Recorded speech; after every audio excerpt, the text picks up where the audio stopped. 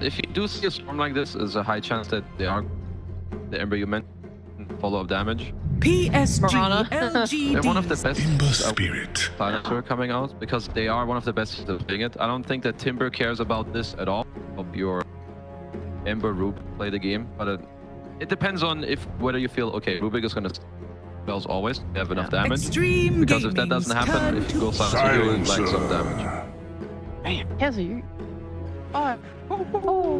It is also LGD. They're the best team at playing this hero. It's pretty good. By far. Like, no one else stands a chance.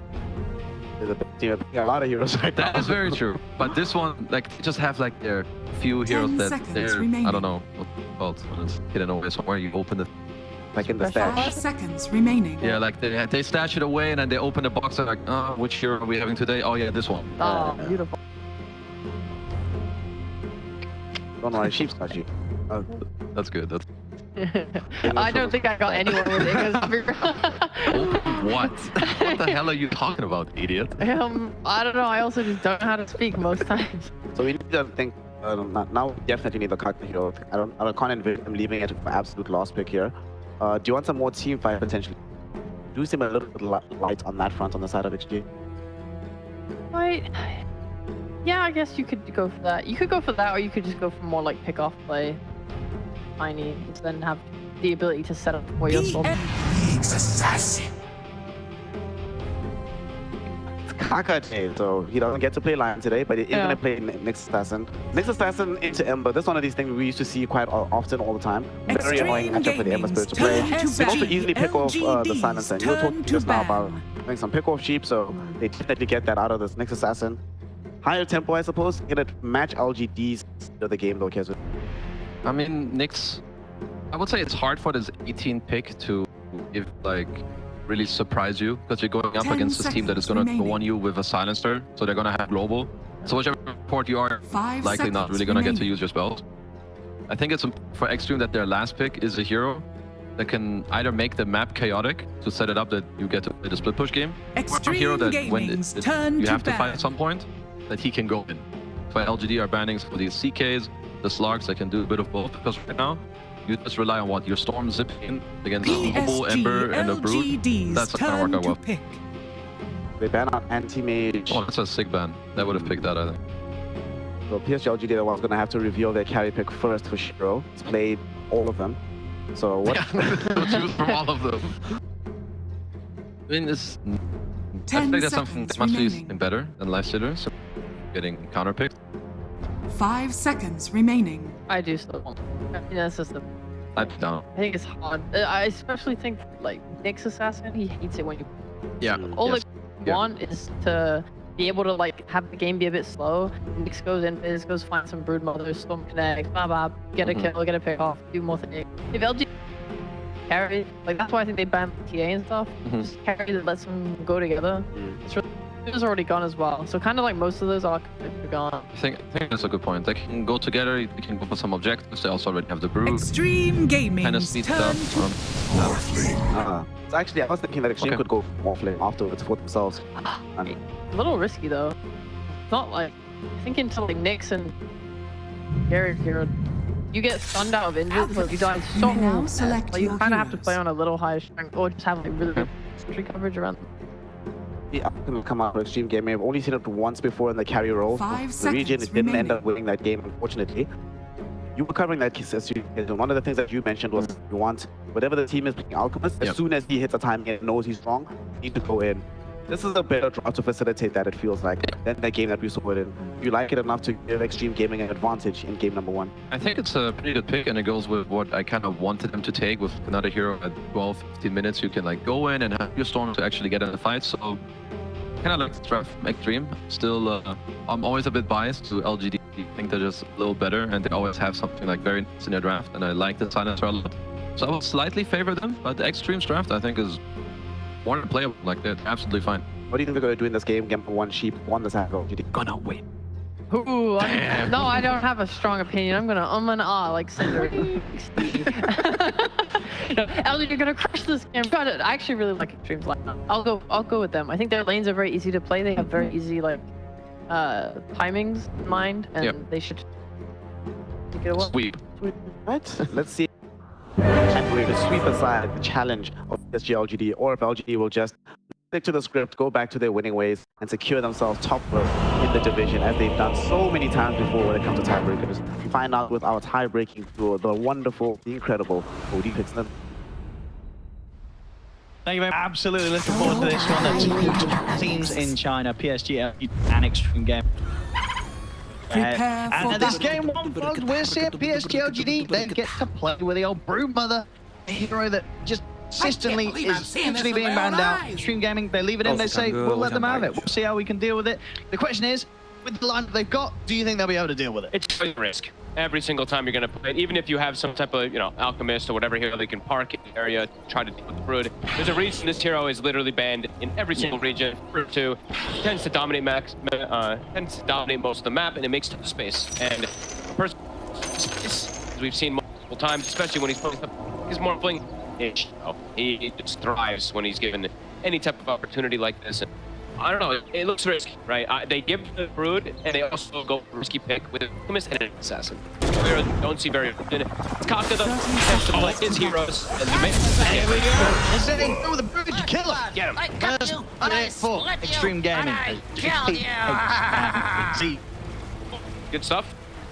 Yeah, I think Kaka is one of the few players in the world that I think will still playing like Lion, Shadow Shaman, Nyx Assassin. These heroes just a lot in laning aspect and overall team fight aspect. They're more about stuff like that. So let's see if he's able to utilize it. The Yes, battle can absolutely see begins. where they're going with this Nyx. Playing versus the Ember Spirit, good catch, and they have Stolen Spirit to play with that visions. Yeah, let's see if it works. Okay. Like I said, it's a risk, but could end up paying off. I mean, because what is the risk? Because it's just, you know, we've had so many games where it's like, well, this, you know, good Nyx Nyx team, Assassin could be good, and this is one where it is that you've got the setup to catch the Ember Prize with the flip guys going off like Carapace, and it was like Silencer. He doesn't want to run into the Nyx Assassin in the middle of the jungle, in the middle of the fight. He's going to get blown up. Absolutely. But what are the downsides? Like, why is nobody else playing this hero? For the most part, it's wait, perfect timing. He has kind of like a dead ability. Mana burn overall, it's been nerfed so many times, kind of the ground. Everything else is great. Your Impale is a good ability. You've got like pretty okay talented talent 10 also. Carapace is great because especially lately, I feel like there's more uncontrollable damage than ever. Problem is, it's not a targeted stun. It's very difficult to land sometimes with this Impale, and your overall like team fight aspect is just not there. And honestly, Vendetta is just difficult to use also because the rise of sentries, the rise of gem and stuff like that, you're usually just seeing it all the time when you're trying to make some aggressive move, and you're laning weak. So let's see. I mean, I'm always looking forward to Kaka playing this because I feel like he's always the one that brings these heroes back. They're just it's like Sand King, Nyx, Lion, Shadow. I mean, for sure, right? Because like Lion in particular, a lot of teams are else playing it, but. So, you know, when Kaka does play, it's been great. You know, yeah, as we've seen, you know, Xtreme Gaming, they're here at the top, 6-1 on series, same as PSG LGD. They've had a great season. Absolutely. Just can't endure the pressure, right? It's a very pressure-based draft that we've seen PSG LGD so far, and so far. Whoop. Very fire, but should still be going down here, Planet. Another kill. Nice aggression. You move like a blue heart glacier. Nicely done. Ghost not really last hitting, of course, as we're seeing him miss many last hits here up tier. I think it was like 3 or 4 that he missed under the tower, but they're going for kills instead. That was a burn. This brute, what is this brute? It's pretty spooky, isn't it? What is it? It's like a Halloween. It's a pumpkin. Arcane, Pumpkin here. Arcane Infestation Candles.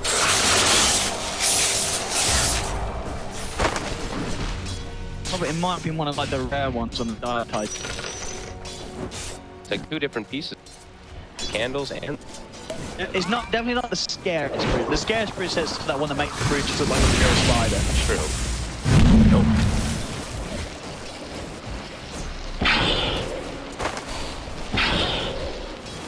But they're going for tons of just kills, but you're seeing Ghost definitely missing a ton of blasts. I mean, he's at 5 right now. See the Markling down bottom, he's at 12. Hero, making sure he's getting all these last hits. He has upgraded wand, great wand lane when you're playing versus Timbersaw. I mean, with the way sort of the lanes are, Xtreme Gaming are going to be able to have the resources to get someone stacking for the Alchemist. I think so. I think JT at some point maybe can just get blown with level 2 reactors, so maybe Kaka will go looking for attacks and stuff like that. Dangerous also, he's playing versus this Ember Spirit who could look to just test those stacks early on. Yeah, let's see how these play. I'm going to be watching top a lot. We don't see Alchemist too much. He's played more lately around just trying to kill in laning phase rather than playing for like Greevil's Greed, farming any type of summons, especially because the summons also 6. Definitely not easy for Ghost to get these. He's getting zoned off of most of them. Kaka. He actually juked him. It's like the funniest juke ever, just running around. In-house mid. Denied! Right now. Yeah. Should be a Storm favored matchup, but die. Oh, I'm gonna say that and then he's gonna die. Sure. I mean, yeah, both great mids, but honestly, I think nothing to say. He's had a bit more of a kind of reliable this tour. Paparazzi's had a few moments. Gone a bit crazy. Laning is though looking great. Seeing them check the runes, I'm gonna say he'll be able to pop one and Kaka. Radiant structures are that hurts fortified. Paparazzi though, he has no bottle. Radiant's got to make it middle die. tower is under attack. Get some refill as maybe it's Paparazzi who just dies. I get the chain. I get the trigger back with the telekinesis. He's in the stun though. Whilst Paparazzi maybe goes down, it's not before they take out nothing to say in return. He actually gets pulled out of the tower. A little over aggressive there, gets punished. He actually burn it too. All right, yeah, but interesting to see how he does build, because say what man just it's the weakest part of the kit. So the question is, are you putting points into it to make it work, or is it just going to be the one casual point? I'd imagine it's just one casual point, just to have progression inside laning phase and stuff like that. Oh, he brings his so he's got tranquil boots. He can move. He can definitely stack him and set up those lanes as you were talking about. Well, because like see at this stage, they're not going to kill this timber, the two of them down there. How safe is he on his own? He's pretty safe. Yeah. Unless he's literally like at the tower and they chase him all the way forward. JC could just be fine. So yeah, Lance looking good. Alchemist also now starting to get those last hits. Ghost pointing the Greevil's Greed. Yes. Slow start for Zeal. Does that really? How much does that affect the Brood's gameplay if you slow lane? From what I've seen, sure. He's still Brood, and he's very good in the matchup versus the Knicks and CM. You don't really. JT wants the carrier, has been and he's gonna get it as well. What? Top, here's Kaka. Wanna go for him? Now with the three of them.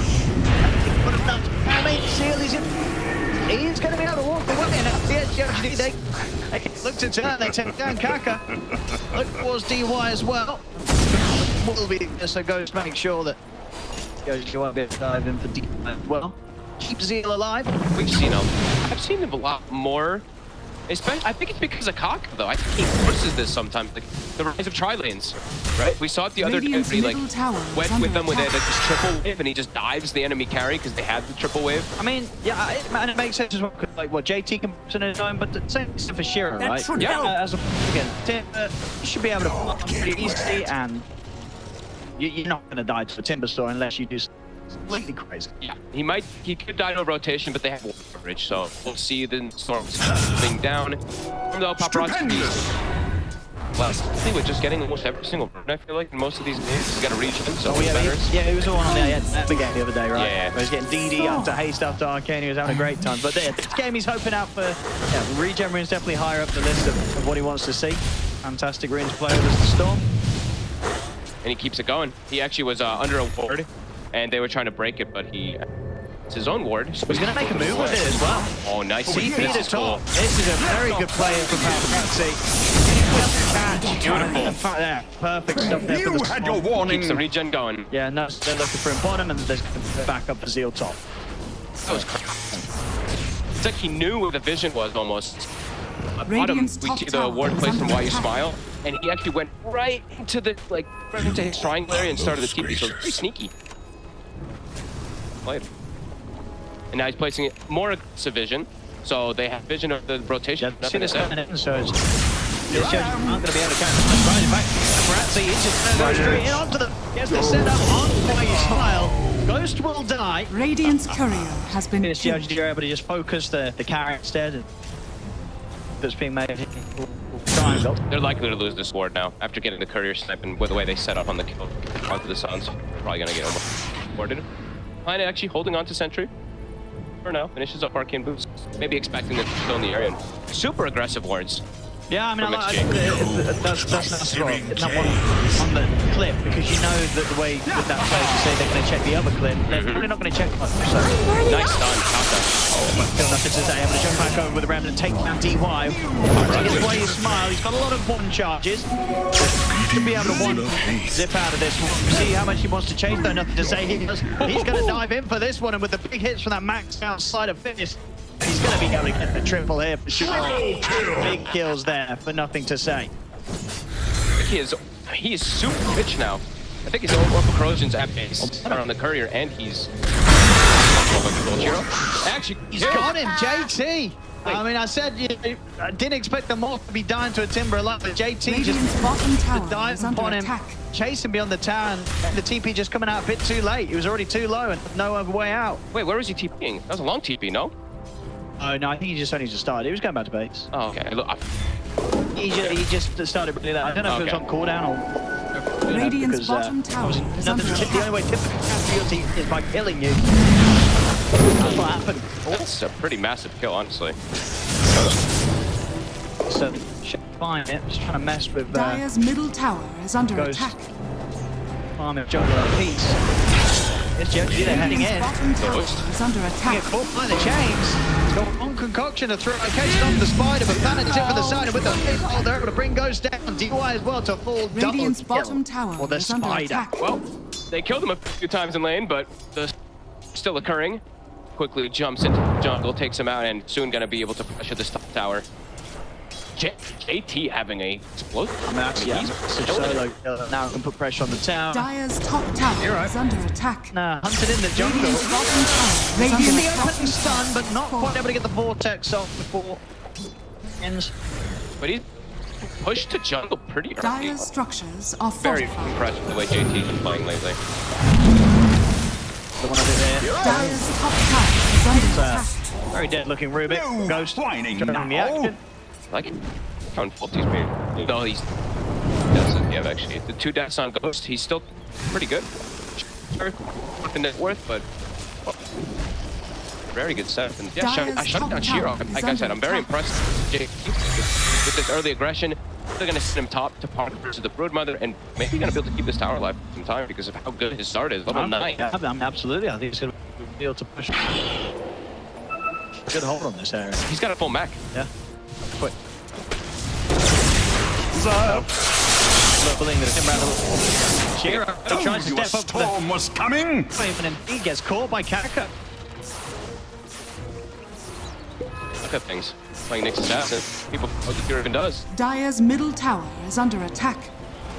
Elite. I go for JT. They know that he's a problem right now. Bringing 4 heroes to take him down. They cannot let this Timber continue like this. He's already built like he's getting out of control. A tool 4 to heroes keep. from PSG LGD. Let's see if they can take him out. Kane Rune should have enough here, but their tower, They're hesitant. They know that it's a tough kill. JT on the retreat planet. The Storm Tip Chain will be able to close the gap. The telekinesis, the mech. JT. Been out. PSG identifying what he's done. He's trying to replay, but indeed the glitch there. And PSG light down as well. Good move there. Very much needed. JT, he was getting out of control. Absolutely. And Planet, he actually doesn't even steal the freezing field. He keeps Timber Chain. He wants to keep pure damage. It's great. I mean, it's amazing spell for positioning, for damage, etc. As yeah, top tower. Go down. Dire's top But tower Ghost has getting tons fallen. from this. Even though they sent JT top, what it Radiant's forces middle 4 tower heroes up is under there. attack. So Ghost, he pretty much has Relic done. And he's not, not that many. But either way, he will have that Relic in a moment. I'm going to say, though, having pretty ridiculous timing here on his items. Corrosion's done, Maelstrom's done. Just full aggression. Look at his build. 0 and Flame Guard. All about just getting the catch and the setup onto the Storm.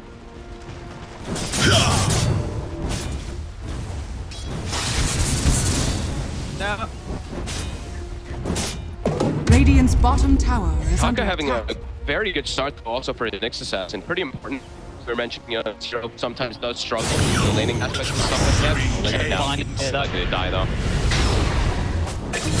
Hurt. Sick. Oh my lord. Sick.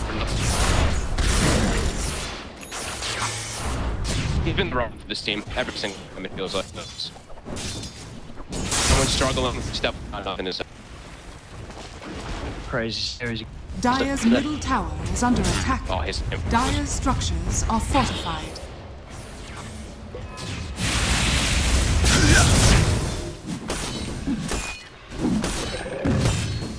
can't show up over the defense. Radiant are GT scanning. maybe doesn't want to show up either because I think he's realizing they Dire's do middle absolutely tower have damage is to under take it attack. down. Yeah, the move was PSG LGD. Set in a way that if they want to show up, they've got to do it. No, Dire's middle tower has fallen. Still, the Alchemist is getting this free farm. Paparazzi is also doing very well. It's having to explode the game, but you've done more position. Sheer is struggling in this game. They will accept that. they don't get the carriage from the DY instead. Zip board, the global silence is there. Up to the nothing to say. Change on the turn and one goes down, but Dire's got top the tower concoction. is under attack. So they yeah, spirit, nothing to say to fall. He's gonna go for the team. Got the ball, back cut, double kill for JT. And why? Well, Spotlight pretty dead here. This is offline. The silence is broken. Exactly what Xtreme Dire's PSG top with. tower is under attack. They give them the Radiant's middle tower is under push attack. down mid, pressure on tier 1. Goes top of the network. Where he needs to be is an outcome. And JT again getting the last hit here on the Ember Spirit. He's having this explosive Yeah, check game. this replay. He is huge. It's a good global to start everything up. XG, they brought numbers. They were very ready for this fight to go down. They get the catch on the Ember Spirit, the important one. Yeah, as aggressive as kind of nothing to say wants to be playing. Just a couple of bits of control and it's enough hit. By the frostbite into the concoction, there's no way out for him. Really is just having such a 1-1 on this Timber. 140 last hits. 140 last hits. Like, that's actually pretty nuts. Triple clarity, so he can stay on the map. Breeds are done. He's got the dispel ready for the blow. Stupendous. Trying to scout out the jungle, what's going on. Pretty much playing the entire squad of PSG LGD. Now we see the locks. We can Guardian boot freely. Later for the team fight to be able to assemble those Guardian Greaves. Level 12 Timber. So he's got level 2 shotgun, so pretty explosive damage that even if they get Hero in some position where he's not prepared, they have the damage to kill this Morphling. Hero, he's had some very free Morphling games. A lot of the time, this is not one of them. He's getting kind of dragged into the action. As long So look, they play fast though. First, grab for him. coming out from DY. They've got a they're going aggressively with the ball, but Jira turns them down. He's 3 dead on Xtreme game, just 15 Kaka left. We'll see how much JT can do on his own. Kaka's having a retreat. Maybe Kaka goes down. Spike Purpose is back up. Shiro turns into the Timber Sword, closing the gap on JT, and he's going to be able to take him down. A massive kill there for Shiro, putting a stop to JT. 2 huge kills. I mean, we were talking about him getting pulled and getting involved. that's This Radiant's is a dream one. bottom tower is Absolutely, under beginning the attack. recovery here can start working into what is going to be kind of the extra straight into the BKB, very much feeling the pressure of this game, knowing that he has to fight. What happens when he does? I mean, more of the same is only going to be good news for PSG LGD if they can keep getting Shiro involved like that, getting these big kills. You think any of these kills early on Alchemist, if he's having this type of game, is worth so much. And yet, it's a matchup that does go both ways versus the first stuff we do see a lot of times with this part. Yeah, he's got pure damage Dire's to burst you down, top but then tower is he under also attack. the turn pure damage to kill you on the flip side. Reduce. There by Shiro. Yeah, he doesn't have like the game where he can go. This isn't a game where he can go like the Agnims and turn into something. He just dominates because he's got that steals, their stats and everything like that. Players just strength here, so a little bit so you have to itemize differently, but I'm sure getting involved and catching back up. Extreme compartment. Catch one of the big cores. They want to do something while global's down, Dire especially are scanning. paparazzi. This is what gives him a little bit of freedom. Global.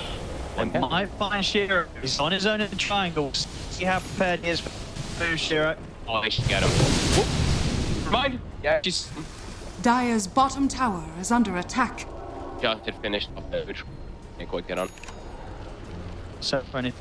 Radiant's It's going to middle be tough, tower yeah. is under The attack. PSG LGD behind towers. Dire's bottom tower I is mean, under they're attack. like to get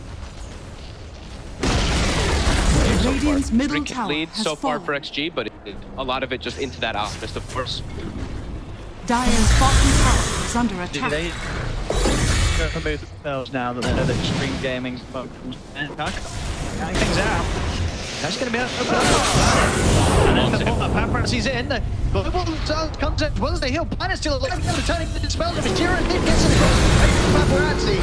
Comes down to Shiro into the freezing field. Shiro well out of this one. He's dead. Able to build the HP up. He goes down, but it's 3 dead on Xtreme Gaming. A lot of lives lost just to bring down the Morphling. Ghost trying to go for enough to say, but a good punch with the remnants. Still catches him with the stun. And Ghost has crazy items now. He can be in Radiant. This is like the dream to be able to fight really early. He's quite massive this game. They did set him up for success with a lot of these stacks, and they shut down the Brute. They've done a great job of dealing with Brute. We've seen a lot of teams really struggle to deal with it. But so far, so good. Yeah, it's not a sort of game where like the Brood is just taking over a complete part of the map, right? You know, we're not seeing Zeal really being able to play inside of the jungle of Xtreme Gaming. He's kind of having to stick to his own half of the map, which never really feels ideal. No, he has to like just be like a team fighting Brood on his side with everybody. So you don't have some, I mean, ridiculous timing. It's global. They just come back during that fight, so I think he caught paparazzi off guard, but they're playing super aggressive on XG. So he would have spared. Back with the setup. I feel like for XG, just keep going. Like they're gonna have coming out for Kaka, so they've got an extra initiating factor to let Storm, to let paparazzi maybe pick and choose his battles. And I believe, yeah, JT, I think he like has his, yeah, he has his finish too. So he's gonna disball for himself, and he's gonna disball for his buddy now too. So he can actually protect paparazzi. The root. Stuff from SG so far. JT, get it. Pretty unkillable. Giants. We've had a bunch of games where they're like maybe 7 kills or something. Oh, and there's 6 kills. Super chaotic. A lot of action this time round. Even with those 22 kills, we're seeing XG, of course, having that in the gold. Ghost is, he's got to have AC pretty soon on. Pretty crazy item timing. And let's see if he went I love this acid spray talent, Grand Total Mortality. I think it will. I think so. I think the drama sounds pretty fantastic again. The 3 core PSG. Freezing. Still for playing.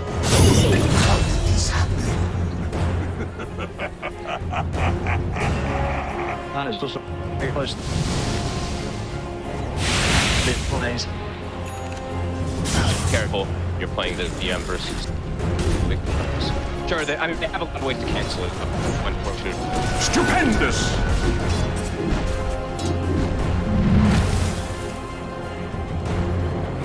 Great. Minus 15. Or 2 of 23 kills on the Rubik. That. That's right.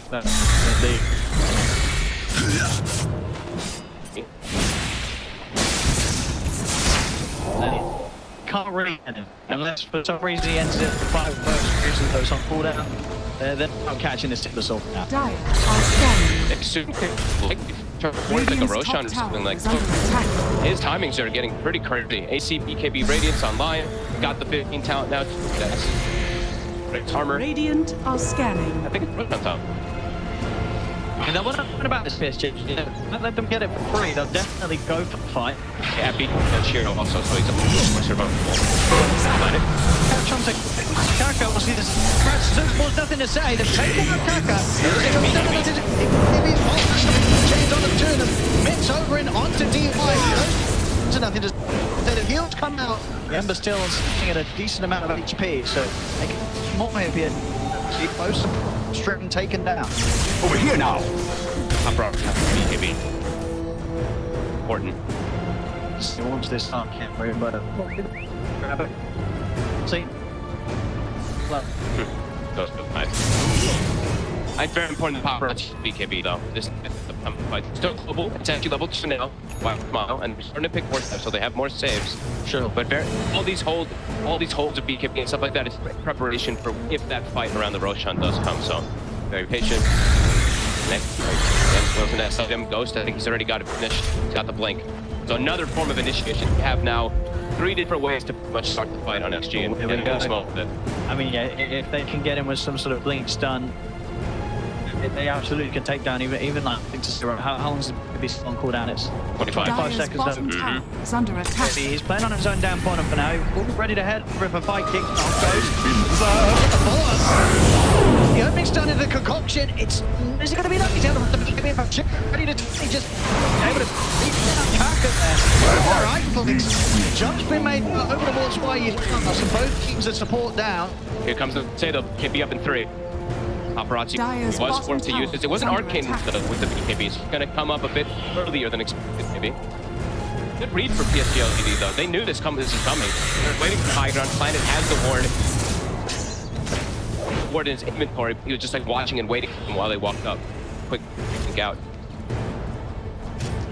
Global was needed. Enough at least from PSG LGD that Gaming don't feel safe going into the pit yet. Not an option. Team lost. Back alive. It's impressive that they're fighting back even at this like kind of deficit. Like you said, Ghost 20,000 net worth. He's going to 2 heroes put together as this out. And might get a jump. Kaka trying to find the clean opening and is able to get blink on. Something happens. Trying to dive in though. They'll take out the tower. They get the first fight onto Shiro. Shiro turns into Kaka. Used to spike out against. Got another. Keep diving in underwater. Shiro get another hit. And then he goes. He's locked down though.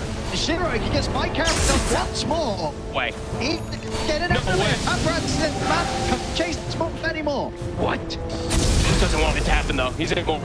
He's getting a while lead, but not the big player hopeful there. Nice plays from Shiro using the Captain's assassin against Xtreme Gaming. But my character is tripping them up a couple of times. Or stab too. Just his buddy bailing him out.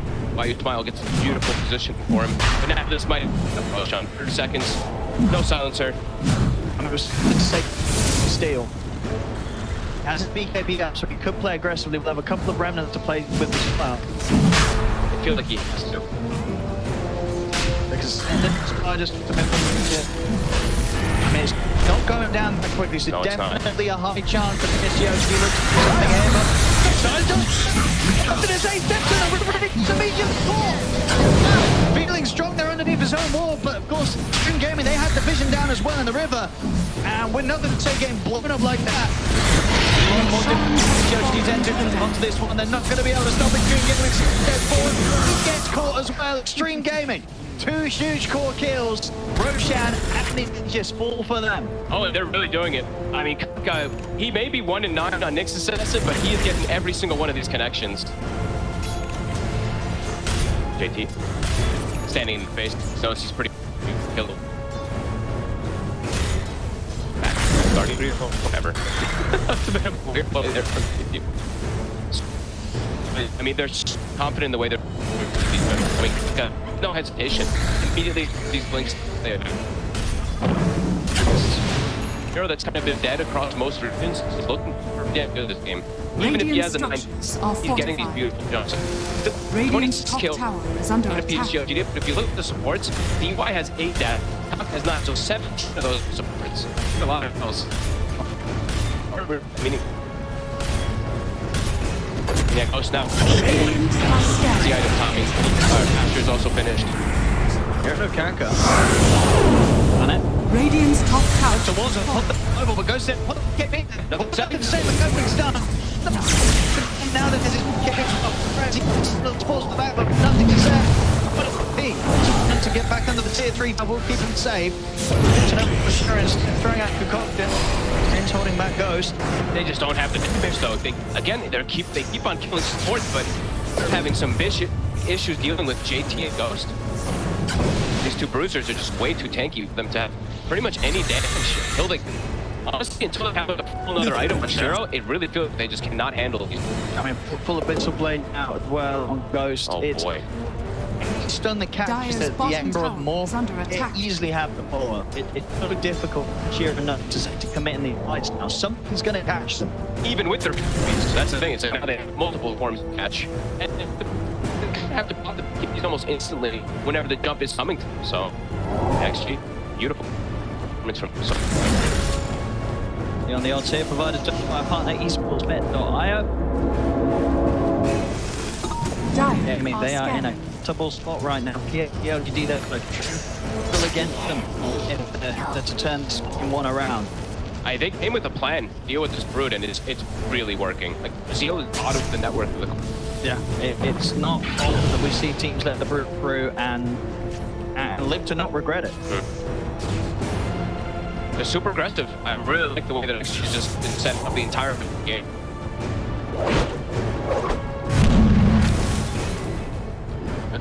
They're trying to respond, deal with this aggression, but it's pulling, like you said, it's Shiro wins a lot of his fights, and maybe he doesn't want to turn. Shiro is level 18, so we have max morph. See if he's going to be able to make it something of it, but it's not the same when you're playing versus an Ash. You go Agnes, and you're always just coming morphing into the win. They're all ready to fight. Bro, you need to get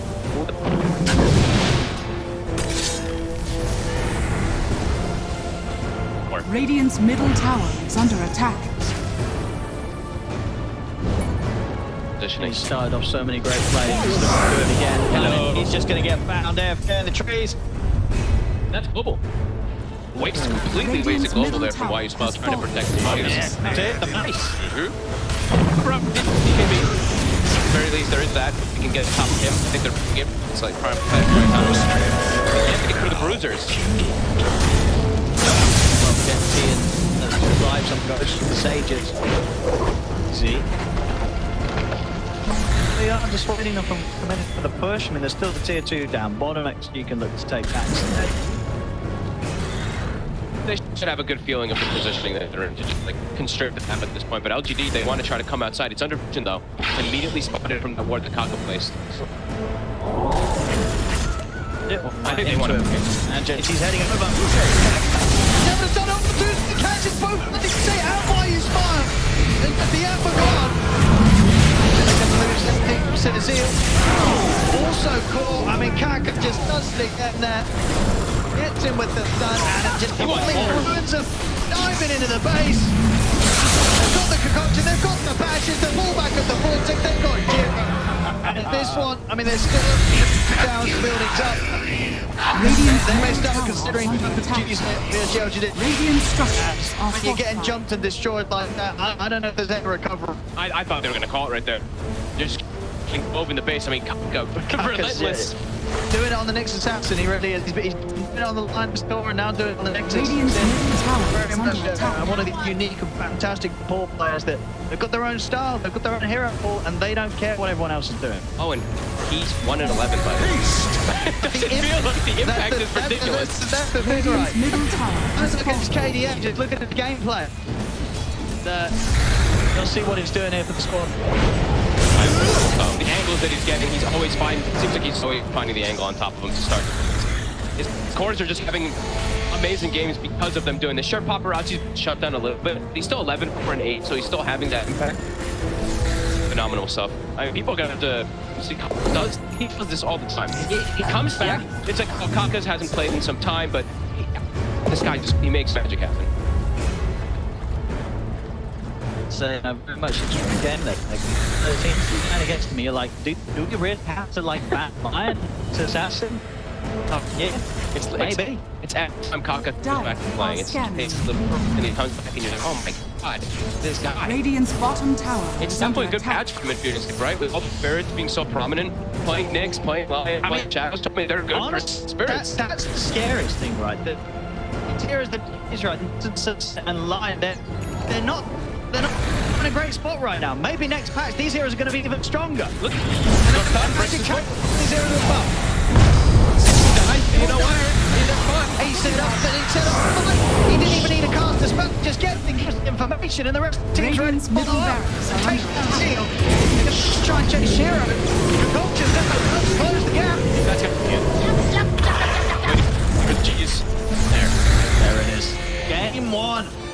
to Xtreme Gaming. And PSG LGD, they'll be chasing up from this one. This was a game where they're allowed to open up with the Brood. And now, definitely a bit of a power play position for Xtreme Gaming coming into game 2. I guess the question for PSG LGD is like, do we pick the Brood again? Or, you know, what they have to go for a different approach? Because it's clear that Xtreme Gaming, they had a plan against.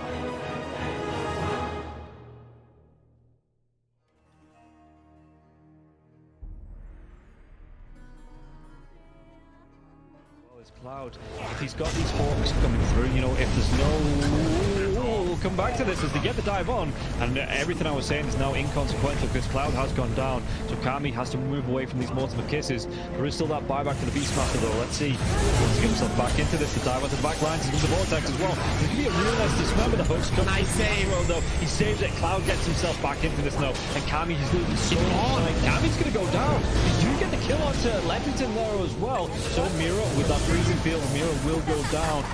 Coming down to the hooks. Yatsuo still in that push roll. He's getting them back. They get the buyback out from the poaching Storm Spirit. Everybody from the side of Hydra. They don't want to be giving this one up now as well, but they take down Leppington once again. That's the dieback on the Disruptor, and Yatsuo, what can he do? The hook, it's going to be blocked mid.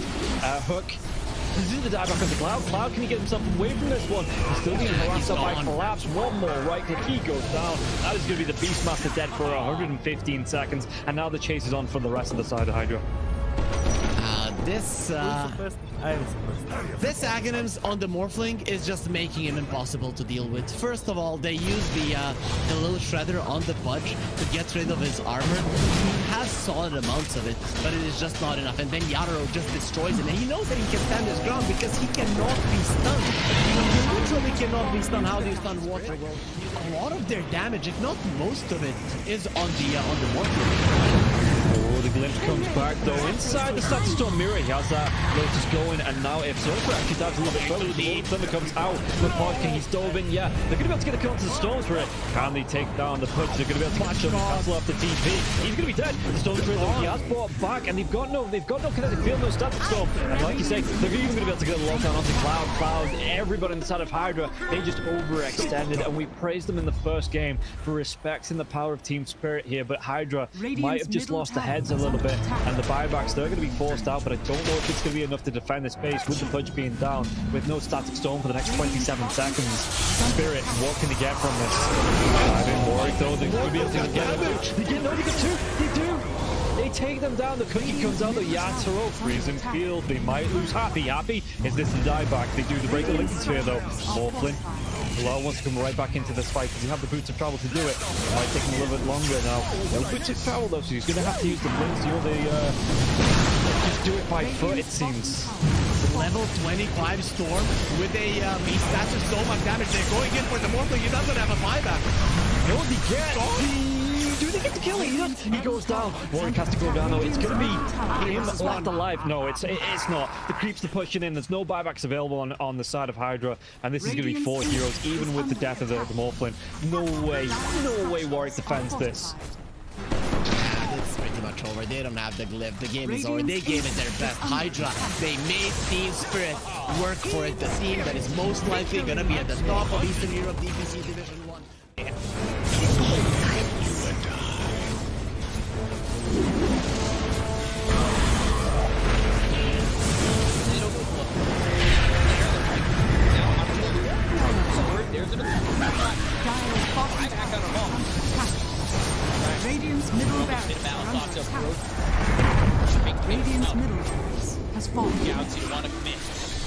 not enough damage.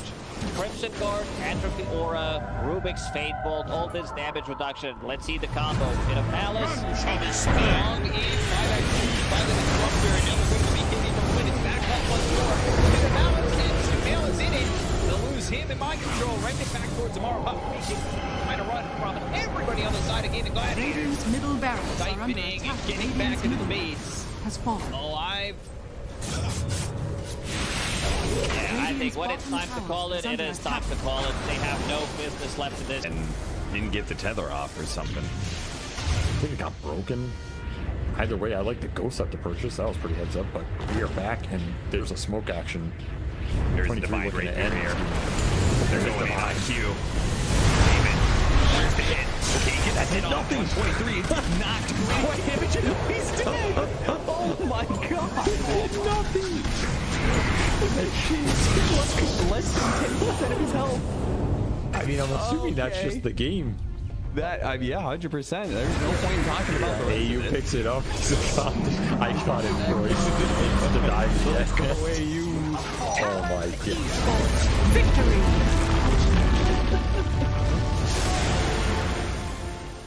We finally get to see them have a little bit of lead, but they need to have good vision, good entry to Radiant are engage. scanning. We're down up on high ground. Bulbica, Red Panda, this would be huge if we can find a Static Storm before the Tombstone. Not bad. Stone from Ooredoo. He's thrown now over the there. Starting to drop down. I love TK control for the moment. He does manage to get that one away. And the Supernova down. TK barely surviving. And it's just going to be one down at his White Album. It's a dodge. It's a hideaway. The heal's coming in.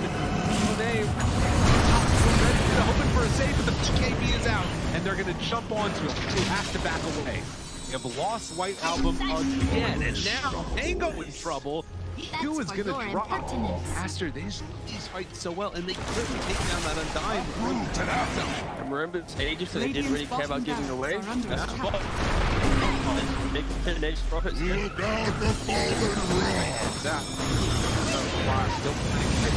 Stun is out on today. Didn't have a BKB available. Bulbica dropping low, and on back in. They have another throw off Bulbica. Doesn't look like it because the black hole is there. That's on the edge. He doesn't have multi to come back. And Aster, they might take full advantage. Move. Radiant's bottom Rax has fallen. up the bottom. Finally, Aster full advantage. They're building. Radiant's middle tower is under attack. Oh, just for a brief second, had more network. There it is, back again with the higher network. When you click on the out, it's not really an inspiring network. Blink, BKB, Radiant. You might be able to get on top of a hero, but that's not the shot that's able to 100-0 here. Like even this Undying inside Scatter Storm, about able to then get over the Slash Golem from away. They have that trying to keep him alive. Makes the move, and again, into this fight without Monet here. Pretty good for them. Right album, but now Monet is out now. A lot of trouble, but they managed to kill him. Okay. All right. Pops ulti. Now the current punching. Getting away. Sort of survived that first salvo. Very strong. Supernova down, pops the PKB. Ooh, he's just caught here. They want to get the kill. That's really himself up. And now the chase. With the avalanche, the toss. Thinks he's going to give up his life also. Then Monet is way too strong. This might just be the full set of racks going down bottom. Aster, way too strong for Ares. Like Ares the GP. Oh, they're done. Okay. I was wondering. It looked like it was that type of game.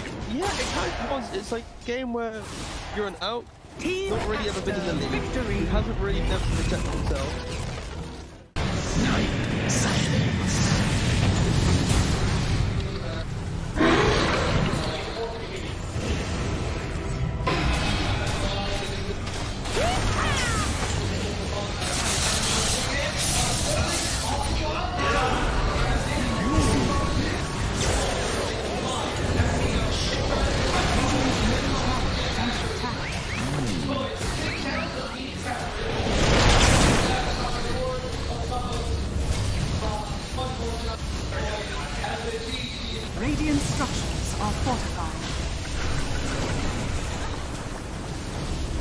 Radiant's middle tower is under attack.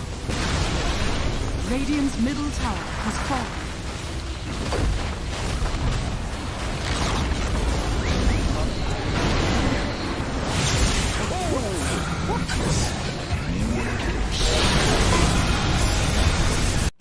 Boom. Into the base. Standing. How are they just standing right now? I can't help but fidget with my hero half the game. I'll be running around in circles. Yeah. Pirouetting on the spot, the song, blinking from Pure, they see Yatoro, 3 lined up, potentialized path play, they're trying to go in, Toronto Tokyo is blown up by Collapse, has to fly back, Yatoro gets off his BKB, Pure with another song, sprints in, who are they aiming for? Where is the target acquisition? They can't catch anybody, Collapse BKBs runs down south, Lol being chased out as well, oh my god, Nightfall, Hazy on disc refresher, blinks to high ground, gets away from danger for now. So that's good for them to ball up. Xtreme When you play Gaming's turn against this to type of ban. player, you need to think about how the map works. Yourself, or that you can ball up. And something else, when people have these high def counts, what you see PSG do is a def count shouldn't Xtreme play the Gaming's game turn differently. to It should ban. be the game state deciding what needs to happen. So even though he has 5 defs or 12 defs, he's going to do the same thing. Run around the map, kill you. It's the same, like sometimes you die in lane. It doesn't mean you have to leave the lane. Sometimes you can die and go back because they use their spells. So it just shows you that there's a lot more going on than like, oh, I have 10 defs, I'm feeding, now I need to do something else. He knows better. Taka absolutely knows better. Lanem and the drop, he knows a lot better. They answered this Broodmother. We were wondering, do they have a real response, banning our Primal Beast and Disruptor initially? Turns out this was the right decision in retrospect. Dio didn't seem like he was able to have that much influence on the game on the Broodmother. Of course, the rest of the drop, they couldn't really help him out. You wanted more Bola, which we didn't see work very well with the Brood. But Xtreme Gaming, they came prepared. So do you think the Brood's gonna be led through again by them? No. She has no idea, guys. No idea. I think LGD are gonna ban it because. That's a good point.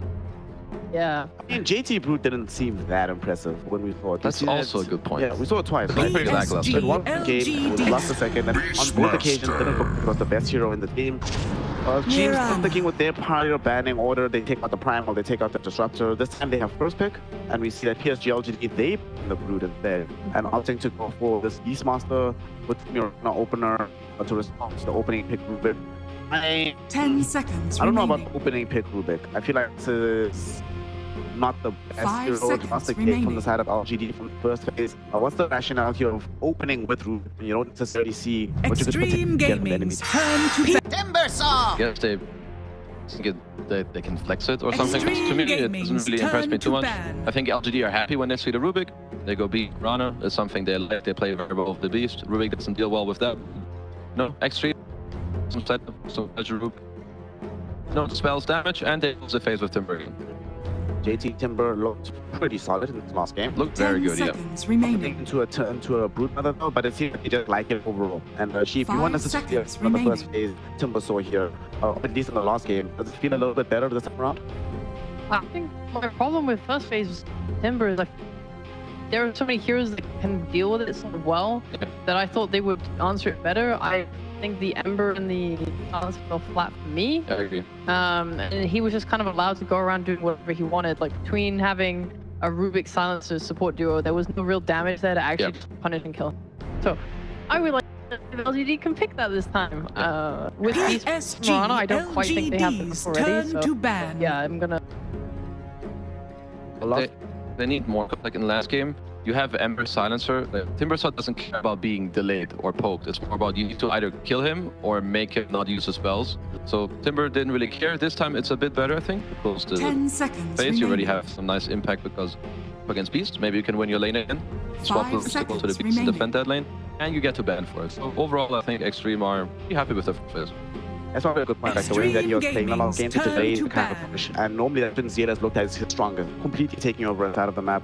And JT can do well again, curtail that style. And it also seems like they're going to be protecting the Timber. They protected him exclusively in the last game with their bans. They banned Monkey King, Ursa, plus the Luna. Now TA, now it's Luna. 10 and probably seconds another remaining. hero between Monkey King and the Ursa. Maybe they ban one, want to pick the other for themselves. 5 seconds remaining. The matchup is not like. I mean, it's a nice hero, but you are able to play against it. If you want to go like chain and lane, you can just kind of punish it. If you have like magic nuke as well, I'm assuming you want to put Rubik with it. Probably, yeah. Probably, yeah. You can just keep poking the bear down. I would agree. Like, out of these two heroes, I would prefer to actually ban Monkey King.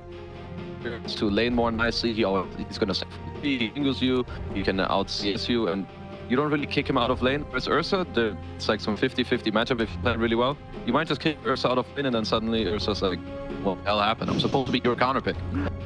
The only reason I can see them going for Ursa ban instead is if they're like really worried about Ursa plus Beastmaster timings, which is probably better than the Monkey.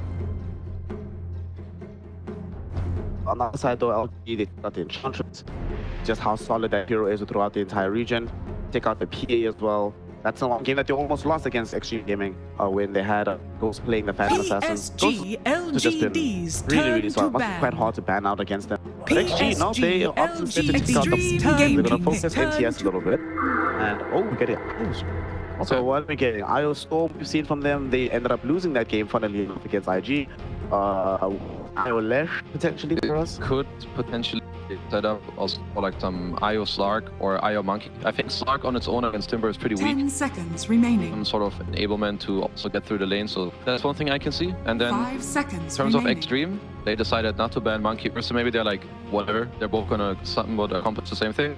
Let's just take out a mid hero. Oh, I'll be real, I'm not liking the IOs too much. I see what you're saying, and it just means that they're gonna be a little bit more pressured with the heroes. Because again, this Timbersaw, like your IO Marana are not gonna be able to do anything together like that. Like IO's partner becomes very important. In the spirit. What the hell, Sans? Yeah, the core are gonna have to do it because, like what Sheep is saying, it's Marana IO. They don't deal damage. They don't deal damage. They don't make plays together. Yeah. Like IO Beastmaster is not a very good combination 10 together. seconds Like this mid remaining. hero has to be able to do a lot now. 5 So I think it's nice that they remaining. weighed this Ember Spirit to deny them the potential of having Ember plus Marana, which would be a pretty decent combo in the Xtreme region. Gaming's turn Now to that that's not bat. available, right, so they take the Ursa Bear. IO Ursa feels fine, I guess. But this Ursa hero, it's very interesting to me how we keep seeing it in games where it either dominates, it'll dominate for a while, and then still end up losing at the very end.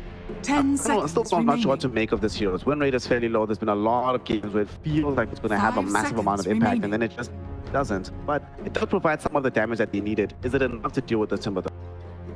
I would say it's good for them. But they kind of need, like in the last game, we said that going here weren't really answered. I think if Ursa is off to a good start, doesn't really care about most of these heroes. PSG Some buffs. LGD's turn to Like, ban. the first Gaming's stages, turn early to tempo ban. is really important for them because I agree. If they don't get off to a good start, they're just gonna I think on Super hot. Especially because your kind of strat has been taken away by Lancer. This game, I'm assuming what they would like to have been able to do was to top with Marana, 10 maybe some of seconds that plus remaining. also IO farming on their side of the map. Really win when they find a cat. 5 seconds remaining. Roll. And they just play, like instead now you don't have that. PSG Because as long as global is up, LGD's they will be able to turn to cancel ban. those. Now it means that us IO have to play more towards the team involved in the smokes, or they have to be able to poke out. They don't really have very good heroes fucking global wall there actually. Like they have to kind of use. they have to kind of commit. Unless Ursa has a 10 really good game, he can go and like remaining. swipe some out of the game. That's what they're gonna have to play for. Like 5 on this seconds Ursa, remaining. putting off, going around the map, getting ages, and really setting the tempo of the game. Whereas Xtreme, I think that draft was pretty nice. I also like the silencer with the global, and then next up goes to Euro. Yeah, goes here for Xtreme, and we still need a mid for Nothing to Say. Something that pair ups nicely with the IO here. They ban out the Leshrac and they ban out the Storm Spirit on the side of Xtreme, setting themselves up to not have to deal with the super annoying combo. And it feels like IO is always in the best position when he doesn't have to just use one target. Yeah, once. It's also funny to me that they pick Shiro Ursa. The last game that they played against Xtreme Gaming, the comeback, the 59-minute game, he was playing Ursa, so maybe he's like, let me do it again. What for Ghost Sheep? What stands you as being a hero that can tie those jobs together for the side of Xtreme Game? Something that can take buildings. I think lack the ability to do roach and towers. PSG LGD's Night Stalker. All right, so you wanted to see this for a long time. I wanted to see It's it the China, yeah, because every other region's been picking it up and not this. It doesn't really do what I wanted to put it in the drop, but I think what it's good at is like rolling super hot. It's gonna make his Beastmaster feel super pressured. It's gonna make his itemization difficult. I was thinking about how Rubik's Silencer probably have a pretty hard game into the boards and summons, but now they don't really exist that much. The Night Stalkers. You take away more things from LGD's kit, the Night Stalker pick, and I think it make LGD weaker and the lineup strong. It actually supports a lot, and it makes the beast weaker. The only thing I'm afraid of is that if Shiro had a good game, I don't think this Night Stalker pick necessarily answers that in any way. Unless you already rank them over and like run at them with the global Night Stalker hold, and you get to like control the map. But controlling the map against Beast IO is not the easiest task. So I think for now, LG get a hero here or nothing to say. Run around the map where he feels good about it. That they're off to a very good start, but he's playing into two heroes that make the pool really lame. Like Silencer and Night Stalker make it harder to run around. I'm there. It's not in the forward position, but I would say this is the solid pick. Okay, so we this was the first half of the tour. We're seeing a lot of Chinese mid be played into the Spirit, and it just like completely fell off the map here in China. Now he's back into the mid lane, into another Spirit. Talk to me about this LGD draft, Chief. Do you like it more than what game one? Yeah, it's actually going to give them success and take them to a deciding game 3. Yeah, I like it a lot more. I think a lot is going to depend on Beastmaster and his itemization and how he deals with the fact that he's playing into Night Stalker. But you are playing with like this Hawk Vision and Mirana Invis. They're going to be hunting real hard, and I think that Xtreme, their lineup is incredibly defensive to the point where if they start a fight with like some tiny combo, if they even kill Silence, I think that their fight could look very, very powerful. That. Okay, so this is the debut of Night Stalker in carry role. Well, just in general in RC, especially in the carry role. Is he going to be successful in this game number 2? I think he's going to have a good early game, but the longer the game goes, he's going to not feel as good. I think you have like reverse rules, where LGD after 15 minutes, they're going to run over Xtreme and they can't really fight into them. Well, last time these two teams faced off, it was victory for the side of LGD. But in that particular series, Game 2 was one where Xtreme Gaming came very, very close to being able to win that one out. They were carried by the Shiro Ursa on the side of LGD. Let's see if he can do it again and ensure that they salvage an opportunity to go top of the division, 160 DPC points, and pride of being the best in China. We send that over to OD Picks and Fog to find out this and more about this wonderful. Thank you very much, Snare. Yeah, let's find out if PSG LGD can strike back in this game too. But to be honest, what do you sort of think of it? Do you think they have given themselves a bit of a better shot, or do you kind of like what Xtreme game has got going on? I think they definitely give themselves a better shot for sure this game. They can get a lot earlier, and I can contest very early on. But honestly, the way that JT and the way that A.K.A played that last game kind of puts a bit of fear for me for LGD. Just because JT is playing his Timber, so again, harder Timber game since he's playing, of course, versus this Ursa. But he's got two other pretty good core matches versus the Tiny versus Beastmaster also. Ursa struggles. JT could just dominate again. So I'm going to be watching him if he's going to be able to have that type of start. I'm very much so looking forward to seeing this Night Stalker as well, too, as we've seen it across multiple different regions. I think now we've seen it in, do I want to say every single one? I don't know if I saw it in NA, but I definitely saw it in SCA. I saw it in Europe. I've been seeing it almost everywhere. Counter out this Beastmaster. So let's see how Zeal adapts. We can talk about it, how the Lord, blah, blah, blah, you know, Shard versus Night Stalker, all this kind of stuff to counter it. So, see what Zeal does to versus this. Tips coming out. Indeed, we have 30 seconds to battle. That's a long one, yeah.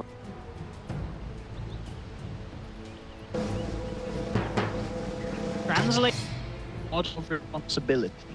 What does that mean? I don't know if he's referring to himself. One of PSG's players. I mean, maybe he is. Maybe he's the god of responsibility. Bless. Yeah. Looks like such a boss on the team.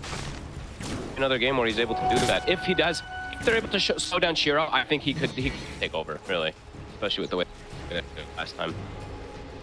But we'll have to see if that happens. Yeah, it can definitely be a lot harder. If it's just an Ursa, you can sometimes deal with it as a Timber Saw, but the fact that it has an IO behind him might just cause some struggle. Yeah, Tiny mid. Just honestly, saw it like every game last patch, and then now it's just starting to disappear a bit here. Gone for this. They wanted something active. Well, why was it starting to disappear? What is it that other mid's doing? I mean, the spirits are just, they're everywhere, right? They like they just accomplish the same goal, but they transition better. They're super active. They're not really reliant on like a blink dagger or anything like that, and they scale incredible. Sure. And then like, well, for the scaling of the time, it's like, right, I need to get my Echo, my Aghanim's, my crit. Okay. How are they by? No. Planet.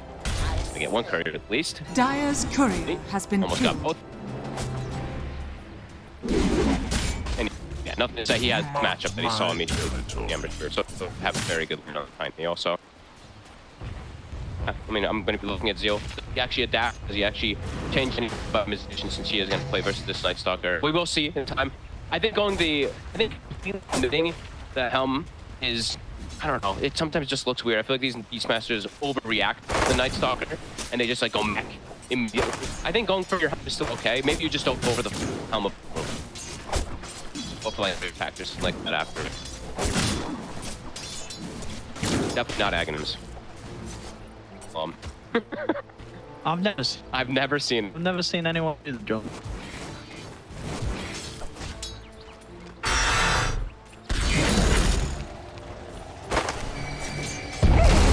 Aggressive.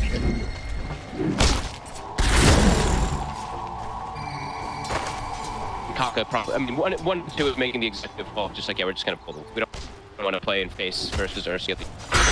You want to have your tower. And he's gonna get a really nice pull there. So one creep goes through, he's gonna.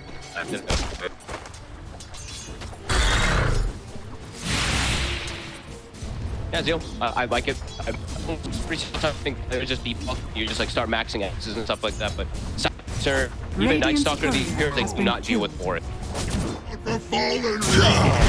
Radiant's middle tower is under attack.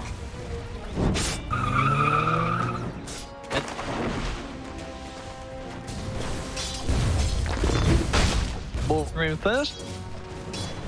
He's always going to come out a little bit ahead in the denies just from the base damage advantage versus Ember Spirit.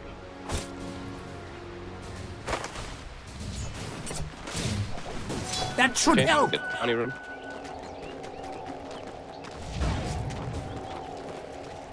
Should be fun. Eye on his own. Nope. Oh.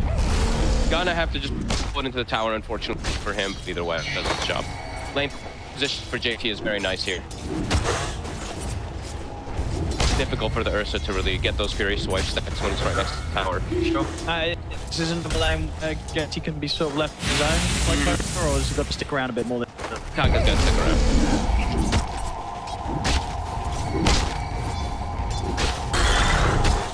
Honestly, JT make magic happen last time though. Versus like this mole that you shouldn't be able to kill, but he did is. Not. Or is it farming though? Level 2 farm is. No, dude, it's still free farming. No, that is still really nice. He's actually having better here. It says he's sitting positioning the army. I like the Shiro goes for the. I mean, I don't think he's gonna finish the corrosion. Going for this little casual venom applies a lot of pressure to both and JT. Get to hit off making JT.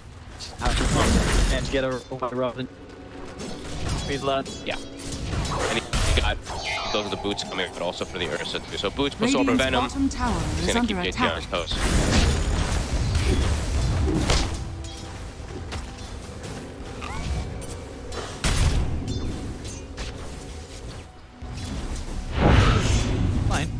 DY is broken. Now goes to back him up. Max is coming, and that will give Zeal the first blood. He gave it to him. Like Planet 100% had the last hit. Zeal gonna have a very quick timing helm here. Ghost. The prize is mine. It's still difficult for him to really deal with the board. Not so fast. Great start for Zeal. Trying to go for the board, but gets the.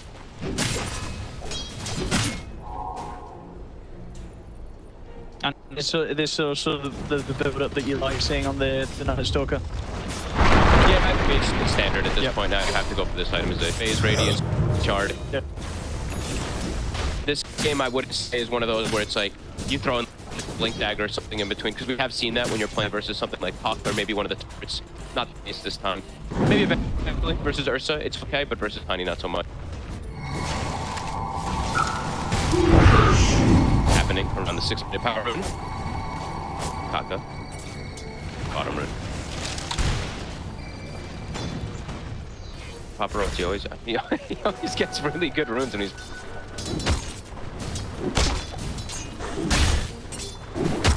And yeah, Kaka, he has to come back bottom. He, like, checks the rune for it, but has to help the... Dire's top tower is under attack. The mid top arrow's gonna be off the mark there. But difficult one right now. Putting him off the tower though, Catapult is shooting significant damage at top. He wants to finish off his Catapult here. It's got 100. But I mean, look at this tower. They've already done 1400 pressure that they're applying with this. He's faster. Radiant's middle tower is Sounds under coming on attack. too. Very low 6. Fantastic start for the beat. Very early, you know, early coming out here. I mean, last time I feel like we already had like 10 kills coming in, but 1-0, PSG LGD. It's kind of the ideal start because they want to be the team that's applying pressure early. They do scale very well for their draft, what they're playing against, especially with that Ursa versus Night Stalker matchup. You can't eat him if he does have this type of early advantage. For them, they're in a very good spot after this first 7 minutes. Pretty dead.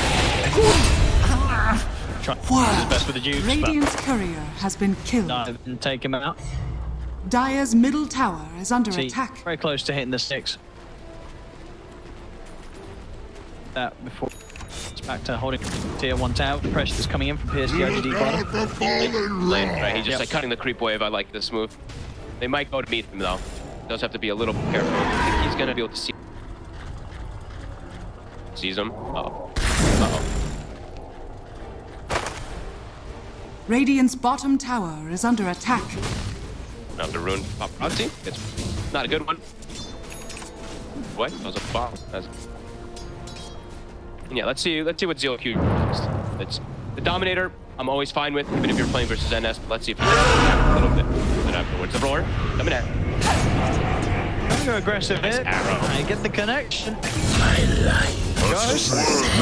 Take it down. We'll see if Xtreme Gaming can get any kills in return here. But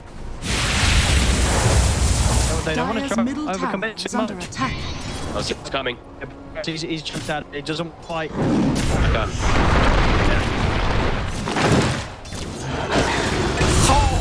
Oh my! I mean, it's a much cleanness from PSG LGD this time around. 0. Dire's moves top tower is under attack. Balls in the top 3 spot. Being very aggressive. They send 4 heroes top. They know the Ursa's going to find matchup in a 1v1, so they're going to leave him alone. Dire's top tower Nothing to has say. fallen. Radiant's middle tower is under attack. Yeah, but not difficult. This Tiny. They, the back of White Miles that they can't go on this. They really lack damage early.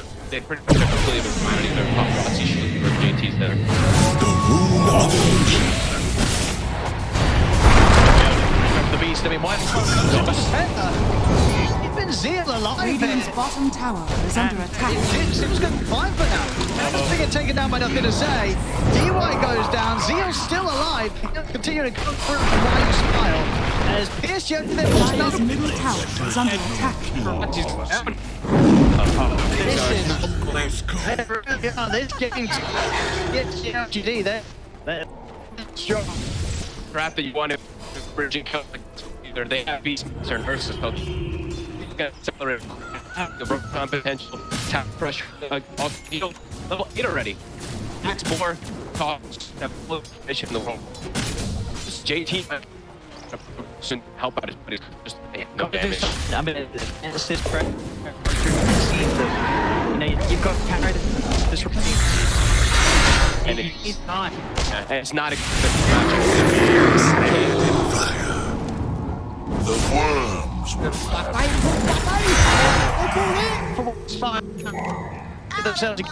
They're extreme. I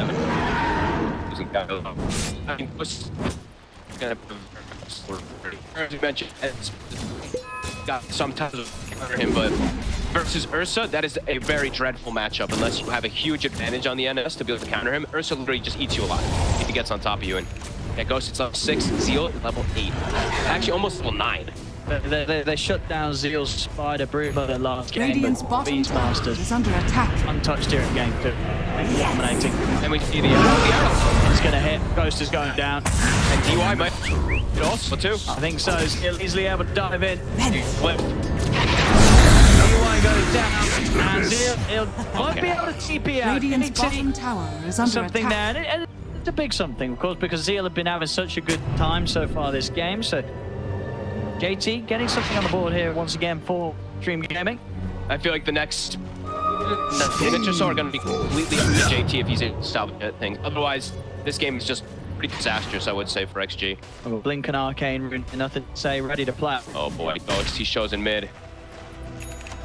They don't have the runner right now, though. Planet, he's actually leaping out of base to get there to go for the skill. They need +1 of Planet to go for Ghost. Still a nice Stucker, still what, 1200 HP to get through. You might toss him anyway, I think they just play it out. They'll go for the easy kill. Well, Global Silence is there. Easy as he hoped for. So Hanky. Not a damage, but Paparazzi's coming in down the rib. Oh, they cancel the reload. Shout out to the two of them, and JT's in with a slur of the chakram. They'll pick out nothing to say. Nicely done.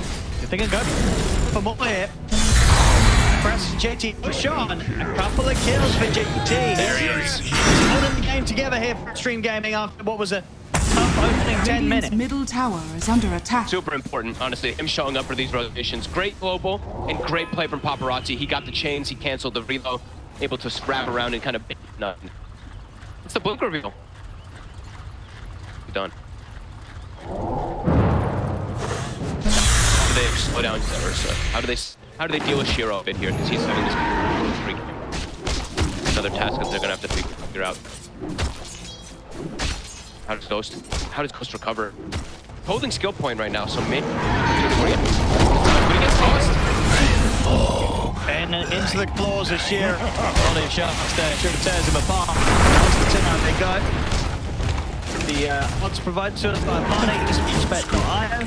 Dire's bottom tower This sort of is under start, attack. PSG LGD be able to take this game too, but we'll see. Xtreme Gaming moved around JT is keeping JT in the top spot.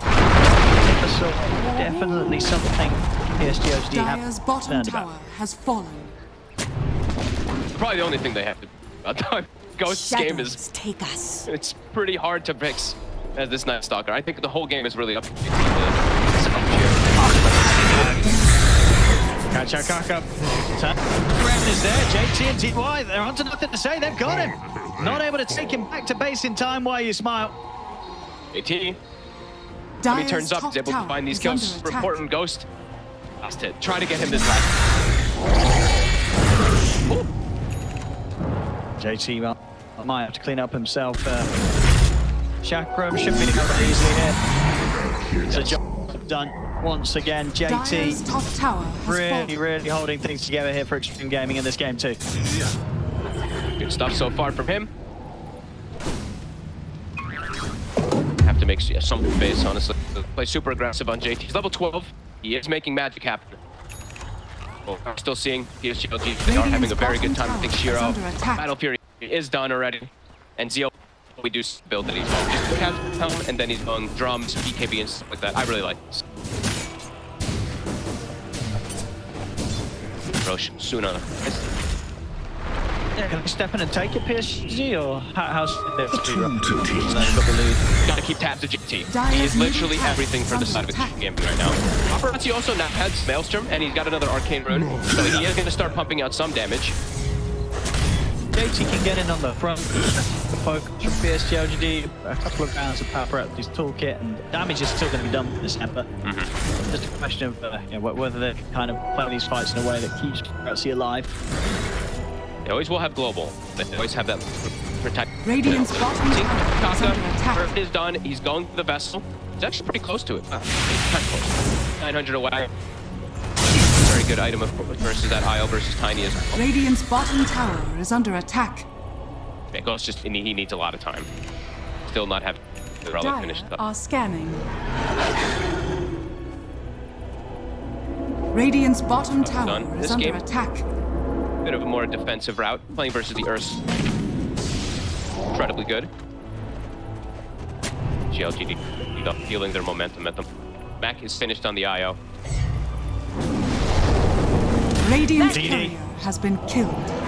Has he gotten Radiant's middle tower is under except attack. for maybe one. Why though?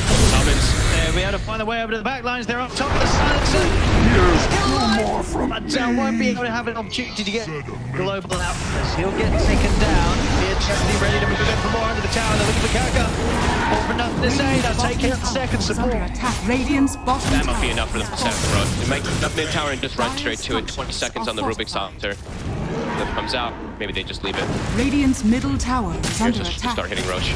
Dire's middle tower is under attack. Pain's here. Dire's middle tower 13 to has 6. fallen. And Ghost just nowhere near the realms of being able to fight. No, with sure that outpost already under their control, there's no real way of Xtreme getting back towards Roshan, even with the supports restricted right now. Even Easy Roche or Shiro. Even when Ghost does get his Radiance, it's still not a game where it's like, okay, now he can show up to the fight. No, he's gonna need just the BKB immediately afterwards. Maybe he omits going to the Shard because he's not playing versus that Helm with the Overlord right away. Needs a BKB to be able to run in. Even then, there's solutions for it. Beastmath, where they can hold him. There's this Earth's big burst damage. Game for XG.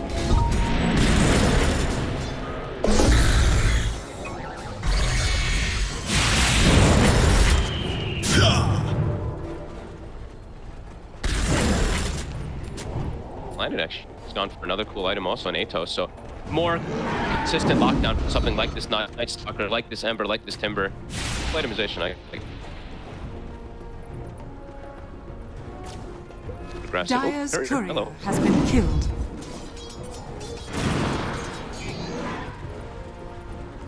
Radiant are scanning. Shop. Next bit. Still 450 gold short of it. G, can make a move. Not easy though, by any means. Did that scan as well, so PSG LGD know that something coming from Radiant's this middle angle. tower is Another under power attack. rune for Paparazzi. Radiant's middle tower has fallen. GLGD, they know this is coming almost.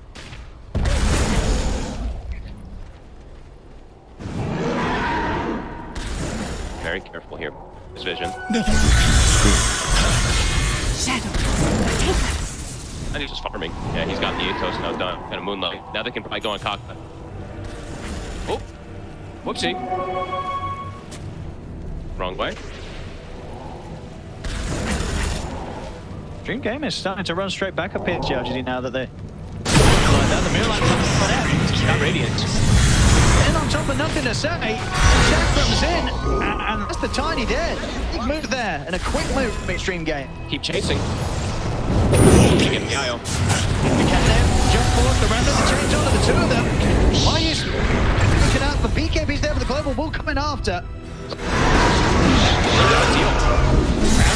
Keep himself alive. Shiro, untouchables, they've lost the third. It's JT with a triple. I don't think he's done yet. He could go for more. Shiro's taken out. That's the age just gone. Oh, JT, what a boss. Keep this fight going for more here now as the Ursa's control. JT takes a night. Oh my god. I mean, he had to pop up this game to get it back into Xtreme Game and control, and he's doing more than that. He really is. He absolutely is. Like little things too. Like his little Yules play there. Like the roller is about to land on him, he uses himself to protect, and then he can keep going for these consistent kills. He honestly like did amazing things last game. I feel like he's doing 10 times more. Again, just great read as a team there from Xtreme Gaming to just start running at them. No, PSG missed that opportunity to get a quick kill on to the Rubik. I mean, they're just go. I did not think they'd be able to fight like that at this moment, Super too. Chris was into the Aegis of the Ursa. And now Ghost is pretty much fully recovered in the game. Sure, he's still behind this Ursa, but now he can actually probably go for the itemization to go for the Shard and then go back for BKB afterwards. So, And as I always say in these sort of games, if a team's able to do this when they're behind, you know, when that lead starts to get taken away from PSG, you gotta feel a bit scared for them. You know, Xtreme Game, they're able to play this low from behind when they're ahead. PSG LGD. This game's going to get harder.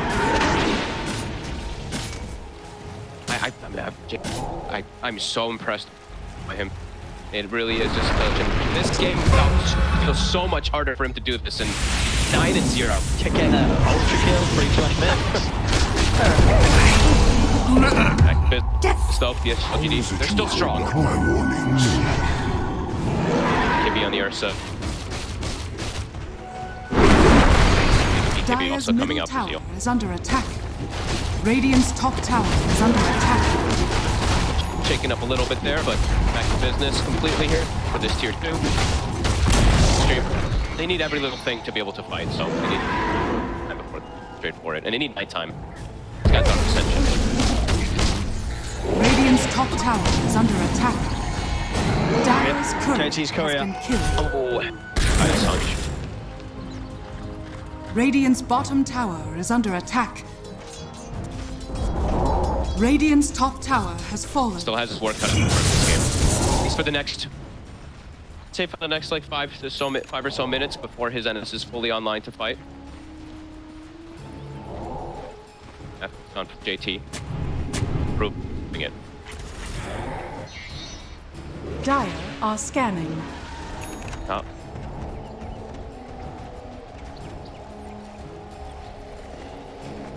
Allies disappear. Right, I want to fight this. How strong enough to say is? They have full vision as well too. They see where everybody on XG just was. Ghost. Very fragile. Says him with a jump boost. He's ready to head forward to get the global open. Nothing to say. He just gets blown up at the start of the fight. So Ghost is gone as well. They got to run on XG. JT, he takes 0. Oh no. He's gonna die for that. He sure is. He is certainly gonna die for that one. So LGD, the two biggest ones. They'll also catch a hit. PSG LGD, shutting down AT, biggest kill. Right now, taking out this Timber. But still just, I mean, he runs in and just gets evaporated in like 2 seconds there. The double BKB's the roar. Just fire him quite easily. JT's been doing amazing work, but Radiant's yeah, LGD has been feeling the power. So Shiro is just, he's tremendous. He's got a Basher also too. He is like 2 full items ahead of this Night Stalker.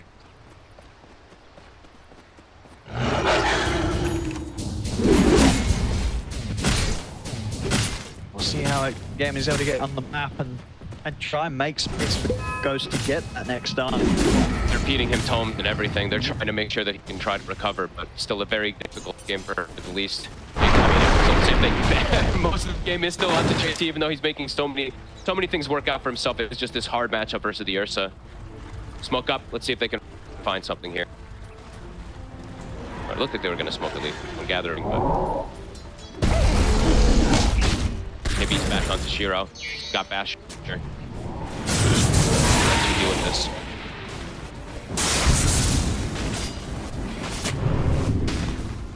Watching Ghost farm is so sad right now still.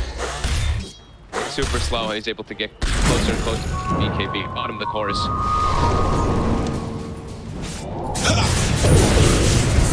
JT. Assange, but he's gonna probably disassemble and he's gonna have that halberd any second now. So maybe some slight answer toward that Ursa, but LGD. Strong BKB finished up on the Tiny as well.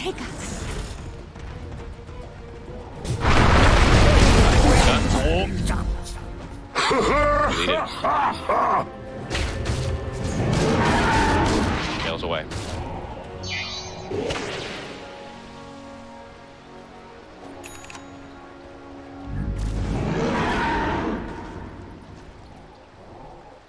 Far behind. Nighttime does kick again.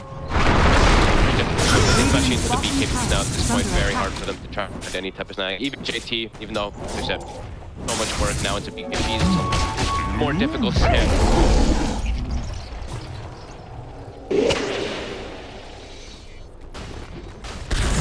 Pretty limited on what I'm thinking about. See? Catch another day, but they'll smoke up 5 of them. They have to try to do something to stop the Roche soon. Arrow. Scout. Dire are scanning. This feels tough for them to run into here. LGD. Yeah, they're really trying to survive. It's going to pick up. Couple sentries there. Dire's middle tower is under attack. Kind of the struggles that they're facing right now. They've got the positioning here. Three-man avalanche. Aster is going to jump in as well. He's already torn down two of the two supports going down. Over to JT. The triple kill for Shiro. Well, JT did have a bit of an explosive time, but this game is feeling pretty over now at this point. It's just, he can't farm. He can't even find anything pretty much to get this BKB online. Now it's for Shiro. He is just way too big. Yeah, 2 buybacks, but they can't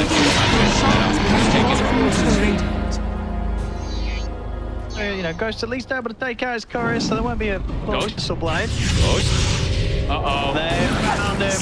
Goodbye. Monster kill. Another one for Shiro.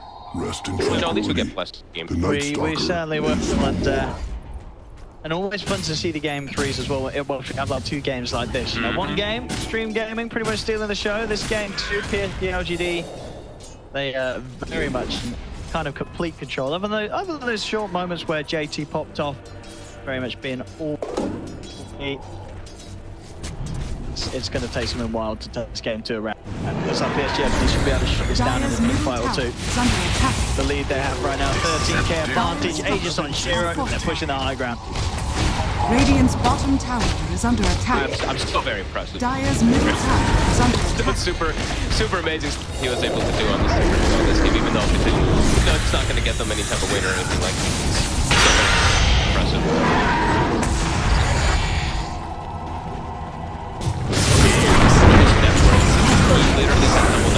So. They get the toss back. JT's ever going to use the timber spot. Shane off to the side, but he'll still go down. Shiro pushes him with the BKB. Takes in a kill for him. The raw controls there out. The Ember, Atos as well, locking down Paparazzi. There's 4 heroes dead. Now indeed Coldlet. One more team fight was all that it took. Jeez, PSG LGD take this game too. And with that, we go into a game 3. I think top just goes way too rough. There's like no way for Ghost to recover. Even if they get, you know, this kind of cool kills with everything with JT, it's like you have to do everything and more.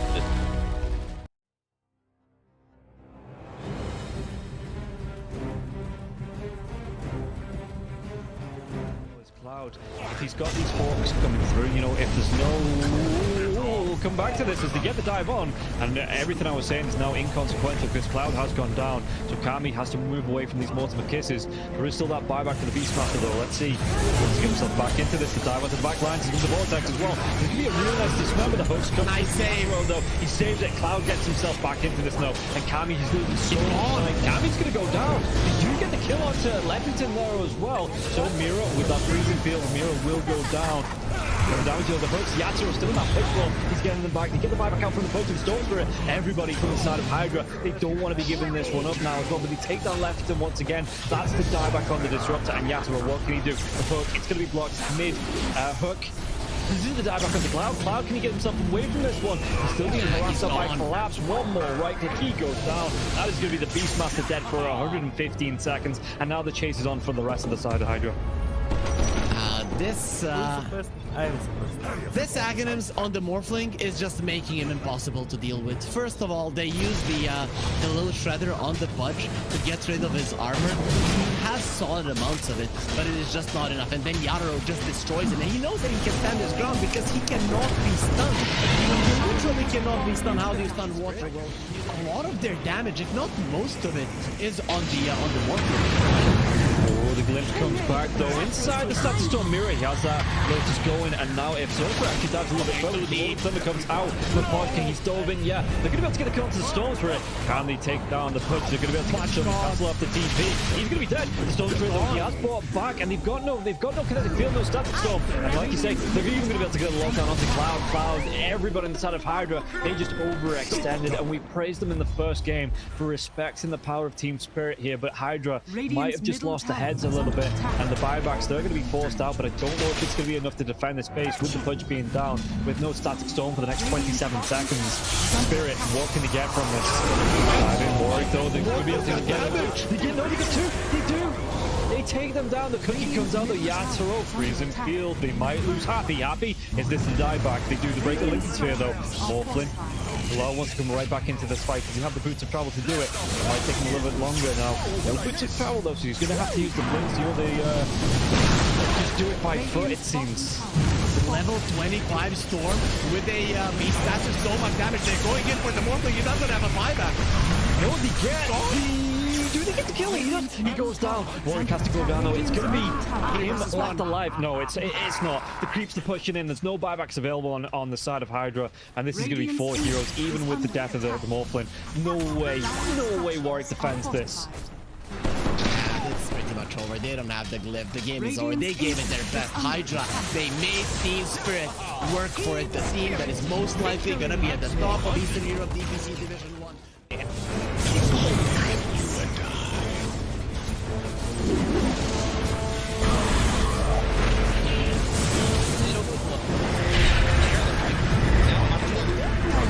There's a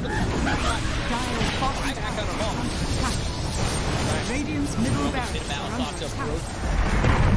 Radiant's middle barracks has fallen. Gouts, you want to commit. There's just not enough damage. Crimson Guard, Atrophy Aura, Rubik's Fate Bolt, all this damage reduction. Let's see the combo. Bit of Malice. strong in by the Disruptor, and now they're going to be hitting from when it's back up once more. Bit of Malice, and Sumail is in it. They'll lose him in mind control. Right back towards tomorrow. Trying to run from everybody on the side of Gaimin Gladiators. Radiant's middle barracks are under Siphoning attack. and getting back into the base. Has fallen. Alive. Yeah, I think when it's time to call it, it is time to call it. They have no business left in this. And didn't get the tether off or something. I think it got broken. Either way, I like the ghost up to purchase. That was pretty heads up, but we are back and there's a smoke action. There's a divide right there. They're going in on Q. There's the hit. Okay, get that hit off. 123. Knocked. What damage? He's dead. Oh my god. Nothing. Less than 10% of his health. I mean, I'm assuming that's just the game. That, yeah, 100%. There's no point in talking about the AU picks it up. I got it, boys. It's the dive. Go away, you. Oh my god. Victory!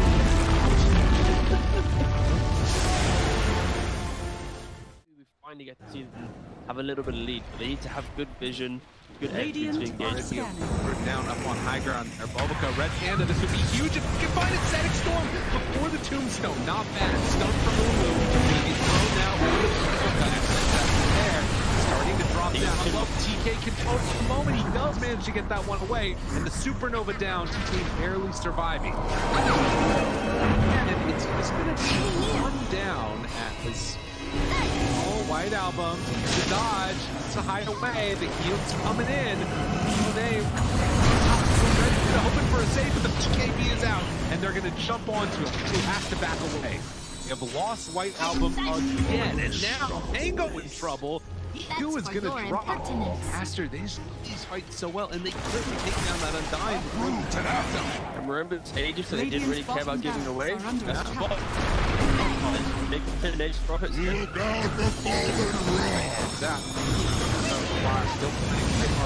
Stun is out on the play. They have a BKB available. Bulbica dropping below the 10th toss back in. They have a Bulbica. Doesn't look like it because the black hole is there. That's on the agent. He doesn't have multi become back. And Aster, they might take full advantage. Move. Radiant's bottom Rax has fallen. Up the bottom. Finally, Aster full advantage. They're building. Radiant's middle tower is under attack. Oh, just for a brief second, had more network. There it is, back again with the higher network. When you click on the L, it's not really an inspiring network. Blink, BKB, Radiant. You might be able to get on top of a hero, but that's not the shot that's able to 100-0 here. Like even this Undying inside Static Storm, able to then get up to Slash Golem from away. They have that trying to keep him alive. Makes the move, and again, into this fight without Monet here. Pretty good for them. Right album, but now Monet goes now. A lot of trouble, but maybe one. Continues to kill him. Okay. Alright. Pops ulti. Now the turn. Punching. Really getting away. Sort of survived that first salvo. Very strong. Supernova down. Pops the PKB. Ooh, he's just caught here. They want to get the kill. Desperately. And now the chase. With the avalanche, the toss. Thinks he's going to give up his life also. This is Monet. He's way too strong. This might just be the full set of racks going down bottom. Aster, way too strong for Ares. Like Ares did GP. Oh, they're done. Okay. I was wondering. It looked like it was that type of game. Yeah, it kind of was. It's like a game where you're an out, not really ever been in the league. Victory. He hasn't really been able to protect himself. Night silence.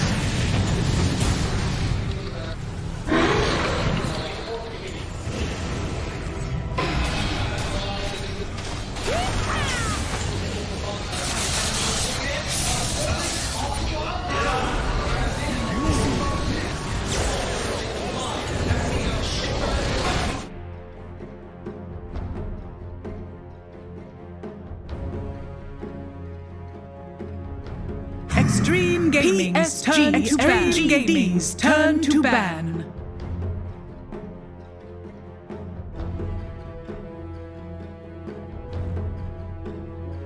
PSG LGD's turn to pick. Xtreme Gaming's turn to Brood Mother.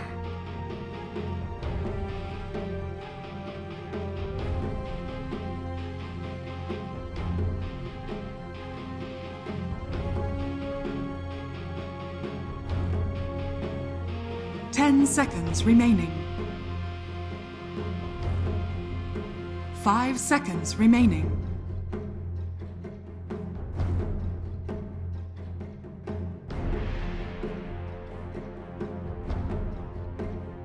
Xtreme Gaming's turn to Pistol Maiden.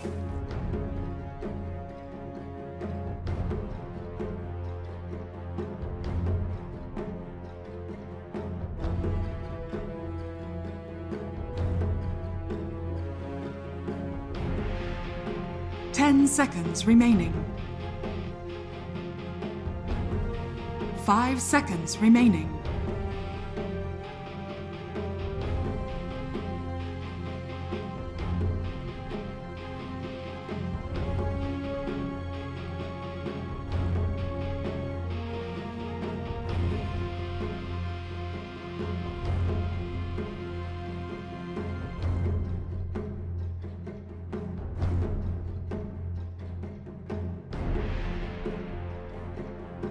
PSG LGD Storm Spirit.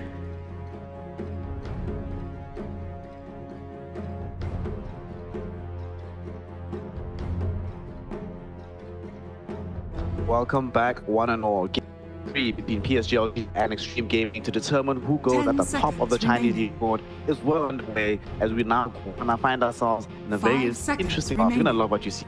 Coming up in just a moment. I'm yet again with Sheepstick. I'm yet again with Kezu. Are they gonna love it? No, they won't. They're gonna hate what they see right really now. interesting draft. It's like super out there. I've never seen these. It's new stuff. A new patch actually just dropped. New tech. New tech. Yeah. Well, given how well Game 2 is, PSG now have some in terms of how to approach the draft. They can play this very up-close style, which we've seen them before. We didn't necessarily like Morphling at the end of the first draft because it denied the opportunity to play in that fashion with the rest of the heroes. But they do that again, especially what they did in Game 2. They should probably feel quite happy, and hopefully we will not see the Silencer ever coming up. Both teams have had it, have found themselves losing. So this Game 3, I doubt we're going to be seeing more of that. Probably just Silencer. Maybe Ember Spirit might come out.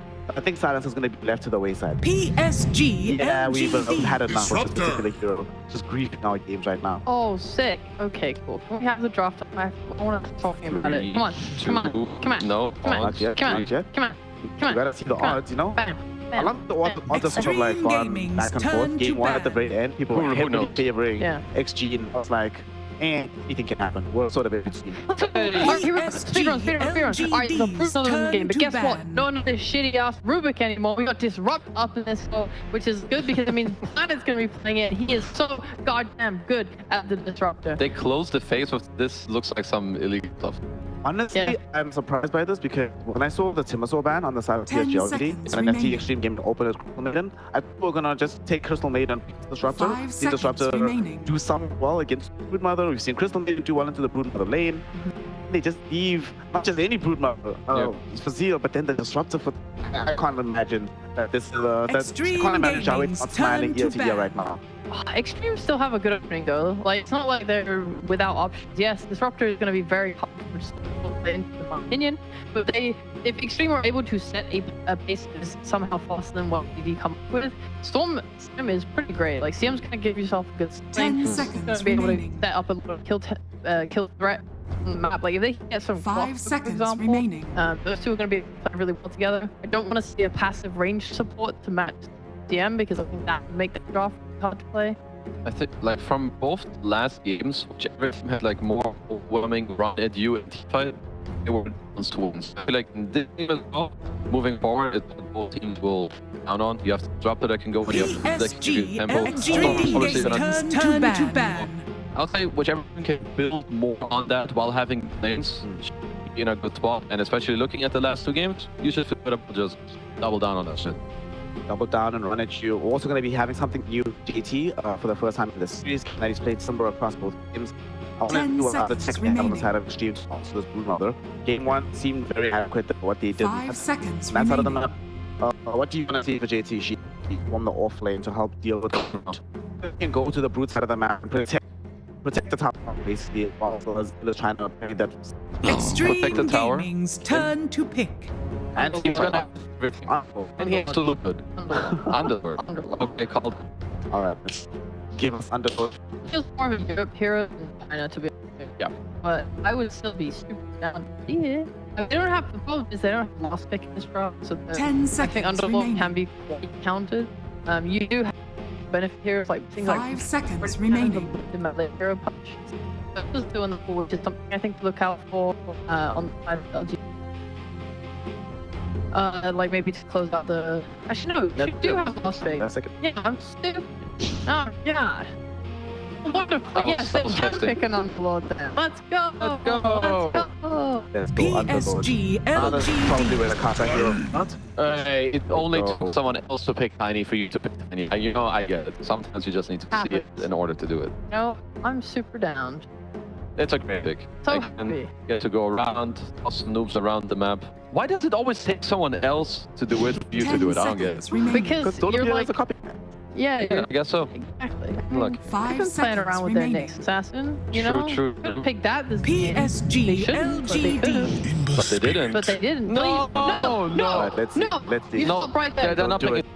They have Disruptor. Don't do it, John. I mean, this planet Disruptor space for silence. I don't want to. It's too much overlap between Disruptor and Silencer. It's like low damage. Short Disruptor has some damage nowadays, and 10 he gives you the seconds glimpse, but I remaining. feel like they just do the same thing. Buy BKB or there's a pipe. Extreme Gaming's We're turn. gonna have 4 years to deal with damage. I'm not a hero that It's terrible. Yes. But let me see. You have the heal bomb for Broodmother. Right. You can do it. Everything explodes. Yeah. Alright, well, my problem with this battle was that I was thinking of the draft, they could pick a Phoenix, right? Because they really like that hero. I think he works super well for them. It's nice 5 at the time as seconds a core. remaining. Let's get into that. And then I thought to myself, makes Phoenix's game very difficult because what often happens, one is forced to it's become a lot easy for player Xtreme. So in that same vein, this was pretty much exactly the same, but popping and all he dies. You watch everything happening. Oh, okay, I'm just gonna die here. Yeah. Game is hard. Tells Healing to still would have preferred a Phoenix. Not a I agree. Dazzle. I think the Phoenix would give you so much more. If you, so I think the Silencer hasn't been as good. If you ask me for another +5 who does similar to Silencer in a bad way, I think Silencer, I mean, that's offensive build. Yeah. They have to show me something because currently I don't really see what's happening with it. So I'll have to be surprised and impressed. Well, they played this Dazzle before and they ended up 1-1, lost 1. So 1-1 in the region. It's going to be the third. We'll see how it goes, I suppose. We just don't see the vision. PSG LGD. He's just gonna be hiding inside of a bush somewhere. Okay. You know, Xtreme like having a good time. They come out with Stormford, bam, you turn into a pig. Extreme Gaming. He's gonna hit the shard. That's what Silencer and Phoenix don't Couldn't have, do. a sun. And he only needs to spend gold. Exactly. Why not just buy Hex? So free. And farm Hex. LGD's You turn can buy to a ban. 1,500 gold shard, which Shard can of cheap have multiple Hex. heroes. Buy a cheap one when you can buy an expensive It one. has multiple, like 5 pigs. I don't care about many 5 pigs. I pigs. want one big and newbie pig. Extreme actually should be happy about this. They have lots of tons, right? They 10 have seconds pretty much remaining. tons of stable, and they just got the slot right now. So no matter where you are on the map, these 5 seconds come by. remaining. Nice to play this into the Ember Spirit. That much worse on the side of PSG LGD. How do you feel about this slot overall? How do you feel? I've seen a lot of slugs into this, and I find that the slugs get a little arrogant sometimes, and they leap in and get ulted by Disruptor, and then they die. Extreme Gaming's turn to ban. So much. It is insane how much I see that. I think this is gonna have potentially the freest game of his. If LGD can make sure they don't just like feed hard, because this is a scary lineup. Block the Stormsburg, both of these kind of heroes struggle 10 into the junction. seconds remaining. So Raptor's going to have a very good planet time, just to keep himself. 5 He has a good time. seconds remaining. How old is having a good game? If he rushes Blink Dagger. So if he gets Blink, then he'll be like... No, he's having a very good game. There is slugs here. man. PSG LGD's turn I mean, to Xtreme pick. have a lot of heroes to go in. Though you have Disruptor and Storm, you have it against Dark. You can only do it on one if they're the one starting. So I would say Xtreme have a lot of ways to get around it with the Sark vision. Eventually, Kaka's gonna get a blink. He's gonna go in there. Maybe he even tosses it into the team. Then what? No static storm. See you later, nerd. That's the reason for the Dazzle pick, actually. So when he gets tossed in, he gets great. And then he hexes all of them. It's two-way. It's a two-way thing, right? Either you are saving fun and he can get his off, or you throw out there. It's like a little chicken. Like, please kill him instead of me. Please toss the Dazzle. Dazzle pick is good then, because not a 5 could get tossed in. Exactly. That's really good. I like that. He's so high priority, so you have to kill the Dazzle first. Otherwise, he'll grave the That's true. You person. just pick Dazzle and Oracle and run them because you know they're gonna go kill them. So true. He has figured it out. Extreme Gaming's turn to pick. Quick, getting forward here. Hopefully, while he's smart. On to the Shiro low druid. So both Shiro and Ghost play this. Extreme Game probably having some idea on how to counter this. There's a lot of pressure that's out of this. I thought you were gonna say Tide because they banned Naga. Yeah, this feels like they're going to the Jason. I mean, one thing that LGD do well is you didn't see 5 Dazzle seconds or remaining. that day was the Marcy. Pairing it with Lone will make it a lot better. If you get to that Now anchors the select fight, your heroes. pun intended, then they're going to be really good in this. Tide just doesn't care about Dazzle. You deal no damage. You don't really care about Lone because you anchor. You have Kraken Shell. Ravage everyone, and even if you get stacked, I feel like they like damage. I don't play this often, but I don't like LGD's draft compared to Xtreme in this game. Sheep, how do you feel when you see a sale before you? LGD is Extreme. You liked LGD in game 2. You liked Extreme in 1. Oh, I'm really good at this. Who do you like this one?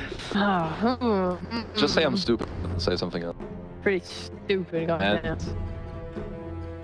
And because You're an idiot. LGD. Oh.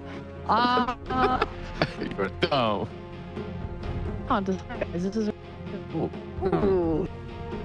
Cinnamon impression. What about You're Cinnamon having do? it home. What would Cinnamon say? He would- Both teams can win this game. Both teams can play well when they have their win conditions or exist. I think Lone Druid will win this. I think LGD got this. You got this? Here, don't leave me hanging. Alright, cool. Let us see if indeed do have this and find themselves getting the victory for game number 3, going for the division, and yet again, eyeing Extreme Gaming a chance to be the best designer of Extreme Gaming will finally help of Lime and Kaka ascend to the top of the mountain. Find out, send it over to our Mount Olympus level casters. We have Zeus, we have Jupiter, we have Apollo, gods of Dota. Thank you very much. Now, yeah, game 3 decided matchup now here between PSG LGD and Extreme Gaming. Both PSG LGD that come at last pick Lone Druid are Extreme hit and deal with this. Prepare for battle. I'm a bit worried. think the draft might be a little slow. I've seen what LGD can do when they are playing with slow and if they do have other elements that complement it, like this mother, this dazzle. I'm a bit worried. Ghost, let's look at the lane. Let's look small. Right? Ghost with the CM should have a good laning phase on the start, but is that going to be enough for him to deal with this overwhelming pressure that PSG LGD? I don't know. Sure, because well, when they start to group up and go, it's going to be hard to stop. But Xtreme Gaming's the response was getting JT on the tide. Do you like that? Give them a little bit of something to respond to this inevitable 5-man that PSG LGD is going to come at you with 20 minutes in? I don't know. The thing that I'm worried about is they don't really have like deep push that sometimes I am looking for when teams pick like a very push-heavy lineup. Their best deep push is like Tomato, like big CM nuke or something like that. Besides that, it's like about fighting and bringing the battle to the side of LG. What if we see JT try and get like an early Ags or something? I think maybe that's what I'm thinking. Perhaps. Yeah. Perhaps it could. I mean, we'll see. We'll see. JT, I mean, he usually knows what to do with these type of heroes, but I like seeing him when he's playing more aggressive. Tundra sometimes just doesn't get to be a hero, especially in this matchup versus. I met at some point in this game, we're going to have that 1v1 that kicks off a lot of times where Shiro's just in a 1v1 versus Tide, and it's like nice for that lone druid to support. Oh no! This cannot be! Oh, this makes it all worthwhile. If Xtreme Gaming can kind of crush that top lane as hard as they need to be able to give a chance really, for the start to get track to get his items. Get his items online before the map starts getting taken away from him. And it's, you know, it is the Slark CM, which is talked about many times. It is one of those very good lanes versus Brood, but it's not just a Brood. He's playing with, in my opinion, probably the best 4-position hero in the current patch. Disruptor just honestly seems to win most lanes. Yeah, I mean, Shiro, this should be an absolute farm lone druid. Yeah, well, on the other side of things is just nothing that Xtreme Gaming can do, really. I mean, did they just... Can they play the lane? JTB looked on his own, what's going on? Taka, he's trying to pull a wave and playing versus Dazzle. This is not a good idea. Well, Dazzle just chase him out. Yeah, if he gets a couple more hits with the... He's keeping the poison touch going. He's got a TP. Yeah, that hurts. Back to the towers. Will still be stuck at very low HP here. Trying to pull the waves. Yeah, this is what they wanted this. I mean, it's one of the reasons why they do really low. Sure. He's the only person in the world, I think, playing the Dazzle. Very good when you're playing double. Absolutely, and especially when they would have known, right, that they wanted to end this up with Lone Druid. Yeah. Dazzle just offers up so much for a lineup that wants to close up a game 25 minutes in. If they're not doing good stuff, if it's the heals and the sustain, it's going to be very difficult for Xtreme Gaming to deal. Seal might have him top, but another frostbite. First blood, and it's what they need to be doing this top over. lane. The potential for the strongest start for Xtreme Gaming, they've got to get everything out of the plan. Absolutely. Stacks being attempted there, so Taka trying to find something for the solution because he can't land, but server locked down.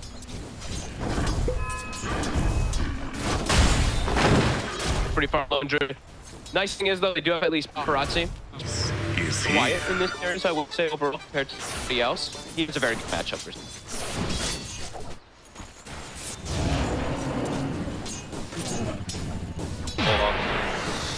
Even the tap full, and he's just gonna continue. Taka has no deep. Taka just get the wall. Might have to try to neutral. I think so. He's gonna do something. He is dead. He's just. I mean, 100% dead. I thought he would have tried to deny the neutrals. Maybe JT can help. One more hit should keep the push going on and get him. Yeah, Kaka goes down. So what do you do? Level 1 tiny with 3 against a Dazzle from you, poison. You just, there's nothing you can do. No TP, then no life for you. You know what you can do? Fill up Paparazzi's bottle. There we go. So at the least he'll get some benefit out of his death. But yeah, this is going to be a very slow start for Taka. Yeah. But yeah, enable Paparazzi, who's already... He's really crushing it. It really is this time. We sometimes see Embers actually do kind of a okay in this matchup. But yeah, this time around, Paparazzi beautifully. And, you know, now with TP, since he has to TP mid, the situation where he's just walked down. I mean, you want more creep of experience and then have level 2. Then at least he'll have an ability to hold back the Dazzle when he's chasing him down like this. And he's got Windlace now also, so a little bit more movement speed, blue Windlace. But why Smile? I mean, he knows what to do versus this. He has Wind. Now he also has what's coming, so just matching the movement speed, of course, versus that Tiny. Kaka, yeah, just ditch bottom. Just go help the paparazzi, make sure the Storm just crushes matchup. Oh, they can go for the kill here. Yep. Start off with the Vortex, Kaka. He's going to be undercover from an avalanche. Not well done. They got him. But wait, let me turn. He might just get paparazzi. Convey your spirit to the Nothul realm. Water rune as well. Easy. Oh, yeah, I think if you're Why You Smile, Kaka, he can't lane bottom, right? Why You Smile, you're like, okay, I don't really need to lane bottom either. It's a lone druid versus a Tide Hunter 1v1. So now I think for the Dazzle, if you can match the movements of this Tiny individual.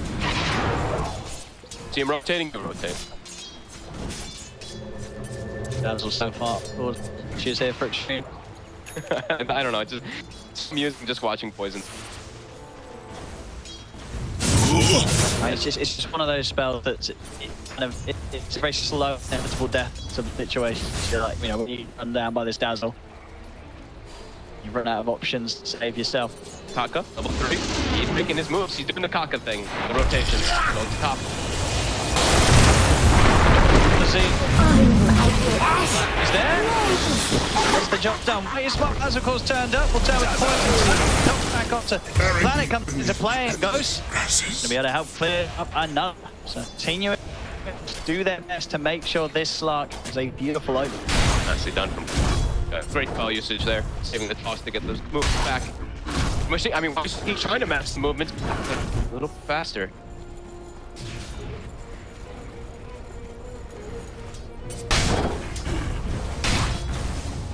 Bottom lane, free fun. JT's able to find something out of that. No pressure being applied to the lone druid. Definitely not. Just JT do the meteor hammer build, doesn't look like it's probably just gonna go.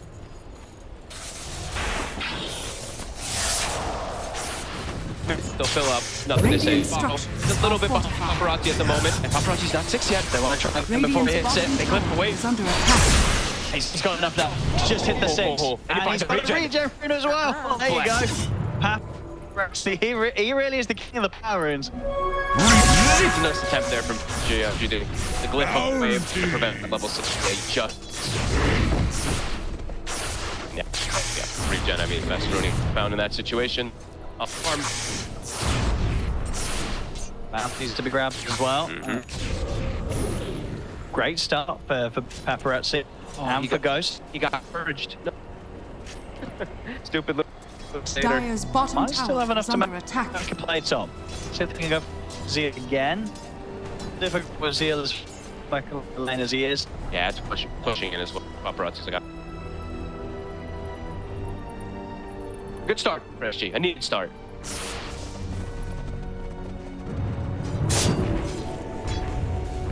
Optimizing. Paparazzi stacks his own camp, and he's pointed out the double bounty run just there. I lost a bottle charges. And I look that he's doing this sort of move too. Yes, he gets late in, but Kaka's probably like, oh, I need some help. Yeah, I've been moving around everywhere.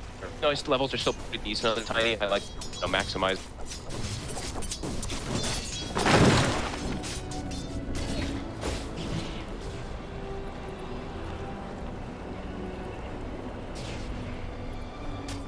So, absolute free. It really is just a question of whether the start from Xtreme Gaming is going to be enough to allow them to acquire the tools that will be necessary when Shiro starts running at them with the back of his team. Yeah. Will they be able to build up to deal with the lone druid who's going to hit his timings? I think paparazzi having this type of start is very important too. He doesn't worry so much about down him. He's over in the river. They're going to be able to get the catch on the Sicilian run out. And it's arcane. That was very close. And then it locked down.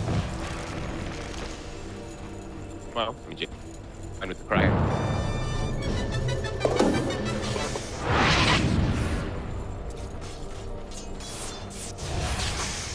Paparazzi a bit low mana in mid.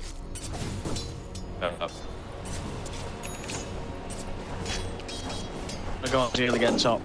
You want to get him before he hits 6 also. Once he hits 6, he's going to be able to maybe push Ghost out of lane. Round, character looking for both for Nate. Trying to get freaking up. Okay. Prioritizing He's going to walk it. He's back behind it. Not ready for that at all. Zeal, please just let me hit 6. Doesn't quite get it there. Like a little denies from Ghost. Some damage. Patience now coming in, but it's spotted. Aggressive ward placed by Kaka. Steve's nothing to say. They're bringing paparazzi with this, so really looking to keep pressuring this. Under attack. The frost's open. Just find over the back. As he goes in, he's running down to take down Gigabyte. Pops the arcane friend as well in. Okay. To the high ground, they'll take out Kaka. Go still has the Shadow Dance. And the Shadow Dance TP out of this one. Arcane Room is doing work. Over here! Got a fair bit of mana. Over here now. Say, trying to chase, he's got a remnant check. And he's caught him. Is the damage there enough? Not quite. He's got mana to go with. He touches on the slide and fits particularly the bright kill. or Paparazzi. And he puts bottle as well too from DY instantly. What a little play there from Paparazzi. I mean, yeah, huge dodge of the slide. Had to sort of wait for the timing, read the right moment to make that zip happen, and he does. That was Dire's top tower fancy is footwork. under attack. Looked like the Arcane Rune might be up there for nothing. Cute play from Paparazzi. And 1v1 to continue at the bottom lane. JT? Pressure over here. He's doing some damage. I mean, obviously, won't be able to kill him. Yeah, he's got. Should be fine. I mean, yeah, there's no way Ty could do enough damage on his own. Just get it, Okay. I mean, I don't. It doesn't. Can't kill him. Neither of them kill each other. Starting stuck in by Crimson. Back up, they can bring Bear down and bring Shiro down. So JT there, absolutely buying enough time, all the time in the world here, but France and Depot to come in and be able to take Shiro down with the three of them. Honestly, what it was. JT immediately moved toward mid. Also, he wants to be the tower defense. Another one. Good stuff here. JT once again. Radiant's it's very clowny looking, but it was a really good, good stuff. The question is, I was looking at the state of the TPs of the rest, but we you know, we have backup coming from JT. Where's Shiro? They did not care to help him out. I mean, the Ember didn't have a TP, nothing to say. Nothing to say. It was on cooldown. I guess Zeal doesn't really leave this top lane. It's been absolutely just slow start. And Disruptor's not 6, so he can't really do anything to the side either, and Aster probably can't either. So I think they just they just sort of like, all right, Shiro, you're on your end down there. You have been denied. Funny. I was probably like, what? Can't believe that actually worked for them. 2K lead now. Xtreme having a very good start here.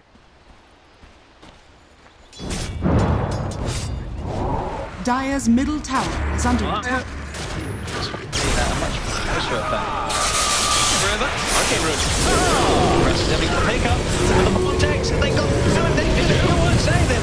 In fact, one of these smiles a bit around as well. Paddy drops the Static Storm. They'll be able to kill him through. Out to turn the Zeal. Oh, they're going to get the spider out of this as well. 4 PSG LGD. Oh, they're crumbling. Early game. Dire's middle tower is under incredibly detrimental to this. Radiant's the middle start of the PSG want to be able to play with this lineup. They need to be ahead. They need to be ready to sort of rally together around Shiro's lone druid. But it's street game in there. They're slamming them down hard, pretty much in all 3 areas of the map now. Absolutely. I mean, Ghost him not permanent out. He's part and kills. This lot, the dream start. He wants to by searing chains. They're really putting pressure on nothing to say. 0-3. Radiant's middle tower is under attack. Trim. So been able to play as aggressive as he saw. JT just bossing and look at him just taking the tower. Yeah, what are you going to do about it? Ravage back up in 2. You're up. Find a taunt back onto his Brave comes out, but Shiro don't get it away from him. They've taken him down. The components of PSG LGD's lineup, they're falling apart. They are truly crumbling. Ravage. They can keep going for this push here, XG. I mean, talk about like the strengths when they play ahead with the sort of lineup. It's much of a recovery plan for when you're trying to play with this sort of style. Not going to be an easy one for sure. They're just getting dope and dope. Another permanent edge for this slot. Yeah. We're seeing this early in the team. This in. And JT also, so they're all up. This press again. JT tends to do this against everybody this time. The dreams. 507 Slar. 500 for Ozzy. Another room for him. JT also 004, but an impressive 004.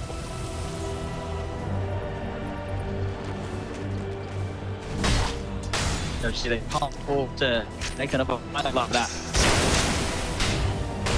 They need to calm things down a little and start looking for their own plays. They're static for them. At this point now, it's really they're lacking damage. Not sure. Yeah, for sure. I mean, in terms of trying to like kill the Slark, but they can't. You can guarantee that every time it'll get the Shadow Dance, unless tremendous storm. They see here, very respecting the fact that the Disruptor's charging it. They're giving vision though. Doesn't quite glimpse. Walk away. Again. Impressive. Never refuse good. Only a 2K lead somehow though. Yeah, I'm still very good on Shiro and Seal. As it's too far behind, nothing to say. It's a bit more stupendous. But Cock, I mean, even though he's in his like double melee, all tables that Cock somehow just does so many.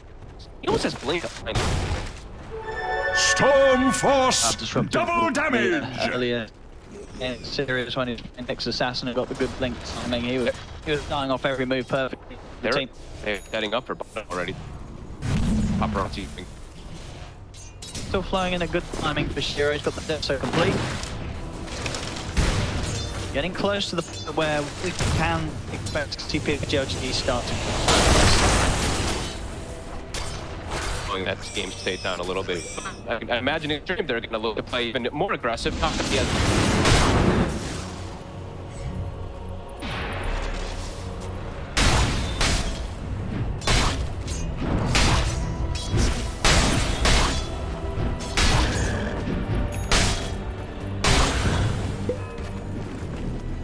very decisive with them. They want to make line strong. They want to put something up here, but I mean, JT is already in position here to hold up the tower. Let the glimpse just push him off of the way for us. Radiant's bottom tower is under attack.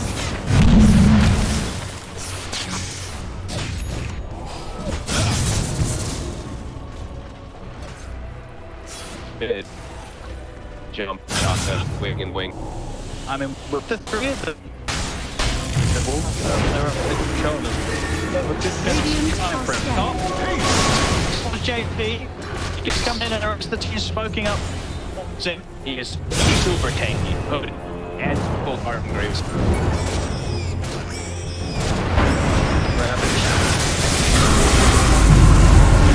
Shot to him.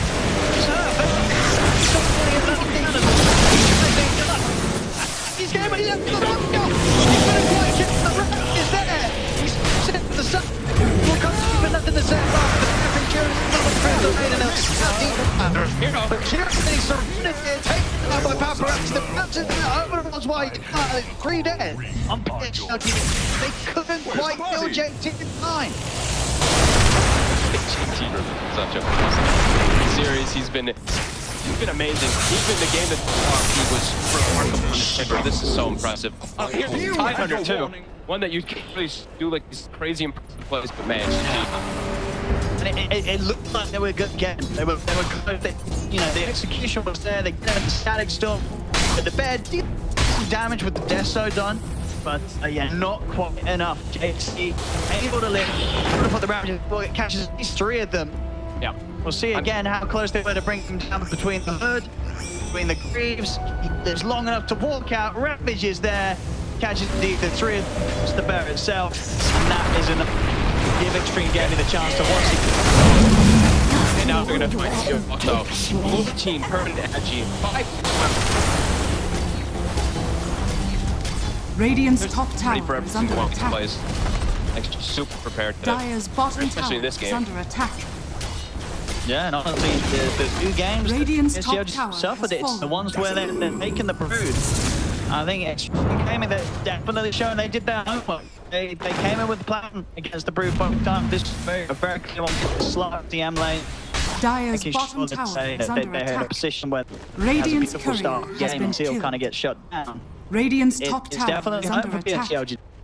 They're just running at them. Like they really are just applying so much pressure, and this is where Disruptor actually is a bit of a weaker hero. Disruptor's all about like that lead, getting time displays, concept, but just in his face. Everyone's in their face. Just wait in the trees.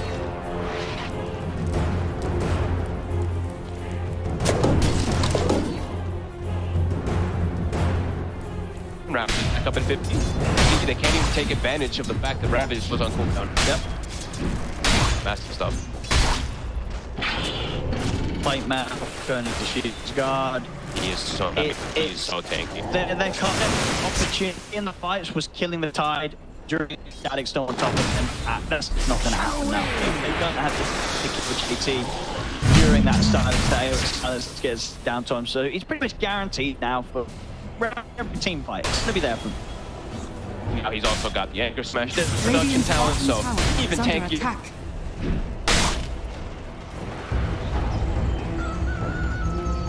Such a happy guy in his camera all the time. Makes some really impressive stuff happen.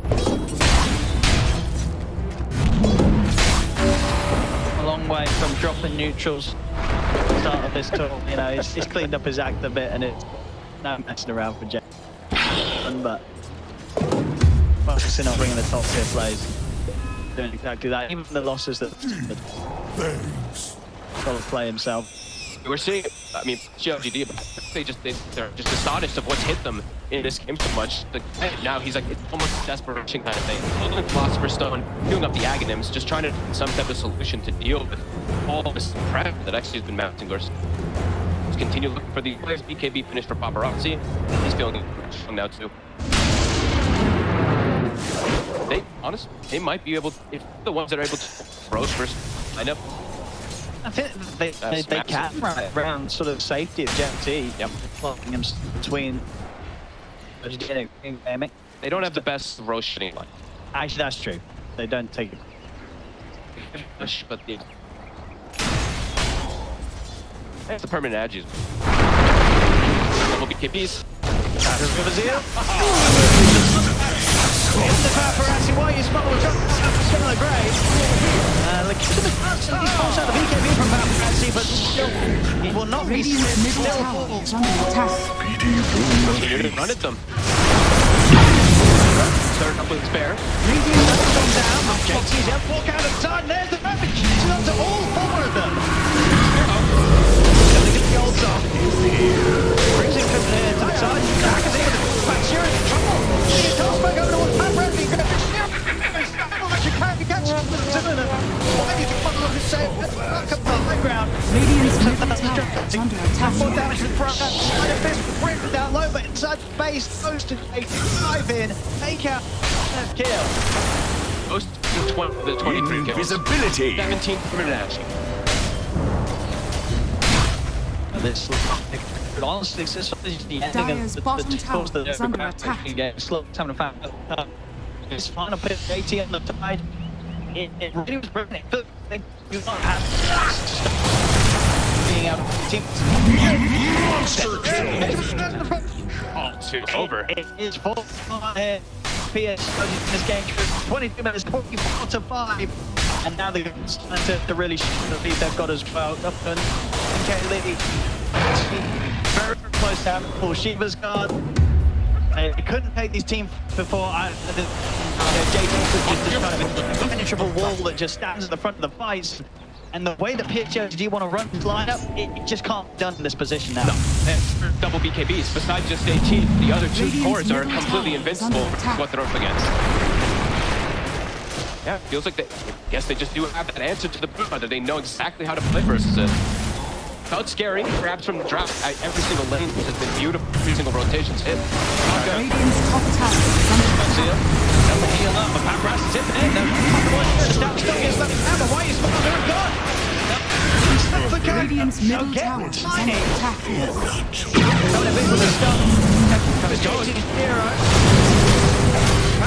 going to get it, but he's still got time. He's just going to be getting on top of the low druid. Shiro not standing a chance. No, he's going to be coming in. Four objectives back up, power crashing, dropping back Zeal. 3 dead again on PSG LGD. The lead continues for and indeed, it is absolutely open. There's coming back from this one. GG is called Xtreme Game of the win the series, and with that, playing the top spot here in the China DPC region. The MVP series from even Kaka, some incredible performances and stuff like that. Like, wow. Hitting the tide. I thought they would be the ones under pressure this game. It was the opposite. They actually were crushed, kind of like all 3 lanes. Well, bottom wasn't a crushing, it was of course a free farming. JT made a statement right when he goes for that Ravage.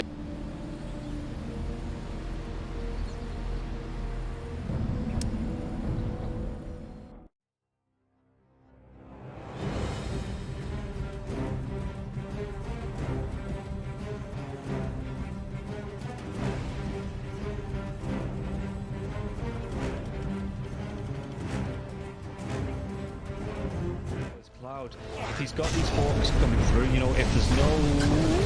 we'll come back to this as they get the dive on, and everything I was saying is now inconsequential because Cloud has gone down, so Kami has to move away from these Mortimer kisses.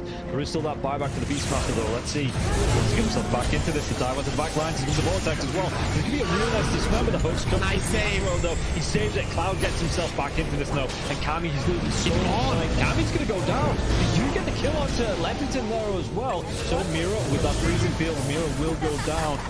Going down to the hooks. Yatsu still in that push ball. He's getting them back. They get the buyback out from the post and Storm Spirit. Everybody from the side of Hydra. They don't want to be giving this one up now as well, but they take down Leppington once again. That's the dieback on the Disruptor, and Yatsu, what can he do? The hook, it's going to be blocked mid. Hook. This is the dieback on the Cloud. Cloud, can he get himself away from this one? He's still being harassed up by Collapse. One more right click. He goes down. That is going to be the Beastmaster dead for 115 seconds. And now the chase is on for the rest of the side of Hydra. This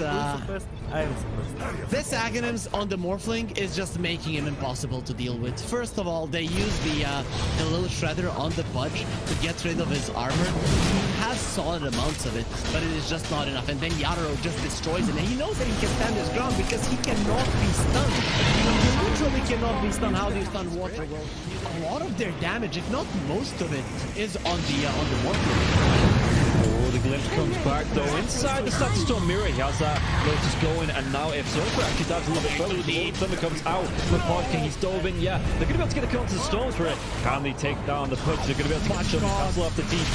He's going to be dead. The Storm Spirit though, he has brought back, and they've got no kinetic field, no Static Storm. And like you say, they're even going to be able to get a lockdown onto Cloud. Everybody on the side of Hydra, they just overextended, and we praised them in the first game for respecting the power of team spirit here, but Hydra might have just lost the heads a little bit, and the buybacks, they're going to be forced out, but I don't know if it's going to be enough to defend this base with the Pudge being down, with no Static Storm for the next 27 seconds. Spirit, what can they get from this?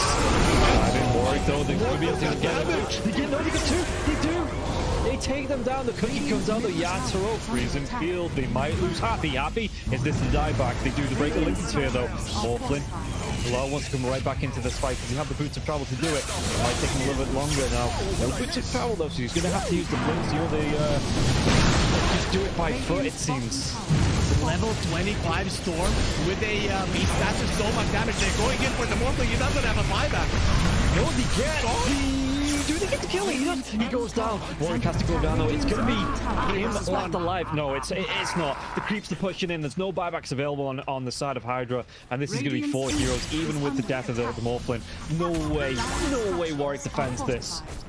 It's pretty much over. They don't have the glyph. The game is over. They gave it their best. Hydra, they made Team Spirit work for it. The team that is most likely going to be at the top of Eastern Europe DPC Division 1.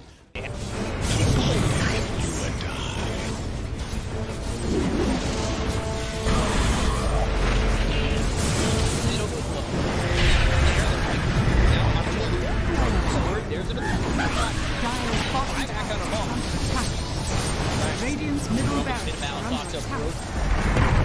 Radiant's middle barracks has fallen. You want to commit. There's just not enough damage. Crimson Guard, Atrophy Aura, Rubik's Fatebolt, all this damage reduction. Let's see the combo. Bit of Malice. Strong in by that by the Disruptor, and now we're going to be hitting from win. It's back up once more. Bit of Malice, and Sumail is in it. They'll lose him in mind control. Right back towards Amara. Trying to run from everybody on the side of Gaimin Gladiators. Radiant's middle barracks are under Siphoning attack. and getting Radiant's back into the middle base. has fallen. Alive.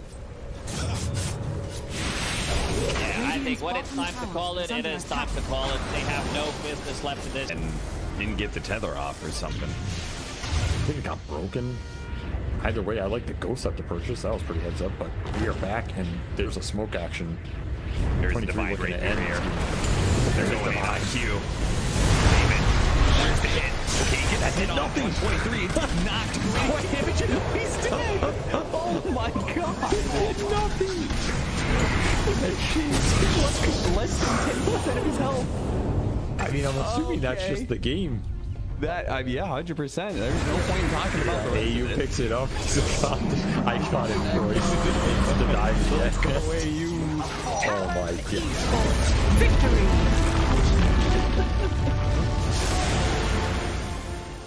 We finally get to see them have a little bit of lead, but they need to have good vision, good entry to engage. We're down up on high ground. Or Bobica, Red Panda. This would be huge if we can find it. Static Storm before the Tombstone. Not bad. Stone from Lulu.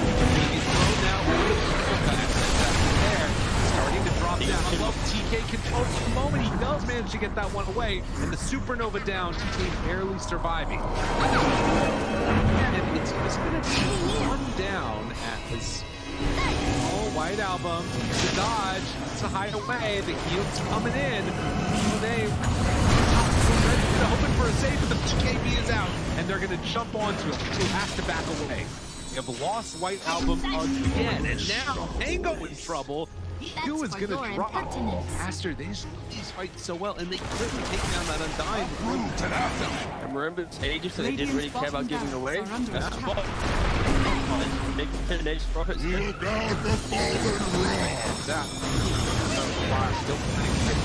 Stun is out on the today.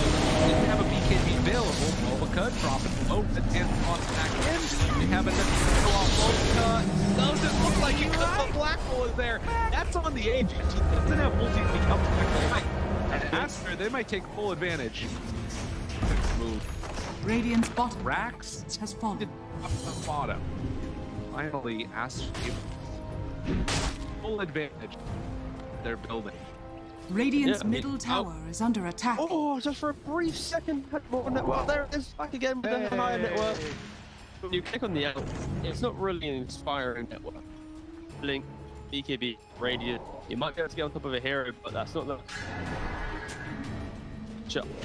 that's able to 100 to 0 here. Like even this Undying inside Static Storm, about able to then get over the Slash Golem from away. They have that trying to keep him alive. Makes the move, and again, into this fight without Monet here. Pretty good for them. Right album, but now Monet shows up. Now, a lot of trouble. He managed to kill him. Okay. All right. Pops ulti. Now the turn. Punching. Getting away. Sort of survived that first salvo. Very strong. Supernova down, pops the PKB. Ooh, he's just caught here. They want to get the kill. That's really himself up. And now the chase. The avalanche, the toss. Thinks he's going to give up his life also. Then Monet is way too strong. This might just be the full set of racks going down bottom. Aster, way too strong for Ares. Like Aaron did GP. Oh, they're done. Okay. I was wondering. It looked like it was that type of game. Yeah, it kind of was. It's like a game where you're an out, not really ever been in the league. Victory. He hasn't really never protected himself.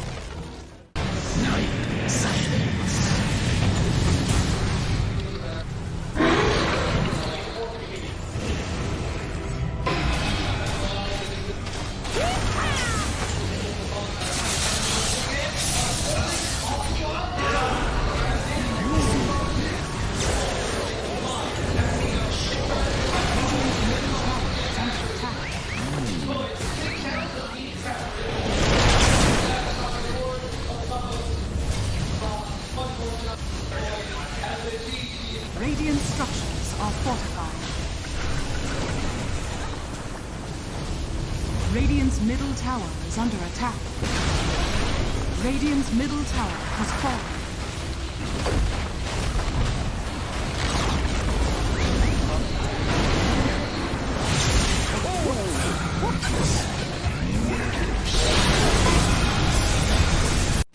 Boom. Everyone's just standing. How are they just standing right now? I can't help but fidget with my hero half the game. I'll be running around in circles. Yeah. Pirouetting on the spot, the song, blinking from Pure, they see Yatoro, 3 lined up, potentialized path play, they're trying to go in, Toronto Tokyo is blown up by Collapse, has to buy back, Yatoro gets off his BKB, Pure with another song, sprints in, who are they aiming for? Where is the target acquisition? They can't catch anybody, Collapse, BKB runs down south, Lol being chased out as well, oh my god, Nightfall, Hazy on disc refresher, blinks to high ground, gets away from danger for now, Pure, what's he up to? He's back to the high ground too. Mirror image out, Aegis claimed, Lol in the fire, still surviving and blowing up GPK. Team Spirit nothing to do. Sprinting out their base, they don't catch Nightfall on the way out, he's blinked out in the range of Mirror. They're still hunting though, and he's gonna find Toronto Tokyo. Who cares, Gem? I see Jakiro. Eon disc popped. And with this rapier damage, like short work and a twin-headed dragon. Unstoppable. Laurel, the collapse waiting in the back line actually worked. He stormed out of the tree line and he just then started eviscerating the 2 supports with the help of Laurel. He completely jumped over. They dodged everything that Naga was trying to set and prep there. And Yatoro was also just firing the cannon from the top there. Did the combined damage of Collapse and Laurel together. He is a monster. Oh, Pure. Lol. Oh, God. Nightfall's gonna get a bit of vision here with the Hawk. Imagine. Can they? Imagine. Will they? They have to do something kind of crazy. They're gonna be losing their base pretty soon. Lash has buyback. Naga Beastmaster have to get back to base to defend. Drow Rangers up here.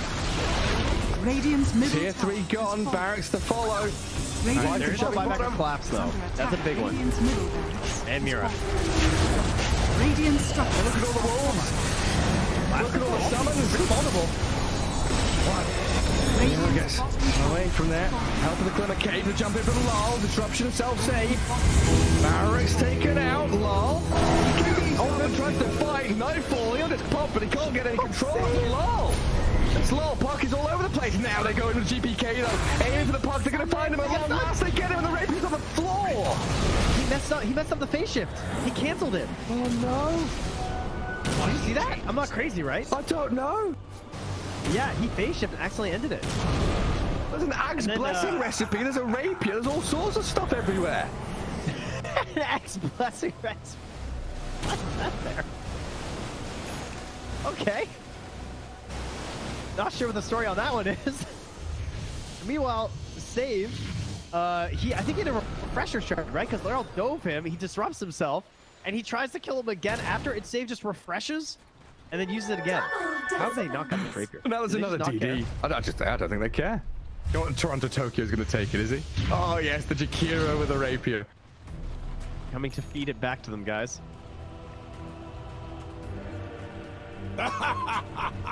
My goodness. There's Mega Creeps on one side. Top lane Barracks still standing on Team Spirits. We're waiting for next Roshan, Trent. I don't know. I don't know. I feel like BetBoom have such a good chance of winning these fights right now. They can't get like swarmed in the back line. They missed the stun on BK. He's trying to hold his ground, but look at the dodge. Oh my god, Yatoro shreds. Where'd he go? Daedalus hits, refreshes, blinks forward, kills off Save as well. SD's gone, TV home. Get the hell out of here, BetBoom now. Lucky he didn't coil. Dude. Leshrac vanished. He looked okay until he didn't. Until he got hit for 1,350 damage from a single right click? Yeah. Oof. Yeah. Right until that. Ow. Luckily, Toronto Tokyo was not there to feed the Rapier back, so that's good. And now Team Spirit running down lanes, coming for the Radiant base.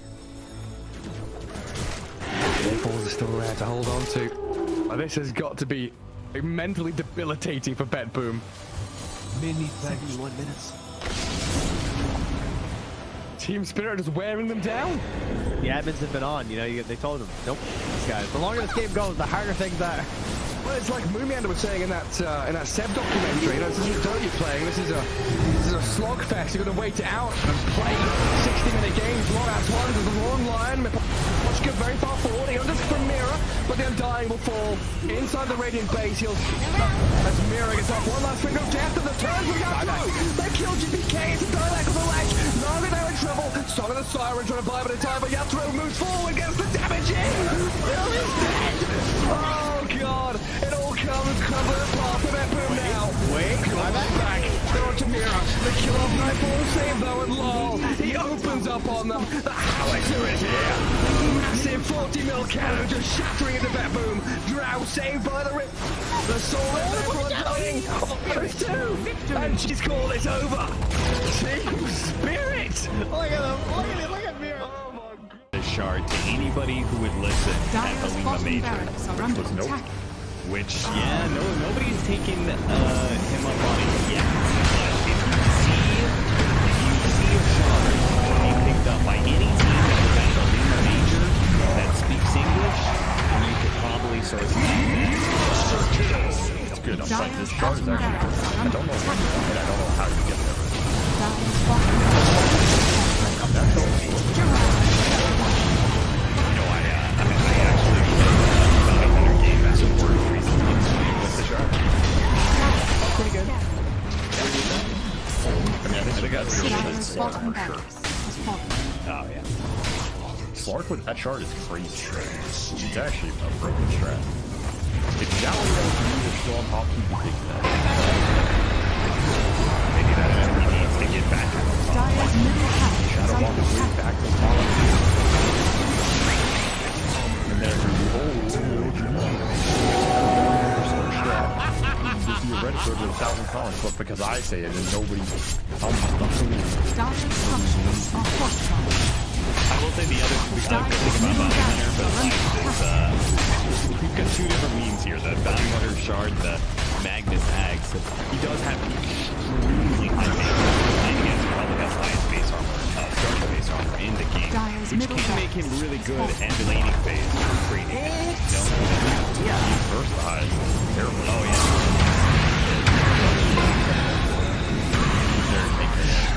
And frontline a little bit of this year support, but again, Dyer's middle tower is under attack. Radiant's top tower is under attack. PSN FTX victory! Midas was being, so they have an inkling that this is going on, but they jump forward, find the Star Spectre. The Doom is there, Force Staff, keeping him alive and on the other side of the fissure, but there's way too much damage, and the rundown is going to be there. MC is gone, GH is gone, and looking for more. 9 jumps back in, finds Kuro too, tries to get out of there, does not have a way to escape. Mar is completely under control, P2 is gonna die. Buybacks are coming in. Amar realizes he can't do that kill from TP, but eyes on the prize. Tundra trying to close this one out, close this series out with a quick 2-0 as they set their sights now onto the tier 4 towers. There is a buyback still on Spectre, and no the BKB is out though, and now the turn, the break, the finish. Amar dies a second time. MC on top of snaking managed to find that kill. Sumail still controlled, does manage to get the blink back and away. MC, they're gonna go back in for more. They will chance, but Sumail, away just barely. Sumail got to be controlled. They got him there with the Gleipnir, and it's only MC left alive as Tundra start hitting these tier 4 towers. With this Unleash, with the damage coming through from the sidekick now as well. Watch Buckle though, it's actually going to be the Molten stealing that Pango form. And he doing anything about this because it's going to be hexed out. Could he have the damage to kill him off? It looks like this one's going to get low. The Dark Pack now as well, but he's not going to be able to get the kill. In fact, he just drag him closer to him. Be able to clean up the side of one move. They have no cause now. Aintrad, the only one left alive in terms of cause. 3 heroes dead for the next at least 70 seconds. And this is going to be it. Yeah, Bet Boom just come in. They're going to start to kill up the base. Not even needing to go for Vegas here. As you can see, they just want to end it here and now. In fact, even diving into the bounce now as well. When the hook comes out, Morblin is going to be a good guard. Satanic. We're going to force that away to tell him to save coming out from Dave. He's then really cocky on this Morblin, but it's paying off, and yeah, they're just going to be able to dive into the fountain once again. And they're bouncing far from these heroes, cleaning it up. GG is going to be called after 45 minutes here. One move. They look great in game number 1. They look pretty good in game number 3 here as well, but boom, they just had enough out of them in game number 2.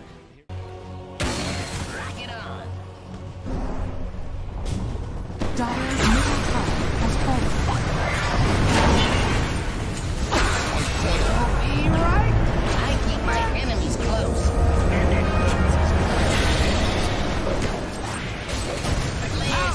Mixed up business.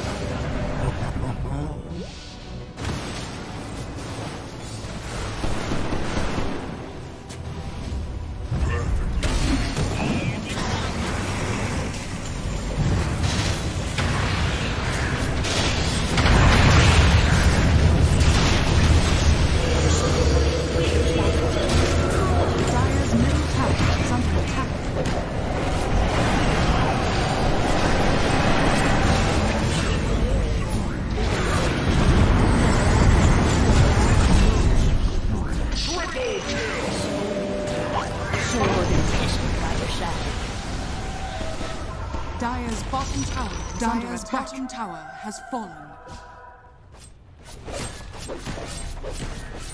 Radiant Away from enemy, it's not guys really getting them anything. Generally core the fighting is also good with the strategy, which is like Oh, that's first blood.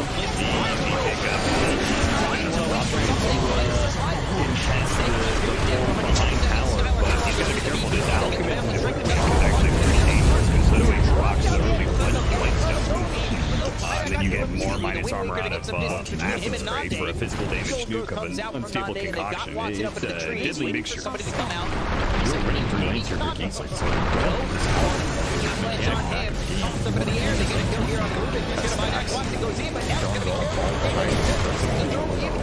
No, they can't. Look at that. Not enough. You're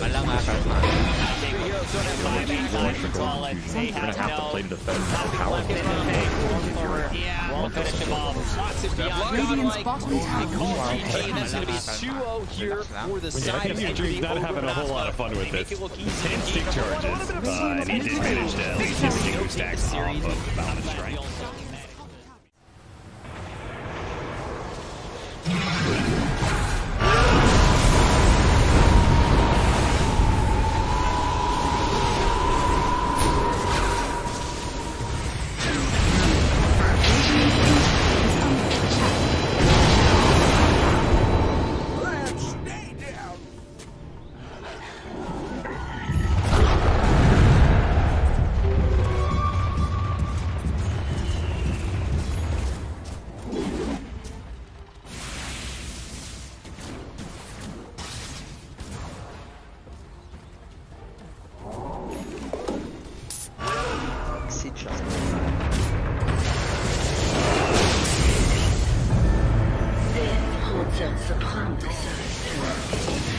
Then refuses to commit.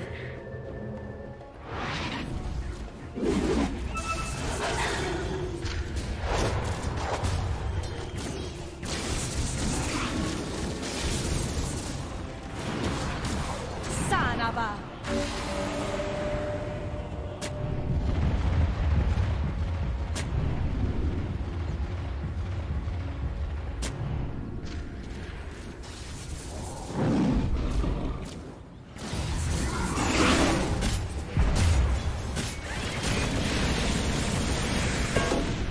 Bounty.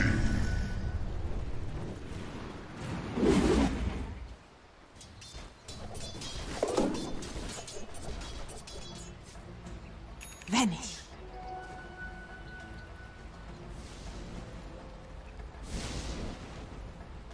Radiant are scanning.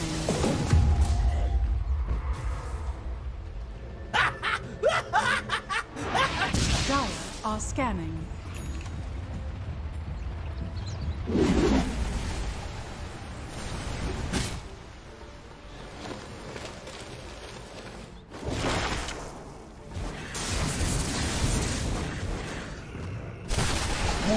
Warriors of the wood. Radiant's courier has been killed.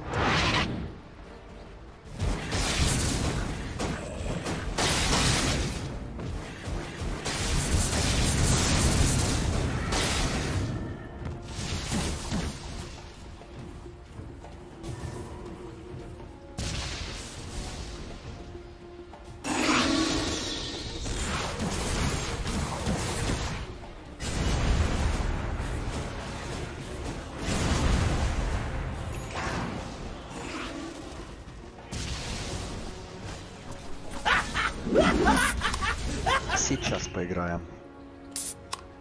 Сейчас поиграем.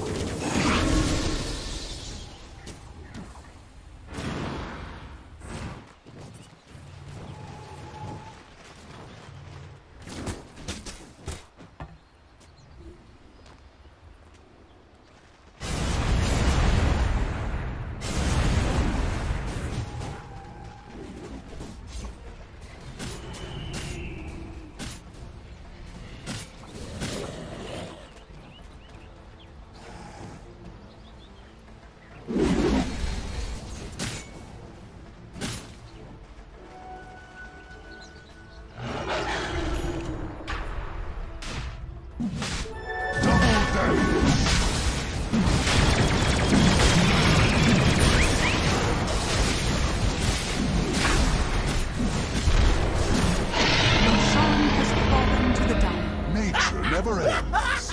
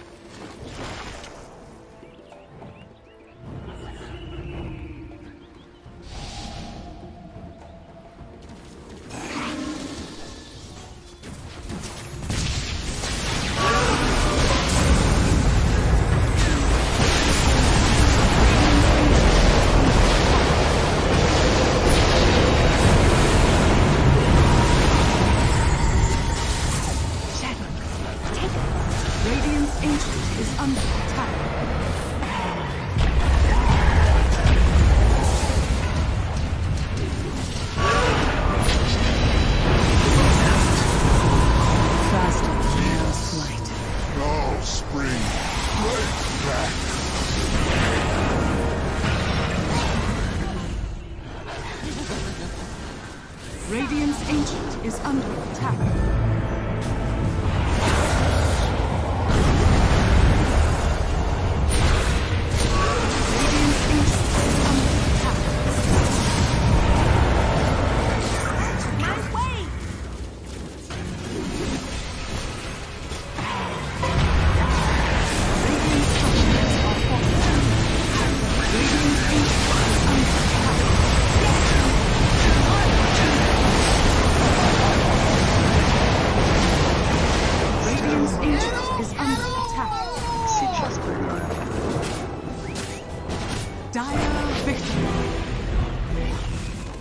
Ultimately, this game kind of comes down to just who jumps who.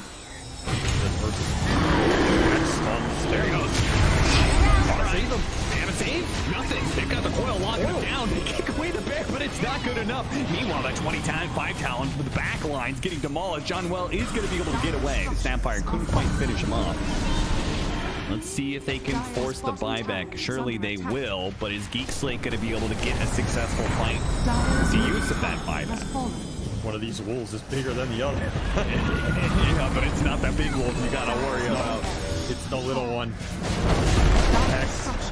They're trying to force this punch by, but he is holding it. Discipline. Doesn't care about the racks. And I agree. What the hell do racks mean? It's out. Get the heck Nice. Middle barracks. I mean, they need a kickback. I think he'll buy back once they get a kickback from the re-wolf. Need a pressure charge. Round 2. He's well put into use. Kill the toss. And he died fast in that little interaction. Now the buyback goes out from Scam. They really want to this though. You want to go for this Ursa. They managed to get the scythe on him now. He silenced up on the Like, first time they're able to get to eat anything, he goes for the refresh. Dubu's in, but he got psyched as well. He touches over a dieback. Dubu just commits with the help of everybody else on the side of Bleed, and they die, forcing now on the run, but Bleed are running down Geek's Lake Heroes. They have just demolished them. There is no chance, no shot on the side of Geek Slate being able to fight back against this lineup this late. We're not winning the late game man fight here. Then Dubu's taking it to Mad attacks me. He just runs in. Right here it is. Where's the damage? Not getting it pushed in. Profit. Oh, look at that damage coming in from the kids as well. The back line. Cox being assaulted. Cord's not going to let him get away. Get forced now. Forced them back into hell. What is this man fight? Satanic against all these heroes. It's happening because so alive, but eventually they Satanic at the beginning. They can't get in. Gold is almost safe. Maybe trying to pick him up. Okay, now they got him. Maybe the orb, they can control him up. Enough force out. No way. Don't let Force get away now. This is the end of the game. The Giants Ring gets him over this round. Finishes off the Nature's Prophet. I had a feeling that Team Aster's turn to showing ban. that match. When it came from Radiant team ban. Team Aster's turn to ban. You did. Yes. Radiant I team remember. ban. I remember. Not all the people I've gassed up, though, unfortunately, have lived up to that promise. We're starting to see it from shine.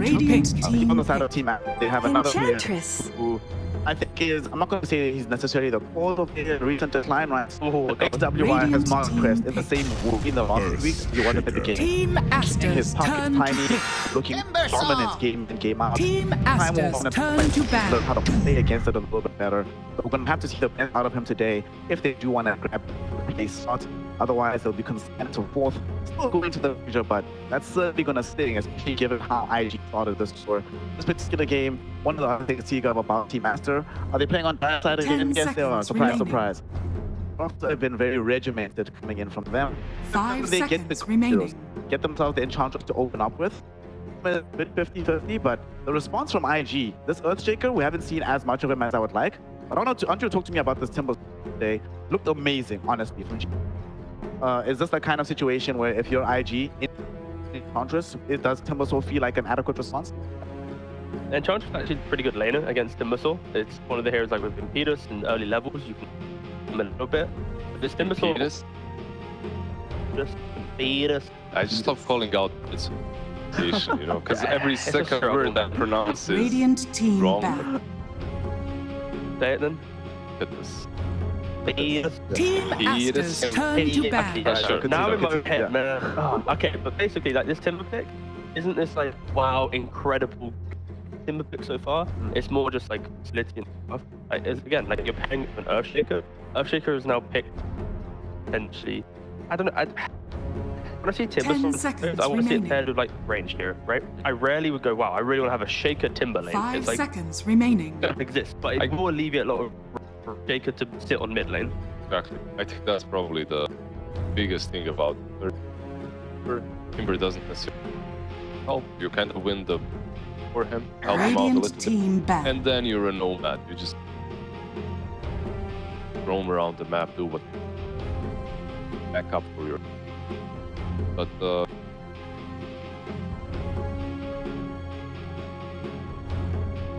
they do cover each other in some other ways as well. Like you have 10 seconds remaining. damage and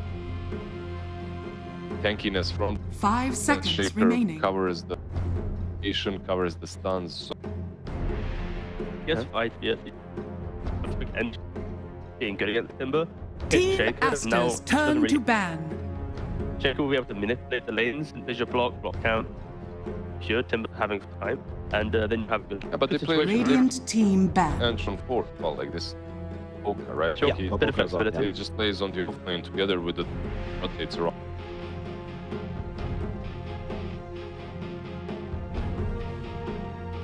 Well, Monkey banned out, Stark banned out. Go on, go 3 for 3 or what? 3 for 3, yeah, they're just getting remaining. all of these very good counters. Thankfully for them, Team Aster already banned Luna on their behalf, right? So they don't have to worry about removing either. Yeah. So they make sure, I think we saw earlier today when they ended up in a very good situation from the side of Xtreme Gaming. They one game, they banned all 3 heroes. Monkey, they banned Luna, and they banned the Slug. So, Team Aster's protect this hero at all costs, and it goes the answer. So double melee support. Okay, that's something we don't see all that often. Doesn't setting up this like big drow pick or something down left though. There's so much front line, be it either Clock or Timber starting the fight or the reinitiation of Jacob. And 10 seconds yeah, it'll be interesting to remaining. see Aster approach this. Already something that I haven't mentioned is Doom Pit. It's like 5 because seconds of Timbersaw, remaining. now it's like, okay, I really want to Doom Timbersaw because if he goes to like Sanjkai Axe build, he'll be super disruptive.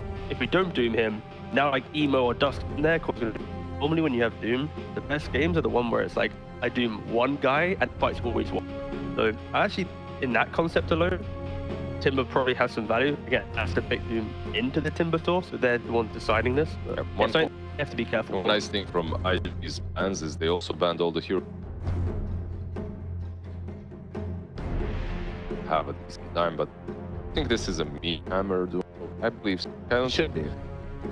Is anyone? It's difficult though, right? It is. Into like, Shaker and Clock. Like, yeah. either of them exist in that lane. You're gonna get Rocket Flare into barrier assault or some cogs, or Shaker just fishes from this. So it's like It's hard, but I guess about hours and like There was a one game we saw in the region where somebody skipped me. That dude felt how dare very lackluster. Also Also, Midas Blink, I think. happened as well yesterday in Europe, where he had DM on Midas into obviously BKB. And it worked out pretty well Aster's because his turn read to from the game was like he was uncontested in lane, so it allowed him to be like, you know what, I don't Radiant need towers at this team point. My team is trying to break down the Templar map. I assassin. think it's dependent on the entire team and what they're trying to. They banned us earlier as well, Xtreme Gaming, when they picked the Temple Sword, they Team took out T8. That was our Aster's hero turn that to we see. The young hero in the lane.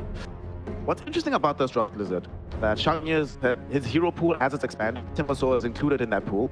But we have seen the Timbersaw in the region played middle. We've seen this SF being played both mid and safe lane, and they have the 24 pick on the side of IMG. Feels like it's a very difficult final planning phase for Team Aster, given that these heroes can move around quite a bit. Yeah, you can. SF though depends. Like if Dusk is safe lane, I believe. Yeah, like that's basically what I want to say. Chant, if you're playing that, even with if he steps out, like if he raises a couple, Radiant team ban. pressure him. Relevant. Yeah, we'll see. Down to how they lane and how it does. For IG, they've got what? They've got somewhat of a lane. Got 10 enough of seconds cash. remaining.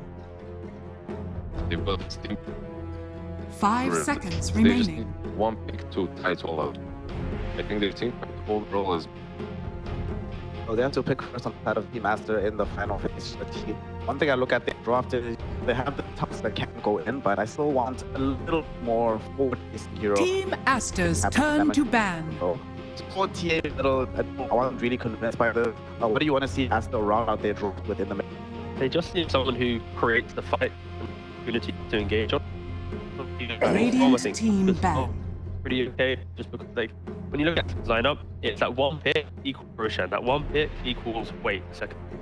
Whereas in the map, sure Doom also has a bit of cooldown, but everyone else it's like cooldown, just go go go. So I think yeah, Skull's a good ban. Buck's pretty up there. Again, the DK ban from Aster might be 10 trying to seconds beat the Puck remaining. ban, so maybe have different heroes. So I think anyone who can just start the fight, 5 punish the seconds fact that remaining. IG, they don't really have clean lockdown. Like you can't rely on Clock Shaker to be your initiator on these really elusive heroes. Aster's If you are turn to to pick. blow them up, Radiant Aster then gonna team thrive with BKB. Points your way. DK ban, takes the Puck ban into the Pangolier. So a very skirmishing lineup from Aster that can potentially punish IG's lack of CC Some really. blood suka. Yeah, maybe. You get some blood suka at the SF, the blood. Not the greatest 10 combo, seconds I remaining. would say. Like overall, I'd still rather see 5 seconds remaining. completion to this draft, you know, creating any.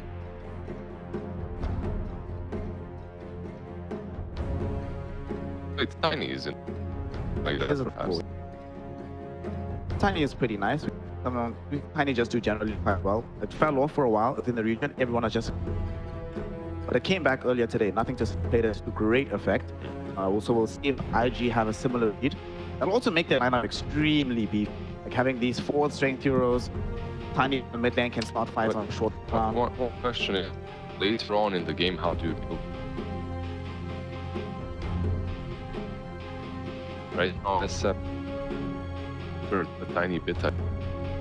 KB. Mid, give me some offlane venom like we see in other regions. Queen. Well, there's your refraction answer. At least before the BK come out. It's a hero that can do a lot more burst damage as well, and always playing the queen. But he always plays the win conditions, putting it back into the mid lane. And you want this to be as high dynamism as human. More of dominating the lane, I feel. Dominating should do well against them. Then you have the initiative them, and then follow up at all. I hate it. I hate it. Like I just don't like co-op overall. She had like one good season, kind of broken balance, and the power treads build minute 10, 100 HP. That was good. I'm not feeling it anymore. What do you feel here in terms of draws between these? I think IG honestly have really nice scaling in this game, where their early lack of like teamfight control will late game tankiness and itemization. So it's all on Aster to like break them up early, utilize Pango, TA for Roshan. So I think it's just a bit of a timer on degree, but this should be a very back off.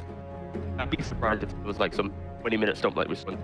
Well, we're hoping that it's a back and forth game, because this is a 3rd, 4th place decider, and those games are much more entertaining. They go the full to find out if that is going to happen in this particular series. We send it over. We have our boy, the Lady Black. Very much, Lacoste, and there for the IG Master. Aster, it's been a rough road recently. They just fall down. Well,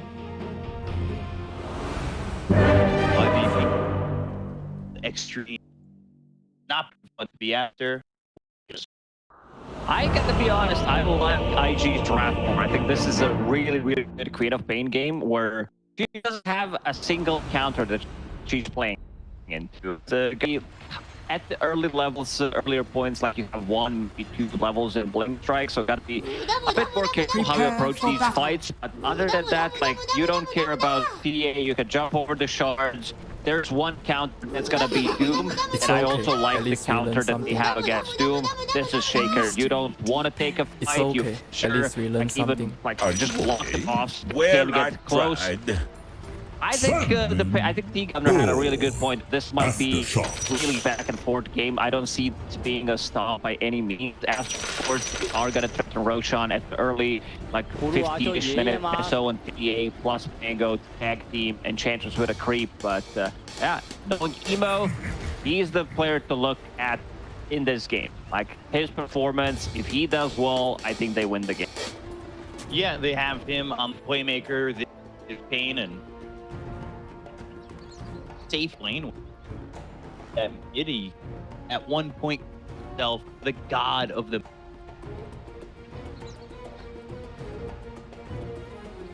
like D got just on the Shadow Fiend. I gamble. They're gonna be able to accomplish with as well. For Aster, we've seen good performances in the past.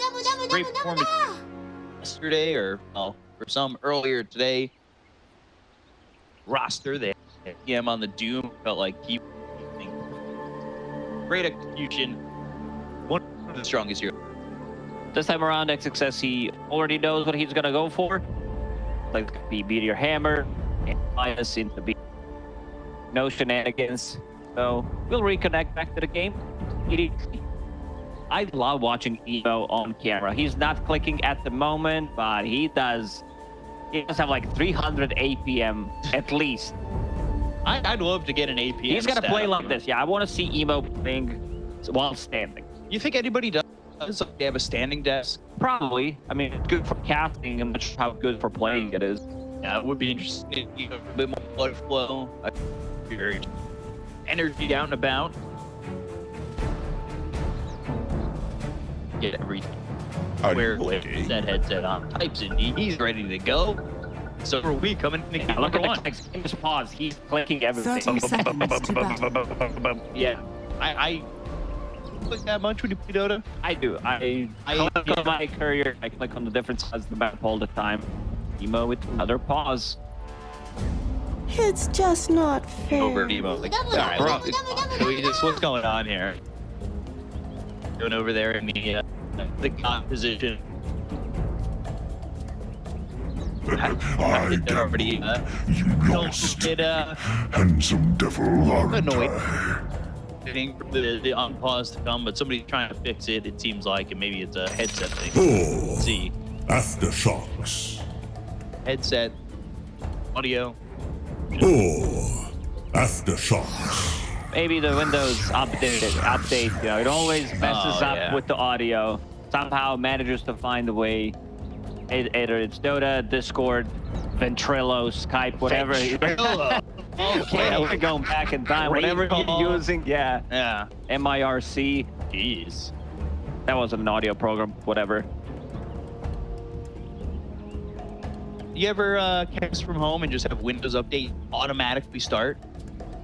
No. Computer is restarting. What? Never happened to me. Trying to figure it out. You like this voice line? This alliance? Not sure what it means, but I like the spammy ones. One definitely sounds like one. Spammy one. I've used the mood of. It's a good one, yeah.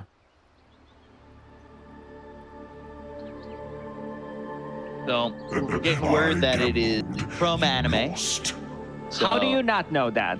How do I not know that? Well, you know, the days of me watching consistent anime have not been long past. I just I have trouble committing to Boca wants to go. Yeah, zero, of course. Yeah, not me in a pub, but I'm spamming F9 to get the game on.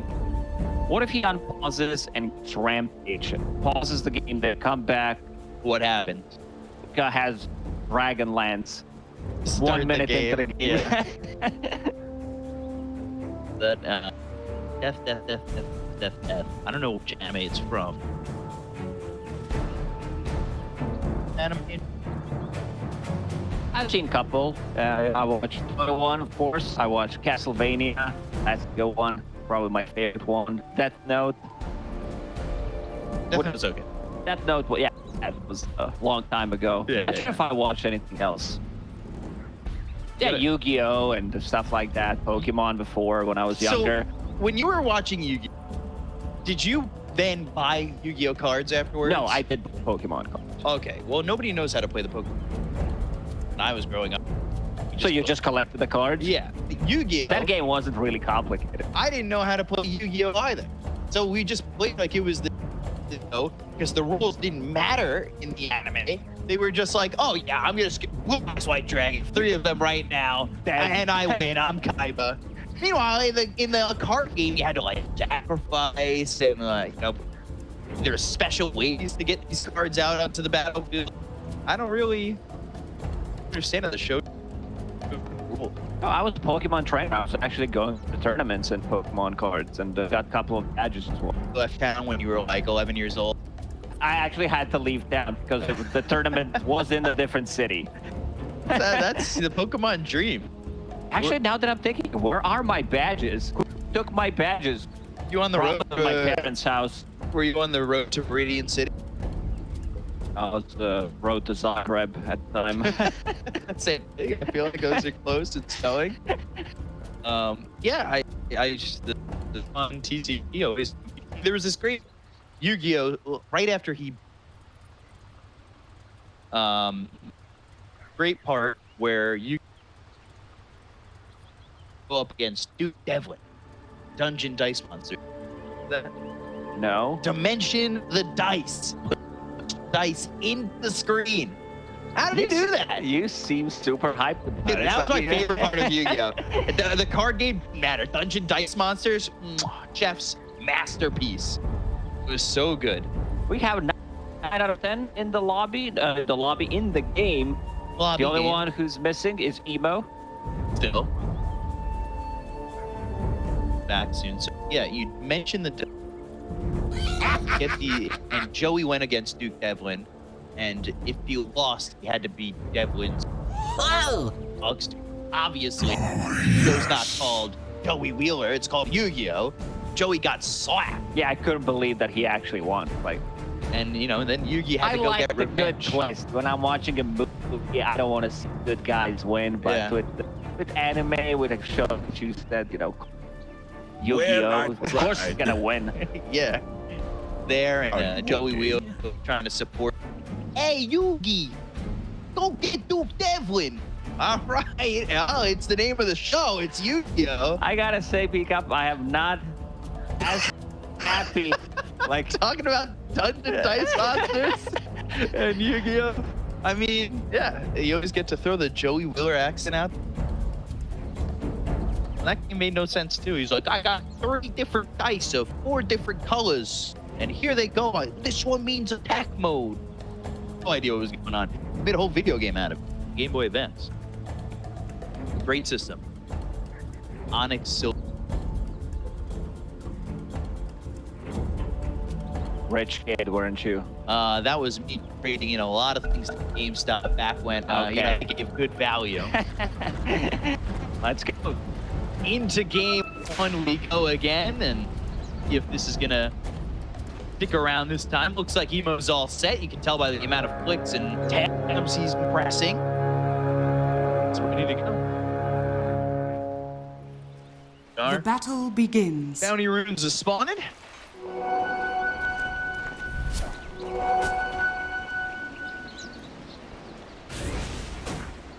Dust, we have seen Bobica on this Enchantress. I love talking about it. Feels like he's always trying to be Yugi, main character. Go into the impetus pretty heavily. Dragonlance. Sometimes we'll see that Hurricane Pike from position Bobica. Enchantress. Shoot. He also does have a block of his own. Shaker plus Sun. You can choose where you want to take these fights. The near threat. And we will block off the creep wave, so they are closer to the tower. Emo starting with Scream Paint. How do you feel about that? Paint first, Emo now moving mid. He's back to the mid lane. You should have confidence with this throw. It's for securing the range creep. Instead of going for Shadow Strikes, you still deal damage, push out the wave, secure the range creep, deal some damage to Pangoliera's XWY. Field Crash, Emo. As soon as he gets that level 2, puts a point of Shadow Strike. This is no blink, I would say, until level, maybe even level 5. He doesn't care about rotations. This matchup is short. Good. And he blown up here. And YW helping out JU. Doesn't have revenge tour right now. I definitely didn't want to happen. Good Fisher block, and if we see lately that Ursos are going for that tip chain instead of getting points back to armor. So they want to maximize their damage output. Great start. Timber in this game, first blow. Just 100 going away from Ring of Hell, so put back to armor. Yeah, at least early on. It really makes you think, right? Because reactive armor is like this great spell, this great passive, and if you're skipping it to go for Whirling Death and Timber Chain, like it must be a great combo, and we have seen how strong it is. It's kind of disgusting. Success get the kill there on QIQX. Get the horns. I saw yesterday, and it's gonna do the same. So going level 3 on the Devout may not even take there. We have seen some new off on him. Bobica again, very annoying. All of his back pull early on just to get those put the shots in. They get a kill. I love level 2 Infernal Blade on. Gives you so much more health thread. W. Right over there while bottom they're trading XWY. He's also getting pushed out of lane with that Shadow Strike. Not a fun time for him in this lane at the moment at all. Emo has gone 2-0 to 1. Oh no, he missed a raise. Yeah, that means not a lot of damage coming out of the XSS. They're still gonna chase QX, and they will get the kill from Scorched Earth. Dust next on the menu. Infernal Blade the second. Still chasing. Bobica has impetus, and they'll get the gun of Dust. There you are. 500 damage from 2 impetus shots from Bobo. This lane not going well. This is a disaster already. XXS with his Doom, going to an Infernal Blade. As soon as he missed the raise on Shadowfeet, they start to play aggressive immediately. Radiant structures are It'll end up being fortified. 1,200 damage from the Doom, and 700 from that Enchantress. That bottom lane. Go Bobica, right? Pretty much. Pain doesn't have point in Blink Strike. This is what we mentioned. So, great rotation here. They have the Centaur to throw out that War Stomp. Now they'll go to the Scream. Just throwing some damage down. There you doesn't go. have that blink. He's just running down. If they keep the vision, got the intent. Good job to get the kill. So Bobica coming in and getting a kill. Oh, what a actually he knows the matchup. It's probably also XWY who calls it. Says Queen of Fate not gonna put a point and make sure that she wants to play as aggressive as possible. Then he finds the creep, gets the kill, kind of shut down this aggression from Queen of Fate. And XWY is recovering. It's bad matchup. The defense can land those misses now. And there's a raise. Success. We need to help him out. Infernal Blade, he'll die. Down to dust. They don't have Bobica there. He's still sitting over mid. Gets boots.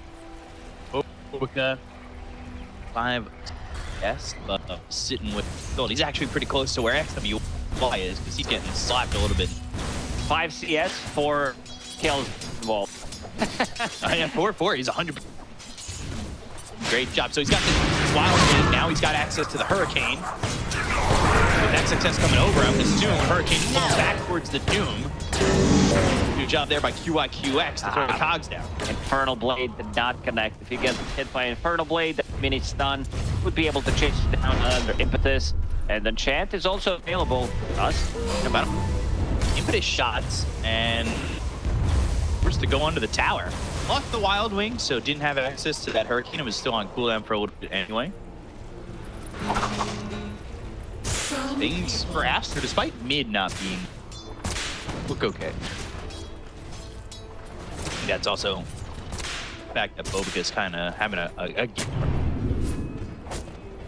He always does. When he plays Enchantress, we'll get Observer Ward, get the Sentry, which does allow him to backstab Queen of Pain. Potentially one more time, Emo. This time does have Blink Strike available. I was gonna say, if he didn't have Blink available anymore, that would have felt really bad. Infinite shot, double damage up for Emo. You're on XWY and Blink back from Emo. 3 heroes here, battery assault, cogs. And the kill onto Bobica. Time the rotation doesn't go right. It's fortunate for Emo. So double guard. Emo, he played Emo. Let's go. Don't point out, but he does have the damage and running in XWY, getting himself triple kill for Emo. Of the aggression, I love when he plays like this. Go for these kills. They do got the big camp that has been stacked near the enemy outpost, and PYW in the right spot, kind with the Fisher. Secures triple kill for Emo. I said that Emo, if he's the one having a good game, that they have really high chances of winning this one. Another point, Cream of Pain, a bit low. Maybe someone wants to die, refill his bottle. Oh no, success. Yeah, Raze is coming in, battery assault, cogs, and the kill. QIQX taking out this Doom. Got the enchant to slow down this. Don't have the damage. They were kind of off to a bad start in this bottom lane, couple of kills, but managed to recover. Dust going into Mask of Madness next. That seems to be the case. Wants to amplify his farm as much as possible. Into Dragonlance BKB. Farm the triangle. Net worth lead right now for IG. No, their 3 cores are really starting to pull up in a way. Monet, he's close to the bottom core on IG, but now with how poorly XWI is doing, if Doom slowed down a little bit, Monet's got a lot of pressure on him to break out in this game. Comes the bottom refill. I want to see them play more around Emo. Both supports are there trying to secure the rune. It's going to be Arcane. YW forced to pick it up, but this one is going to kill. Yeah, Pichu's going to die eventually. Nice play there. He tried to go for it, but took it off. Hits his head onto the cliff. They should know that there is vision now, considering the play that he decided to go for. Echo Slam, not available yet. DYW, thinking about going for this big camp. Yeah. Good try. Or... he's going for it. He's going is the Lord worth it? Yeah. Almost boy. All right. Loses 600 HP. Value Town. Jang, you? They see the stack, they gotta maybe try and swipe it. Especially with Scream of Pain almost. Radiant's middle tower is under attack. See it, they're gonna go bottom then, shut down XXS. He is level 6. 2-3-1 build, that means Doom on Doom. 2-3-1-1-1. So level 7 on Doom. It's something extra. Radiant's courier has been killed. Ready to jump in. Yeah, just forward Shadow Strike, and there's the easy kill on XXS. Coming from the bottom lane, but Emo taking some damage, and XWY makes the rotation and get the kill on the Queen of Pain. As well as find QX. This is a problem with Queen of Pain. You misposition yourself at these early levels. Blink Strike to get in. It's a long cooldown, 12 seconds, so you're like a normal hero. Then you die. So who got the last hit? It was XW1, 400 gold for him. Monet near the outpost, getting those big stacks. YW maybe thinking about getting in, stealing some of these big ones with the 3 Fisher. Also lands of pursuit inside the camp. Ground, but he can get in. Lance of pursuit. Dire's top tower is under attack. Jangyu. 1 or 2. Radiant's middle tower is under strike. attack. A little bit of damage build onto the doing because that Mask of Madness.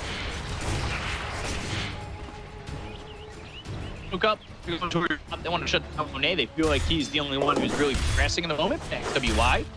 Kills that he recovered into the middle ground. Radiant's bottom tower is under down attack. from shot land from Radiant structure.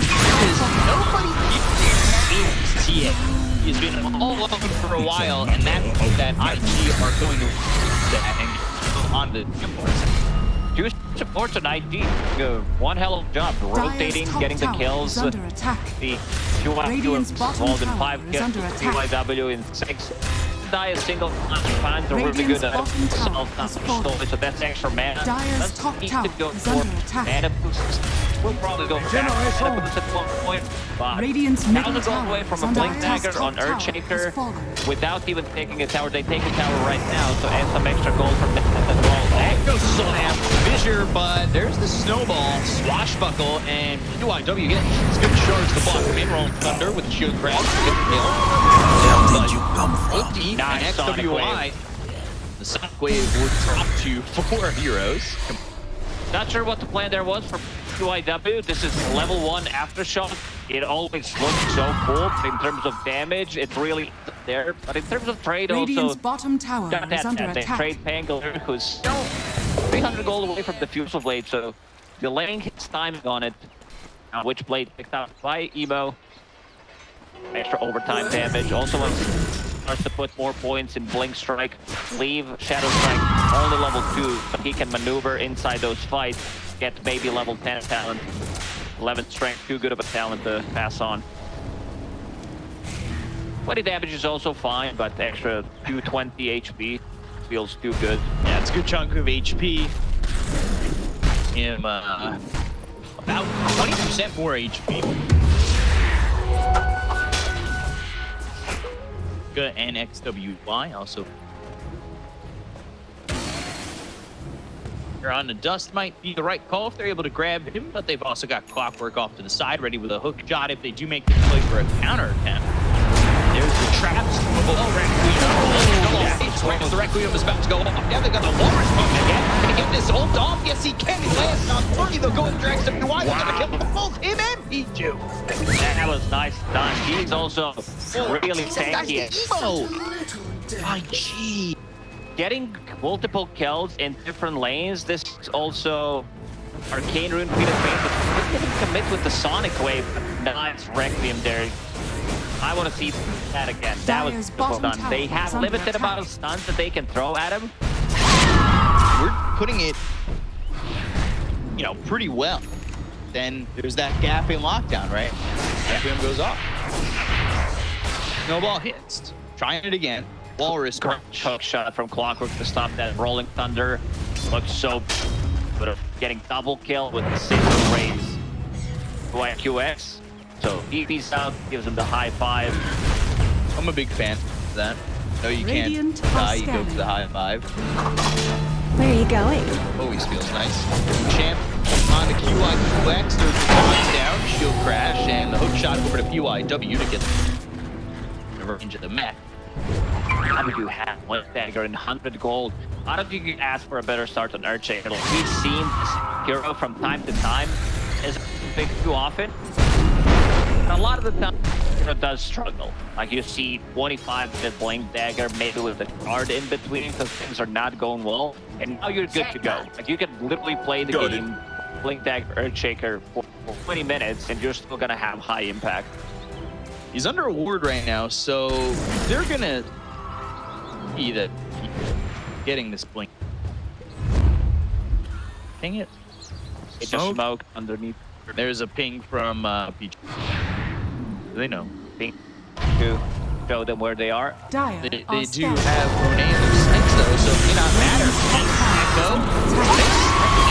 Where they were smoked. It's a bit of a surprise where he's at. He's gonna kill UIW, then throw the Doom on a Zhengyu. Right clicks are in, the Rolling Thunder is forward, they get themselves a second, so it's not all bad for Aster. They were kind of ready for the counterplay, but losing Monet is a big price to pay for a fight like that. And delaying the timing on Team Aster. I think this is not like the best trade, but I think they're also okay. Because right now they're putting some pressure on the mid tower. He needs to be careful here. Yeah, he doesn't have any levels in the Nature's Attendance, so alright. He'll attend to his move while he respawns. Evo didn't type anything, but looking at his face, it was definitely a question mark. Yeah, a little bit of a smile. Dyer's middle a little bit of a smirk. He's happy, still clicking away. Has fallen. He's also bought a casual Ogre Axe, thinking whether that needs to be a BKB or will I turn it into Kaya Sanj? So, it's not the mouse he's clicking, right? Just keep... So, trying to figure out all the things he's doing right now. Why would he be clicking his mouse like that? No, but I'm noticing he's moving his fingers. I'm not clicking to move, but it was what, you know, I thought it was. But what is he pressing at all times? Like, a lot. Button input. A habit, I would say. Like this, I always did it. Does he just have a white key that doesn't do anything and he's just tapping? I always pick courier.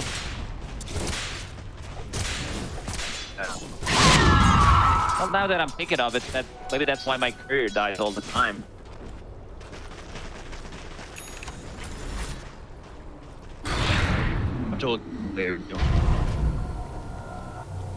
It looks stained. Drag Desto for Monet going into BKB, but we've seen before. Now you've got this Desto, you need something that Radiant's middle tower is under wants attack. to take fight before there are no BKBs on IG. This is the timing that IG is looking for. BKBs go for a pickoff and transition that into Roche. See if we can get a pickoff here on Emo. Thanks back and going early there. That Emo in a spot where around for the moment he actually does have a TP. They don't find him, they don't round. Sending out the illusions, trying to confuse them to maybe bait something. Right now, they are underneath the board. Snowball tag team, even the rolling dog. That's the big one. Okay, Emo with the voice line. It's okay, at least you learned something, but what you've learned is that Rolling Thunder has pounded the moment and Swashbuckle, that connects, they're right on him.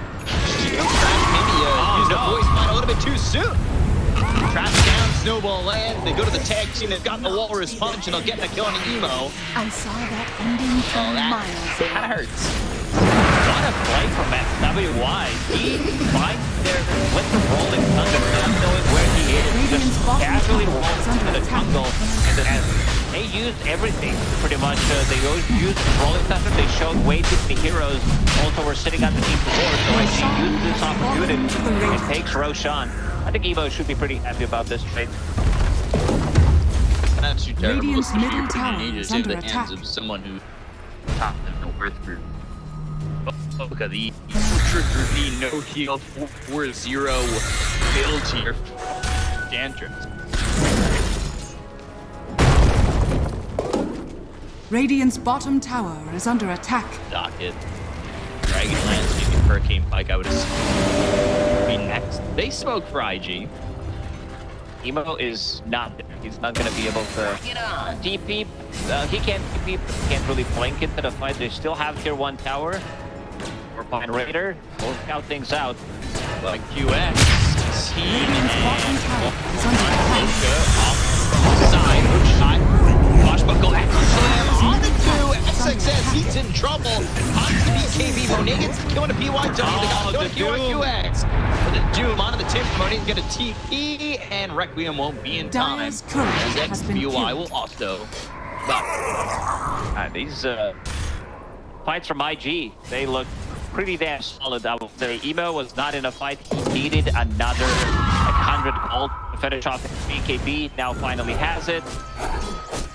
Dire's top tower He wanted is to under buy the attack. dome, but BYW bought the dome for himself.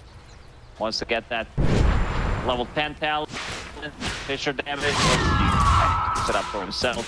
So, take a look at the odds there from IO. He's favoring IG guards, and Jane not going to connect. The Invictus shot starting to stack up here. And now, Jang Yu finally. Oh, like QF. Net worth is pretty even. So far, the panel is being very much correct. It is. He's still being held for another 3 minutes, going into anti-style next.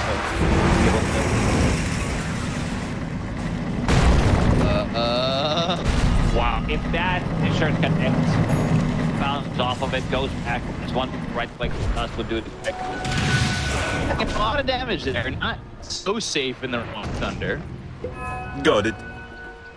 So Radiant's bottom tower is under attack. I mean, not too far behind where. And it's off. It's like Emo's game is heavily slowed down. It does tend to happen with Quiver. You die once, you die twice. Is under To be attack. like on a constant Dire's push structures are for these fortified. kills. Radiant structures Refraction, are fortified. like, we do have some tools that limit, of course. Shadow Strike play as well. Clockwork was going for Earn at one point, but the time had it up, and now will come late mail. Position 5 Clockwork, Dust takes the tower immediately. No real traps already laid there. Radiant's middle tower has fallen. Good 9. They want to defend. They want to get something out of it. Radiant's bottom Late tower TP has from fallen. Dust. Can they defend? Dire's top What tower is under attack. Still chasing. Got the rocket flare. Sure they have the blink. They'll jump on top. Rogue shot. Monet in trouble. Echo Slam is there for him. They go for Chang Yu. They have the control. They'll have the Inferno Blade. They get the gun. They'll make the trade. But IG, they still get the kill on Monet. That's exactly what you want. You want to get him out of the fight. XXS for BKB and TP out. Knows that there's nothing to stop. Because Clockwork already used the hook shot. Nice spell usage from IG. Does not allow for Assassin per BKB. They use, like they lose Timbersoft. I don't think they're, again, too sad about the trade. Albert. We've seen that build being a bit more popular than going for a shard. Instead, you pick up Heaven's Halberd, gives you that status assist. You also want to have free to play against Earthshaker, so he can't combo you. Right. Want to be able to get away if he's going to go to Echo, right? Yeah. And he's got his shard already. PYW. Okay, I give them a hint. Seen him out of farm. He's right here with Bobica in terms of farm. BKB looking for the Requiem. There's the hook shot. Okay. Might be in trouble after the Requiem falls through, but it gets BKB on the right clicks on to Viju. They get to the gun that did something with the 2-head Talbot from SW1. Aids out of the hands of the Shadow Queen. They're going to get one and people left. On top of immediately coming back around X says the Doom have the continued control. And Monet take out Dust. Shang Yu now pumped up into the air. This Rolling Thunder's about to end Swashbuckle. So drinking a little bit of that mana, but Aster won't continue to go. Dust also popped the BKB before Aegis maybe needed to save it. Ebo, I was watching what he's doing, standing on the high ground like 10-15 seconds, waiting to find a good angle for Sonic Wave to push them away, maybe get out of trouble, but it didn't really happen. So his contribution in the team fight, literally zero. Nothing, nada. They need more than that, for sure. Almighty All of a sudden, Aster, they've got themselves a 3K lead. I feel like IG, they've had themselves good early moments here, and I would say they've controlled the first 22 minutes or so of this game. It's not out of the way by any means where it's favoring Aster completely, but IG, they got to tighten up if they want to continue where they've left off so far. I want to see them perform like they did in the first 15-ish minutes. Now they are still underneath the ward. Have any sentries, they block the rocket, they would bring the courier up by W. Now the vision from Aster is limited. Roshan could respawn in 2 minutes. I want to see them take another fight. Because when it comes to advanced style, no. They get so much control with the Shang Yu. The hook shot through his little cogs are on 2. Chakamon is here, throwing 10. Pichu, he's gonna die. They end up trading sports, but they will finish off Dang as Monet now has himself 14 charges on that Dessa. He's popping up. Couple Radiant's top tower is under manages attack. to actually deal the damage on Templar Assassin. I don't think I like this Wave Mill and Clockwork. Not sure what this is for. There are better items for sure. If you want to tank up a little bit more, Medallion sounds better. Of course, always a better item choice, I would say. Medallion doesn't seem to be getting a fair shake. Yeah, we do see some Solar Crest if there's really heavy on physical damage. Because it got slight buff in the previous patch. Nothing too significant, but it... Oh, nah. See. Radiant's top tower is under attack. An item that had just not been seen much. Blink Dagger for Pichu, and Radiant's top there's tower that Hurricane Pike for Bobica. That he picks that up. He's going to the next. I like this more. I feel like Bobica, after that one game where he went like Ags and all the damage, and then they ended up losing, especially with the shit in Aster and their performances, it's so much wiser to have a little bit more control, go to the Hex, and he also understands they are very limited on control that they have. And SW1, he just buckle heavy on this. Yeah, he's gonna need this. He's gonna be able to survive for a little bit longer. The good BKBs on the side of IG. They get the Doom out. It's through in the dust. The right clicks in with the Walrus Punch. The Snowball. Even if Venue will stun him, they'll get the kill. But the right image as the Sonic Wave coming through for Emo. They'll take out Pichu. They've lost us. They've lost QIQX. But from the high ground, the damage from this engaged still die. They've got the trap gamers left right on top of XXX. Is also the that lands on it. They get the kill there. It's the Doom. But the right click damage from Monet is just too much for him to handle as XWY gets the kill on a PYW, and it's a 4 for 3. Time access, Doom, Shadow Fiend, he doesn't get the BKB off, doesn't get the Requiem. It was a nice player from Pichu with the Snowball. He did not allow Game to use Sonic Wave. Instead, he held that Snowball for a long time. Did not want to be pushed back like 2 of them. They get a kill with no Requiem, but they also kind of, I'm gonna say low. There's still Earthshaker, but Earthshaker also had a real great entrance to a fight. Yeah, Fisher PYW kind of looking for the right opening. Dust is already doomed, so he's pretty much dead to rights. He gets a Requiem off in death. And once the BKB wears off, well, Bobica just doing with so the much hurricane damage. actually gets a couple of those extra impetus shots. Still, like, I don't know, 3,000-4,000 damage in that fight on Enchantress. It still gets the kill, beautiful combo. Now things are looking grim for IG. This keeps happening. Maybe Shadow, like, I see him going for Scotty. We're sorry, I gave a little chuckle because he's got 17,000 than anybody on IG. Yeah, it always is like that with the Enchantress. I see that Shadowfiend does have Ultimate Orb and Scotty in his quick fight. Maybe Lincoln's here might be needed. So Team Lincoln to kind of Halberd and Shot next, rolling through. That is not going to go off though because they've got the cogs. They'll get the ton of Bobica. That's going to end up taken out of the fight for Aster as Shards. Just blocking QIQX, but they're not going to go Aster knowing that they blocked Bobica, just backing off now, and Roche might, you know, response. We know that it's going to be up in fence. However, you can't risk giving up more. They don't know when Roche is going to come in, and it was close to the full timer. maybe if that's not kind of fake. Oh, here it comes. The Roachman. Thunder, the open, and this that'll make sure he survives. Ooh, in and out doesn't really have help. He can be early for just to get through QX. That's when able to damage. The Thunder comes in under the dust. This will be Infernal Wing. They have control with the Hurricane to pull him over. They'll get the kill. They've got the Doom. It's on to JU. The BKB is going to be caught by Emo. They got the Disarm on Monet first. They're going to slam on Monet as well. The damage from Emo with the Sonic Wave. They'll get the kill to the Templar Assassin. XWI pulled in into the cogs before response from Issue. The Fisher, the Totem, with that shard, trying to get some extra control from UIW, but they get the kill again from UIW. And Emo's in trouble. Hurricane again, pulling them back. They'll blink away behind the shards and PP out successfully. Blink Dagger is available. He'll get out. QIQX back when he gets mantled in a fight. One shot, I think one hit actually from Templar Assassin because of that Daedalus. 20 Deso charges, Enchanted Quiver. So many good plays. XXS, this is the second time that he pulls Hurricane, like he pulls a hero towards the them, and this seems like it's gonna be a contest from IG. It's being pinged out. Like, maybe they could try something. UIW is there. Don't forget about maybe with the Fisher, does have Ogre Seal Totem. Needs some kind of a backup. He's got the shard too, so he's going to drop down the totem. He's going to give it this one. He's got the totem.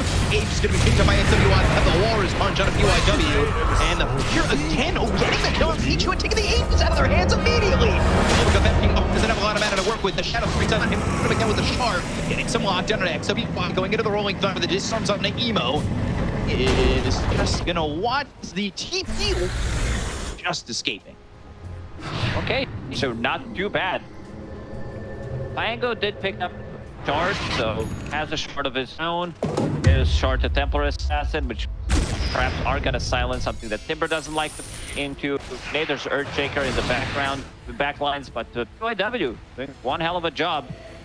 Those Fishers. This totem, the shard, and the extra control that he has with this shard that he got pretty early into the game has proved to be a little bit disruptive to Aster, but they fill themselves a 9,000 net worth lead. What's the plan for IG to get back in it? Looking at some of the items that they have queued up. Queen of Pain just finished off Kaya Sanj. No items, no shard, no silences. Maybe just a shard to have a bit more control in some of these fights. Shaker going for a BKB next.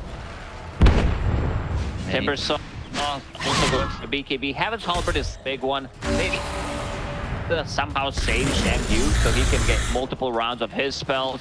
Maybe usages of Fuel Scepter. Heaven's Halberd on Templar Assassin. They also, okay, I'm really glad that Shadowfiend changed things up. I talked about him having Scotty queued up, instead goes for that Lincoln, so it doesn't need to care about Doom. Emo popping the illusion rune, so they go back for a second, but they find their eyes on UIW to get the kill onto the Earthshaker. Blink Dagger picked up for Monet.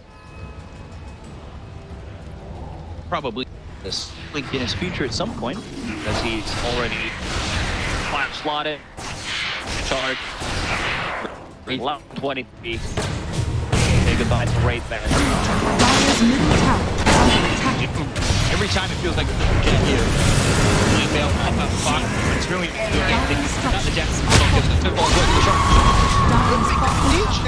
Someone pushing it from the B1. Happens. They can go there over the top. But Jay do an emo. Just barely TPing at. IG is there with they need an extra hero back if there's a clear. 2-3 heroes, or if he lands like 2 raises, couple flanks from him.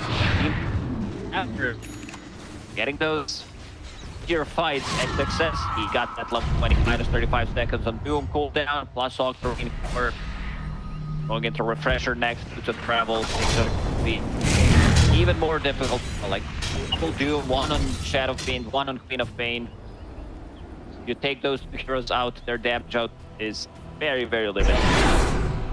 Just trying to get an arcane Blessings. wouldn't be a bad start to fights if he can arcane blink in. You also have Earthshaker to set things up, so one Fisher, you blink in into Totem, you can delete heroes. The question becomes, would an arcane blink with Requiem more than just a flash in the pan? It's just a quick little, okay, here, that's it. Then it's not worth it, right? You need the follow-up to be able to get skills up that Requiem. A lot of gold needed to get inside, so it would be a long time to leave. He is nowhere near. He's the UIW trying to get to B, so is GG. He's got Halberd, and it hasn't seemed to be a problem. Not able to output his damage pretty consistently. Aster is IG, wondering where the comeback will be.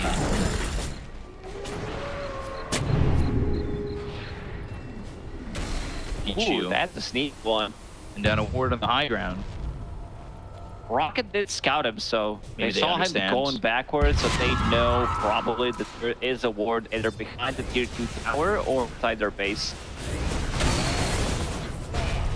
Doing it from Aster, there's a long time left on Roche. Pretty disconnected. But see, there's a fight about two. Radiant's bottom tower is under helps attack. Q up QX. That was a vicious. Lone trying to take the outpost. The dangerous play. But the Warriors, look at them go. On damage. Tower. Radiant's 35 bottom minutes. tower is Catapult under wave. attack. Gonna beat him. Damage. Got it. So are they going to group up, or are both teams potentially just leaving the road? I think they have another plan. Roche, because this is 2.5 minutes spawn. With that double damage, with the Hex pickup now in Bobica, I think Aster looks for a fight. With Blink A as well. Speaking of timing, coming for Aster. Okay, well, up that double damage in the bottle. Swift Blink as well. This is gonna hurt. Clockwork dies the one hit with double damage on if he lands perfect. Down. They don't have dead reason to use the rolling or anything of the sort. So Radiant's middle tower pick is off. under attack. Easy. There's the Doom, and even with BKB, this is a problem. I don't know if you get this. The Rolling Thunder comes in and bumps him up in the air multiple times to burn a blade and to kill him. Emo, he's Radiant's middle different. tower has fallen. He also loses the gem. XXS picks it up. Doom Dire's available top again tower in is 60 under seconds. Force. Things are starting to get ridiculous. Late game, suddenly 1,000 gold on him. Lose the travel a minute ago. Yeah, he wants this refresher orb. Wait to see if it's refreshed for the next road. Up potentially a minute. No damage. It's so easy siege here from the side of Aster. But Julie Monet great other side. Radiant's middle Still tower has fallen. Double down, up and running. These illusions gonna disappear immediately. I don't know if they want to commit, they could try to 37 seconds waiting. Maybe he wants to use buyback, but if he doesn't, seems like this is gonna be a set of barracks. They'll hold it. Going through, but snowball stick. Got sonic wave. It was the overseal totem for Pichu to try and get out. I think it's good. So I do get past control. The Evo is going to be silenced up. The right is running the Invictus. They'll take him out. That's 3 heroes that die. 2 bump back, and well, Emo, boy, dead for 100 seconds. I don't know who really holds here for the side of IG anymore. This is gonna be potential Roche respawn. Monet with the quick fingers gets that BKB off.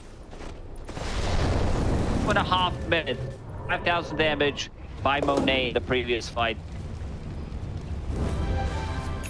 Long duration Roche again. All right, Spell Prism as well. On do Refresher, Octarine, level 20 talent.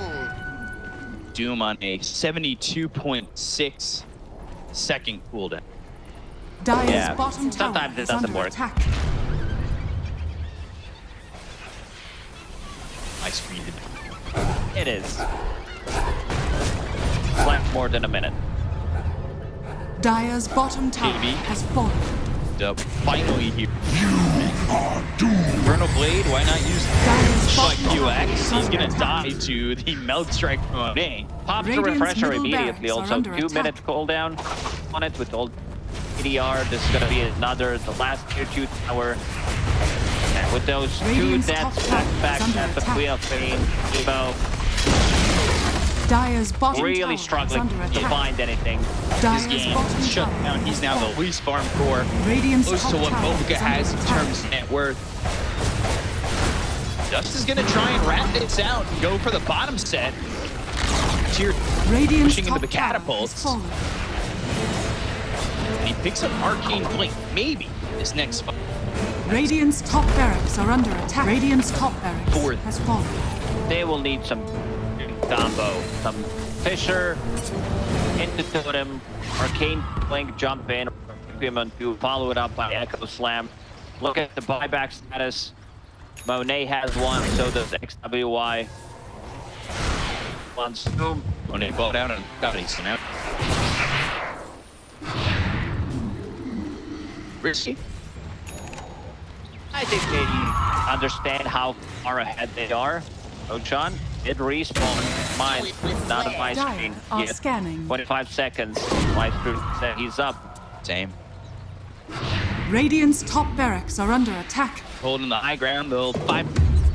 IG really need an opening. They have catapults in their base. Dude, take care of that or you So know, you lose know that rack. something's up. Right now, Aster will hold on to high ground. Boca in a good spot, plants down Observer Board, and is also ready to break the Radiant's smoke. top barracks are Roche's under attack. refresher shard. They see that it's up on the side of Aster. Got that trap in the pit. Mo, wait for the team. Gets broken. Fisher landing. Now they go. The loop to stop away for a second, but there it is. Thrown over on a Pichu to get the kill there onto the Tusk, but nothing more. They've got the Jubits onto the Queen of Pain, and now Next Success moving in for more. UIQX, he's got buyback, and now they've got the Jubit of Dust. He's trying to run with the Rolling Thunder, and the Infernal Blade, that man swashbuckle bashing him. Monet comes in, they call the GG, and Aster will take game number 1. Looked really good for IG, first 15.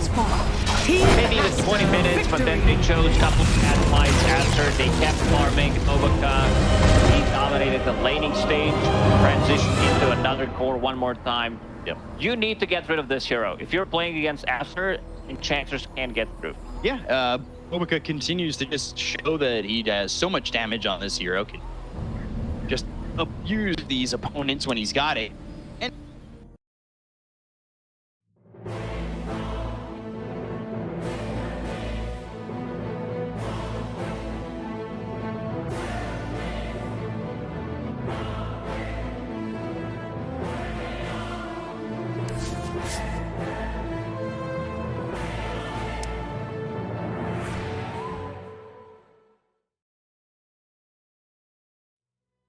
Cloud, if he's got these hawks coming through, you know, if there's no... we'll come back to this as they get the dive on, and everything I was saying is now inconsequential because Cloud has gone down, so Kami has to move away from these ultimate kisses.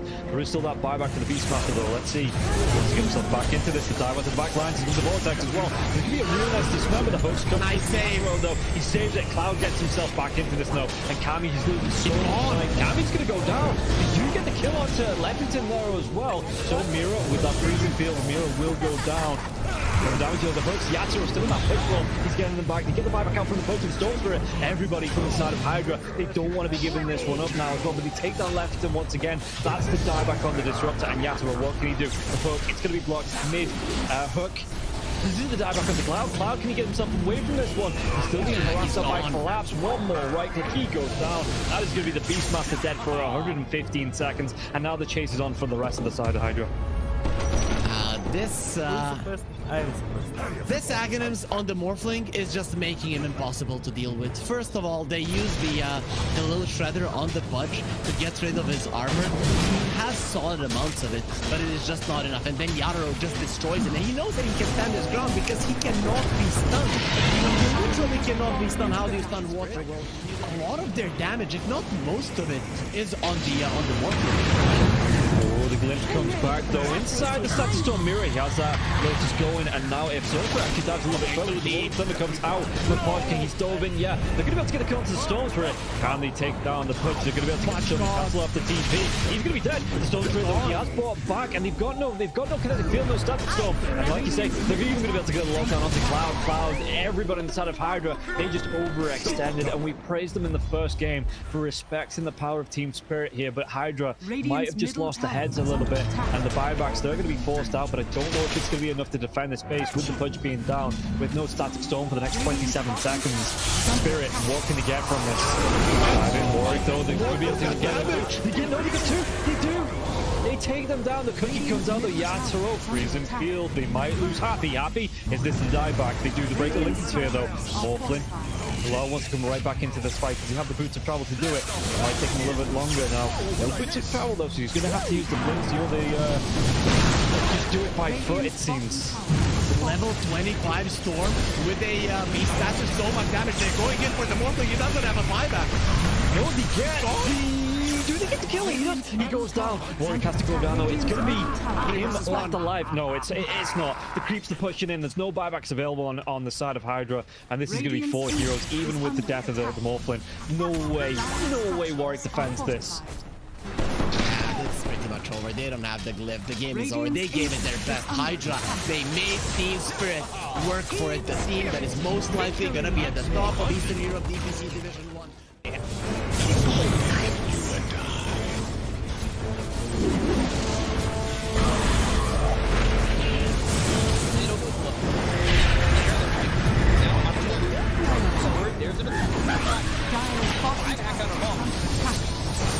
Radiant's middle barracks are under attack. Radiant's middle barracks has fallen. Gouts, you want to commit. There's just not enough damage. Crimson Guard, Atrophy Aura, Rubik's Fate Bolt, all this damage reduction. Let's see the combo. Bit of Malice. Strong in by that by the Disruptor, and now they're going to be hitting from when it's back up once more. Bit of Malice, and Malice in it. They'll lose him in mind control. Right back towards Amara. Trying to run from everybody on the side of Gaimin Gladiators. Radiant's middle barracks are under Siphoning attack. and getting back into the base. Has fallen. Alive. Yeah, I think when it's time to call it, it is time to call it. They have no business left in this. And didn't get the tether off or something. I think it got broken. Either way, I like the ghost up to purchase. That was pretty heads up, but we are back and there's a smoke action. There's the divine right there here. They're going in on Q. There's the hit. Okay, get that hit off. 123. Knocked. What damage? He's dead. Oh my god. Nothing. Less than 10% of his health. I mean, I'm assuming that's just the game. That, yeah, 100%. There's no point in talking about the AU picks it up. I got it, boys. The dive. Let's go away, you. Oh my god. Victory!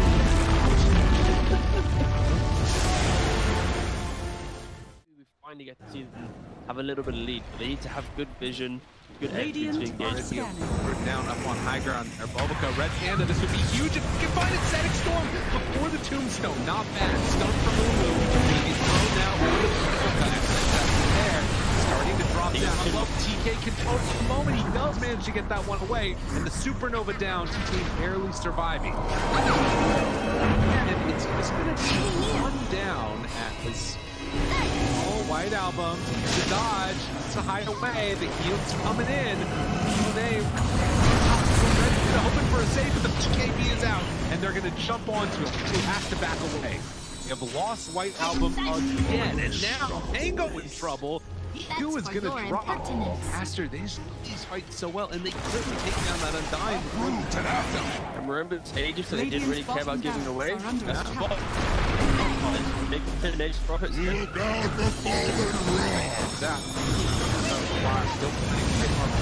is out on the play. Didn't have a BKB available. Bulbaca dropping low and toss back in. We have a Bulbaca.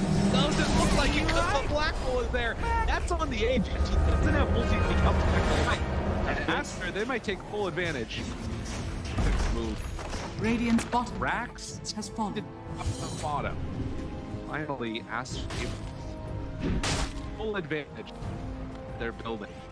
Radiant's middle tower is under attack. Oh, just for a brief second, had more network. There it is, back again with the higher network. When you click on the L, it's not really an inspiring network. Blink, BKB, Radiant. You might be able to get on top of a hero, but that's not the shot that's able to 100-0 here. Like even this Undying inside Static Storm, able to then get over the Slash Golem from away. They have that to try and keep him alive. Makes the move, and again, into this fight without Monet here. Pretty good for them. Right album, but now Monet is out. Now they're in a lot of trouble. They need to kill him. Okay. Alright. Pops ulti. Now the turn. Punching. Really getting away. Sort of survived that first salvo. Very strong. Supernova down. Pops the PKB. Ooh, he's just caught here. They want to get the kill. That's really himself up. And now the chase. The avalanche, the toss. Thinks he's going to give up his life also. Then Monet is way too strong. This might just be the full set of racks going down bottom. Aster, way too strong for Ares. Like Aaron's the GP. Oh, they're done. Okay. I was wondering. It looked like it was that type of game. Yeah, it kind of was. It's like a game where you're an out. He's not really ever been in the league. Victory. He hasn't really never protected himself.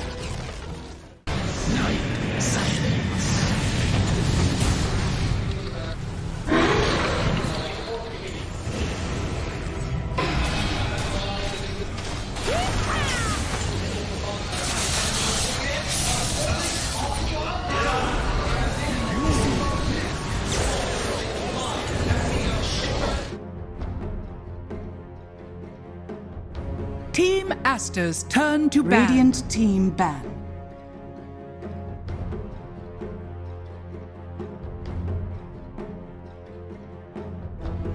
Team Aster's turn to ban.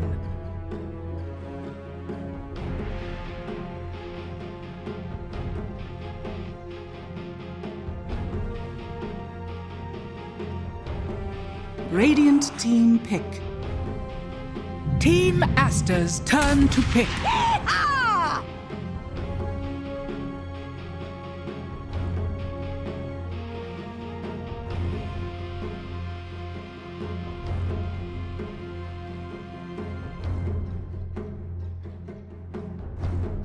10 seconds remaining. 5 seconds remaining.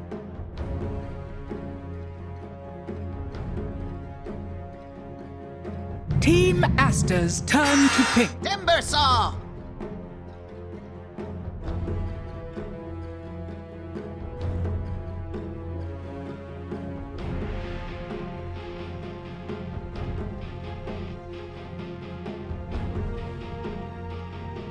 Ten seconds remaining.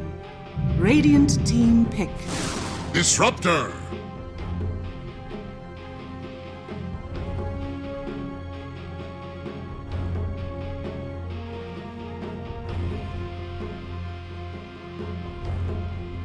Welcome back one and all here to the Chinese region. The action 10 continues seconds here. remaining. Game number 2 of Team Aster versus Invictus Gaming for the third place 5 slot seconds and additional remaining. 80 GPs. Radiant We're team going to be back. getting into the draw operation. Monkey King. One of the things that we want to see is how Chandra's is handled for this particular game. Whether or not one of their team ban it. Feels like that's become the hero of the region. Team Aster's So turn you have to to have some ban. response if you're going to have. Do you want to see the future? Look into Prophesy, yeah, Enchantress will be banned out. Oh, yeah. Great. Yeah. I can't. You That's can't too predict difficult. that. Yeah. But someone will ban. After game 1 needs. It is 10 seconds remaining. I tried to look so cool. I was gonna be so. It's gonna show up. Maybe next time. Before it comes, what do we think about Earthshaker here? We don't see this hero. You got the odds there, brother. Good job. I got the odds. Yeah. That's fair. Earthshaker, how do you feel about this hero? I like Shaker when it's picked in like seconds. As a, we already not revealed a lot. We've got this casual Shaker versus the draft. I don't get it in tandem with Lewis or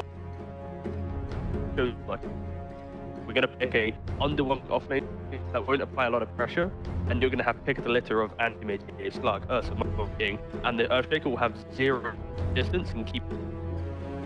Wasn't really a fan of that opening. It was pretty underwhelming.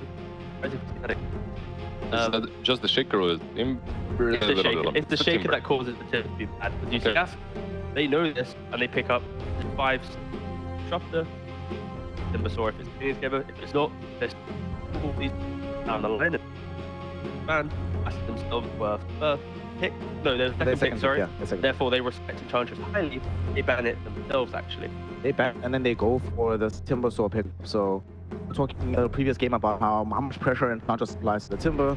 I think they probably had an idea that they wanted this hero for XXX. So he can play well. Take up the edge, suddenly feel a lot better about picking the.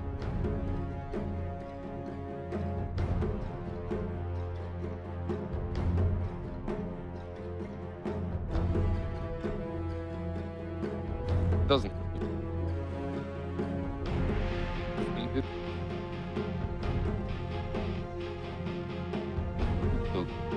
Right?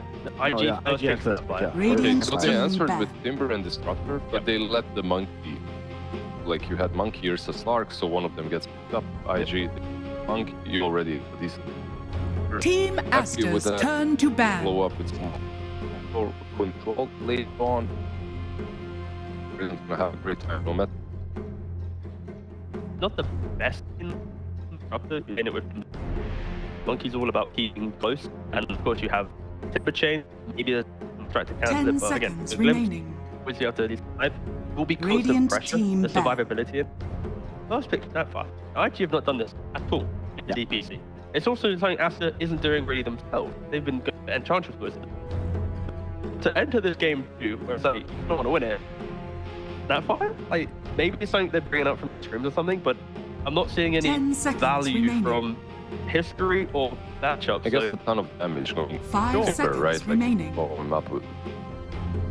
They try to pick some generic strength here. Like, yeah, it's a fun change up idea. We'll see if there's like a picture down the line of why they're first picking it. Brand new idea in this. They have the flexibility of this. They can play this in the 5 position if they really want to, but they can also drop here. W is really good. Pair it with something else for Shang. We haven't necessarily seen Shang show just yet. So but if you have they have to come in. First counter is probably much better. Yeah. They 10 could have seconds followed remaining. up with Disruptor and like that better. 5 seconds remaining. With a snap. That's the thing. So you mentioned it, like, yeah, Disruptor first. They but could have Disruptor. Yeah. maybe the fear there is because they aren't banning up Beast Disruptor. They'll be like Beast Vic from Aster, and then the whole different draft pattern that maybe not into. But I don't think changes that much. Like, I don't think that first phasing Disruptor is going to prompt an instant response of Rubik plus Beast. And the snap changes that. Know what I mean? Team Aster's turn to pick. Like, Radiant it's a team really pick. interesting first have get out, and if they but it's one of the weirder ones, and for Aster, although they have Tundra and Disruptor, they are using that picking up the tiny. Because now we have a lot of flexibility Tiny. All three heroes, it's like different lanes. 10 seconds They need remaining. to lane. When you're especially when you're first pick, 5 and teams are doing seconds the remaining. draft pattern. Radiant team We're gonna pick. have bunking big hero in the lane. Like, don't care if you're flexing, because we'll just make sure our lanes are really good. Jong Yu's now got the Primal Beast off lane. Yep. Definitely off lane. They beat up D pretty much with the Primal Beast the other day. And this makes the lane even stronger than it was before. Have the 10 primal seconds remaining. That's only strong later on in the game because you can get on top of someone, 5 follow up with more. seconds remaining. Combination is really damn good. Some sort of initiation versus scan heroes that are kind of funky. Protect yourself against that, but overall it's just a primal beast. Like you said, like he dominates with it. If the man loves his hero, pick it for him. It's as simple as that.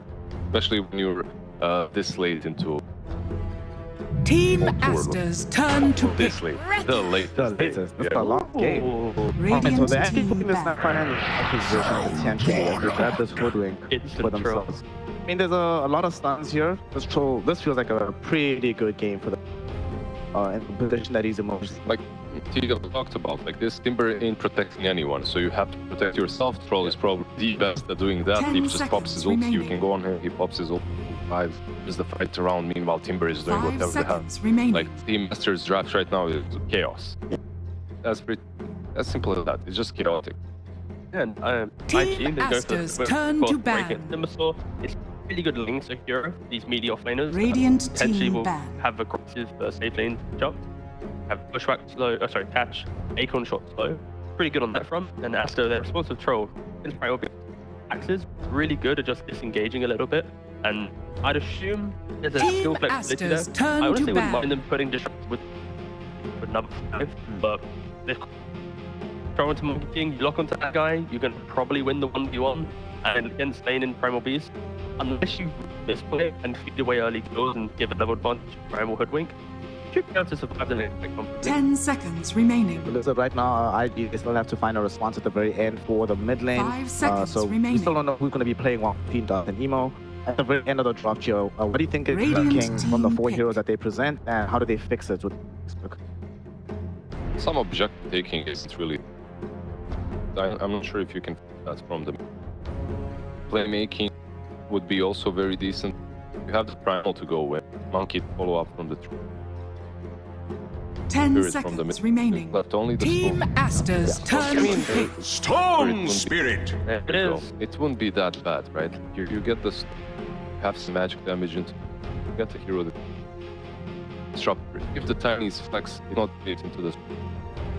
I want to Aster, just like I think 10 this game, seconds remaining. why don't you just run this tiny mid case and then just get something else? True, they could easily look around as well. Choose your hero. Oh, good. One of my favorite heroes we don't see often. I love Grimstroke, and sure, they put the tiny bit. And Grimstroke, why I always enjoy seeing this hero, especially when you pick it later. There isn't insane map pressure from IFE. You are going to be able to play a stable game. Grim can sit in a lane at the point and stroke a fade out. Against Storm, if he zips in and he's soulbind, again, same for Primal Beast. They manipulate his movement, it hurts him a lot. And down the lines, Ags still on Monkey King, like you have late game comeback potential. I always like to see that with like that get out of jail card with the hero. So, yeah, overall initiation with Tiny to follow up on, enabled throw with the discipline guard. It's a pretty cool Grim. I like. And what do you think here, Liz? Looking at the draft before you call the emos coming before it even emerged, you're going to be good enough to force us into game 3 now that you see the response from team. I think it's good enough. Comes down to execution. But I like what IG have done. Like last time we've seen it was in a perfect call it. Well, it's not a perfect game for the Grimstroke now, but if it's Master, it could be perfect for them if it's going to guarantee a win here, make it a 2-0 affair, and put them in third place in the PVC. Of course, IG and the boys have a much more heavy fighting draft than they did in game number 1, so we'll see if they can use that to scale the game as well. And we send that over to the 1-12 of the Brainy Peak. Brains or logic? Brains for the first time. Brain or logic? I don't know. I don't have brains to figure it out. Choose logic instead. answer today. Hey, look at that. And we're coming into game number 2 with Aster and IG. Aster looked really clean in that first game. And IG, it's a little bit of some of the problems we've seen from them where they take an early lead, they don't know how to transition it well enough, and at the end of the day, they end up losing. And something that has hurt them at times. It's opportunity. Yeah, I haven't heard anything you said. I was just thinking about Grimthrow. My boy Grimthrow getting some love again, you know, getting picked. For battle. This round gonna be played. Or I believe Kaka has played this hero once during the DPC tour. It always feels like, all right, this is the Grimthrow. He's got to pop off in this game. Storm Spirit, sure, Leech Mechanic, Phantom, always gonna be good. You also have to play with. This is Tiny. This is Timbersaw. Utilize your well real nicely, and also Monet on the troll. There's one player that I'm like, because Troll's like he's been a meme pick for a long time. This year just always felt like, oh, I'm gonna Troll looks good for playing, lose the game, getting kited, but Monet's probably the player that I would choose. Say he is one of the best, if not the best troll. 30 seconds to battle. They're sneaking around his 5 emo. Gonna be focus on the dust, throwing disc, and well, that out First blood cut down. from a stone. NVIDIA gets first blood, which is always good for the mid lane. You know what should be a thing? Monkey is on that tree and Titan picks up He should hold the monkey. The battle Picking begins. up a hero adds 100 extra damage on And top then he of whatever it tosses is. him away. And it hurts you. Takes every time he swings, and then you take damage. And you throw. Good start for XWY. I think Titan is one of the best heroes. Like, on this time and time again. Now, off to a good start, gets that blood money. 100 away from bottle. I find it interesting that when it comes to shoving in a situation like this, IG have mid. Yeah, I mean, period. No question mark this time around. Just straight up. He did the record against outside from China the other day in terms of kill involvement, like 40 plus. Then he nuts. So against outside of China, but no, the hero did out. Also, sorry about they decided to switch things around. XXS in the same lane as a matchup for him. Monkey King right there worked the trial lane. Not the usual trial lane, but these are 3 rare heroes. So Dust not be able to get close to CS. He gets close, Thunder Strike, couple of right plays, go fade. All they need to do is keep the pig open, keep walking this whole time. Sleeves access to slow experience, right? Like what Timbersaw with a bit of levels, especially the Timbersaw that we've been seeing working levels of reactive armor. That being said, though, that's being stealth. He does have the reactive armor, and I feel like that's necessary when. That's up the trees. He can't get close. For now, just collecting XP, dodging the active. Open, let's see, stack it. They can't do anything. And now separating a third row. Yeah. The health off the got her plans, have a strike, and Bobica behind Monet, anybody that would shoot kind of far forward. Scatter blacks, and they're all sitting kind of low. I love it. Or reserve shots much easier. Look to try it. I don't think it's gonna have soft lane. Timber can design the front feet made against the low. I think it starts to be a bit more pressure.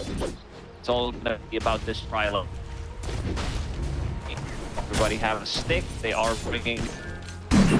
What a video. He did have really nice. Radiant's bottom tower is under attack. He in game position for their push connections. XWY. Us in the air. Emo. One emo. Back. There are 2 for him. Toppling trample. What's it really doing? That's gonna throw out a whirling. Take it. Really didn't get arm. Now this is it off and down. All right. Stop. Jump it down. Same day. Sweat off. Slow down. Prime spring. Scat blast. Something about you. Tree full and hit a bushwhack too. But I can't put my finger on it. Well, not again. Nobody dies. This whole time though. Aster, they've got a 1-4 lead because this can't do. No. Also means that the ought to be open. Grab. No, it's gonna secure the 4-minute rune. No. 40 or something. Why? To me! It's okay. That's another water rune to pick up. So, like do both. Not getting anything from this. Yeah, still in hustling. See emote. Not for you! Oh, he pushed that 6. Emote back to the bottom. Just try one next, but still. Like level 2. Hey, it's 3. We'll see if level 3 for these to work faster. They can get one push back next, but there's the 8-12. Now they change it up. You got to Self-Cookie. And strike. Freeze. Song them out. From the glance. Tree. Dust.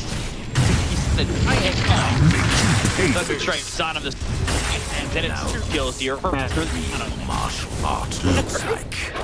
Oh no. Radiant's courier has been Well, killed. you said glimpse the tree. I'm like, yeah, he misconnects and clears the trees and other trees. Does it go on? Yeah, Cookie put himself in risk. One go to go in. Cookie puts himself in the dangerous spot. Dies in the end. And we have 3 heroes. Sims. Primal Spring. Monet. I can't hit him. There's chance. Kind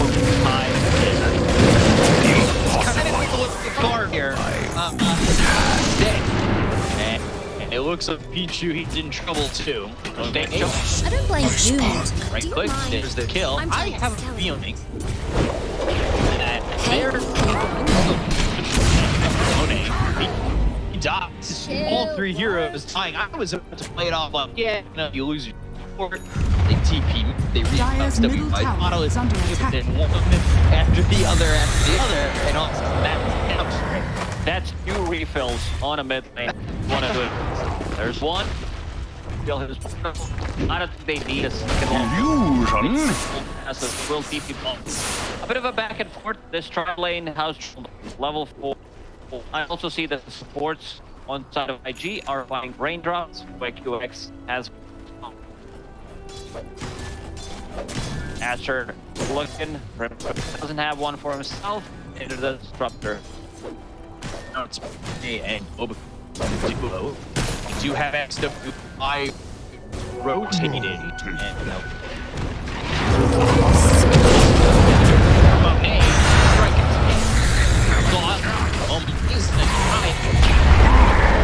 Dark trade might work out then. Actually, it through down. Some trouble. The tree trying to run. Dire's There's the middle tower world is under attack. Very crucial. 5 in rotation from Aster. It's time to change the lane. After the Monet needs to find a different lane for himself. It's a spottable lane. It's working out for him. Getting extra ult for both. He's a some levels as well. Could have been a different handsome didn't have a deep putting rotate to the exchange. If he face at least one. Oh, well, he might dump you. Glimpse, Radiant's XXS, bottom and another tower is whirling under Yeah, attack. this is a tower. Good rotation from XXS. He has Hood available against at least Storm, Empire. That's solo. Dead alone XWI. Okay. Radiant's All in middle a tower is kind under of more attack. IG. They need to utilize Primal. Is level 6, has phase boost going in from small items, thus need to cover. Have that good of a start. That with network for at the moment. Are also going to be slightly under low W trying to get some next mid lane.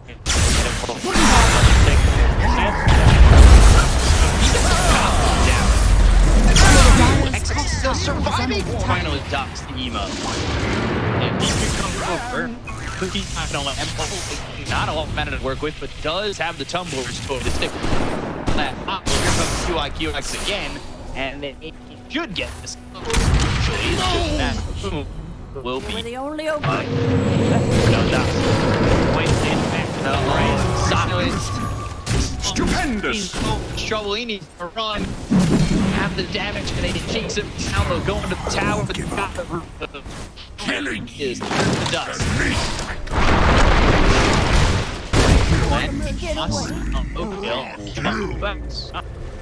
It has its maxed out. Once it's that level 10, there's extra damage from the total pool. Extra bottle. Not gonna be 6. That's this cute. Tower for IG is really not there. You don't. Radiant's middle tower is under attack.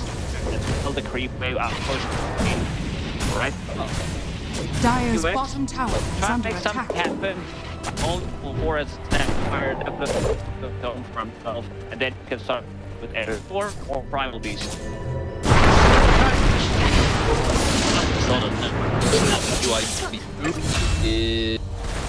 Team back. Bobica dies in the game. So it's getting out for a second. So I'm sure there's in this game QX, YUXX.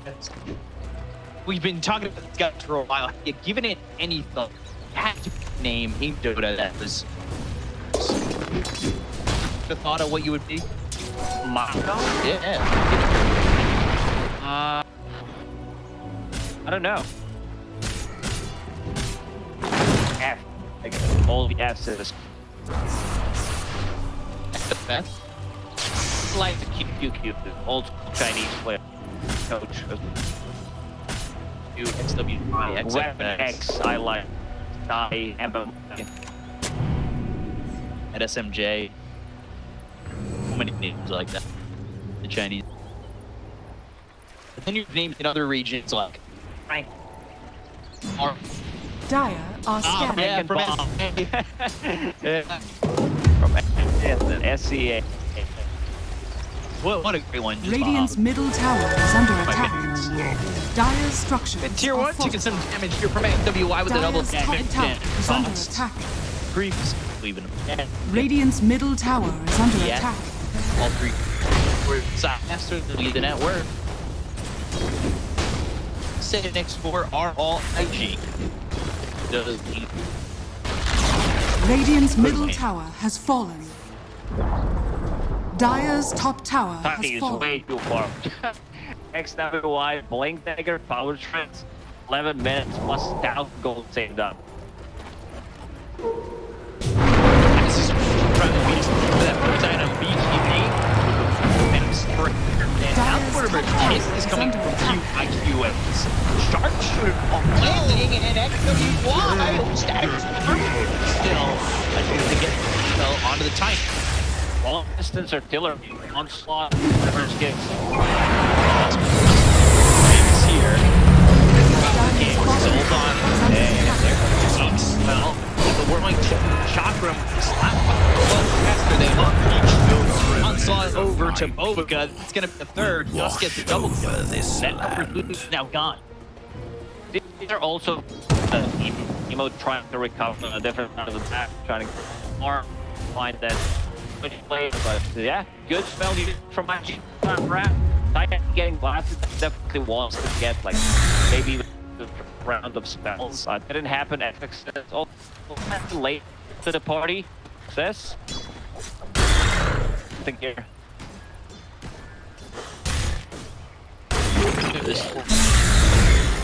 Success just. Radiant are scanning. BK after that blink dagger. Like you said, he had a solid start. We'll see if they can keep that up. I want to go here, Hoodwink, and right now has Arcane Boots and first into a shark. Pretty standard, but let's say probably enough. That's for a later down the line. Hey. Radiant's middle tower is under attack. Oh, yeah. Oh, there you go.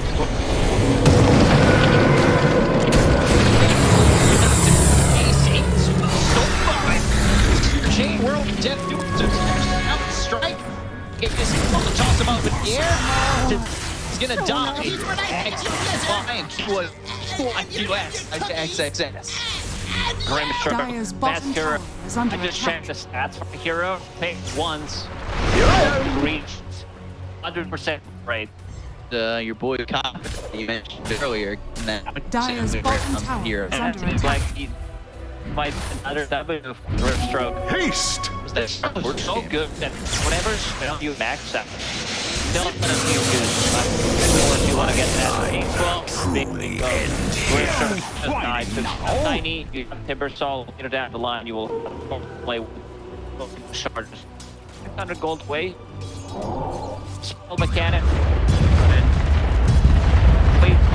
It's all about a bit of a keto. Of the Dark Portrait. It's gonna take a good tone farm as a Grimstroke because you want to Dire's max bottom out tower is under attack. They'll want to have a fade, push out the waves, down. You want to have 2 points advance break. You want to have 11 and at -5 seconds down and full. Like the toolkit is nice. It's just the I'd say just a bit. Yeah. The original Romeins.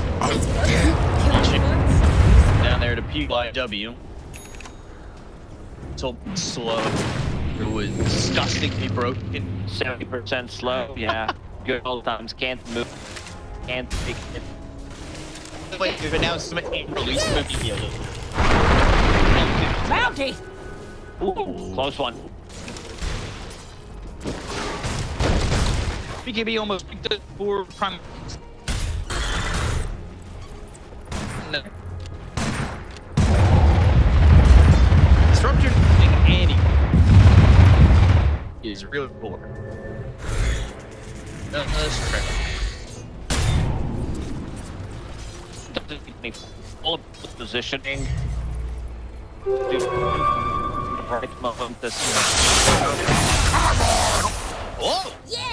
And Dire's top tower is under attack. Ash Sharpshooter doing the damage, can't kill Monet. Oh, all of a sudden, on me, they have a 1,000 worth lead.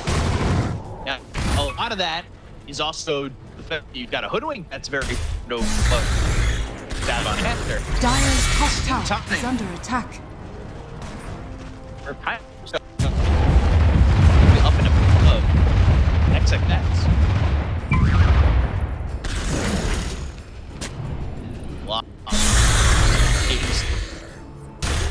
He would have had an amazing hero level 9.5. That boomerang you talked about, so applying some of the damage, lost a sharpshooter, and failed Discord. Damage amplification with Snapfire, Primal Beat.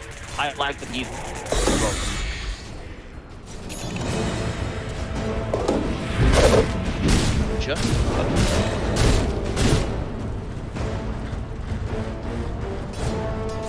Just as a lion. Well, okay.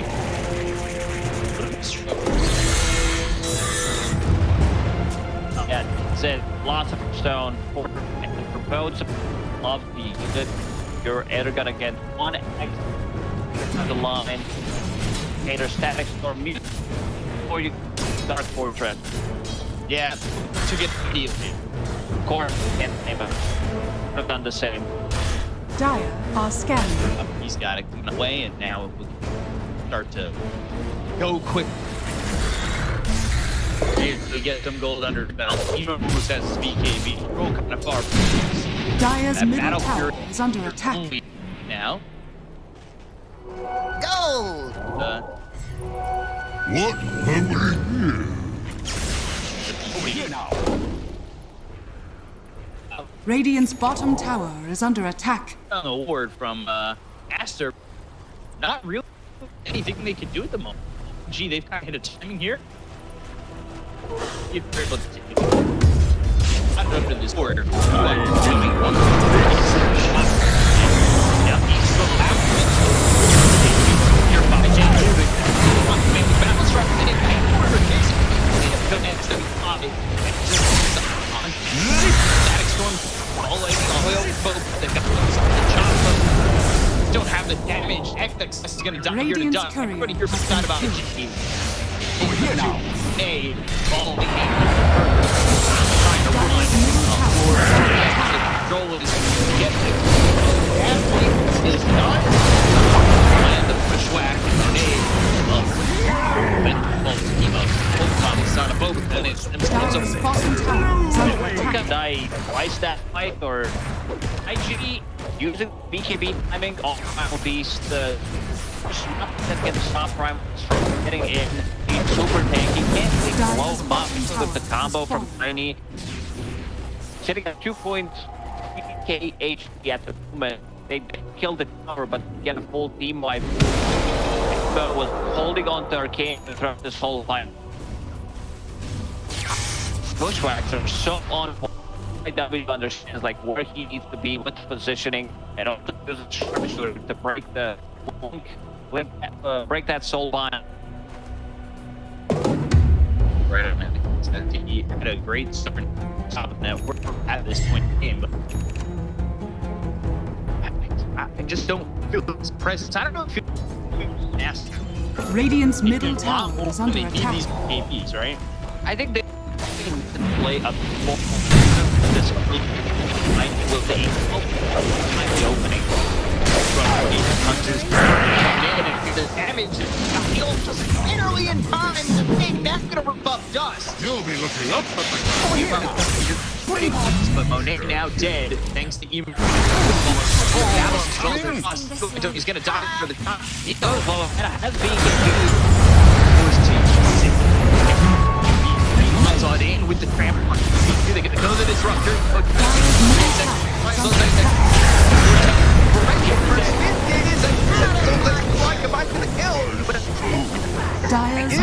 Turning, swatting inside his brain, swirling death. There's the death stroke of trying to keep both windows a good spot for the tramp. Stop it. We're here on X. Yeah, clutch that troll off. Last seconds, they get a kill on that. They also get a kill on Storm, but these trades are obviously for IG. Jagu popping off of the game. He's all over the place. A net worth here IG. What is the road back for Aster? They still need a WI. He's got the Echo Sabers, but he get into the KDP. Next of items is going to be 3 BKBs after. I think this is what they take a focus. In terms of damage, it is. But that's about it. That go through Magic Immunity. It's a very early pick out from Zhang Yu. 1 minute into the game, on top of B going into Kaya Sanj next. Is under attack. And his double boots. He needs 4 boots. Yeah, legs. Let's have this conversation. Dark are scattering. I'm over here. Here we go. Let's go. I need probably I told you and Mortimer can play together. So bind is in there. Keep running. Run out.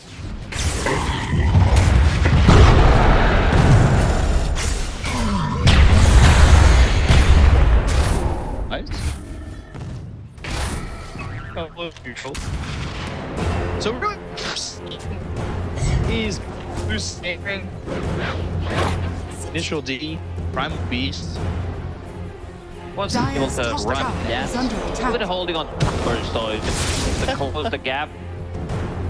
Ridiculous. So here we go. Nate has the BKB. It's fine now. That was one his TV just flying out. But has one. Tiny. Just a recipe needs enough to finish it off. And he kind of slowed down. And he doesn't have such a great start. Where it's pulled down. Lowest performance. Oof.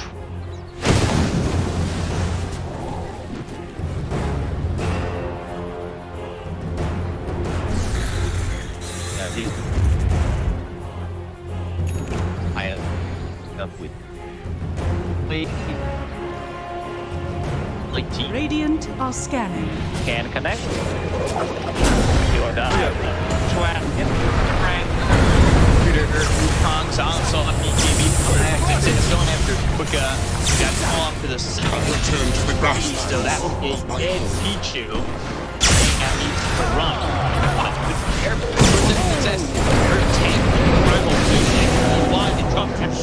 But the BKB combo does. They're gonna these heroes, Bobo and XXS need to get behind the shoot that. It seems like whenever Jan initiates, whenever he gets into a he also does have but they can easily close in these new sports.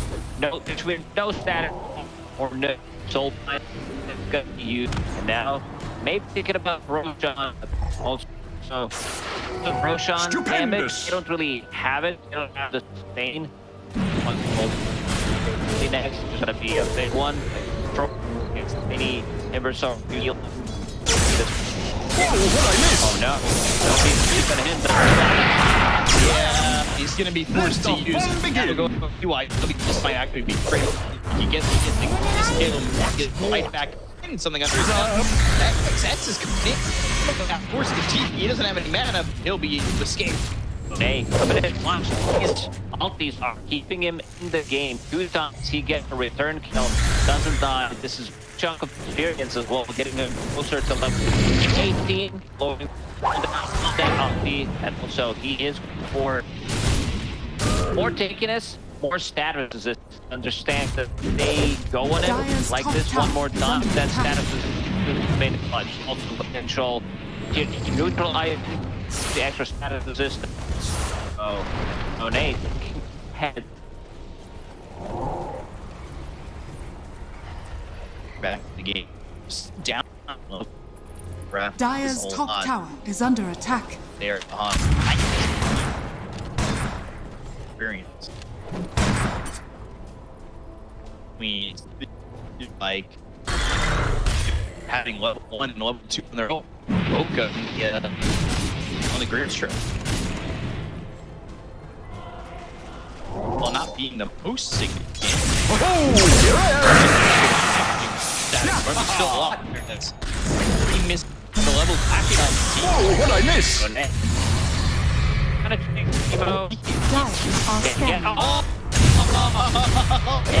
blew it. Me or Root, which wins? Hit Root. He's getting way too much. He's trying to go on him, and he was nothing out of it. Josh now level 18, BKB zone up to 7 seconds. If they fight, they can easily if Monet's alive. From the tempest of battle. That is.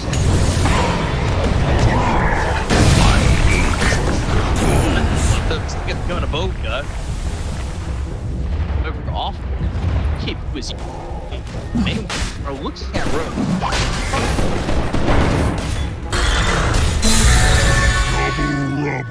Darkness is the item. Okay, I want to protect this. Just like double damage on Tiny. As I said, Roshan damage very limited. Their sides are taking time. They still don't know about it, it seems. Wow, I'm shocked they're getting away with this. I think they're going to be kicking themselves. That it just took so long. Nobody reads. Should have been a contest, especially being there for so long. Emo trying to get E-Blade.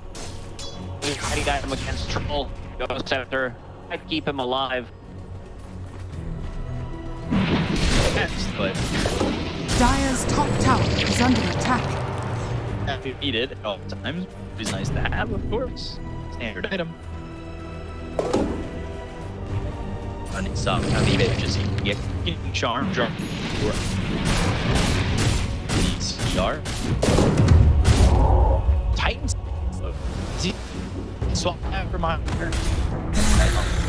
They're really good because he does have status resistance. I also think he might just more status resistance. It's good for damage. Time he can the Mind Breaker if he wants to, but for now, just break up more defense. Shaggy with the big BKB, attempting to get something done. It's forced some days BKB, but nothing happening afterward. Monet, well, do I get not for root? Better root, I think he would. That's why he turned. I'm thinking about like, the odds of that, the percentage chances coming. You know, 20% feels kind of nice, right? It's not 17, you know, every 5 hits, 20%. Radiant's top tower if you're is under Monet, attack. Got the basher. So percentage is now 25% chance to bash, 10% chance to inspire. What? Has exit exit so super tanky on his Timber Saw. Kaya Sanj Radiant's top tower is under attack. 1,000 gold. Dire's bottom tower is under attack. The Aghanim Center, Philosopher's Stone, wants to be able to put that extra.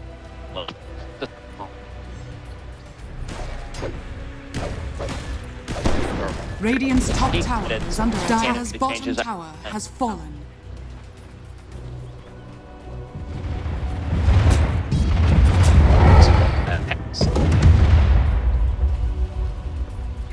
Sir Low on Aster R9. He's pretty engraved. Radiant's top tower is under attack. It's getting that's without the shard. That extra bit of like cookie that you get.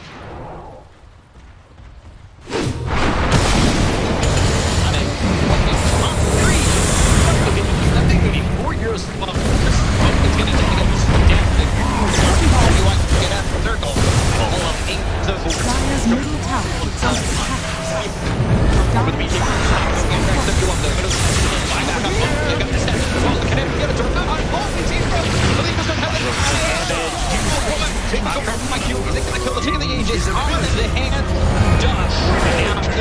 Killing off respawn on Dust with Boundless Strike missing. Vision, Timber Chain, Whirling Emo's gonna be here. Success carrying the fire for Aster, one back. Imagine if Troll gets the ulti off in the previous fight, because he literally 0 damage there. 135. It's wild axis. Whirling axis, not wild axis. This Beastmaster talking about. Emo also zipping in classic Emo move out, and one of the reasons he has played tag in his quick bomb now. To get out. It's 4 heroes and Omega, he dies so quickly. It's survival. There's nothing about this opponent. Even snaps from SNY plus Sliver, it's still not enough to keep him alive. Big status from Kinetic Field. Even give that's right. Field Totem hits us and you. And on Dire's top tower is under attack. Go get the triple for that. There's the Hex on. It's a Hex. Well, you can shoot targets. So it's going for Satanic, so that's gonna be like even more survival. It needs that, like, it needs kind of the no force. Time only left Glimmer. The feature is not close to use it on him.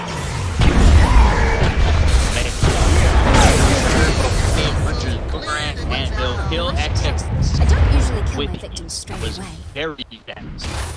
The damn thing done everybody doing, as well as this Hoodwin. Sharpshooter doing 12 stacks. Caught you in your Wow. stickies, didn't we? All his dash application. Boomer. What you believe? That's the second one.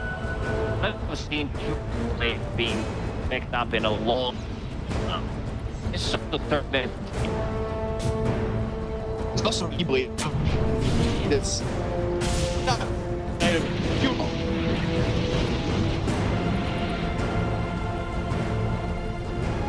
Level 8.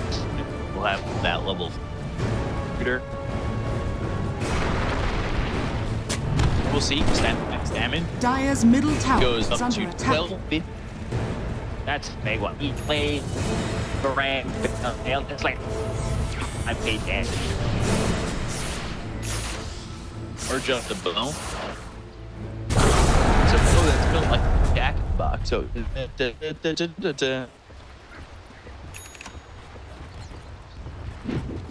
Dire's middle tower is under attack. that. So,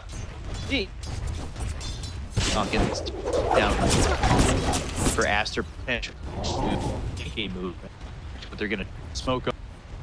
Let's see if they manages this time around to get stuff done. He needs to be able to get his ulti off, big vehicle, and also the combo attention. Double attacks. Dire's middle tower is under attack. I see, holding the high ground. No attack or accurate. Roche is gonna find themselves. Might walk in XXS to his breakfast. I've been wanting this. And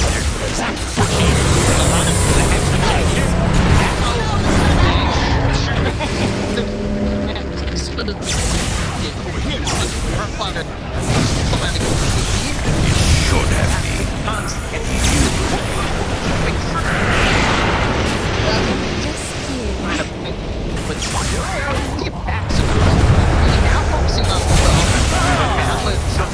They've got boards and themselves a little bit of this fight. They will call it. So would keep. Dire's middle tower is under He did attack. not want to play this game anymore. Radiant And you pop it off on the Pebble Beach. The one that lead combination. Just like involved every single kill pretty much after the lane stage was done. DP's bottom. Try against Trilane. It did work.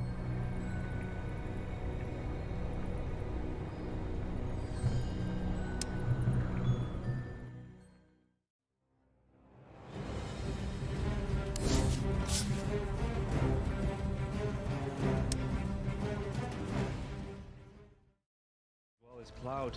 If he's got these hawks coming through, you know, if there's no... we'll come back to this as they get the dive on, and everything I was saying is now inconsequential because Cloud has gone down, so Kami has to move away from these Mortimer kisses. There is still that buyback for the Beastmaster though. Let's see. He wants to get himself back into this. The dive onto the back lines into the vortex as well. There's going to be a real nice dismember. The hooks come. Nice save though. He saves it. Cloud gets himself back into this now, and Kami, he's losing so on. Kami's going to go down.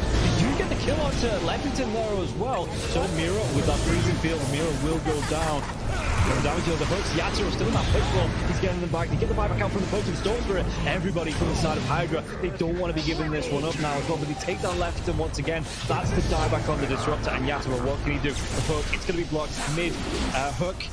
This is the dieback on the Cloud. Cloud, can he get himself away from this one? He's still being harassed up by Collapse. One more right click, he goes down. That is going to be the Beastmaster dead for 115 seconds. This Aghanims on the Morphling is just making him impossible to deal with. First of all, they use the little shredder on the Pudge to get rid of his armor. He has solid amounts of it, but it is just not enough. And then Yatoro just destroys him, and he knows that he can stand his ground because he cannot be stunned. You literally cannot be stunned. How do you stun water? Well, a lot of their damage, if not most of it, is on the Morphling. Oh, the glimpse comes back though. Inside the Static Storm mirror, he has that Lotus going, and now if Zofra actually dives a little bit further, the Thunder comes out with Pod King. He's dove in, yeah. They're going to be able to get the counter to the Storms for it. Can they take down the push? They're going to be able to catch him. Cancel off the TP. He's going to be dead. The Storm Trader, he has brought back, and they've got no kinetic field, no Static Storm. And like you say, they're even going to be able to get a lockdown onto Cloud. Everybody inside of Hydra, they just overextended, and we praised them in the first game for respecting the power of team spirit here, but Hydra might have just lost the heads a little bit, and the buybacks, they're going to be forced out, but I don't know if it's going to be enough to defend this base with the Pudge being down, with no Static Storm for the next 27 seconds. Spirit, what can they get from this? I've been worried though, they're going to be able to get it. They get two, they do! They take them down, the cookie comes out, the Yatoro freezing field, they might lose. Happy, is this the dieback? They do the break the Lincoln Sphere though. Morphlin, Bilal wants to come right back into this fight because you have the boots of travel to do it. It might take him a little bit longer now. No boots of travel though, so he's going to have to use the blinks, just do it by foot it seems. Level 25 Storm with a beast. That's just so much damage. They're going in for the Morphlin. He doesn't have a buyback. No, they get do they get the kill? He goes down. Warwick has to go down though. It's going to be him left alive. No, it's not. The creeps are pushing in. There's no buybacks available on the side of Hydra, and this is going to be 4 heroes, even with the death of the Morphlin. No way Warwick defends this. It's pretty much over. They don't have the glyph. The game is over. They gave it their best. Hydra, they made Team Spirit work for it. The team that is most likely going to be at the top of Eastern Europe DPC Division 1.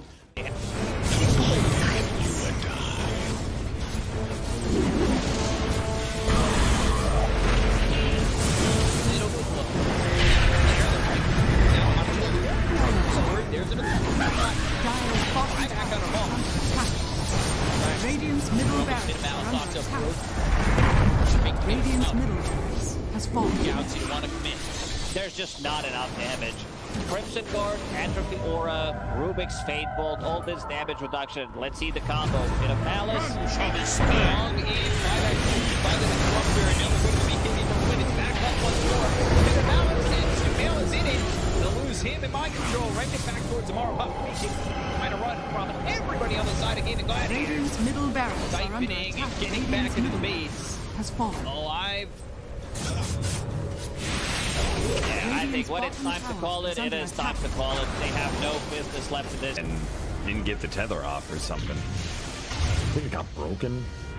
Either way, I like the Ghost up to purchase. That was pretty heads up, but we are back and there's a smoke action. There's the Divine right there. They're going in on Q. Where's the hit? Okay, get that hit off. 123. It did not great damage. He's dead. Oh my god. Nothing. He's less than 10% of his health. I mean, I'm assuming that's just the game. That, yeah, 100%. There's no point in talking about the AU picks it up. I got it, boys. It's the dive. Go away, you. Oh my god. Victory!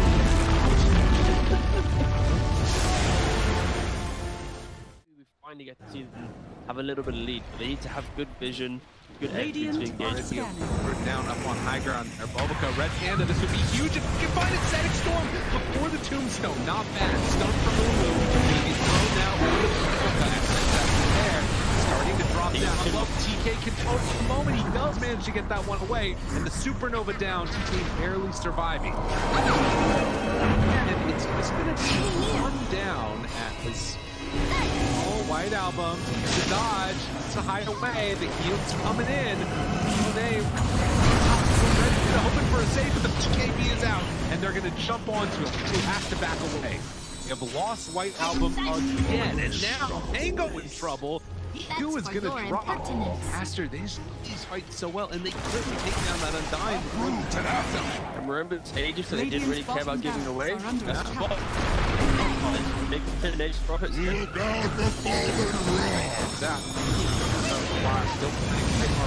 Stun is out on today. Didn't have a BKB available. Bobica dropping low and toss back in. They have enough to go off Bobica. Doesn't look like it because the black hole is there. That's on the edge. He doesn't have multi to come back. And Aster, they might take full advantage. Move. Radiant's bottom Rax has fallen. Up the bottom. Finally, Aster full advantage. They're building. Radiant's middle tower is under attack. Oh, just for a brief second, had more network. There it is, back again with the higher network. When you click on the L, it's not really an inspiring network. Blink, BKB, Radiant. You might be able to get on top of a hero, but that's not the that's able to 100-0 here. Like even this Undying inside Scatter Storm, able to then get over the Slash Golem from away. Makes the move, and again, into this fight without Monet here. Pretty good for them. Right album, but now Monet is out. Now, a lot of trouble. Maybe continues to kill him. Okay. Alright. Pops ulti. Now the current punching. Really getting away. Sort of survived that first salvo. Very strong. Supernova down, pops the BKB. Ooh, he's just caught here. They want to get the kill. That's really himself up. And now the chase. The avalanche, the toss. Thinks he's going to give up his life also. Then Monet, he's way too strong. This might just be the full set of racks going down bottom. Aster, way too strong for Ares. Like Aaron's the GG. Oh, they're done. Okay. I was wondering. It looked like it was that type of game. Yeah, it kind of was. It's like a game where you're an out. Not really ever been in the league. Victory. He hasn't really never protected himself.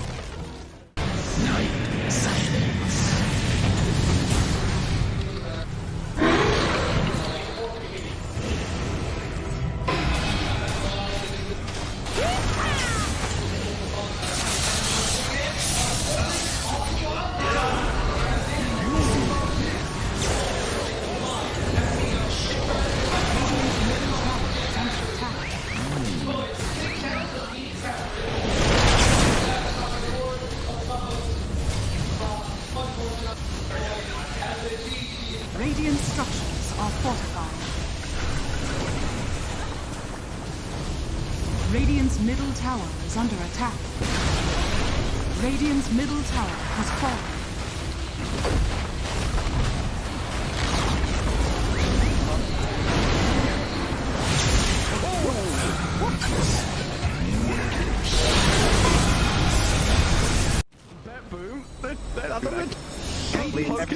Standing. How are they just standing right now?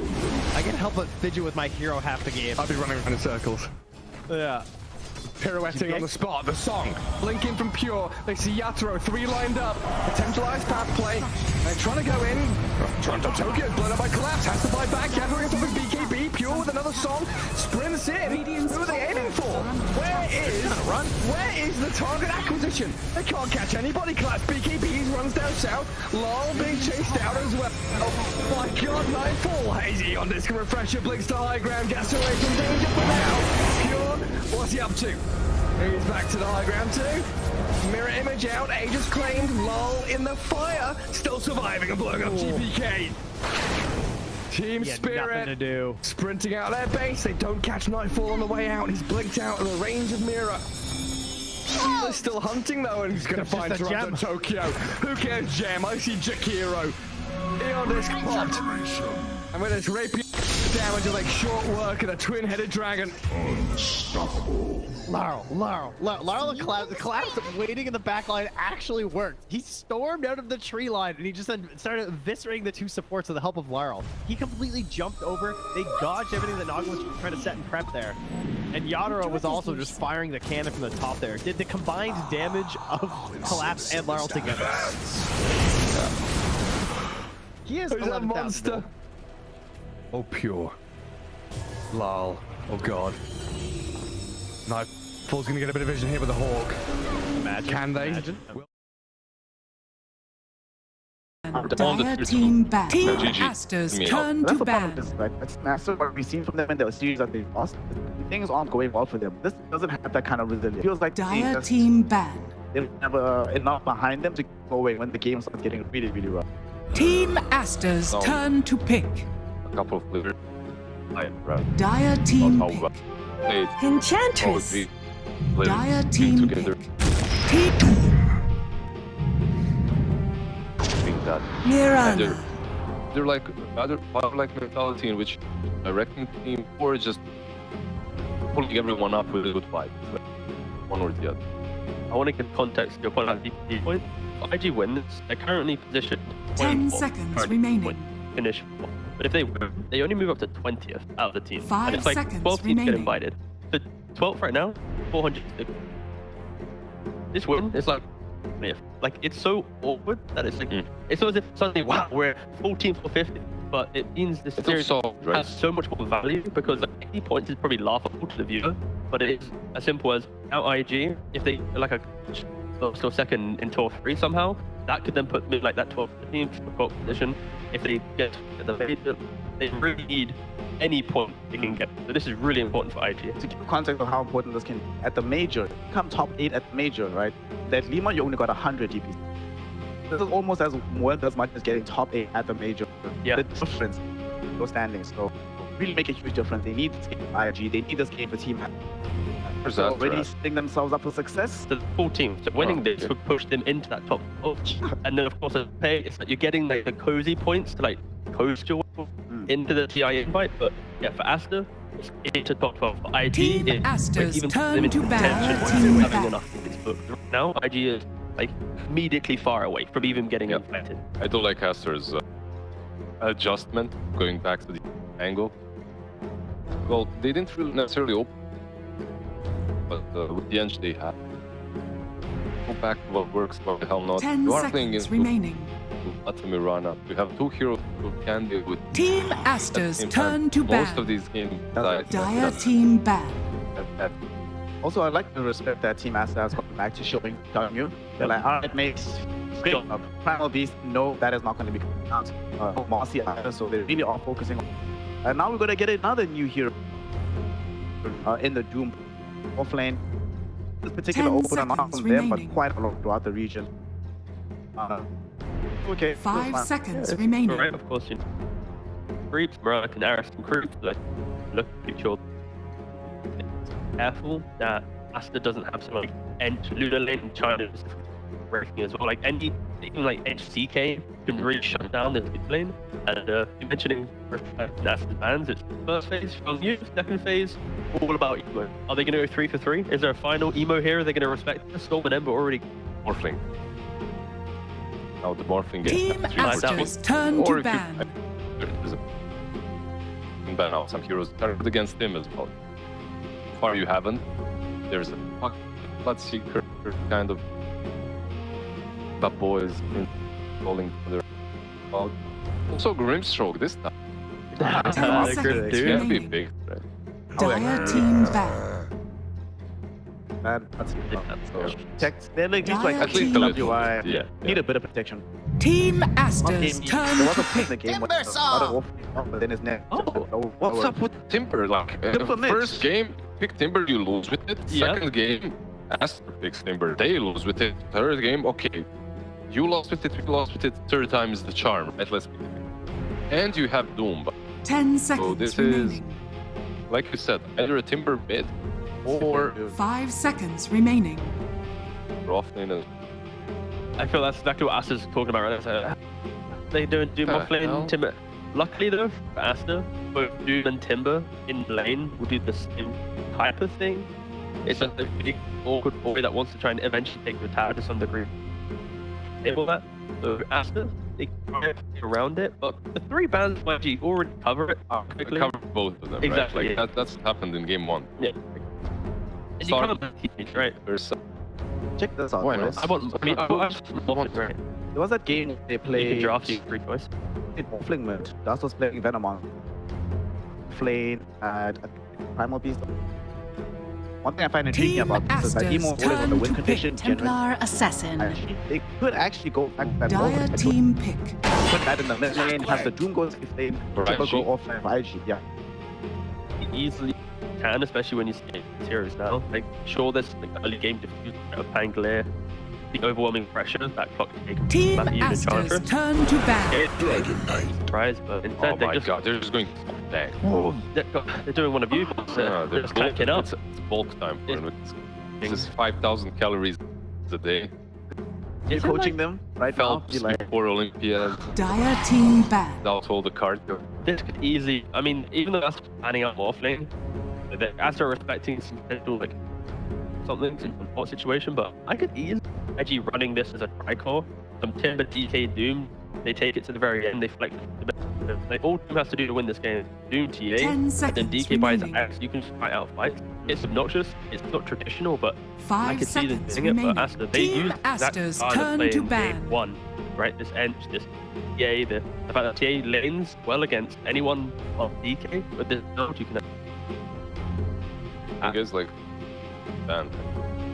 More playing Dire ban out team in their ban. core perhaps, and what are they saying? They're saying Mirana and Port DK and our core. Or maybe it's that good old run into him and stun your SD position 5. I haven't seen it in the last season. Team Like Aster's DK turn to Drowlane pick. or something. Also feels Hopefully like it could. But Tundra. Have last pick. They decide what they want to do. And that's a normal stable carrier to enable escalation. We need to hero for XXX on the rare occasion. 10 seconds remaining. On the face unless he's playing go with and the dot. Yeah, last pick for 5 seconds remaining. We're playing Tango, right? The thing is that I think bans are pretty good from IG. They take away like the casual and you don't really want to pick any hero here. Here, it's a triple anti-zoom tanky boy. Or play One blast and one blast, but into a DK, into a... Not gonna happen. Dire team pick. Comes out right now. Keeper of the There was light. another one, like, no, never good. Good, because if he goes for the Spirit Vessel from the offlane into DK and Timber Sword, that feels phenomenal. Doom as well, got heavily affected by And this. he's bringing a ton of... 10 seconds remaining. Oh, to his... 5 seconds remaining.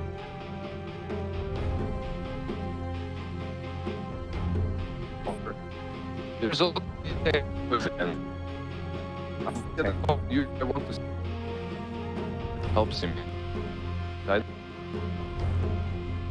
I mean, IG just have an issue of lane, but they sweep across the map. Don't throw anyone fast. Just like a couple items, past the where the quarter was like push out a lane. Now IG's like if pushing lane quicker than then that the position quickly. That's a really hard window to take over the entire game. For IG, they either have a hero that can counter that type of aggression, or just continue. Can take over a map. 8 minutes down the line. I have no idea what we're gonna... We don't... Master is leaning on position 1. But that's what they... I'm not too... Faceless You may void. now select your heroes. Like, literally no damage in the crowd. It's just Narrow, maybe. every hero plays for themselves. It's literally a solo gaming. Like, IG in rely on the emo face void. Yet another hero that doesn't die super. Guess that the idea that should extend these fights as long as you. But there's damage in the crowd. It feels very difficult to be able to pull out this lineup. Talk to me about this. Things and what's contributed to them winning here. Playing for Aster to make them the previous game with that mid-game fumble. Time dilation will be really good to avoid in this game against Kodo and Tango. So it's more on IG can't mid-game fight, they just have to choose the fight. Never waste a dude. If they ever just they would just walked over Lucas, map will feel terrible, but this is the type of draft that you hit and you're hoping to just worst case scenario boys, we take it 60, we just crush the game, but I'm not a fan of it too much. There's not really many plays to make on the map and it's just very item dependent. So what's your rating? Gee, very boring draft. Super static. Like Tigav said, just wait for the super late game. Meanwhile, Team Aster should be dominating it. Well, we're gonna be smart. This draft does end up as boring as build, but what we do not have is we have an incredible group that actually for the last game here in the China ended over for the last time to live the offing the call. All of your faith is in the grass. very not worrying about yeah. I agree. Prepare for battle. Game. Can you believe it's the last game, actually? I can't. Like, we've been here for 3 weeks, slightly longer than 3 weeks, and a lot of photo action. Gonna be the last one. Have learned nothing. IG. A lot of melee heroes. The only one, like, more melees in Tango, Keeper of the Light Key. Clockwork just kind of sounds on the paper, but they needed some kind of a, I would say, more team fight, because also they brought in Basis Void. When I look at the team fight inside of it, there's Rolling Thunder, that's about it. Some auras from Keeper of Light. Except that he's still a bit of a different type from the offline console. He will to rush Spirit Vessel, against Timber, even Doom. The overtime damage works really nice. If you have the more damage it does. Think about it. Look at this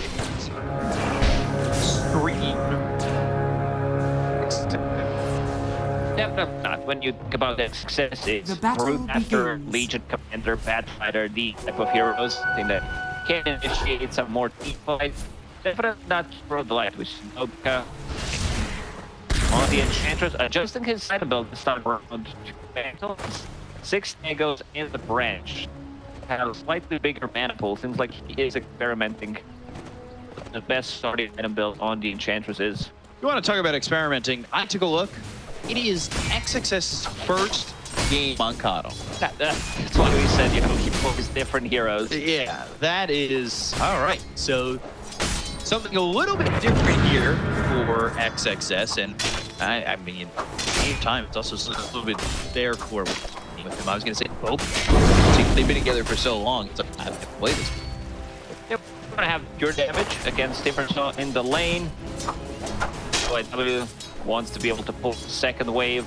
He's getting harassed. Boboka will run down 220 move speed with no bullets against 330 on Doom. So I need to give it up.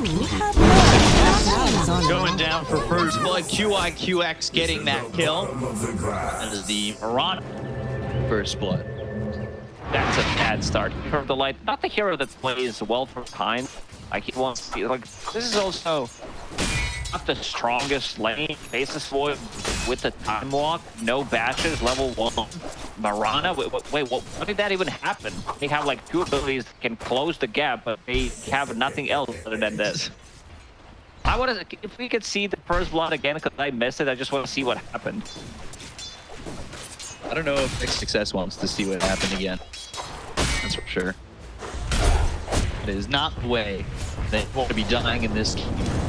Boboka some right clicks on and PYW on this Doom. So it's not gonna be that Doom that is like charming and high level immediately, but one of those heroes that you gotta be careful for in terms of an 8 gold coming in from the Devour and eventually maybe a Midas. One already here for the TA of Monet, and we have seen what we can do with this hero already today. YW. The Observer Ward. The Courier. Oh. I need another hit to the most attack speed he tips Boboka. We've gotten away with it too if I just had a little more damage to Boboka. If he had that Alpha Wolf, extra damage would be very nice. Gonna have Speed Aura. Name of the spell. Even at 369 movement speed. We'll see if we can make anything happen with that. It's 12% movement speed with our decent rating. XWY mid back on the Pango. So we'll see how this Pango can work out up against the tanky DK. This is always a China staple. I feel like for as long as I've been covering China, it's like, well, what do they go for? DK.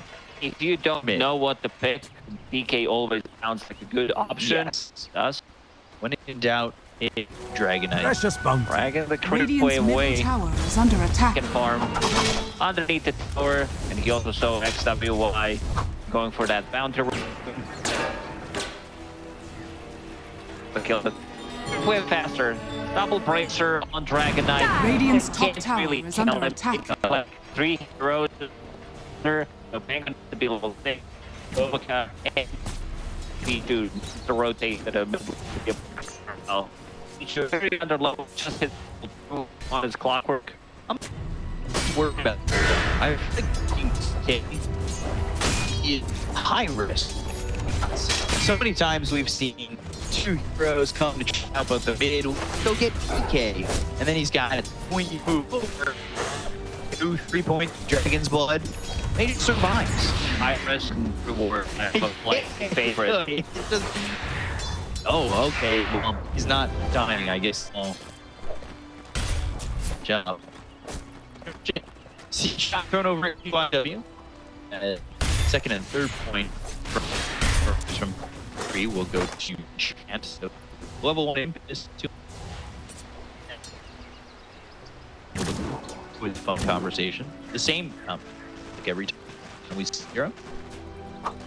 QIW. Disassembles his tranquils. Few times in a row is going to keep doing this trick. Wants to be able to have an unlimited region until it gets cancelled. QX has leap available. Ooh, metal strike. Dearly I departed. got the kill there on the QIW. Sorry. Quick kill there onto the Doom. They don't want to get Monet started. We have seen him roll away, and all of a sudden, 20 charges later, you stand no chance. Unless you get 2 halberds and a... You don't have Pang Gladiators. He's off to a great start. 5 and 9. Same goes for Dragon Knight on the enemy team. Hell of a job. Hits that level 6. He immediately turns into Dragon form. Dragon form. Around here, mid Pichu just throwing the battery assault on the QIQX. A little bit of a chase. How much you want to give is really up in the air. Don't move in too much as getting about that 6-minute mark. Boca comes over and think here that he's almost winning a champ, but anytime the Devour is available, Boca's not really going to have that creep. Aster did stop the aggression from IG. They killed the catapult. Half duration on Dragon form. Almighty monster. 300 damage on a tier 1 tower with Dragon form. I think Aster should be happy about it. They also rotated both supports. Regeneration. Not getting that courier QIQX with arrow to make sure that the courier walks away safely. Dragonlance here for Monet next. That's no surprise that we've been seeing from the TAs. And it's been pretty much free farm for Zhang Yu, but he's just not getting a lot of farm. Been somewhat unbothered here, but look at where his net worth stands. A little surprised. Doom was dragging the creep wave, like the second one, back and forth, so they also denied some of that as well. And it's kind of difficult because you have Enchantress, Bobica, just very annoying. Now decided to go into double null talisman. Where are you going? Amplified damage output. Like, look at this impetus. Oh boy. He got the minute to the chase. The Scorched Earth, WY, Swashbuckle can land on a PYW, so that won't matter. He'll just TP away. At the left. This is leading Monet to solo farm bottom, so full experience, full farm, and I mean, he'll enjoy that as the Templar Assassin. Dragon having that 6, now having the taps available. It's A-okay for him. Also making some stacks for him in the triangle. I see dragons, I see ancient thunder hides already stacked. Big camps might be farmed by Keeper of the Light. He chooses like he has one job at the moment, just stack the triangle.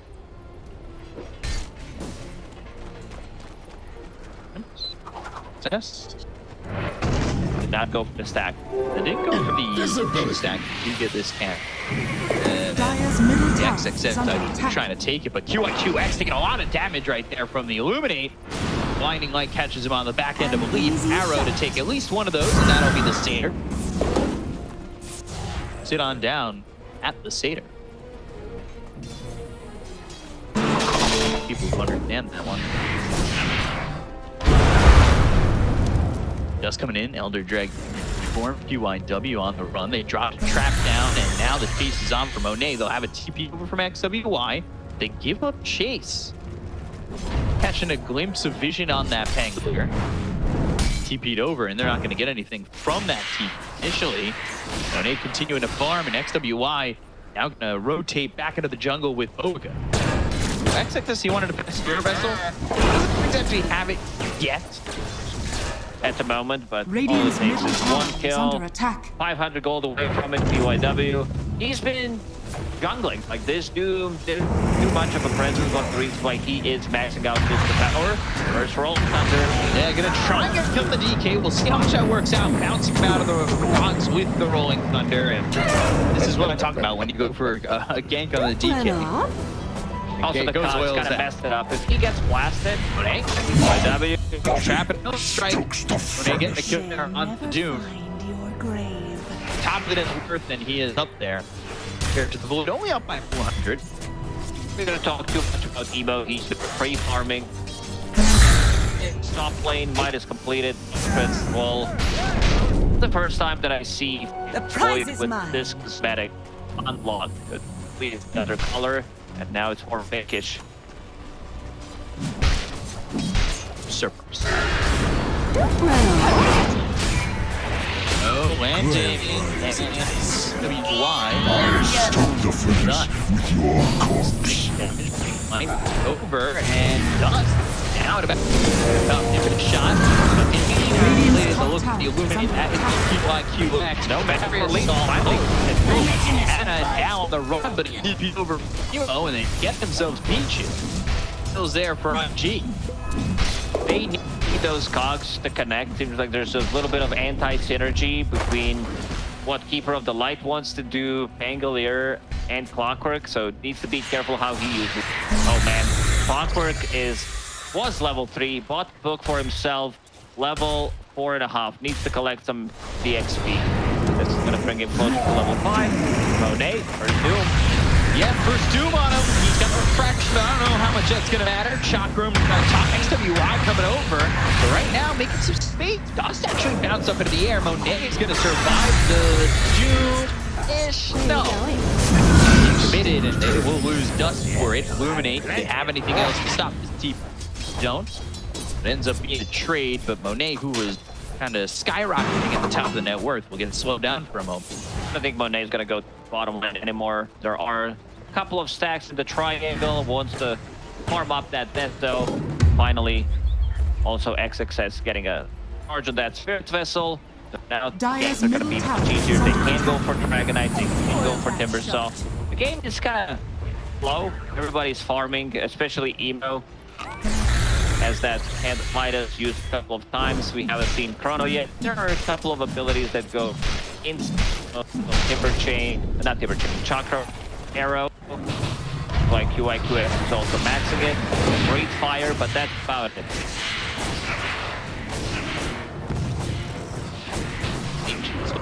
Yes. Gonna be a moment on whether or not Monet can kind of pop off here is when he gets that SO and how many charges he can get pretty quickly on. Spirit Vessel, like you said, has some charges on it, but it's not wasted network anymore. Feels big. We've seen a couple of games where heroes go into this urn or vessel and they just it's such a long space of time where they're holding on to 0 charges on. The item got more expensive for the time earned. I think the cost got increased 2 times. And also it got nerfed. It had aura around you. That was such a sick time. The item was so OP back then. Blinding Light, TP out, and that is charge. Use that. Get him any more. No stuns available. After that, they Dire's top tower rather limited amount of significant request. Finally, Pichu hits level 6, so hookshot is available.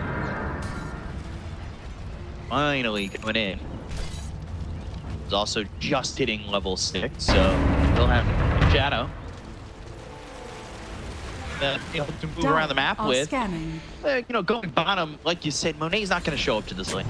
The triangle, he's forming, he's going for the death, so do not show up. Bottom plan of Boca.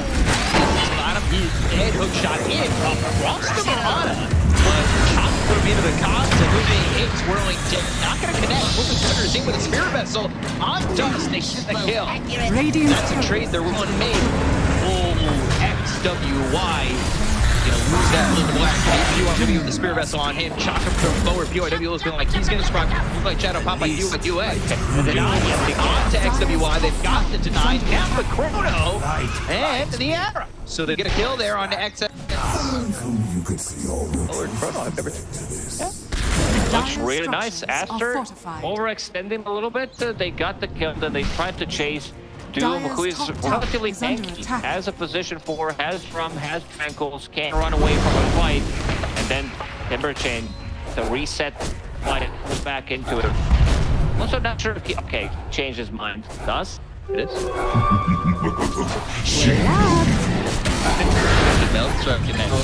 His shots really starting to, it's just typical Obica, right? Dire's middle tower is under attack. 1,640. Very balanced. Monet will take the tower. But I was also looking at XXS items. Wanted to go for something different, but seems like he also needs to go back and get that back, get that Guardian Greaves. Yeah. Yeah, that's what he's... Maelstrom finished here, and hook shot. By W. It's chain over, but pushed out via the cogs. Chakram on him. They'll lose Pichu. Invictus shots will not be enough this time as they now finally pick up the Dense Leader on Monet. Here with tower over mid, looking like it's going to fall. By the way, XWY, that plate of placard going into the Fugal. He lost that with Courier and fought over in the jungle. Out to respawn, and he'll have that item as well. Not real value has been lost because he's about to finish. Fugal, rest of being 100 gold. Ooh, I like this call.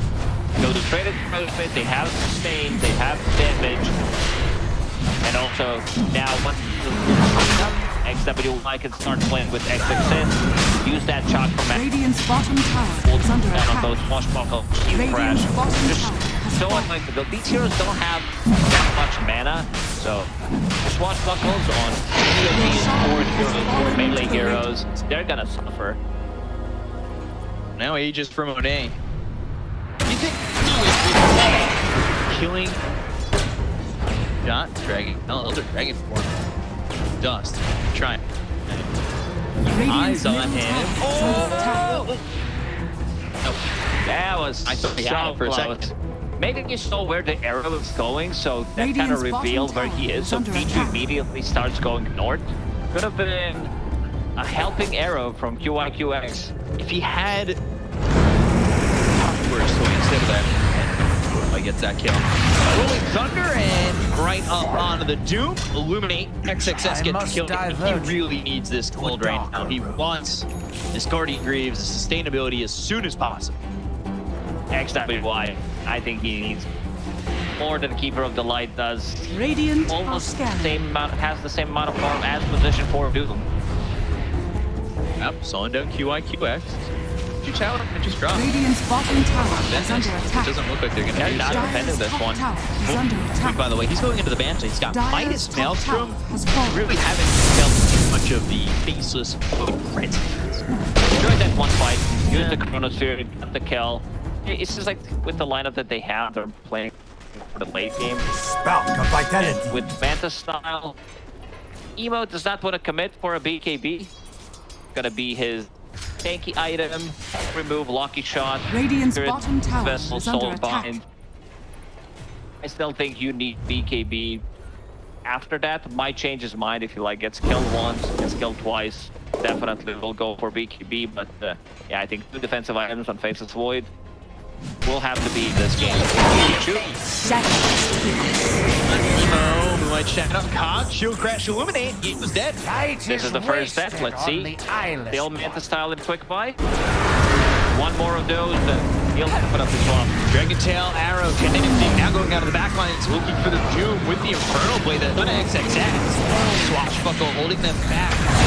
They'll get going to PYW, being hard-based QIQX chased here by Monet. Boba hit with Dragon Tail, but they're rolling Thunder going from the high ground.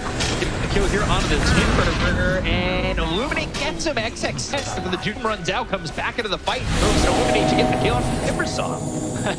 Bob Bobica again. With the damage of the Enchantress, it's just getting ridiculous at this point. Not working yet, doesn't show the numbers, but as soon as he joins the fight, 0 cooldown on it. If he's not contested, it looked good, but Keeper of the Light with his movement speed, with Blaze speed, managed to run away from that doom. You see he's struggling here. Pichu, by the way, on your screen from esportsnet.io, favoring IG. And I a decent art. I don't know if I agree. This was late game, I guess. Timbersaw do like it's a good scaling lineup. Eventually, they will get the items. They're also executing properly outside of IG. Easy setups, Flint Drag Knight, Dragon Tail into Arrow, Chrono into Arrow. Rex will TP out. Time walk, trap though. Walk back, pokey pokey. Oh, Link. Oh, now running, time dilation, right clicks, he's just dead. He runs him down, and so that Yasha, is he gonna switch? He Radiant's middle tower is under Let's attack. see. He already bought, that's why. So now he's committed, right? He can still go for BKB, but yeah, you already have Josh. Now Ebo overextends, tries to toy with them with the reverse now. He also invested into a shard. If this is a game where it matters IG to get relegated or go to major, this would definitely be a different night spell. You're saying it wouldn't be Midas, Maelstrom, Shard, Yasha? Yeah.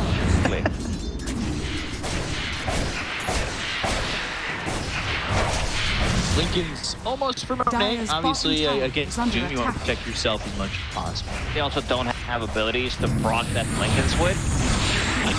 Also want to be protecting against that, don't want to get stun locked and against Doom. So we might see BYW picking up a different neutral creep. For now, it's holding on to Stop. We've seen them pick out Purge. It's a cheap way to proc the Lincolns. Top tower has fallen. There's the Greaves, 4XXS. Link picked up 2, and they're gonna smoke up. And it's still Roche is back available. A fight here could really break the game open for Aster. Just sentries flying out for QIQX, so not a career that really necessarily need to kill, but follow it as Bombing in. Shadow. Nobody has vision. Hook shot coming off after getting hit by that arrow. Now up into the high ground into a melt strike from Monet. He's got himself 8 Desolator charges. Monet is 6 steps ahead of everybody else in this game. Last time he killed Faceless Void, Tom walked right on top of him, gets meld. Same thing happens here. Monet holding high ground, triple a 4-step, and he's right there waiting to get Deso charges right now, getting on 15,000 worth on the and he's gonna hit this big spike because I think if it's full going for this Roche, he'll hit that shot, he'll get that Sonic trap upgrade with the silence, which is gonna be against especially if you know he's gonna go BKB and get by that trap and stuff. Able to walk away. The Hurricane Pike too, and Boca, I just dead as you know it. What's that? Bit of an issue.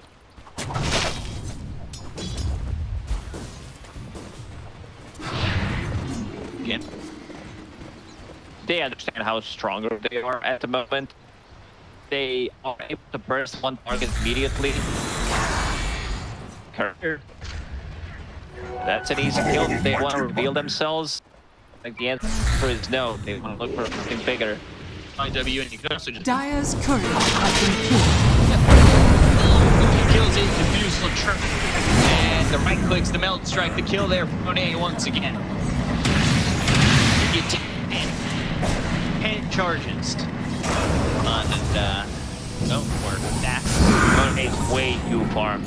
This 23-minute game. Yeah, this is a lot going on for him.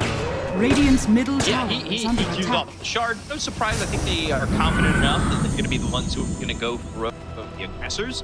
Going to the Daedalus. Pike Daedalus. I like that. Name of the game. He had Shard queued up, but probably he's thinking, I don't want to just golden. Second row Sean most definitely belongs to us, so I want to pick it up free. It's a great shard game against Aces Void, against Timber Chain, like never saw from putting away Piranha as well. IG. Thank you. Dude. Back a minute and 10. Fight here, Kaneen, Aegis, Roche, all there for Aster. IG if it's fight.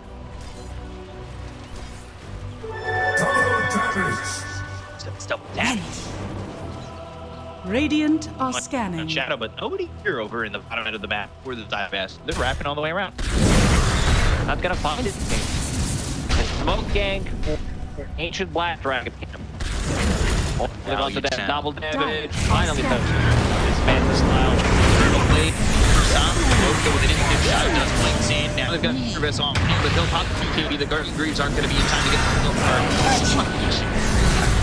kill line W and trying to make sure that he doesn't have a way to get the juke out. Exexus goes down. Telling Boca, Timber Chain, whirling death with the Chakram. Boca trying to survive, but he can't do so. 4 heroes die as Emo gets the kill on XWY, and Roche, who's up in 10 seconds, is now there for IG. They split up the fight, but May was kind of not part of it. It's 800 damage dealt by him. Radiant's middle tower is under attack. The fear comes in for me. He was thinking about middle farming the tower bottom because there is no tier tower. Like Lane was approaching, immediately uses stop walk and killing Clockwork before he can get anything off. Also locked down from the line. Now Evo is inside the roach pit. 50 seconds with no Cavalier. He is thinking. Can I do? Radiant's top tower is under attack. You're gonna need somebody to block this hook shot. Invictus has the angle. Yeah, he's got the right angle. They're gonna get the Aegis. They're going for the kill on a PYW, but the Inferno Blade on a Monet. Not sure it's gonna matter. They get themselves at least one. XP's out. That is an Aegis for Emo. That is big. Shard on DK. That will give him Fireball, and the game is even in network. Good angle there from YW. Understands Shard plus Aegis. Way too valuable, has a really good read.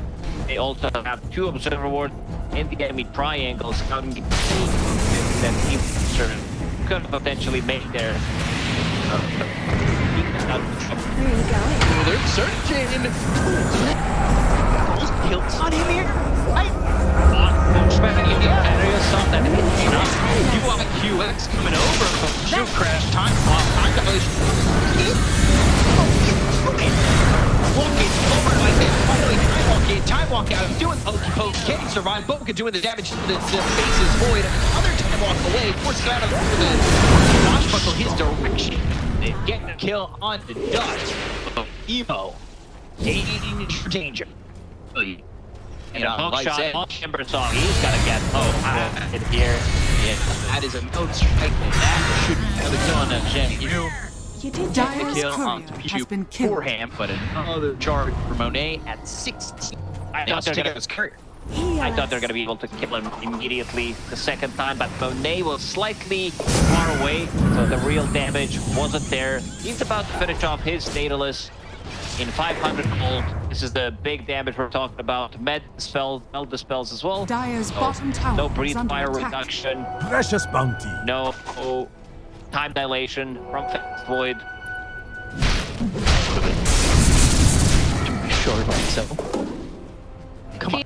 It's like also do buy the shard themselves relatively early on if that good of a game, but was probably thinking that there's no need to invest. Might need to get his like 5th item much faster, swift link most likely. He's still farming at such a pace, like yeah, I'm just exaggerating, but get that shard. It'll be Invisibility. He'll have shard pretty quickly too. It's 2200 gold, so he's already 400 into the shard. Only needs 1,000 more to grab it. There's the data. So 4 damage coming out from Monet. He's also thinking about BKB next. And smoke from IG. And got in his room picked up by XWY. He's going into the app. So with that Kyle, with the Chakra Magic, he wants to be using that shield crash Aghanim's up. It's gonna be nuts. Oh, shot. Oh, like QX. Getting shut up. Also holding on to Mindbreaker on Temper Assassin. That's a big one. Every single time I feel like this item has way too much impact.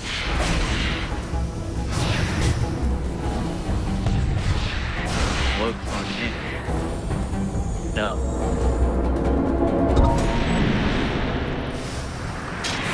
Elite for Aster. I want to say IG kind of dropped the ball in the advantage that they had in that Aegis. But it's so hard to go with Monet, who has so much gold. He's already got that shard flying out to him. He's such a piece. Didn't do much with that Roshan kill. Step one, we'll pick up the gem. Talk about the Scepter, he's getting closer. This is a big one. You're playing against Faceless Void, Dragon Knight. Heroes do rely on getting the right place in. Yeah, pretty timing faster. Not only are they going to have themselves eggs, they're also going to have Hex on Kato. He only needs a little bit more gold to get this as well. That's a great boost. QX. Yeah. Shot. Radiant And one. Wasn't two. I think it was Dire's two. courier has been killed. Mindbreaker. He can't really defend himself against it. Has Force Staff. Not enough. Have the comfort being built. Actually have them already. He does. One and GNQ as well. Dangerous. QX, he just put their gem. They picked it up on the courier, just barely. Another gem. They got it back in their hands, so. He almost has Scotty. Just about to book for himself. Wants to push that level 50 talent.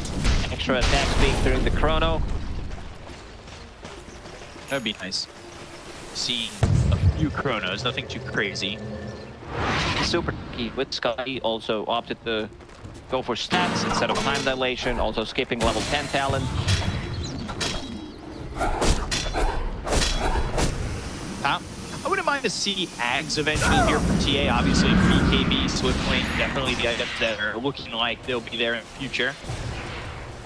Third Roche could hold Ags, and we've seen how strong he can be with TAs when they're dropping traps everywhere on the map. Just in a second, you think he's gonna get priority over Boba? Boba, what's that ad? That's true. Alright. You know, fourth Roche when TA finally gets the axe. To respawn in 2 minutes. Okay. This might be the big fight. There's 17. 5 gauge, and there was a scrappy fight, 2 fronts in the previous that IG won. Let's see this one. 2 cabins offered. That's for using this candidate. They know exactly where they are. Observer also pointed out to me, whoa, this spot isn't a next upgrade. So, fifth Roche. TA finally wins that. Like Shadow with Dragon Tail, they put a shot from both. You want me to take 2 shots by QX spin back to me with the block right up done. With Chrono on a 2. That Tris isn't quick by any means. The touch will make it really difficult to get the Chrono both as well as good jump XWY in his plan as well right now with the side of IG. They do model and Monet try to have the balance, so again the fight is split. Monet still deals top damage on his side, but it's not enough. Most of that damage was on Dragon Knight and also on Mirana, so Mirana buys back out of the QX mines at this point.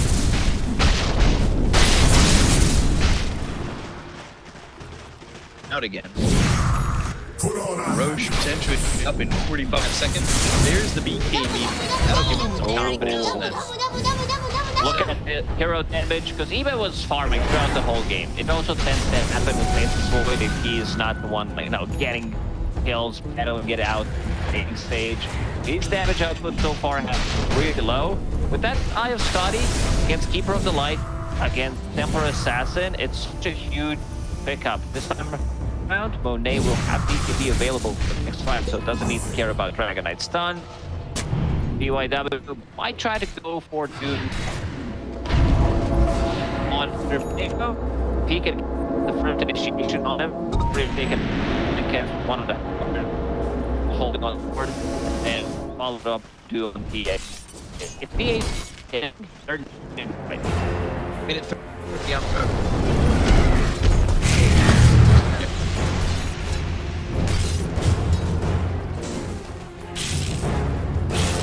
Got with power. So basically popping. Blaze here. Radiant's bottom tower is under attack. This is in a position, but I think this now is been. Look at where Monet is in terms of everything. He is so. It can also be tricky if you have this network on one hero, and there's also one heroes. Right. You take them out, you take out anything. Like your ex also. Heaven's help.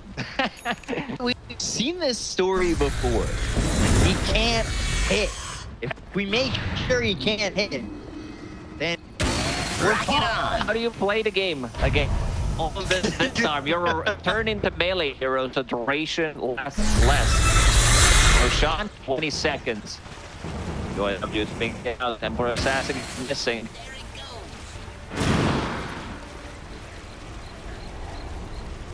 Spot road. Radiant's middle tower is under attack. I'll say egg because I always want to see egg. It's always fresh, so. Yeah, recently it's always been refresher, but today it's eggs! Whoa! That's definitely meant for Roboco. Success. Let's see if Shadow wants to scan this. Just click on jumping in. And now they're gonna go to the corner on Monet. They have they're gonna try and get the right click down. They're gonna go to Connell. They've also determined to use the juke. It's gonna be on Templar Assassin. They do not have buyback. And focus, the attention is all on the Templar Assassin. And they are dead. 3 heroes outside of Aster. They're gonna make it a 4th. Bobica with the 4 is gonna try to get away from these heroes. And BYW and Dust follow it up. The Dragon Tail, the arrows off the mark. The Bastions are in. They'll get themselves Bobica and a triple kill for Evo. Hey, by the way, your prize, it's waiting in the Roche pit. It is eggs, Aegis, cheese, everything you can dream for. Now we see no damage from again. This time, but they get Chrono. Have a Culvert right before he uses a he needs to look at the emo. With hand just showing off. Right, this is a big one. Oh. Keeper of the life so quickly. I don't think that for a better Chrono there. On 2 targets, they even doom him. Kind of a difficult game for Monet to carry. I think something similar happened here. The game that we talked about. Like 2 Gaimin Halberds. There was also Pangolier on the enemy side. Decided to pick up Ags. And they have some really good Ags carriers this game. They could have gave it to even Emo, but Emo should be fine with that Aegis.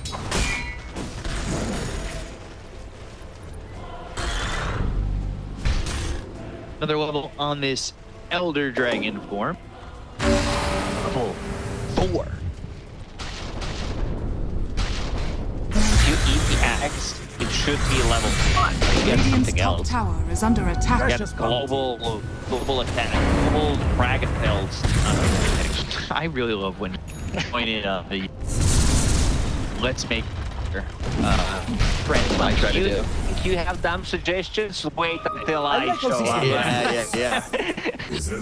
I say a bunch. I say like 20 dumb things. Then like one game out of the year, you just come in with something like that. Global Dragon Tail. Okay. Level 25. It's an AoE stun. Okay. Yeah. Those Heaven's Halberds. How we're looking? QIQX. 1,000 gold away from the third of all. I don't think from the. I don't know what kind of.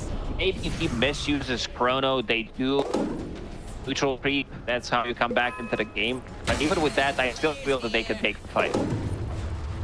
Router go. Got to control. XXX. Tier level 4 on the Elder Dragon. Continuing to just line it up. All your chances. Monet's gonna move at 100 boost speed. If he gets hit by Scotty and Dragon, okay, he's not fine. Okay, neutral item. This is gonna salvage things a little bit because he was forced to sell his power trance. Radiant's middle tower is under attack. At least it's something. Still, the boost speed's gonna be very slow. Rock it on. On Swiftblink, I feel like I've seen this story before. Maybe it's like Radiant's middle tower has fallen. This is it. This is the final push potential from IG. Radiant's middle Dragon tower Knight. is under attack. They've got Chrono available. Like, I don't know how you fight into this or ask. You can't burst it. You can't kill this Dragon Knight. Radiant's He's middle tower way. has fallen. 27 armor on him. Now, if they got the Ags, yeah, the traps at the base, wrapped up. Radiant's top She's tower still not is gonna under get attack. any bigger. This is the peak. Maybe you get a Swift Link with the Axe, can be anywhere, but Radiant's any top item tower that has you decide to swap, it's not gonna have bigger presence. Like even with the Divine Rapier, it's still not a thing. Yeah, dropping. You drop Link in there. That's an easy Doom. That's an easy Halberd. Players here. Tough. You get kind of counterintuitive. It's not. Evo's still buying the books. He wants that 25. Can't blame him. It's just such a strong pressure level too. 25. This one is like ultimate late game carry. When he gets the pressure, he can still buy another item, buy Aghanim Scepter, Moon Shard. There's still like 15,000 gold that he can spend on the items. With that book at 25. Dire are scanning. Just going front. Oh, right. Has a minute left on it. They could try to look for something dust. Authorization on the dragon form. Oh, we're looking for buybacks. Monet has one. That's it. That's about it. Yeah. You lose this fight. You lose sprites and weakness. It's all right. They've got to get the damage out. Monet rolling thunder. All right. So it's Monet. You know he doesn't have buyback pressure or. That's gonna be an issue. Still time walking. Cogs, you up with you dead. All right, Doom's gone. How do they do this? They've got the heck. They have the damage. Look at him. Oh, Emo's gone. Better luck What next did time. you do, Ego? He clicked refresher before getting anything off in that fight. He misclicked. I think he was trying to get either a BKB and or I don't know what the key is.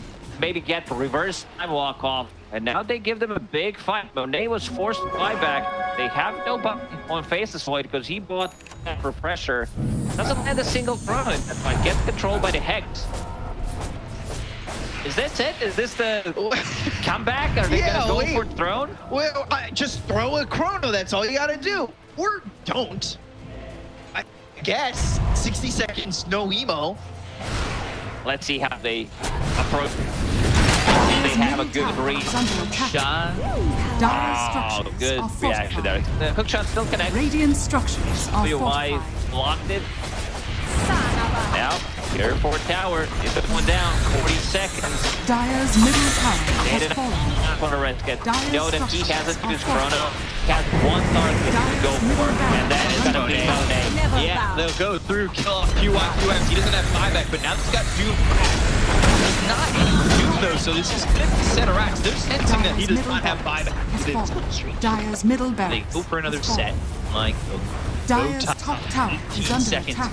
If you're Aster, you need to leave right when you get this tower. You cannot stay any longer. Because Chrono's the name of the game. This is starting to be a little bit risky. There is the blink away. Dragon Tail and XWI this, but put up the swashbuckle to try and move. They got the stun. He'll go to the roll. The Doom is going to be on XXS. But now, we're set for PYW and XXS. He'll turn around into the side of IG and say, hey, eat me, kill me. All right, let's go. Let's see if Emo this time around is going to be able to land that chrono, double BKB, double refresher. We're going to see it again. Yeah, so I don't know if we're gonna see his inventory at the moment. Invisibility. And then he jumps in and gets caught inside of the cogs. We'll get hacked one more time, I believe, and just That's well, Shieldcraft comes back around. Bobica getting both PYW and Emo. His damage. He's got Moon Shard. Why am I always shocked by Bobica's inventory?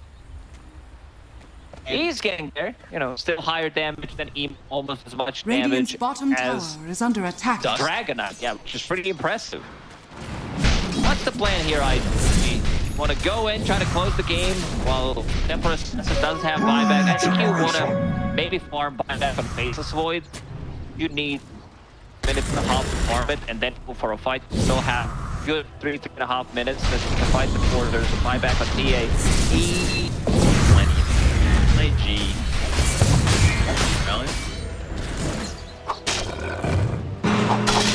I will take it longer. Lucky shot, stun. Put missile next. If they get this Roche for Aster, obviously the Monet will is it's a great ability. I think to give it to him. Bangalore is holding on to one. You can also give it to Bobica. I knew you were going to say that. Two options. Center Bobica. No, there's also or XXS. Now Monet's not gonna pick it up. Right, you might as well give it to Pichu at that point. First of all, I don't think he's gonna get the Roche on himself because IG is the one controlling it and also fighting outside of the base with no buyback on your carry. I think one of those years might be just too difficult. Just wanted to say Bobica. They want to go inside Roche pit. Rocket scouting things out. I want to see Emo just go in, try to end the game. I don't know if they're keeping eye on this buyback from Monet. Dire's top barracks are under attack. A couple minutes left.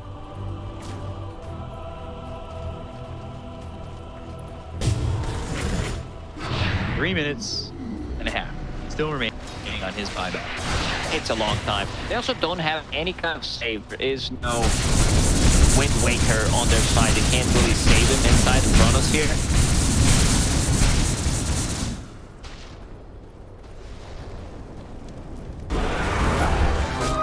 Just what I've been waiting for.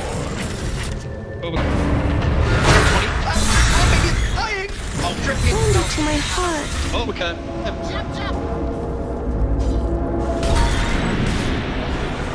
Four heroes have buyback for Aster. Bobica one of them. I don't know. Seconds. Still will have 2 minutes until that buyback. Yeah, that means the Doomies are being kicked off. Success? Garbage Steve's trying to XWY, meanwhile, getting focused down by Emo and the gang. So it's 10 over that. And hey, Roche, by the way, it has everything. PYW now is more formed than Timbersaw, Pangolier, Keeper of the Light. He's taking over. Yeah, Timber's there. Poor cool. See that Roche is up. Think you can really fight into double Chrono or no Chrono? It really depends. That really is the question. It's Emo. To press R or not to press R? It's getting there. You can still burst him from 100 unless there's some kind of a force tap. Dust. Manta style now down. Level 25 Dragonite. That AoE. Dragon tail inside the drag during the dragon form. Seems like they're not gonna go for it. I'm a little disappointed. They lose the game. They don't. If they fight like this, it's just gonna be a good setup for Chronos here.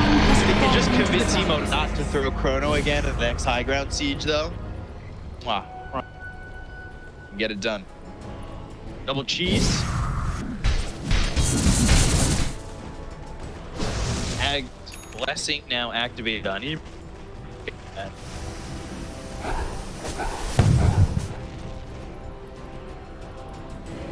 damage is over the rune that you won again.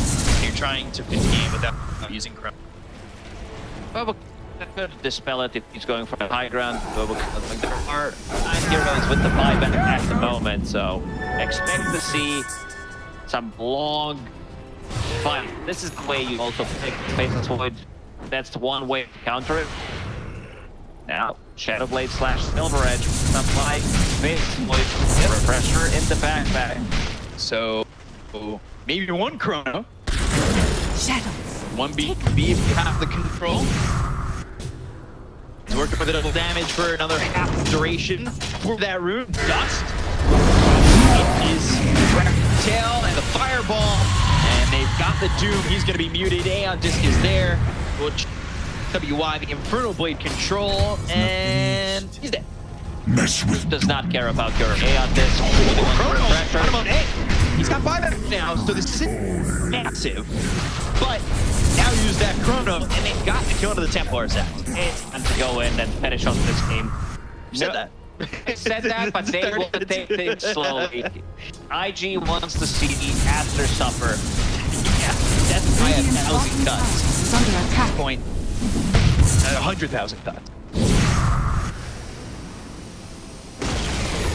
Radiant's bottom tower has fallen. Elbow kill. He wants to buy beer, but I'll get hexed immediately. Hex up, illuminate. Radiant's bottom tower is under attack. Players coming in. Tier 3 is from the Blink as well as the Dragon. It's going to be the one to get the time walk. They've got themselves the Warlock Death and the Chakra, but they have a hook shot coming up from each. If they get the Boba Gun Enchantress out, he's trying to run away.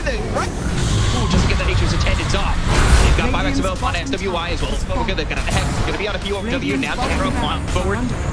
Not going to land. Bottom center racks are gone. They don't care about heroes, it seems. They want to go for the big Radiant's middle barracks. Refresher into backpack. He does not commit to it. Another set of barracks. It goes down so quickly. Dragonite, AC, Manta style. Trying to survive, but he's already dead again. With that buyback down, he'll go over and Pichu. They'll get themselves another kill. He's going to have buyback. That's going to be one the entire time. Not buying that. So he's going to hold it 3, 2, 1. He's back alive. Emo trying to rock over to the side. He has the pressure short if he wants to go back to the shield. By themselves, their hands on XXX. He's trying to run away with the Guardian Greaves. He's also coming against the rolling thunder from XWY. XXX, Hill Ball. Mega Industry here for Emo. And now PYW right on top of Pichu again. He burns him out. 3 heroes up against 6. They've got Aegis on Emo's. Radiant's top barracks. Control the game, the control in Megas. Dire's top barracks. They still haven't got the Aegis out of the hands of IG. They'll call GG. Aster won't fight back. He will take the series 2-1 over Aster. They also secure themselves an extra $1,000 and most importantly, the extra 80 DPC points, which could come very much at the end of the DPC season. Yeah. But yeah, they kind of toyed with them throughout.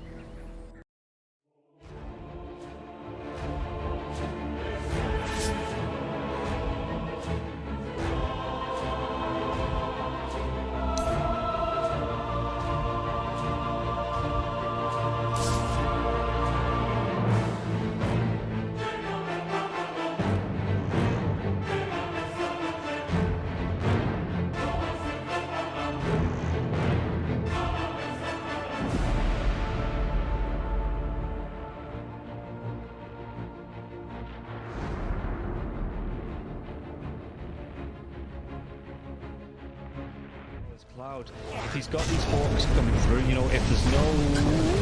We'll come back to this as they get the dive on, and everything I was saying is now inconsequential because Cloud has gone down, so Kami has to move away from these Mortimer Kisses. There is still that buyback to the Beastmaster though, let's see. Let's get himself back into this, the dive onto the back lines, into the Vortex as well. There's going to be a real nice dismember, the host comes nice save though. He saves it, Cloud gets himself back into this now, and Kami is losing so much time. Kami's going to go down. They do get the kill onto Leffington there as well, so Mira with that freezing field, Mira will go down.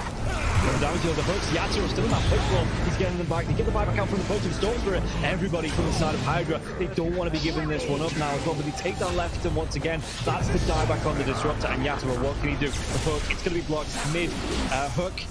This is the dieback of the Cloud. Cloud, can he get himself away from this one? He's still being harassed up by Collapse. One more right click, he goes down. That is going to be the Beastmaster dead for 115 seconds. And now the chase is on for the rest of the side of Hydra. This Aghanims on the Morphling is just making him impossible to deal with. First of all, they use the little shredder on the Pudge to get rid of his armor. He has solid amounts of it, but it is just not enough. And then Yatoro just destroys him, and he knows that he can stand his ground because he cannot be stunned. He literally cannot be stunned. How do you stun water? Well, a lot of their damage, if not most of it, is on the Morphling. Oh, the glimpse comes back though. Inside the Storm mirror, he has that Lotus going, and now if Zofra actually dives a little bit further, the Thunder comes out with Podking. He's dove in, yeah. They're going to be able to get the kill into the Storms for it. Can they take down the Pudge? They're going to be able to match up and cancel off the TP. He's going to be dead. The Storms for it though, he has brought back, and they've got no kinetic field, no static storm. And like you say, they're even going to be able to get a lockdown onto Cloud. Everybody inside of Hydra, they just overextended, and we praised them in the first game for respecting the power of team spirit here, but Hydra might have just lost the heads a little bit, and the buybacks, they're going to be forced out, but I don't know if it's going to be enough to defend this base with the Pudge being down, with no static storm for the next 27 seconds. Spirit, what can they get from this? Diving Warwick though, they're going to be able to get them. They get two, they do! They take them down, the cookie comes out, the Yatoro, freezing field, they might lose Happy. Is this the dieback? They do the break the Lincoln Sphere though. Morphlin. Law wants to come right back into this fight because you have the boots of travel to do it. It might take him a little bit longer now. No boots of travel though, so he's going to have to use the blinks to just do it by foot, it seems. Level 25 Storm with a Beastmaster so much damage. They're going in for the Morphling. He doesn't have a buyback. No, he can't. Do they get the kill? He goes down. Warwick has to go down though. It's going to be him left alive. No, it's not. The creeps are pushing in. There's no buybacks available on the side of Hydra, and this is going to be 4 heroes, even with the death of the Morphlin. No way Warwick defends this. It's pretty much over. They don't have the glyph. The game is over. They gave it their best. Hydra, they made Team Spirit work for it. The team that is most likely going to be at the top of Eastern Europe DPC Division 1.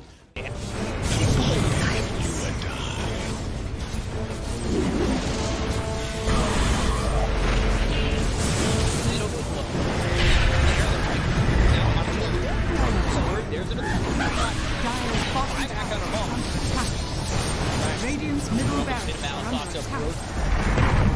Radiant's middle barracks has fallen. You want to commit. There's just not enough damage. Crimson Guard, Atrophy Aura, Rubik's Fate Bolt, all this damage reduction. Let's see the combo. In a Palace, strong in by the Disruptor, and now they're going to be hitting the win. It's back up once more. In a Palace, and Sumail is in it. They'll lose him in mind control. Right it back towards tomorrow. Trying to run from everybody on the side of Gaimin Gladiators. Radiant's middle barracks are under siphoning attack. and getting back into the base. Has fallen. Alive. Yeah, I think when it's time to call it, it is time to call it. They have no business left in this. And didn't get the tether off or something. I think it got broken. Either way, I like the Ghost up to purchase. That was pretty heads up, but we are back and there's a smoke action. There's the divide right there. They're going in on Q. There's the hit. Can he get that hit off? 123. Knocked great damage and he's dead. Oh my god. Nothing. Less than 10% of his health. I mean, I'm assuming that's just the game. That, yeah, 100%. There's no point in talking about the AU picks it up.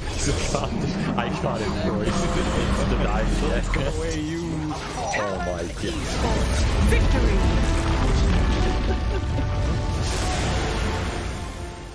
We finally get to see them have a little bit of lead, but they need to have good vision, good execution to engage. We're down up on high ground. Or Bulbica, Red Panda, this would be huge if we can find a Static Storm before the Tombstone. Not bad. Stone from Ooredoo. He's thrown now. There. Starting to drop down. I love TK control for the moment. He does manage to get that one away. And the Supernova down. TK barely surviving. And it's going to be one down at his White Album. The dodge. It's a hideaway. The heal's coming in. They hoping for a save, but the PKB is out, and they're going to jump onto him. He has to back away. We have lost White Album again, and now Tango in trouble.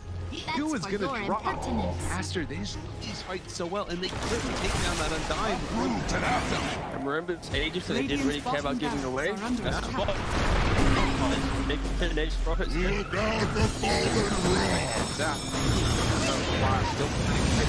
Stun is out on the play. Didn't have a BKB available. Mobica dropping low, the 10th on back in. They have another off Mobica. Doesn't look like he cut the black hole is there. That's on the agent. He doesn't have multi to come back. And Aster, they might take full advantage. Move. Radiant's bottom Rax has fallen. Up the bottom. Finally, Aster full advantage. They're building. Radiant's middle tower is under attack. Oh, just for a brief second, had more network. There it is, back again with the higher network. When you click on the L, it's not really an inspiring network. Blink, BKB, Radiant. You might be able to get on top of a hero, but that's not the shot.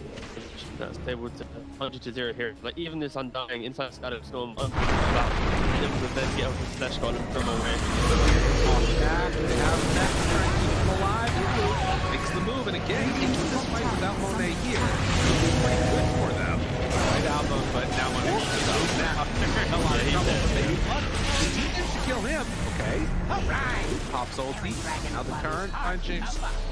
Really getting away. Sort of survived that first salvo. Very strong. Supernova down, pops the BKB.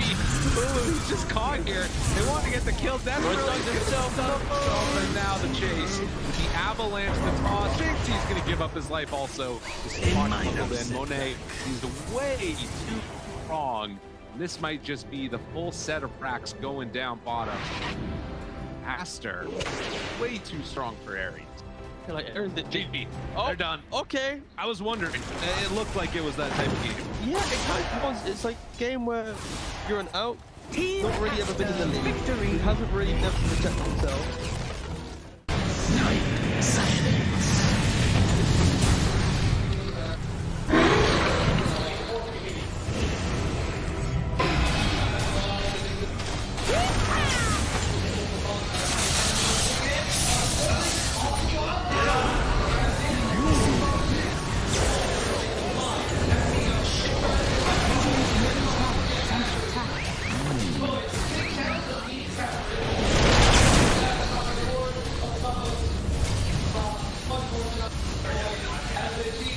Radiant structures are fortified. Radiant's middle tower is under attack. Radiant's middle tower has fallen.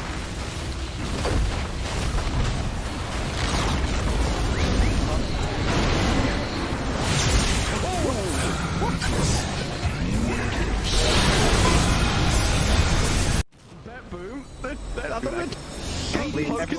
Standing. How are they just standing right now? I can't help but fidget with my hero half the game. I'll be running around in circles. Yeah. Pirouetting on the spot, the song. Blinking from Pure. They see Yatoro, 3 lined up. Potentialized path play. They're trying to go in. Toronto Tokyo, blown up by Collapse. Has to buy back. Yatoro gets up with BKB. Pure with another song. Sprints in. Who are they aiming for? Where is the target acquisition? They can't catch anybody. Collapse BKBs runs down south. Lol being chased out as well. Oh my god, Nightfall. Hazy on disc refresher. Blinks to high ground. Gets away from danger for now. Pure, what's he up to? He's back to the high ground too. Mirror image out, Aegis claimed, lull in the fire, still surviving and blowing up GPK. Team Spirit nothing to do. Sprinting out their base, they don't catch Nightfall on the way out, he's blinked out of the range of Mirror. They're still hunting though, and he's gonna find Toronto Tokyo. Who cares, Gem? I see Jakiro. Eon disc popped. And with his rapier damage of like short work and a twin-headed dragon. Unstoppable. Laurel the collapse waiting in the back line actually worked. He stormed out of the tree line and he just then started eviscerating the 2 supports with the help of Laurel. He completely jumped over. They dodged everything that Naga was trying to set and prep there. And Yatoro was also just firing the cannon from the top there. Did the combined damage of Collapse and Laurel together. He is a monster. Oh, Pure. Lol. Oh, God. Nightfall's gonna get a bit of vision here with the Hawk. Imagine. Can they? Imagine. Will they? They have to do something kind of crazy. They're going to be losing their base pretty soon. Lash has buyback. Naga Beastmaster have to get back to base to defend. Drow Rangers up here. Tier 3 gone. Barracks to follow. There is no buyback and collapse though. That's a big one. And Mira. Look at all the wolves. Look at all the summons. It's vulnerable. Mira gets away from there. Help of the Glimmer Cave to jump in for the lull. Disruption of self-save. Barracks taken out. Lull. Oh, tries to fight. Nightfall. He'll just pop, but he can't get any control of the lull. It's lull. Puck is all over the place. Now they go into the GPK though. Aiming for the puck. They're going to find him at long last. They get him and the rapier's on the floor. He messed up the phase shift. He canceled it. Oh no. Oh, you see that? I'm not crazy, right? I don't know. Yeah, he phase shift and accidentally ended it. There's an Axe Blessing recipe. There's a rapier. There's all sorts of stuff everywhere. An Axe Blessing recipe. What's that there? Okay. Not sure what the story on that one is. Meanwhile, save. I think he had a refresher shard, right? Because Laurel dove him. He disrupts himself, and he tries to kill him again after it save just refreshes, and then uses it again. How have they not got the rapier? Now there's another DD. I don't think they care. Toronto Tokyo's going to take it, is he? Oh yes, the Jakiro with a rapier. Coming to feed it back to them, guys.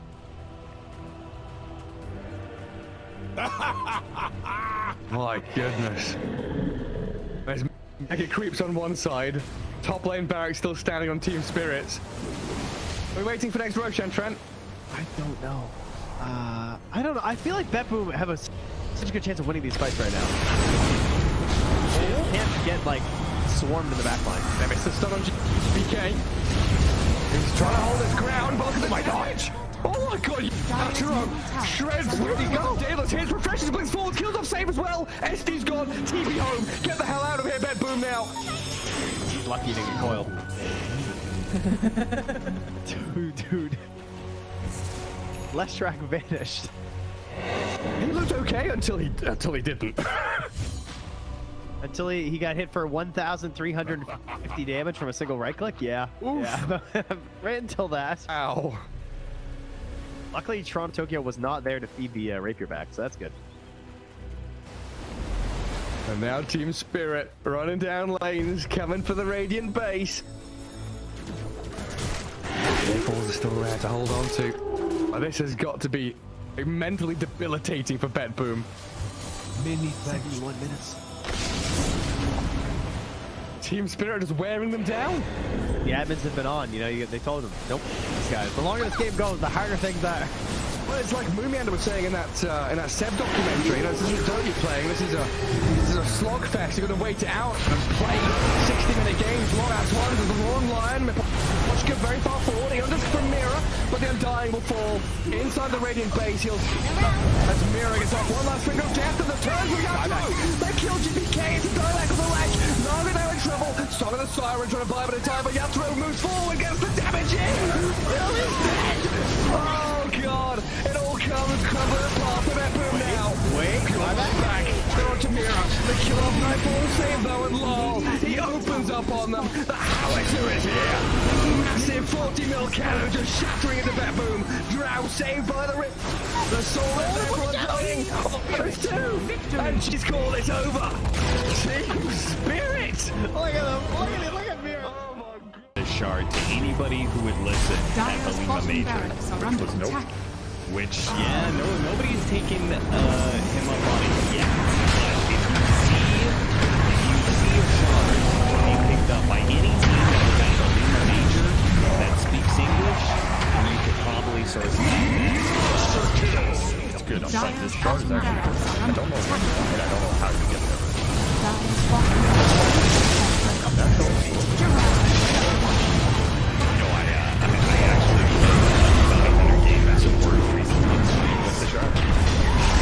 Pretty good. I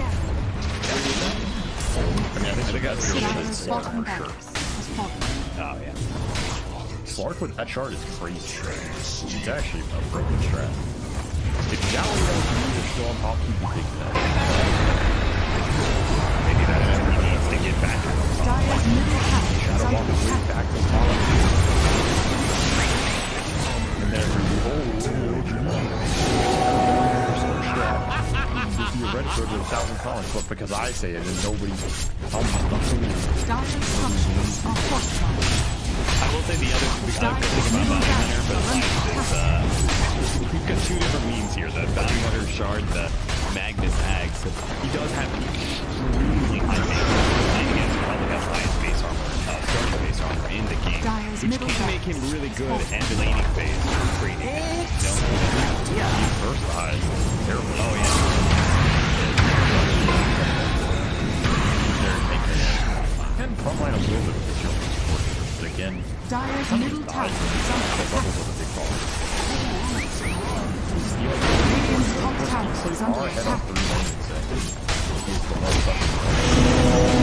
PSN FTX victory! Midas was being, so they have an inkling that this is going on, but they jump forward, find the Star Spectre. The Doom is there, Force Staff, keeping him alive and on the other side of the fissure, but there's way too much damage, and the rundown is going to be there. MC is gone, GH is gone, and looking for more. 9 jumps back in, finds Kuro too, tries to get out of there, does not have a way to escape. Mar is completely under control, P2 is gonna die. Buybacks are coming in. Amar realizes he can't do that kill TP, but eyes on the prize. Tundra trying to close this one out, close this series out with a quick 2-0 as they set their sights now onto the tier 4 towers. There is a buyback still on Spectre, and no damage to BKB is out though, and now the turn, the break, the finish. Amar dies a second time. MC on top of Snake King managed to find that kill. Sumail still controlled, does manage to get the blink back and away. MC, they're gonna go back in for more. They can't, but Sumail, just barely. Sumail got to be controlled. They got him there with the Gleipnir, and it's only MC left alive as Tundra start hitting these tier 4 towers. With this Unleash, with the damage coming through from the sidekick now as well. Watch Buckle though, it's actually going to be the Molten stealing that Pango form. And he's doing anything about this because it's going to be hexed out. Could he have the damage to kill him off? It looks like this one's going to get loaded. Right back now, but he's not going to be able to get the kill. In fact, he just drag him closer to him. Be able to clean up the side of one move. They have no cause now. Aintrad, the only one left alive in terms of cause. 3 heroes dead for the next at least 70 seconds. And this is going to be it. Yeah, Baboon just come in. They're going to start to go up the base. Not even needing to go for Baggers here. As you can see, they just want to end it here and now. In fact, even diving into the bounce now as well, where the hook comes out. Morblin is going to be a good. He's got a Satanic. There's a Force Staff away to tell him to save from now from space. He's then really cocky on this Morblin, but it's paying off, and yeah, they're just going to be able to dive into the fountain once again. And the fountain farm these heroes, cleaning it up. GG is going to be called after 45 minutes here. One move. They look great in game number 1. They look pretty good in game number 3 here as well, but Baboon, they just had enough out of them in game number 2.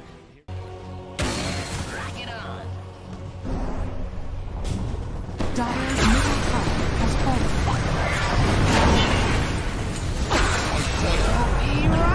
I keep my enemies close.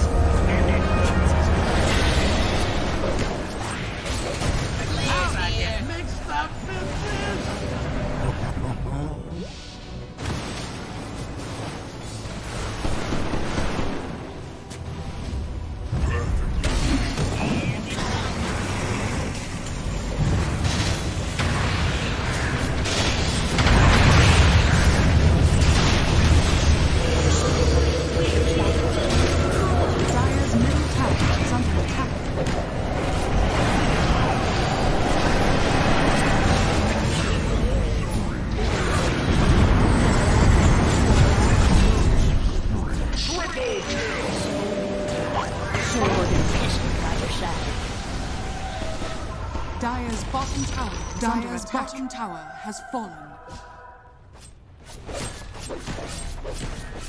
Radiant victory. Away from enemy, it's not guys really just dying getting them because anything of next. Lots of plays in, they got themselves down. I think they can save him. It's also good with the strategy to like reroll. That's first blood. Easy pickup. Behind tower, but he's going to be careful. His alchemist is actually pretty dangerous considering rocks are really fun. between him and Massive Nande. for a physical damage Shoulder nuke of comes an out from unstable Nande, and they've got concoction. Watson up It's in the a trees, deadly waiting mixture. for somebody to come out. You're ready for nature for King Slice. Avalanche on him. Tossed up into the air. They get a kill here on Rubik. He's going to find out Watson goes in, but now it's going to be careful. To throw him in. No, they can't. Watson takes some damage. Look at that. Not enough. Heroes don't have 5 actions. Call it. They You're gonna have to play to defend how powerful. Yeah, won't finish him off. Watson beyond godlike. They call GG. That's going to be 2-0 here for the side of He's not having a whole lot of fun with this. 10 stick charges, and he did manage to at least hit the King of Stacks off of the Balance Strike.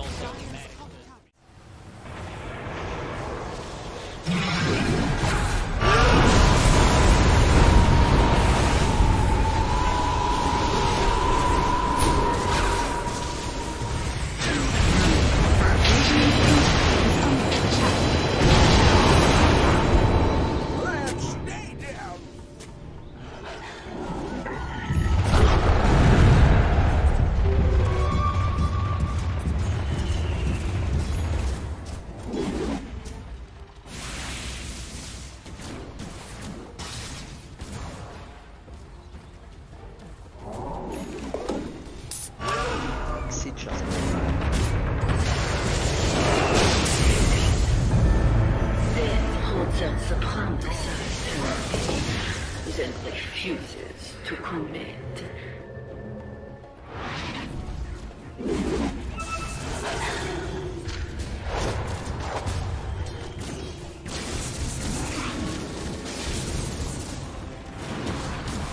Sanaba.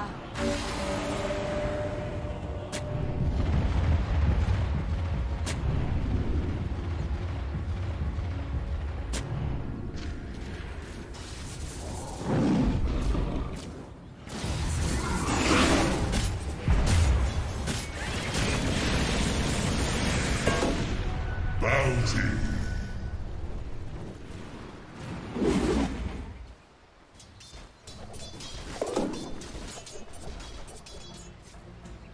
Vanish.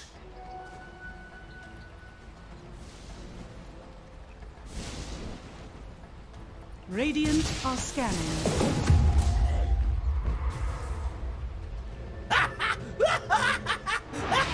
Dire are scanning.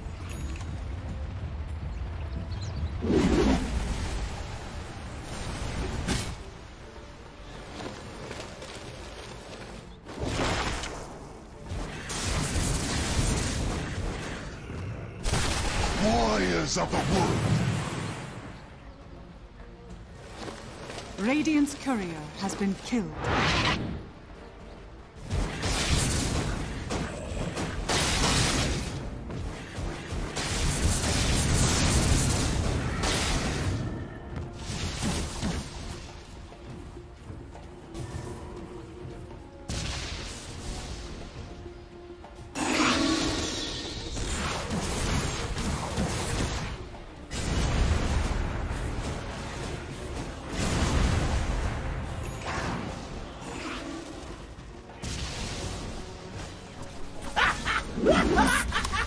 Сейчас поиграем. Сейчас поиграем.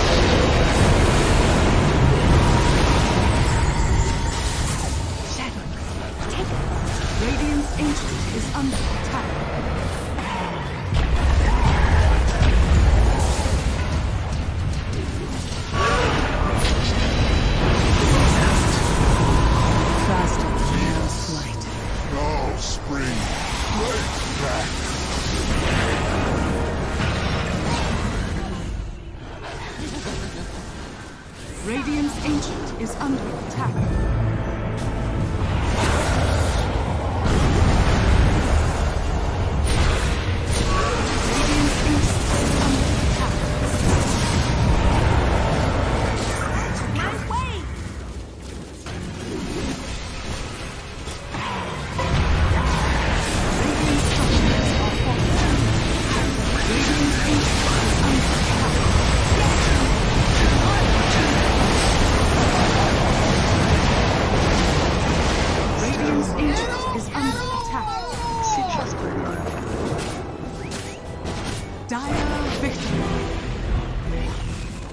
Ultimately, this game kind of comes down to just who jumps who. There he goes. Save him. They have a save? Nothing. They've got the coil locking him down. They kick away the bear, but it's not good enough. Meanwhile, that 5 talent with the back lines getting demolished. John Well is going to be able to get away. The Snapfire couldn't quite finish him off. Let's see if they can force the buyback. Surely they will, but is Geek Slate going to be able to get a successful fight? The use of that buyback. One of these wolves is bigger than the other.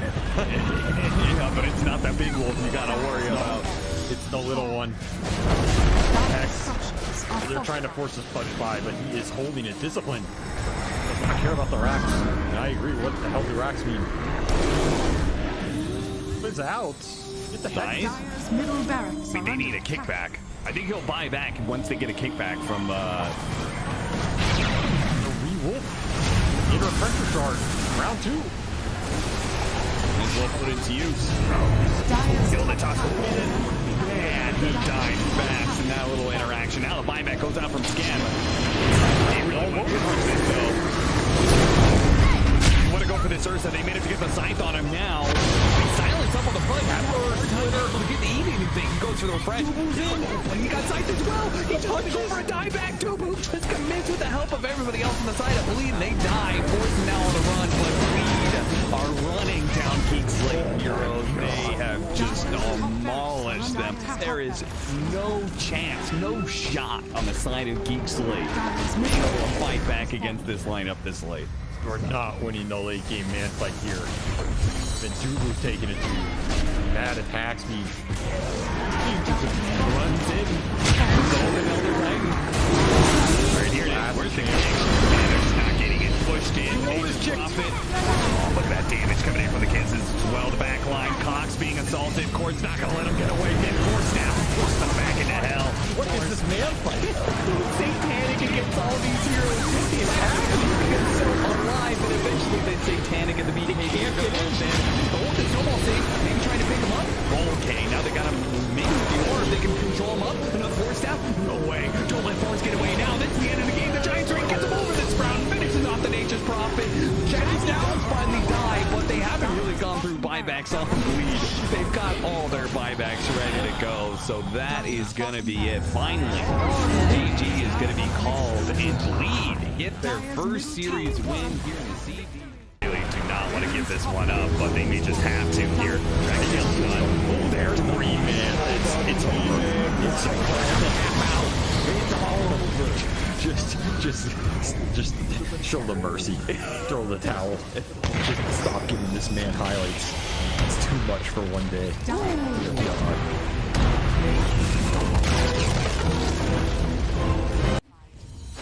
Gonna stun the AM. Stop hitting my tower. They see Kiyotaka. They do. And they've got the Roar on the coil. Who comes is out? The Hand of God and the Greed. Trying to buy some time. Kiyotaka surviving. He falls away. AM now in trouble, and Aegis is claimed up. Ironcrad trapped in the Sprout.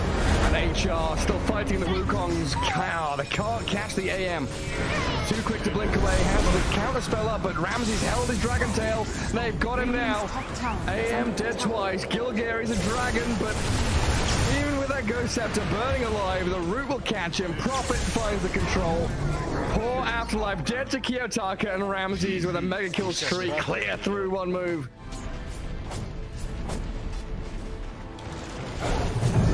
Just not sure. I think that might be it, Gary. Yeah, even with a triple buyback. Yeah, Park, Rubik, Beastmaster, there's the third one. No AM for 30 seconds. The building's at forfeit. Enchantress lift up and drag away from Rubik. Saves her for the meantime. That's like Kiyotaka's clear to have a little bit of fun now at this point. It's go time. Do what you want. We got 32-minute tumbler toy. Yeah, okay. Yeah, good, great item, by the way. that thing is busted now. If there's any item I agree has to be like removed from the game, we do need a new cycle of neutral items. Oh, no fight with fire, they say. So I'll just go fight with an arcane rune instead. Have fun with mega creeps. Yep.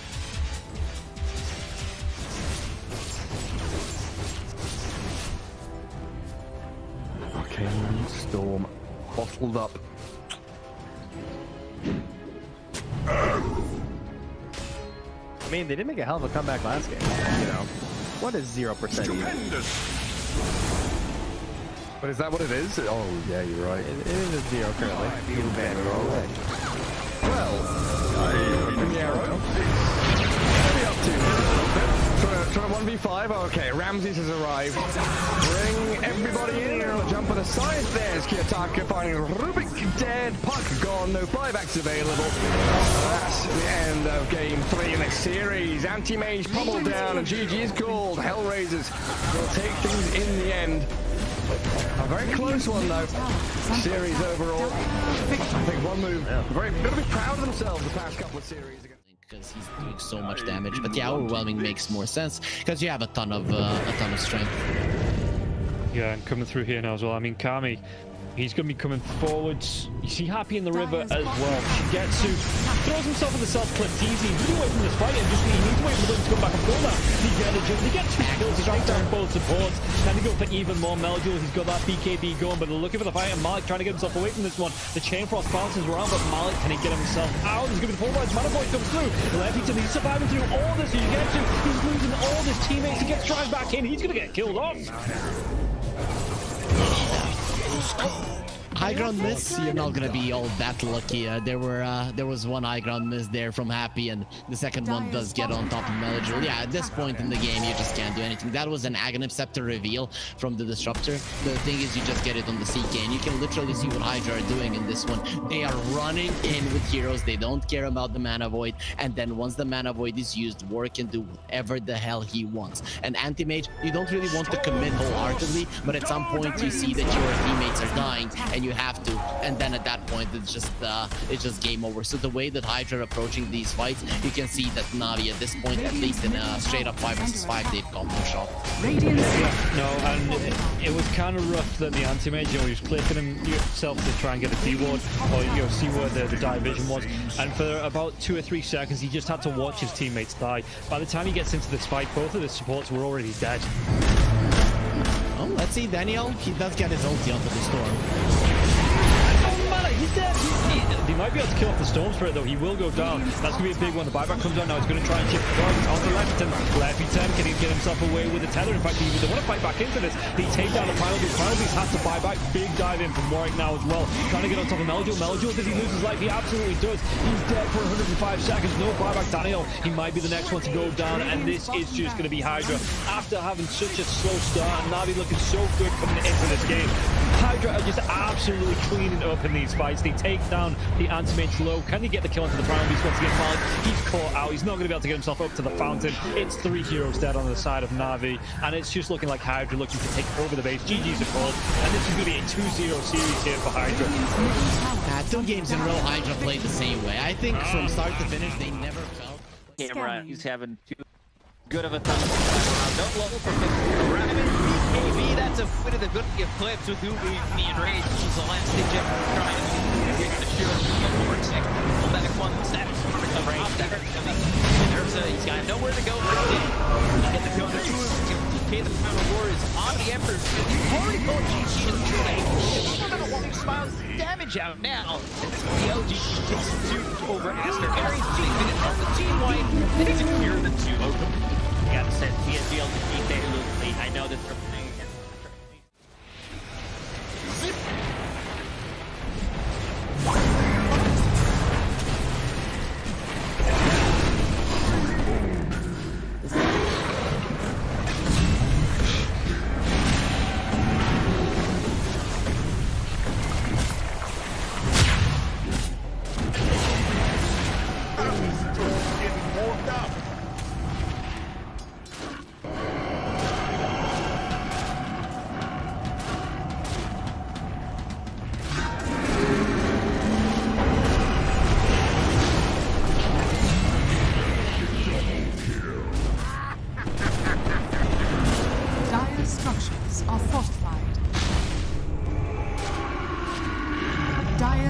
tower is under attack.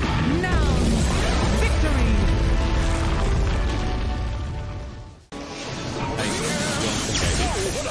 It's all about the money. Bling, bling. Dyer's bottom tower is under attack. Oh, okay. They have a bounty, they have a man. Literally just as simple as just like skewer, isolate somebody so you can get Radiant's back top kills. tower is under I mean, attack. they want to have an aura buyer. Dyer's bottom barracks are under attack. They kind of want to as well. So fair builds are pretty good. Dyer's bottom barracks the Radiant now have Mega. It's like okay when you force Roshan stuff. Dyer's structures are Wait, never mind. You're done. I figured it out, alright? Maybe it's gonna go the Aghanim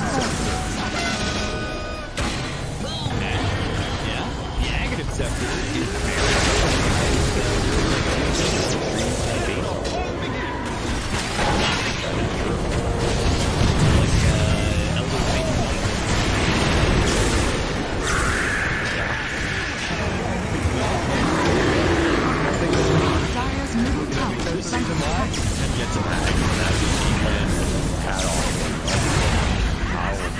all of my hats, all 30 of them. Dyer's middle tower Wait, has that's fallen. 30 hats. My Dota hats. Radiant. What are you talking about, Goldie? Well as Cloud, if he's got these hawks coming through, you know, if there's no... We'll come back to this as they get the dive on, and everything I was saying is now inconsequential because Cloud has gone down, so Kami has to move away from these multiple kisses. There is still that buyback for the Beastmaster though. Let's see. He wants to get himself back into this. The dive onto the back lines into the vortex as well. There's going to be a real nice dismember. The hooks come. Nice save. Though. He saves it. Cloud gets himself back into this now, and Kami is losing so much time. Kami's going to go down. They do get the kill onto Leppington there as well. So Mira with that freezing field, Mira will go down. Going down to the hooks. Yatsuro's still in that push roll. He's getting them back. They get the buyback out from the poke and Storm Spirit. Everybody from the side of Hydra. They don't want to be giving this one up now as well, but they take down Leppington once again. That's the dieback on the Disruptor, and Yaturo, what can he do? The hook, it's going to be blocked mid hook. This is the dieback on the Cloud. Cloud, can he get himself away from this one? He's still being harassed by Collapse. One more right click, he goes down. That is going to be the Beastmaster dead for 115 seconds, and now the chase is on for the rest of the side of Hydra. This Aghanim's on the Morphling is just making him impossible to deal with. First of all, they use the little shredder on the Pudge to get rid of his armor. He has solid amounts of it, but it is just not enough. And then Yatoro just destroys it, and he knows that he can stand his ground because he cannot be stunned. He literally cannot be stunned. How do you stun water? Well, a lot of their damage, if not most of it, is on the Morphling. Oh, the glimpse comes back though. Inside the Static Storm Mirror, he has that Lotus going, and now if Zofra actually dives a little bit further with the Thunder comes out from Podking, he's dove in, yeah. They're going to be able to get a kill onto the Storm Spirit. Can they take down the Pudge? They're going to be able to catch him and cancel off the TP. He's going to be dead. The Storm Spirit though, he has brought back, and they've got no kinetic field, no Static Storm. And like you say, they're even going to be able to get a lockdown onto Cloud. Everybody inside of Hydra, they just overextended, and we praised them in the first game for respecting the power of Team Spirit here, but Hydra might have just lost the heads a little bit, and the buybacks, they're going to be forced out, but I don't know if it's going to be enough to defend the space with the Pudge being down, with no Static Storm for the next 27 seconds. Spirit, what can they get from this? I've been worried though, they're going to be able to get it. They get two, they do! They take them down, the cookie comes out, the Yatoro, freezing field, they might lose. Happy, is this the dieback? They do the break the Lincoln Sphere though. Morphling. Law wants to come right back into this fight because you have the boots of travel to do it. It might take him a little bit longer now. No boots of travel though, so he's going to have to use the blinks. You know, they just do it by foot, it seems. Level 25 Storm with a beast. That's just so much damage. They're going in for the Morphling. He doesn't have a buyback. No, they get do they get the kill? He goes down. Warwick has to go down though. It's going to be him left alive. No, it's not. The creeps are pushing in. There's no buybacks available on the side of Hydra, and this is going to be 4 heroes, even with the death of the Morphling. No way Warwick defends this. It's pretty much over. They don't have the glyph. The game is over. They gave it their best. Hydra, they made Team Spirit work for it. The team that is most likely going to be at the top of Eastern Europe DPC Division 1.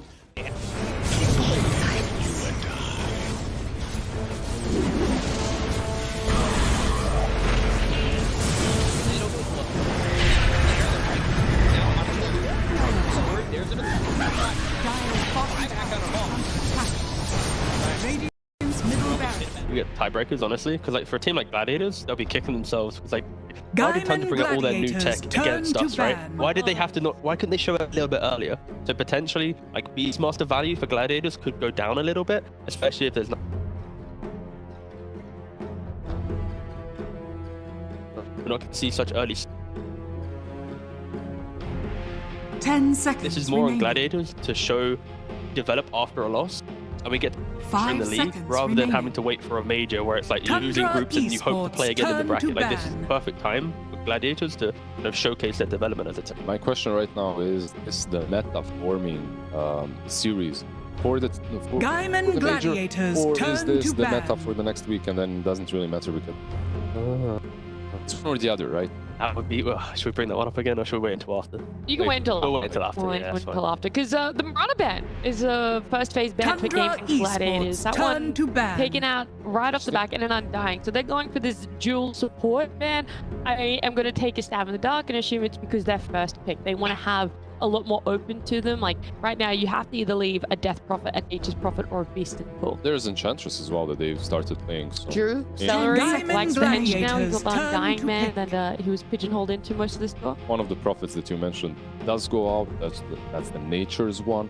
There's still Disruptor in the pool. There's Enchantress in the pool if you want to open up with a little bit more of a flex on position 5 or 4. When it comes to the cores, there's still a couple left that are really strong. Enchantress. I like that. I feel like it's probably the easiest way to open up your draft right now. Chinese region kind of figured it out first. I've been watching that one a little bit. Have, I've seen. Yeah. We watched it together. No, yeah. We. How many times have you seen Enchantress already today?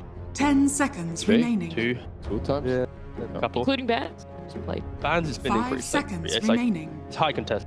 Where it's like 90%. But for Gladiators, at least, it's like they're already showing the change up where it's like they have Disruptor available and Enchantress available. So they opt to go for the Enchantress. So now for Tundra at least, they go for Beastmaster. They still have one available. It would be cool to see what Gladiators read now is on Beastmaster. Like, I don't know if Nightstalker is like some 8-pick hero that you go, haha, you picked it, and we change it up. Teams have been losing with Nightstalker. Exactly, it's also into Tundra, who kind of really, I mean, we talked to Al and he said he took inspiration from 23 Savage and SK doing it. So it's not like they're the pioneers of it, but they're bringing it to this region so they know most of the ins and outs. Gaimin Gladiators turn. That's quite a good win rate. And you're picking Beastmaster into the Enchantress. Right now, if you're gaming, yeah, you play that Enchantress as 5. You're already pressuring the Beast a little bit. And this hero, one thing that she's got for herself as well is movement speed. Like, you get into the triangle very fast, you can steal one of the creeps, mess up the camps, block the camps, or just run them if you get the right 5 seconds remaining. It's also crazy. We've gone on quite a number of times in the past how Enchantress isn't a counter to Beast. A lot of people might, like, pre this patch, some people were still picking Ench as a counter for Beast, but when you see Tundra, they're willing to pick Beast into Ench. Like, that's just how different the matchup is between these two heroes. It's just the laning phase. You've got the Axe spam, you pair it with a really good support that can also spam with you, be it Rubik, be it Snapfire, and you can also have kill threat. Like, if you just block the medium, also the hard small camp, make Enchantress have to look deeper into the jungle to find a creep, she kind of locks herself to play in the lane as a right clicker, and yeah, you can die quite easily. For Gladiators, at least, their response to it is, once again, counter-aggressive skirmishing heroes, and of course Quinn, he's going to want to pick Panther in that scenario. I'm glad this time they didn't forget the Bloodseeker ban. He admitted that in his interview, one of the series, that they kind of forgot about it a little bit. And the Bloodseeker, 10 seconds remaining. Maybe the Puck, and you've seen Emo try out the Queen of Pain into Pango. It didn't really work out for them. You dominate the lane later on. Gaimin Gladiators turn to ban. What have been some other good counter picks in the laning phase T against Pango? Probably DK and Ember come to mind. Specifically for Tundra, I think DK has higher value. You know, just CS, you have Dragon Tail against any melee hero, it's just boom, quick stun, get a deny, and suddenly that happens maybe 8-9 times in a laning phase, and you just have a slight advantage. I'll tell you the best one. Go on, hit me. 5 seconds remaining. You want to see 9 Ricky mid again? You get Ricky, you buy that Meteor Hammer, later on Sleeping Dart, the smokes, but in all seriousness, like smokes versus Pango is very annoying. If you get another hero that can rotate on top of that, like there's some kill potential, kill threat too. Like it isn't that bad. And the Meteor Hammer, obviously, you just sit there, Invis, taking down one tower after another. Who would have known that Ricky is an amazing objective taker? 10 really seconds a great remaining. timeline we live in. Purely simulation. because Meteor Hammer got buffed and a little bit nerfed. We end up in this realm. Alright, so Tundra ban-wise, again, you're thinking about Naga Siren, Terrorblade, like any of these bigger carries, they're still respecting some anti-mage. Even though Gladiators don't have the closing pick in the phase, they're still banning out anti-mage, which is maybe some insight towards a later pick down the line for Tundra. Maybe they're forcing certain bans, but it'll be the hero that we look at, you know, in 5-6 minutes time to try and see what was the reason behind it. We'll take note of the AM now. All right. Thank you. Down for you. Write it down, write it down. 8 cool. Later. Yep. All right, got it. Bloodseeker, Storm. What other bands did you guys say you wanted to see out of Gaimin Gladiators to protect a bit more? Mentioned DK potentially. There's DK, the Ricky that Ember, 5 seconds remaining. Puck perhaps as well. Like these heroes that are D2, the Pango. I feel like the Pango's game is already solid. The moment you ban out the Bloodseeker, everything else, it's fine. Like you're playing already into a BKB piercing roar. So how much effort can you later on put into defending the Pango? You have to think about the other things. Tundra so maybe these couple of bans turn to ban. There you go. They ban out the Ursa. Maybe it's going to be some melee offlaner. Tide comes to mind. You're playing into Beastmaster. That's an option. One last ban for Tundra, and then they'll open. So I'm going to shoot another support for them. 10 seconds remaining. Get ready for it. Oh, you reckon? I mean, is Morana, Gyro, Undying, Abbott, Ench, Io. So. Morana ban. Unless there's some like Io pairing where they want to open phase of Io into the thing. Yeah. I mean, I feel like in this slot, it just needs to be a hero that provides something in main that you have to think about. So it's like I mentioned, Gyro, Io, like they provide. CM does it as well. Like you don't pick heroes here that, you know, what's your purpose? And here it's just like generic pick that doesn't. It shows obviously that it's a support. 10 seconds remaining. Just comfortable nice mana sharing for everyone. 5 seconds remaining. Right? And you get that Frostbite to work with. Like Frostbite is really nice for heroes such as Pango as well. So there's that. First season Chance obviously works a little bit in that early game. But you do have these like semi-sideline skirmishers like CM and the Snap. They don't really want to get too close unless you're popping your ulti on this. I like clock +1 for Gladiators here.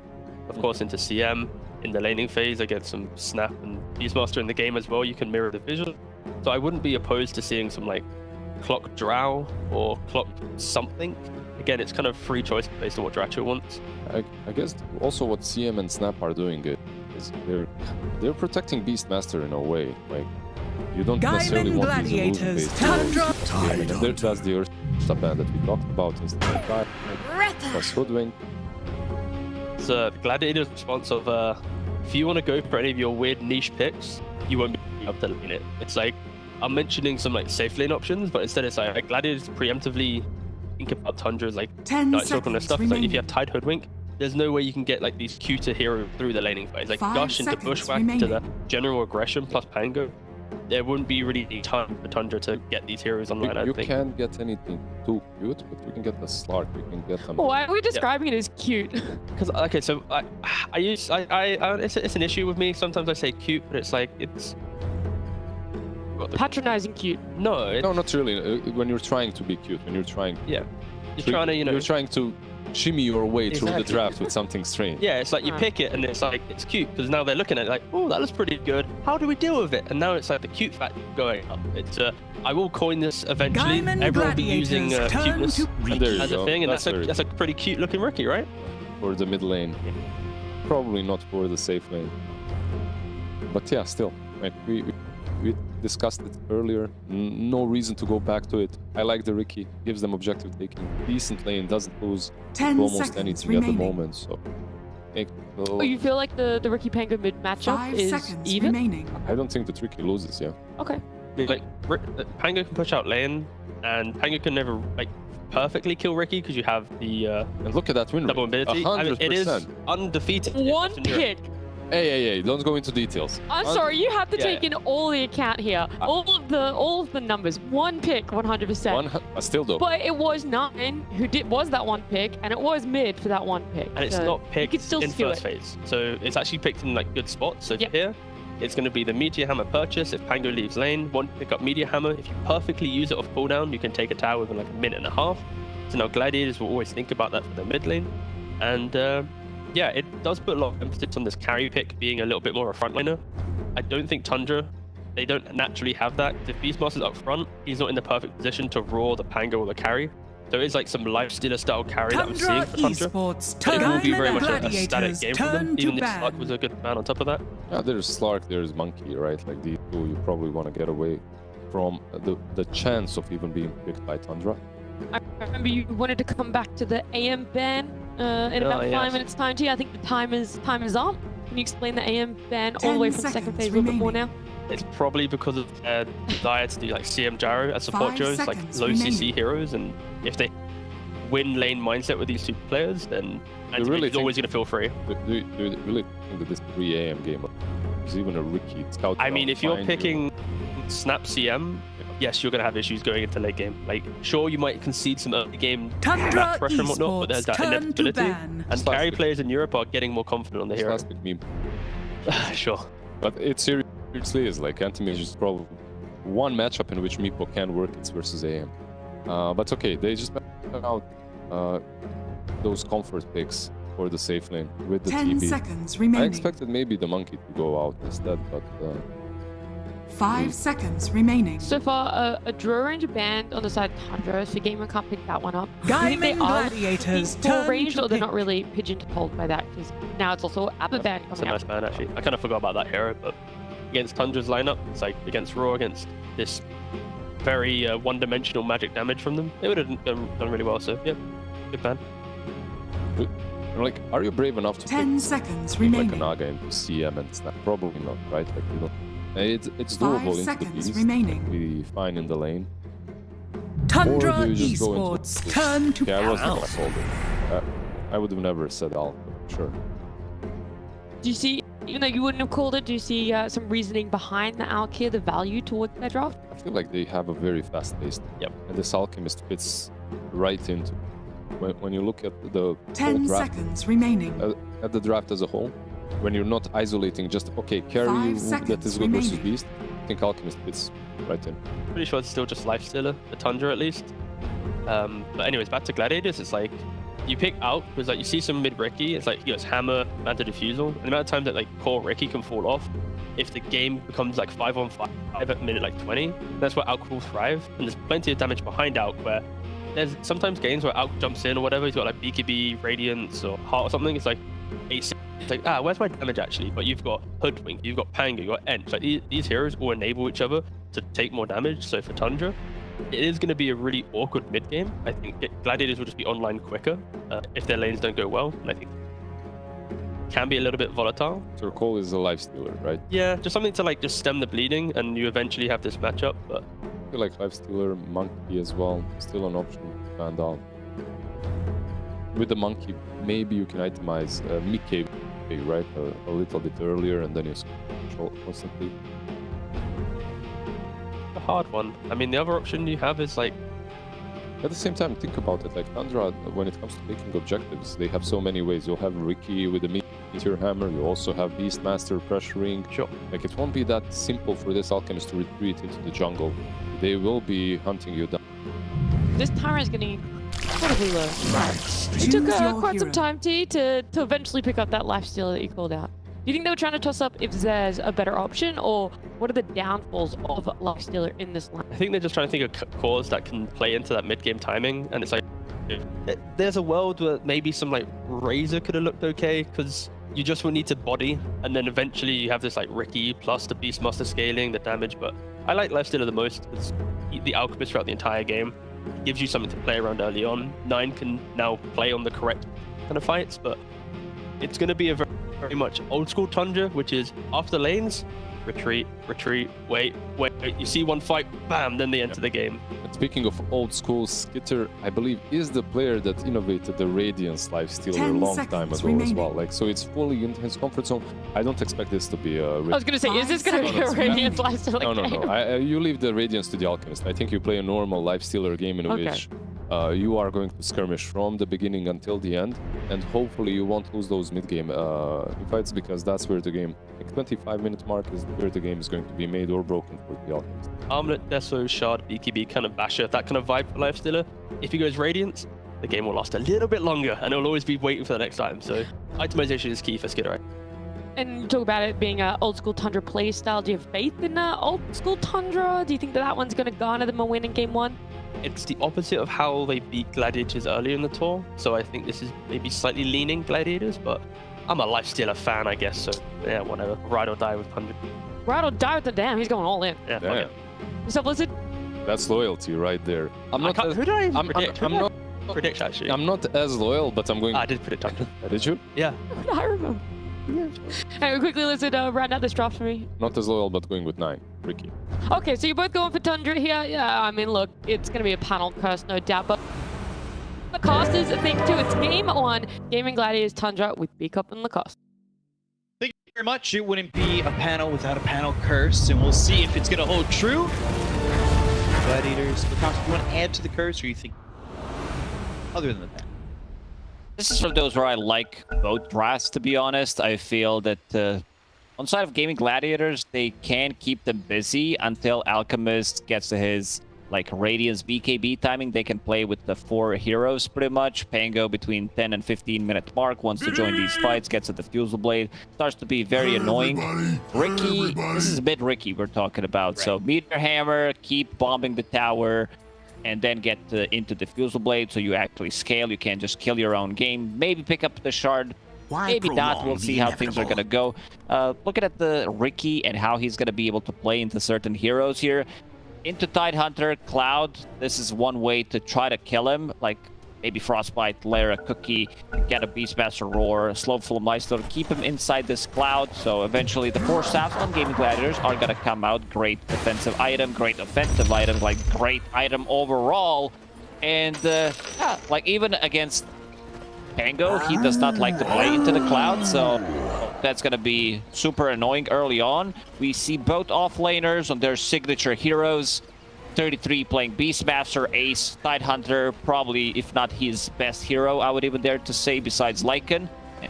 Smoke now. Both teams. Soxa gonna be the one who breaks the smoke. They're charging up. Stun. Crystal Maiden left to the back. That's not great. And sneaking as well. Soxa followed up with Bushwhack. Blast out of 4 heroes, but Celery with the impetus of 1 first blood. Good start. We've seen Enchantress time and time again what this hero can do if she's off to a great start. We'll bring some extra tangos, extra mangoes to the lane as well. 30 seconds. Ratio. He wants another one. Yeah, he's trying to get another kill. Scatterblast, throwing the stun, impetus from a range, and Sox is getting chased at the moment. They've got 9 over to the side. These axes at Ratio. Now is he getting too far? Bushwhack, cut, charging up the stun again, and Crystal Maiden from the ground will get the kill on Ratio. That's not the trade you really want to be making. That's a bit too aggressive from Ratio. He, madman mode, he decided to go in. No region left on him. I mean, they shared 1 tangos, and now Ace. It's the battle. Can he body block him? Yes, he can. Look away. They've also got Snaking coming by. Gold Frenzy. He's got Crystal Nova, so if he can get in range to slow him, but quick for this Crystal Maiden.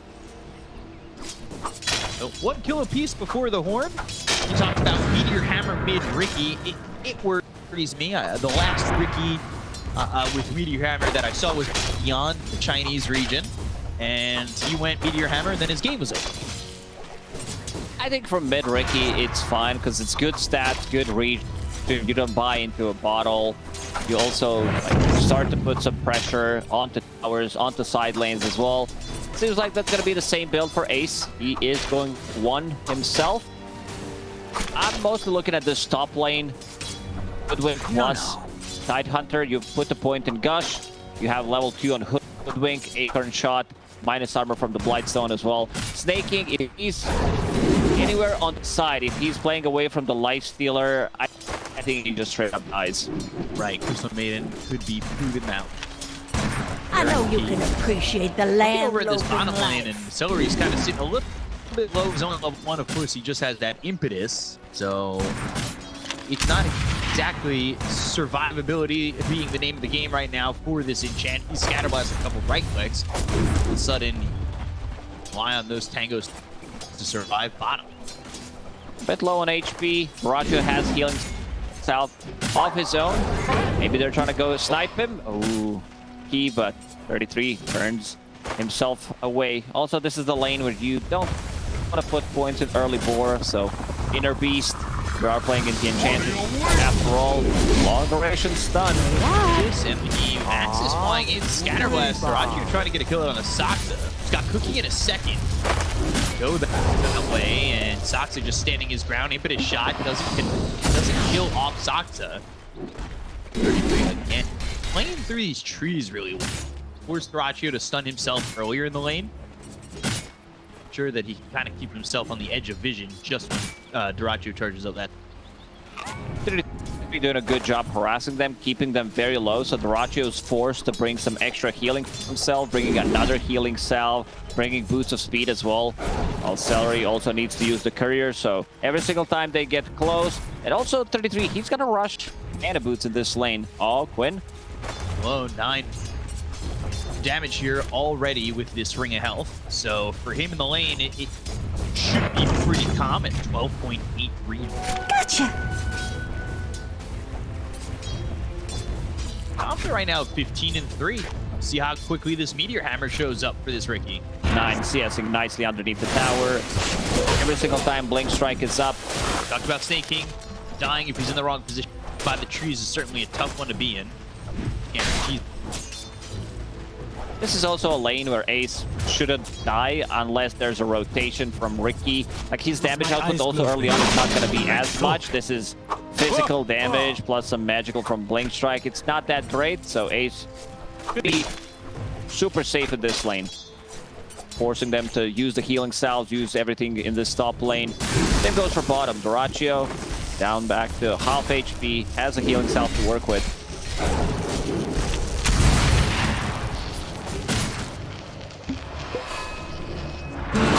Still sitting here pretty low in the mid lane as 9. He's about to hit that level 5. Crash on top of this Ricky, and it's living on the teetering edge of a cliff for Quinn. Yeah, nice. Kind of the high ground. No mana for Tricks of the Trade. I don't think it would be enough. The damage is very limited. You also have extra armor from the tower. Now Quinn needs to pick up Walrune, and this is what we talked about. Snaking, if he steps way too close, they're just gonna burst him. This heavy physical damage. Tofu. I think we can even say that this is the signature hero. Look at, so you see that Quinn's low, and he wants to grab the water rune so badly. But every time he starts edging towards one of the water runes, 9's going that way as well. He's like, all right, you want to try it with that little amount of health? I'm going to make you try it really hard. You might die. So he's CSing in the mid lane, and as you said, as soon as he moves, they also have vision on the high ground. So Quinn, he tries to get in there. We'll have a Blink Strike. We'll have 2 Blink Strikes available soon, but no mana for both. Only 60 mana, but if, say, he does try to commit to the water rune, then he swipes the water rune, Quinn might just die. He's going back. He's like, I give up, guys. Forget this, I'm out. 2 water runes against hero who doesn't even want to pick up water rune. 9 might pick up 1 in the end. Just came back and look at his health. Already down under half. Playing a couple right clicks from Skitter, but that's all he can really produce. It's not really much of a deterrent against this Tide Hunter, especially when you've got the Hoodwink who's ready to get the control. And I feel a very interactive gameplay, not just the laning stage, but throughout the whole game. Needs the right click, there's a rage, that's about it. Even more aggression now from this bottom lane. Mana boots completed, so every single time Alchemist gets close, shotgun to his face, 2 points in Scatter Blast, Axes. Very fun. 9's gonna hit that level 6, so we'll see if he can stay aggressive in this lane. Both water runes are gonna be picked up by Quinn after he TP's back over. Hit that bottle at 2 charges again with a water rune in it. Also, interesting build. I don't know if Quinn wants to commit to it. He doesn't have mana boots, no range drop, nothing in his just straight up Diffusal Blade. I have not seen this. Because hero consumes so much mana. For a second I thought you know, because they love the combo. Maybe there's a keeper of light in this game. There isn't, so we'll need that mana sustain. Let's see if he decides to actually go for it. He's going. All right, he's committing. Even earlier timing on that.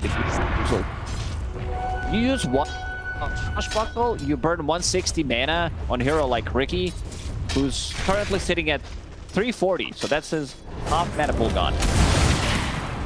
They're not fun to have all your mana depleted pretty much instantly.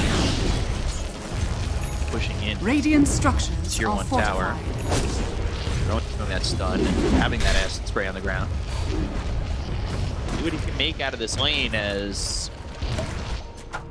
Oh, look there. It's at his first item queue 33. I just saw it. Drums of Song. Okay. Invictus, Scatter Blast, Nichu's attendant saying, well, it will get the kill there on to Satsa. They have this Harpy Stormcrafter being very annoying. If Beastmaster said, guys, I'm building drums, they'll say that's okay. Oh, that's the solo kill. 9. Radiant's middle tower gives him the applause. So Meteor Hammer lands. Rolling Thunder was not there. And Blood Strike, like Strike once it's maxed out early. This minutes we're talking about, it's a lot of damage. Let's see Meteor Hammer on tower. If he's going to use it or not. Leave him with not a lot of mana to work with. He needs a little bit more mana regen here and sustainability for Radiant's middle tower is under attack. It's going to be tough for him to have mana in some of these fights, especially when mana pool max is not great. 100 mana being used for Meteor Hammer. Rough. Extra help, Arcane Aura, 0.4. It's something, okay. Satsa staying king at 33. Going out. Arcane that brings Satsa out of the tower. And Roger's going to survive. Actually, going to get the kill there. Satsa ends up being the one who falls. Mid lane again. About Tofu coming over 9. And Tofu. 9. Pretty nice step. Move to the bottom. Trouble again. Impetus, acid spray, and take down to Doraccio. So after almost dying, that's a kill. Doraccio, off good start. Like they did pressure him a lot, but he's also getting some assist gold as well. Level 6 survived there with the raindrop, and now pushing himself closer to the Radiance. Dire's top tower is under attack. Dire's top tower. Run, Scat Blast, and be a kill for Skinner and Wilby. So, he ends up trading his life. 2K lead right now. Of course, that's with an Alchemist. The Axe still has a Q. I'm watching 30. We've not talked much about but I feel like the one time I talked about it, it was not high in the tier ratings. Definitely not. I believe it got some kind of a buff in the previous patch. Just double check. Yeah, damage per hit increased from 110 to 15. Don't know if it's good. Like I really never saw this in action. I tested it out. Looked kind of wonky. Gave up on it. Like gave it a little more time. Maybe the pros will pick it up. See if he commits to it. Seems like he might go for it. And also, speaking of the item pickups, 9 minutes 30 seconds. Diffusal Blade. Swashbuckle maxed out. Down on the Tofu, but there's a Swashbuckle of 9. No man. Trade. They have Sentry. Swashbuckle not landing onto 9. They get killed on the Tofu. Better to stop the TP. Ace coming over. Dire's bottom tower is under attack. Radiant's this has to be one of the earliest Diffusal Blade pickups. Oh my god, this hurts so much. Radiant's top tower bottom. Is under attack. That's going to be extra mana for him. He also finds another good substitution for mana boots. Regen Rune. So Arcane Ring gonna come in very handy for set of mana until he gets to his mana boots. So 33, you can see he picked up the Ogre Axe first.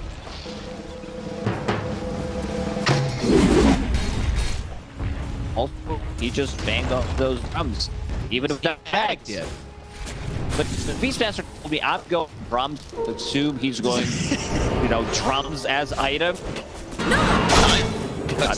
to the tree, and if it is still slow, thanks to the shield crash, 9 will die under the tier 2 tower. Nobody here to help. I think the reason why he's going for the Fusel Blade early before mana boots is something that I mentioned before the game started, when he wants to keep them busy while Alchemist is farming. So he wants it like this earlier timing because he understands that he's not the real carry in this game. Eventually, he'll get his items, but it's all about the Alchemist. Relieve some of the pressure so they can't go on him. So at level 6, ulti available. It goes for roll. Radiance is finished. Needs another minute. Good. He in and he missed. They're gonna blink strike on him. They've got the silence, gonna get the kill before he's able to roll the thunder. Ooh, primal roar, and there is a trade. Snaky falls for coin. Not a bad trade. But again, said it. Space open for the out.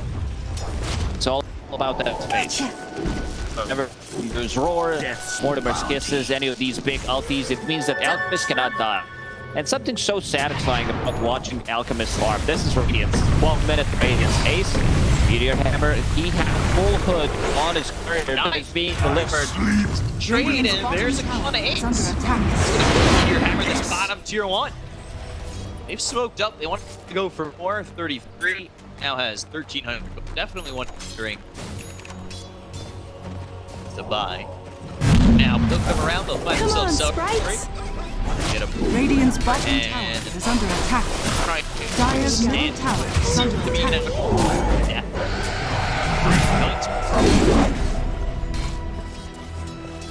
Not bad for this light. Radiant structures are He's fortified. got a good lane, and bottom tier 1's gonna go down. Dire's middle tower is under attack. Is out of the tower. Radiant's bottom tower is under attack. Well. Right, he going into the Fusel, wants to be able to scale. Not want to kill his own game. Also has Lance of Pursuit. Whenever he strikes from the extra damage. And like this is the item. Like this is literally Ricky item.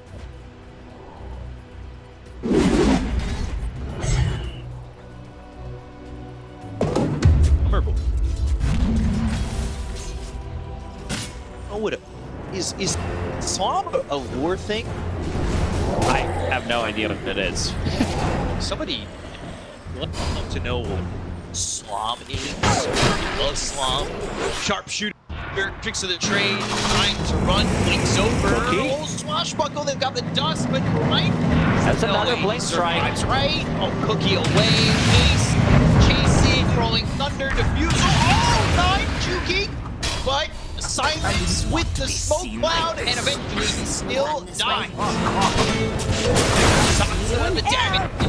Second, Gaimin Gladiators. Gwen is not getting fooled. Like it was a nice play from 9. Do those blink strike. Sox runs away. Another blink strike. Cookies him in, but the rolling thunder finishes him off. And then Doraccio, Radiance is done. 5 leads. 14 minutes into the game. Going into Heart next. He does not feel like he needs a BKB yet, at least. Might change his mind. Purging up that stun. Primal Roar. Block down, and he'll stun himself. Got the dust again on a 9. Smoke cloud is down. The rock clicks are in. The tricks of the trade. The damage. The kill. The tick of the Alchemist. 9 getting a lot of gold. And the assist gold pretty nice, too. Yeah. Let's see if he decides maybe to swap things around. The classic, the standard Alchemist build with the BKB. Also playing into Lifestealer, so yeah. It's gonna be a problem. More HP you have means more damage. No food. Sharpshooter, but range Snake Kings there with a Frostbite Skitter. Typical hard carry contribution. 1 right, 1 kill. Nice play there from Tofu. Almost managed to get out. Skeeter still looking good. You know, he's playing into Alchemist. It's a good matchup for him. I'm really glad that he's not going for any weird build. The standard armlet into Deso. His next item could be like any of the 3, like either a BKB, maybe he wants to have Heaven's Halberd, Basher. There's multiple choices, but the first 2 are gonna look really good. That also opens up more looks for the team. Winning the stun. She actually gets the neutral camp with that stun that circle. Yeah, you're happy like the panel, right? They said no Radiant on Livestream. Not a game for Radiance by any means, and this is what we mentioned loud. Oh, Rabbit again. Tango. Not gonna be able to get out. Socks is one from Ace. And behind him though, he's the Snake King. The kill to Socks. Meteor Hammer doesn't land. 9 now. Sees Duraccio, but not much he can do. He's going for the shard next. He's gonna want that sweeping dart. And this is it. Oh, the drums of song. I'm really hyped about this ability. Damage per hit. Oh, let's see it. 115. That's unjust. Your elements return. If everybody wants to jump along, drum at home. One. All right, like the sound. Still needs to see it in action a couple more times. With ever increasing speed.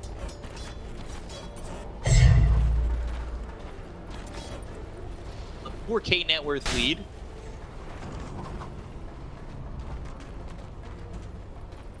More information. Slob was a king. Hold on. Information. It has to wait. Quinn is going to go down to 9. Again, 9 is a lot of work here with this smoke screen. It's such an annoying ability for both Mango and also side third. It's just dead. Damage is coming from the drums. Slob.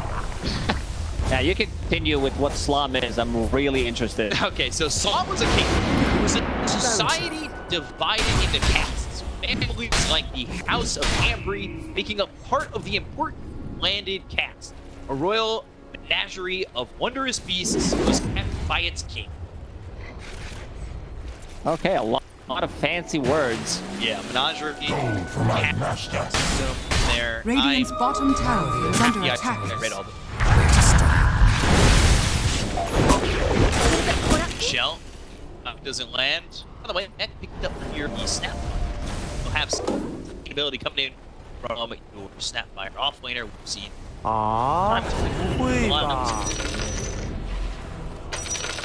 Sometimes he gets this cool new Ags. I'm really glad that Quinn is understanding the real threat is coming from. Oh.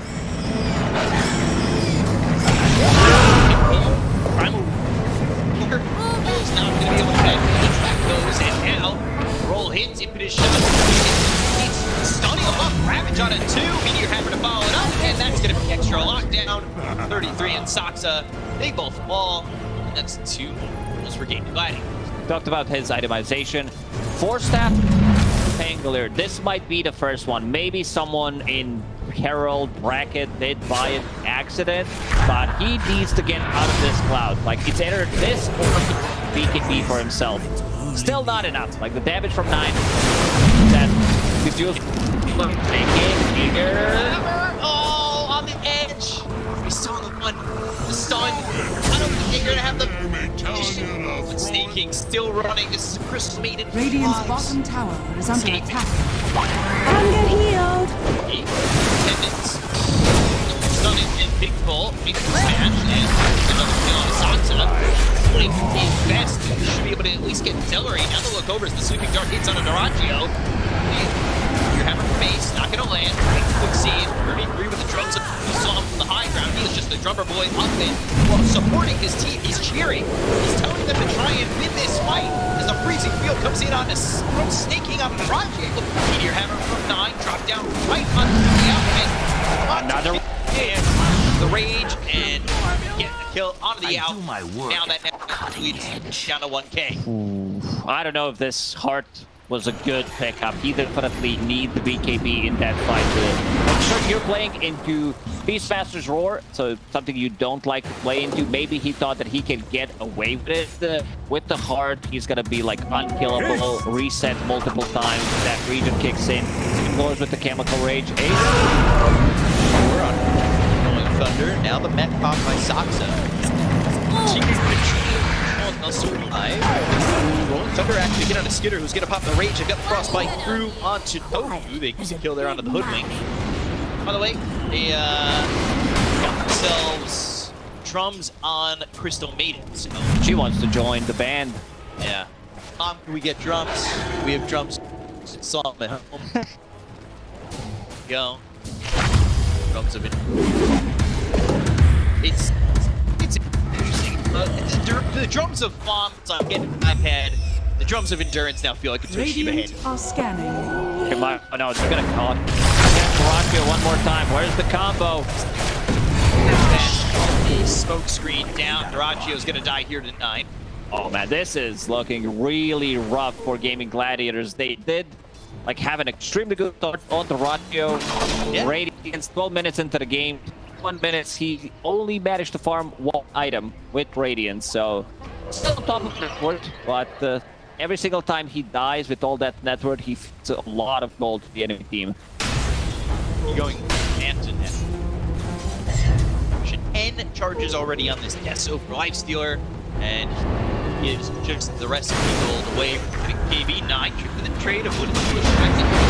Now the Meteor Hammer, Blink Strike over to Zori, and Sleeping Dart on Quinn with the Sharpshooter and heroes here coming up to sustain and kill. Unfortunately, not the to Blink to Crystal Maiden, not close enough. Big nothing for Tundra. BKB on Lifestealer so he can rage. BKB it's gonna be extremely difficult to kill. They have no abilities that go through magic immunity, so he could do whatever he wants. They need some force staffs. They need to kite this Lifestealer. Into the Roche pit they go. No need for 20. It's definitely a solid play. Tundra not. They're gonna test it at all. It's going to be ages for this thing. It's a big team to get. Seems like Mirage gonna pick it up. They've shown 5 times already throughout the game that they can kill him. Radiant's bottom tower is under attack. Built win.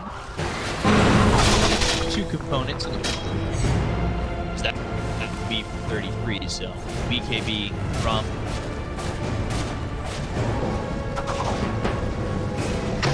cheer on his. It's pretty even. Alchemist plus Aegis. If you don't have the, like, if you're not 5k gold ahead with Alchemist, you're actually behind. Got Aegis for 4.5 minutes. That's to try and help you out get the item progression, right? Like you said, you got one item without Radiance. It should great start. Now you're trying to at least open up some time and space by using this with Quinn, but now this is finishing. You've got Skinner, you've got 9 coming over. The Sharpshooter doesn't land. They get the kill on a took through the smoke, just nothing. Tundra, despite the fact that the Aegis is on the other team, well, they're gonna look to fight. Radiant's bottom tower. Skinner and 9, they're playing together. So Starting in, he's gonna be over this Tidehunter, but the smoke screen's so large. Continue to chase, and Skinner eventually has the damage to kill onto the Tidehunter. Full staff out of the pit. Zori get away from the Sire Tundra. Skeeter having a blast of a game on this Lifestealer. Radiant's middle level tower 19. is under attack. Like, where are these levels coming from? About to crack level 20, 25 minutes into the game. That's pretty impressive. While the XP up there. Yeah. Also picked up the shard, so extra slow. We'll just go for the tower. With that BKB, 9-second BKB into Bastard next. He can walk onto a target. There's gonna need to be a lot of kiting, and the issue is still gonna persist that they can't really stop him. He can do whatever he wants in these fights. Can't really stun him unless they get some kind of a blink initiation from Tidehunter and try to burst him down. Fully frozen. Once more. Push out. Hopefully get damage out of it.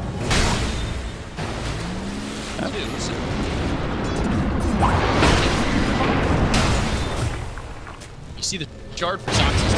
He's gonna creeps, shard raise, tendrils of the deep, popping Soxa up into the air. Joining with Duracchio, but end up stunning himself. That's okay.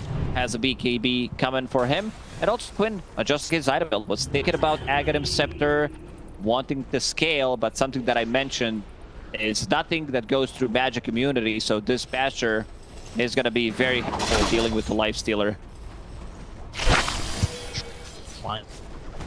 He seems stand tall. It's Quinn near.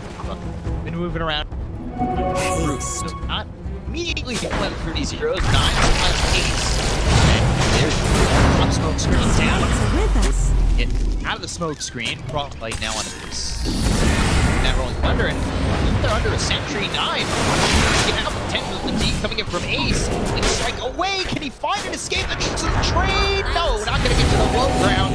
They've dusted him up. They'll kill him off. Get the kill to the Ricky. Maybe with the Manta style, having extra HP and also the mechanic could have made the difference there. It seems like they are itemizing Skeeter under. He does not want to get kited, go into Nullifier next. Changes his mind instead of Basher after seeing the 4-step. He thinks in the cloud, keep like either Ricky, either Tidehunter or Pangolier inside that cloud, and looking at talent tree from Ricky, smoke screen radius, screen cooldown, and then also off-screen core. So he will have it permanently. You have only 1 second downtime with the off-screen or just any CR item. You can just keep them inside with the Nullifier and kill them. So they will always have something to play with. So far, 9 and Skeeter have played together. Fast Bob, not the usual combo you see like Ricky Lifestealer, but it's doing the job. Level 20 there for Skeeter, so he is now got the plus 15% infest for you. Radiant's top tower is under attack. It's working on that nullifier. AC for Dyrachyo next. He's been killed a bunch of times. Saw. A lot of the team actually going from behind. Ace, one of his misses. That will land on the time. He's got Ravage, forced to use it. The range of the BKB coming up from Skitter. Now looking over at Salary. Gonna stay king. 33, marching to the beat of his own drum of Slam. And Dyrachyo's coming in with the BKB of his own. Primal charging up the stun. There's the smoke. Coming from Tofu. Looking. Acorn shot. Gonna kill a stock Citrix of the trade. Ace over to the side. He doesn't have Ravage anymore. But they just have the damage on Tundra to get these kills. Getting complete kited. These multiple 4-staffs, like 4-staff, you don't expect it to have another 4-staff from the enchanters. They try to lock onto a Tidehunter. Damage is slightly lacking there. Nullifier definitely needed. Skeeter, fight, we're all gonna have it, so things are gonna be much easier for them now. With 3K gold lead. Yeah, a little bit by the Alchemist. Is under attack. A little bit. Not by too much. It's crazy to me. These 4 positions are getting a lot of farm. 7,400 net worth.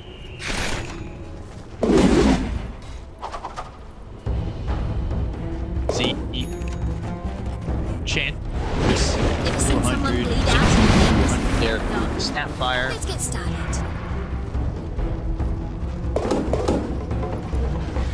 Radiant's top tower is under attack. So, switching back and forth. Sport's getting good goal. Next, Roshan. Potentially spawn in a minute and 30 seconds. Look at this Nullifier pickup. I want to see another smoke bomb. Maybe smoke the whole team, try to go for a play. Now it's just going to be 9. And also look at his move speed, 550 while infected and smoked. Radiant are scanning. See, minute there for the out.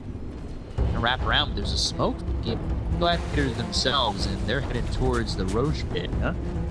Break. Let's reach it. Rune. Down the ground. They see the courier. Get on in there. Flip strike in as well. The effects are in the middle of the tension. The team. 9 is in trouble. They're going to the Pangolier to start it. There's going to be no rolling thunder, no disruption in this fight. Celery sticks up the lips, and Blink Strike gets the kill. Primal Roar was used on Dyrachyo. Do you want to reinitiate on this? Blessed Misses. Duck over the side. Skinner, you can just pump that rage. Make sure that Dyrachyo's on himself. South low ground on the high ground. He's in with a Ravage, but Skinner's something away. He's got that BKB. He'll go to the meteor hammer. It's still not going to look at Skinner. He'll chase him down. The stun's not going to matter. He'll get the kill the outfield. Now they'll look over at Ace. The owner's going to turn him to get some space. Oh man, I'm completely intentional to the deep and TP out. That was actually done by Ace, but the Skinner can whatever hell he wants. I think he felt like 1,000 damage in the previous fight. Yeah. Oh my god. I'm not wrong. It's he locks onto a target, finds quick, Can't use the force staff, gets nullified. Roshan, let's see respawn timer, minute and 15 seconds. But Lifestealer, pretty free game for him. They're gonna find another one. Yeah, Tofu very dead. All of a sudden, game starts to shake towards Tundra. Radiant structures are fortified.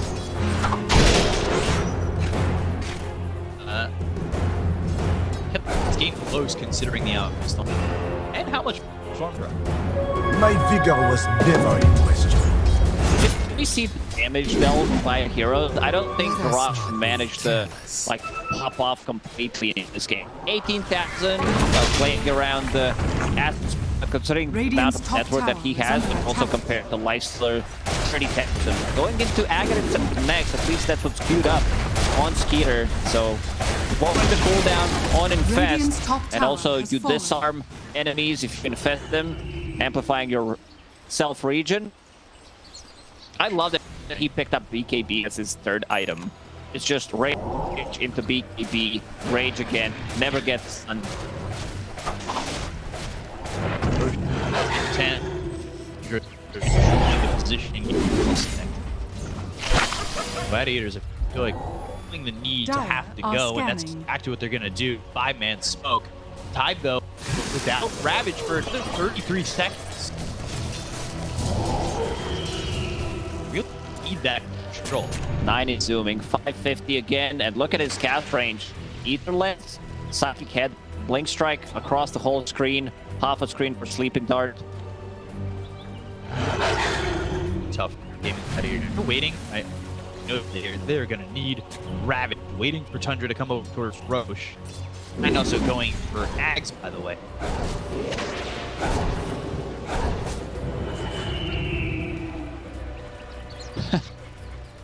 Let's see how they approach it. They do have vision in the enemy triangle, keeping the entrance just for a potential smoke. Now Gaming, they do the same thing, playing around their vision on the high ground. Lane is pushing in. Celery with the Swarpine Raider. Not the most effective split push happening. Blink Dagger for the rival, so he's going to try and middle tower not is stun under himself, attack. close the gap.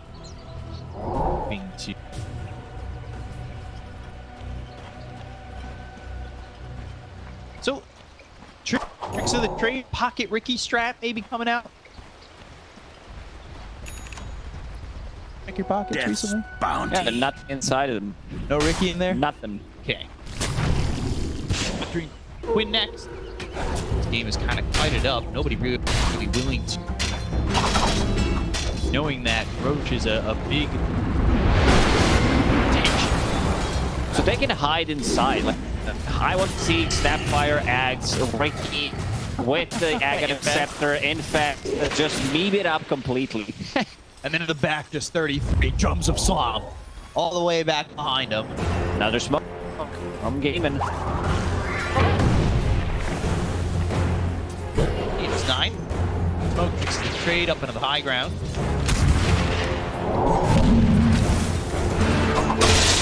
Be hesitant on making that jump. They got the Blink Dagger Rachio, so now he's going to blink it. They got the BKB coming up from 33. Got some mech running.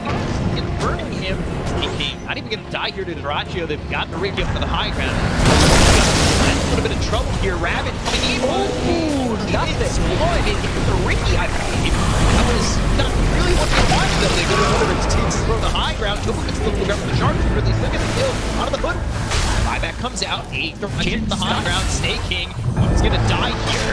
The ball to the Rachio. He's going to move back in. He's got the rage. And now the Nullifier on to Ace. Over. They're going for the Snapfire. Trying to kill instead of come away. Quinn, Celery, and Duraccio will follow him. Shots and they end up losing Ace. Not like for Skitter. Chucking the stun once again. That's going to be thrown over out of the light sword. Actually does land this time, but Celery running. No force that. No force. There's the Nullifier. Skitter looking away, trying to beat the skills that entrance. With some help from 33, they'll get that kill. And maybe they could go in towards Road. 2 buybacks, 2 support from Tundra, and Angler is missed. It's being taken out. They know that Rolling Thunder is still available, but Skeeter again does whatever he wants. These fights doesn't get locked down. No bash, shut off. Sucks. Keeping the distance. They also have vision from the hop. Under. Bumps the Ricky into the air. Another a bushwhack. Just up. Roger's coming in looking for staking. Front fight. It's going to go to the Alchemist. Nine's already going to be taken. They go to the Primal Worms coming up from 33. He's marching and drumming and saw. And they'll get the front of Duraccio. Thrown over on it. One the game. Open. We're pulling him off and getting another kill. 4 heroes dead on Gaimin Gladiators and back. Game looked even in terms of net worth, but it's Tundra who are controlling fights. I don't know. You need some kind of an instant stunt, kind of a hex. Not sure who's gonna buy it. The Snatcher from Bengal is not doing enough against the Skeeter. He has free range, and this is gonna be Aga Scepter picked up on at the moment. 20-second cooldown on Infest. They can also beat the Ricky. Use it multiple times. Does have a shard, so let's see who picks up the shard. Ricky bought one. Snapfire has one. There's 2 heroes who don't have it on the side of Tundra. There's Crystal Maid and Beastmaster. Beastmaster, take it. Haste. Away, attacks. I'm always a big fan of shard there. Gives you the top bomb ability. That was a stun before. Accelerate. 3 jump to Sock once and Wolf's kisses with the Primal Roar. Quinn, concussion. Dire's bottom tower is under attack. Oh no! They're getting another kill. They lost the gem. That gem is gonna do. How many Octarine cores have in this game? There's 1 on Tidehunter, 1 on Quinn, 1 on Beastmaster. Eventually, Ricky will get it. There's way too many for a 37-minute game, I would say. What? Yeah, the goal of this game. Stealer level 25, extra 1.5 second rage duration. So 30 minutes for the game. Level 25. 7 Black Gate R, and then again 7.5. Not even 1,000. Radiant's bottom tower is under attack. Invisible. Jeez. What's up? On Duraccio. We'll get out of the trouble. Fight. Silence. And dead. Death on delivery. Are scanning. See, you right to the outpost. They want to be on the other side of the map. They'll go immediately. Duracio's going to show himself in lane, and honestly, he might just die for this. Sweeping dart. First kick. Screening now. BKB forces fire on him. Yeah. No. There's smoke screen. Ways. Radiant's bottom tower is under attack. Has been very annoying this game. Finish. Play the lane really well, and dominated the matchup, and then proceeded to bomb the towers. Got a lot of problems with smokescreen, especially against Tango, forcing him to get an item that he does not want to buy ever. So 2,000 gold. Gonna say down the train, but also an item you don't want to have in your inventory. You want to go for different items. 9 again. 50 move speed. Zoom in. So fast. GP. Hillary out of there. After the golden just second for Pocket Ricky. Get drums of song with Pocket Ricky. All the things that we want to see all season long on this last day here for Western Europe. I'm a big fan of this game right now. They thought this patch is boring. Look at where we are right now. Dire's top tower is under so attack. So different heroes. Achio. Radiance turned off. Gear choke. Wants to get something that might kill the courier here.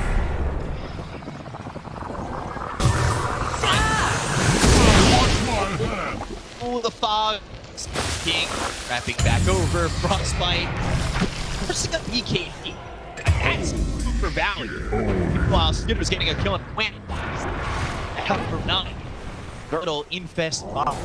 The Duraccio feels like he needs to play a different game. Can't really square up and fight against Lifestealer. So going for the pickoffs, Glyph plus a TP 33. Knows that there is no beacon on Duraccio, but he is very speedy.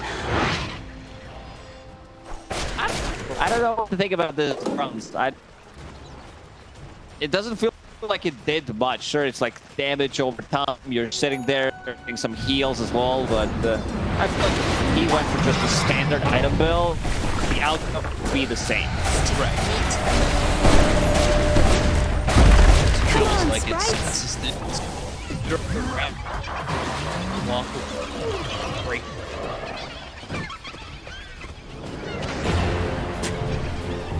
Like 8 seconds of Radiant structures are fortified. Moves to break the high ground, and now Nine's supposed to break Ratio. He's BKB for 15. This is a lot. Isn't it? The BKB Skinner's going to fire the right position. Where do you go? Rat on a 3. They try to start. He just fired. Goes deep up in the air. Goes to the right on the bubble. Different 90 seconds here. Lips there. The drums of Swan. Socks it. Finally falls to Ace. Ace looking like he's gonna die. It's a 9. Balls and are going on the late side. Double kill there for Ace, but now he has to watch. The rest of the team is trying to hold on. Oh, like Skitter going after the floor. This is an Enchantress that really reactions. Get the Enchantress. Bang there. Base. Radiant's top tower is under attack. Is going hand in this fight. Well, not anymore. He's in the focus once again. Take him out. Radiant's middle barracks are under attack. Already did one hell of a lot of damage. Both damage in 4,000 those impetus shots, but forcing some really big buybacks. Typically buys back on his own. Six goes for Ace. Now Lifestealer. That looked very close. Maybe they can like put him down because his BB was in the backpack. Ages just expired. Gaimin Gladiators stuck this nicely. Again, not enough damage. And now Ricky got off green core. Permanent Cloud. Let's see. Cloud. Or no fire dead. And still dead. Straight up not having a good time in this game. How many deaths? 9 deaths. A bit of a difficult one. Ricky causing the problems, and maybe they want to stay for another fall. This game looks really forward. There is ranged barracks on the top to play around the mega creeps, then wait for another roach to respawn. This is 80 DPC points we're talking about. On the line. You see, be the difference. Radiant's top barracks has fallen down. Now have mega creeps.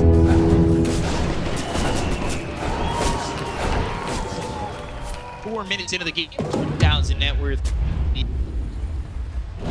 Tundra.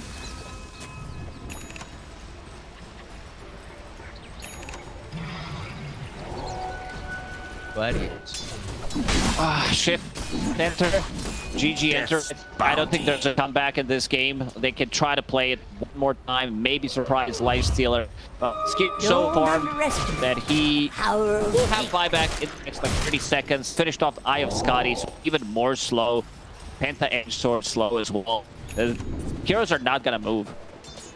Up green core, like where's this guy from? I just feel like there's a lot of gold in the game, right? Yeah, for sure. 20 attack speed as well on Chris Maiden with the talent. Snaking. One. Carry the game on zone.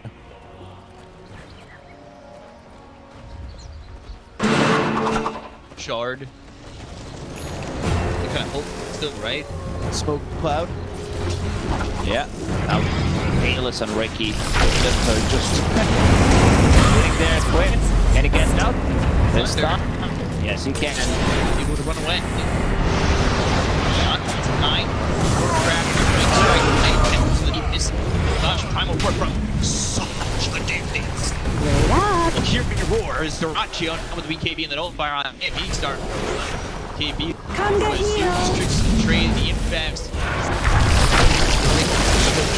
Pop the infest, and they should be able to get the accelerate. Dominance Ace gonna put it.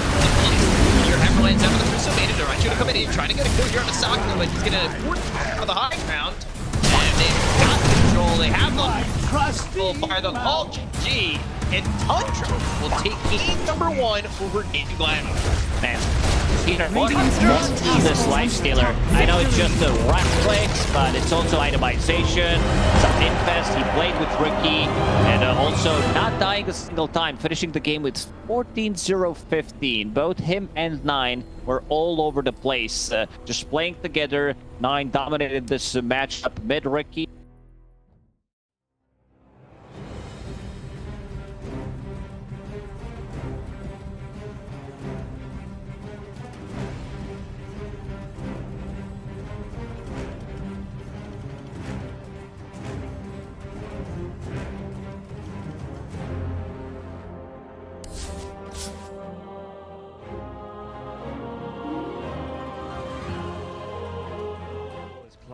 If he's got these hawks coming through, you know, if there's no...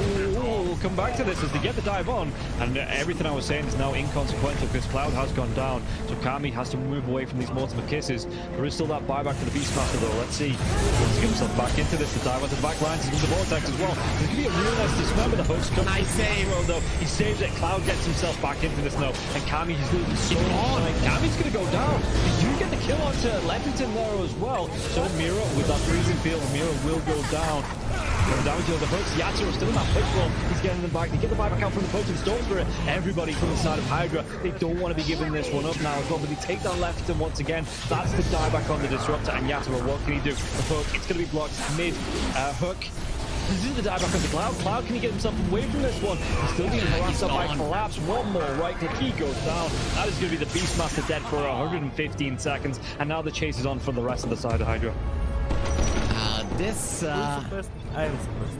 Aghanims on the Morphling is just making him impossible to deal with. First of all, they use the little shredder on the Pudge to get rid of his armor. He has solid amounts of it, but it is just not enough. And then Yatoro just destroys him, and he knows that he can stand his ground because he cannot be stunned. He literally cannot be stunned. How do you stun water? Well, a lot of their damage, if not most of it, is on the Morphling. Oh, the glimpse comes back though. Inside the Static Storm Mirror, he has that Lotus going, and now if Zofra actually dives a little bit further, the Thunder comes out with Podking. He's dove in, yeah. They're going to be able to get a kill onto the Storm Spirit. Can they take down the push? They're going to be able to catch him and cancel off the TP.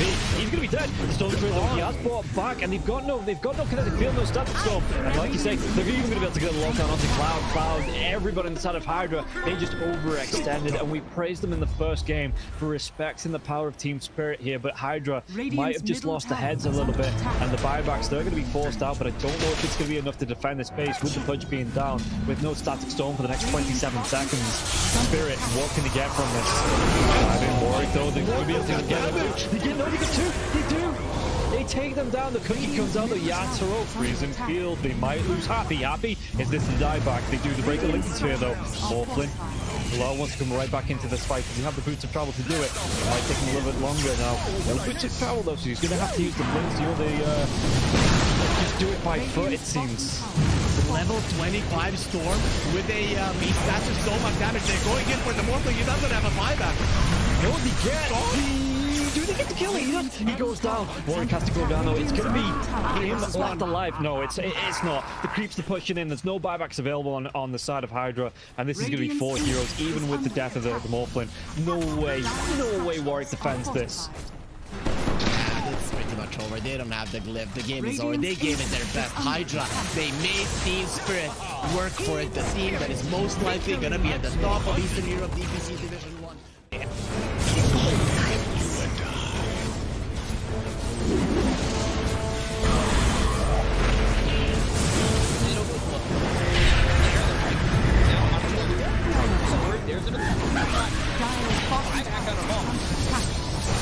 Radiant's middle barracks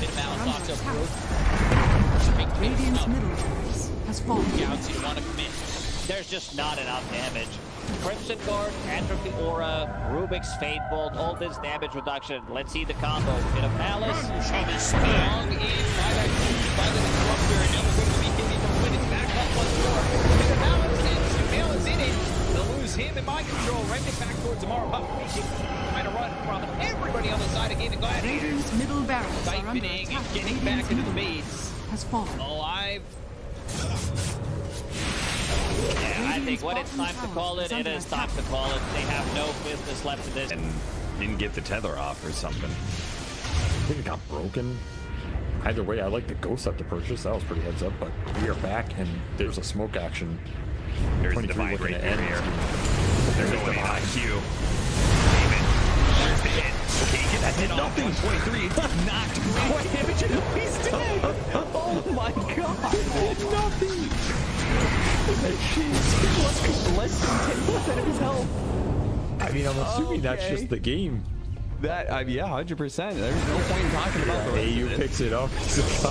I got it for you. To die again. Go away, you. Oh my god. Victory!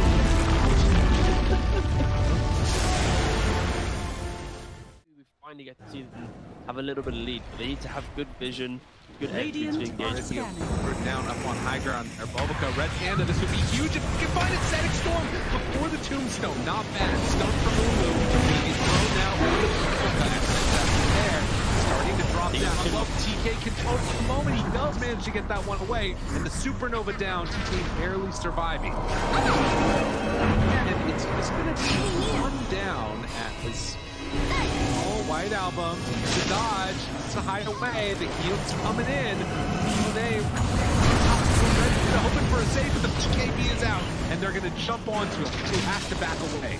We have lost White Album again, and now Tango in trouble. Q is going to drop. Aster, these fight so well, and they couldn't take down that Undying before the Tundra. And remember, it's ages, so they didn't really care about giving away. That's the ball. Big finish for it.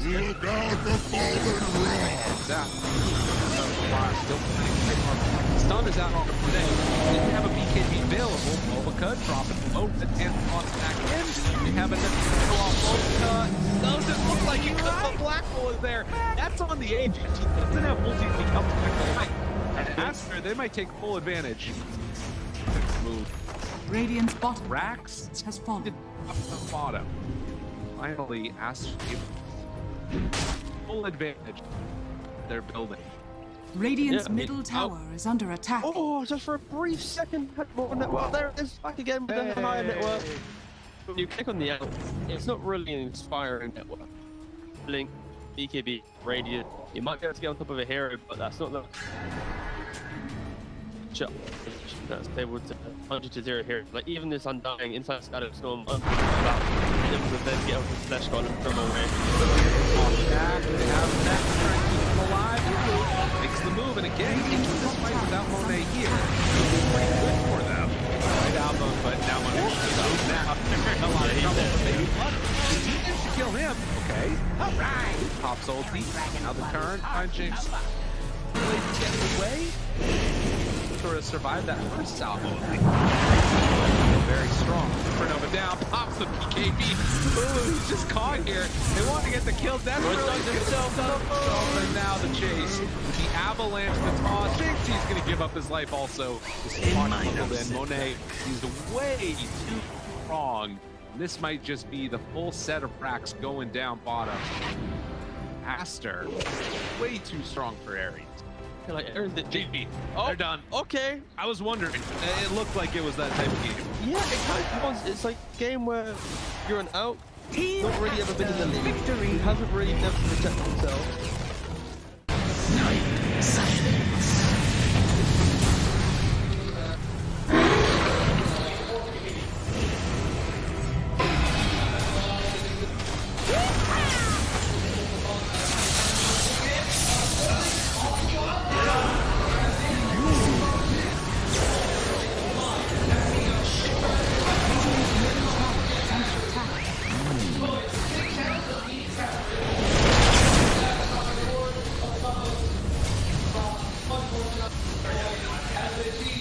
Radiant structures are fortified. Radiant's middle tower is under attack. Radiant's middle tower has fallen.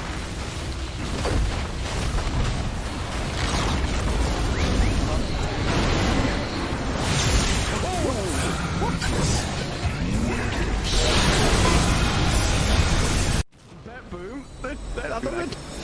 Everyone's just standing. How are they just standing right now? I can't help but fidget with my hero half the game. I'll be running around in circles. Yeah. Pirouetting on the spot, the song, blinking from Pure, they see Yatoro, 3 lined up, potentialized path play, they're trying to go in, Toronto Tokyo, blown up by Collapse, has to buy back, Yatoro gets up with BKB, Pure with another song, sprints in, who are they aiming for? Where is the target acquisition? They can't catch anybody, Collapse, BKB runs down south, Lol being chased out as well, oh my god, Nightfall, Hazy on disc refresher, blinks to high ground, gets away from danger for now, Pure, what's he up to? He's back to the high ground too. Mirror image out, Aegis claimed, Lol in the fire, still surviving and blowing up GPK. Team Spirit nothing to do. Sprinting out their base, they don't catch Nightfall on the way out, he's blinked out of the range of Mirror. They're still hunting though, and he's gonna find Toronto Tokyo. Who cares, Gem? I see Jakiro. Eon disc popped. And with his rapier damage will make short work of a twin-headed dragon. Unstoppable. Laurel the collapse waiting in the back line actually worked. He stormed out of the tree line and he just then started eviscerating the 2 supports with the help of Laurel. He completely jumped over. They dodged everything that Naga was trying to set and prep there. And Yatoro was also just firing the cannon from the top there. Did the combined damage of Collapse and Laurel together. He is a monster. Oh, Pure. Lol. Oh, God. Nightfall's gonna get a bit of vision here with the Hawk. Imagine. Can they? Imagine. Will they?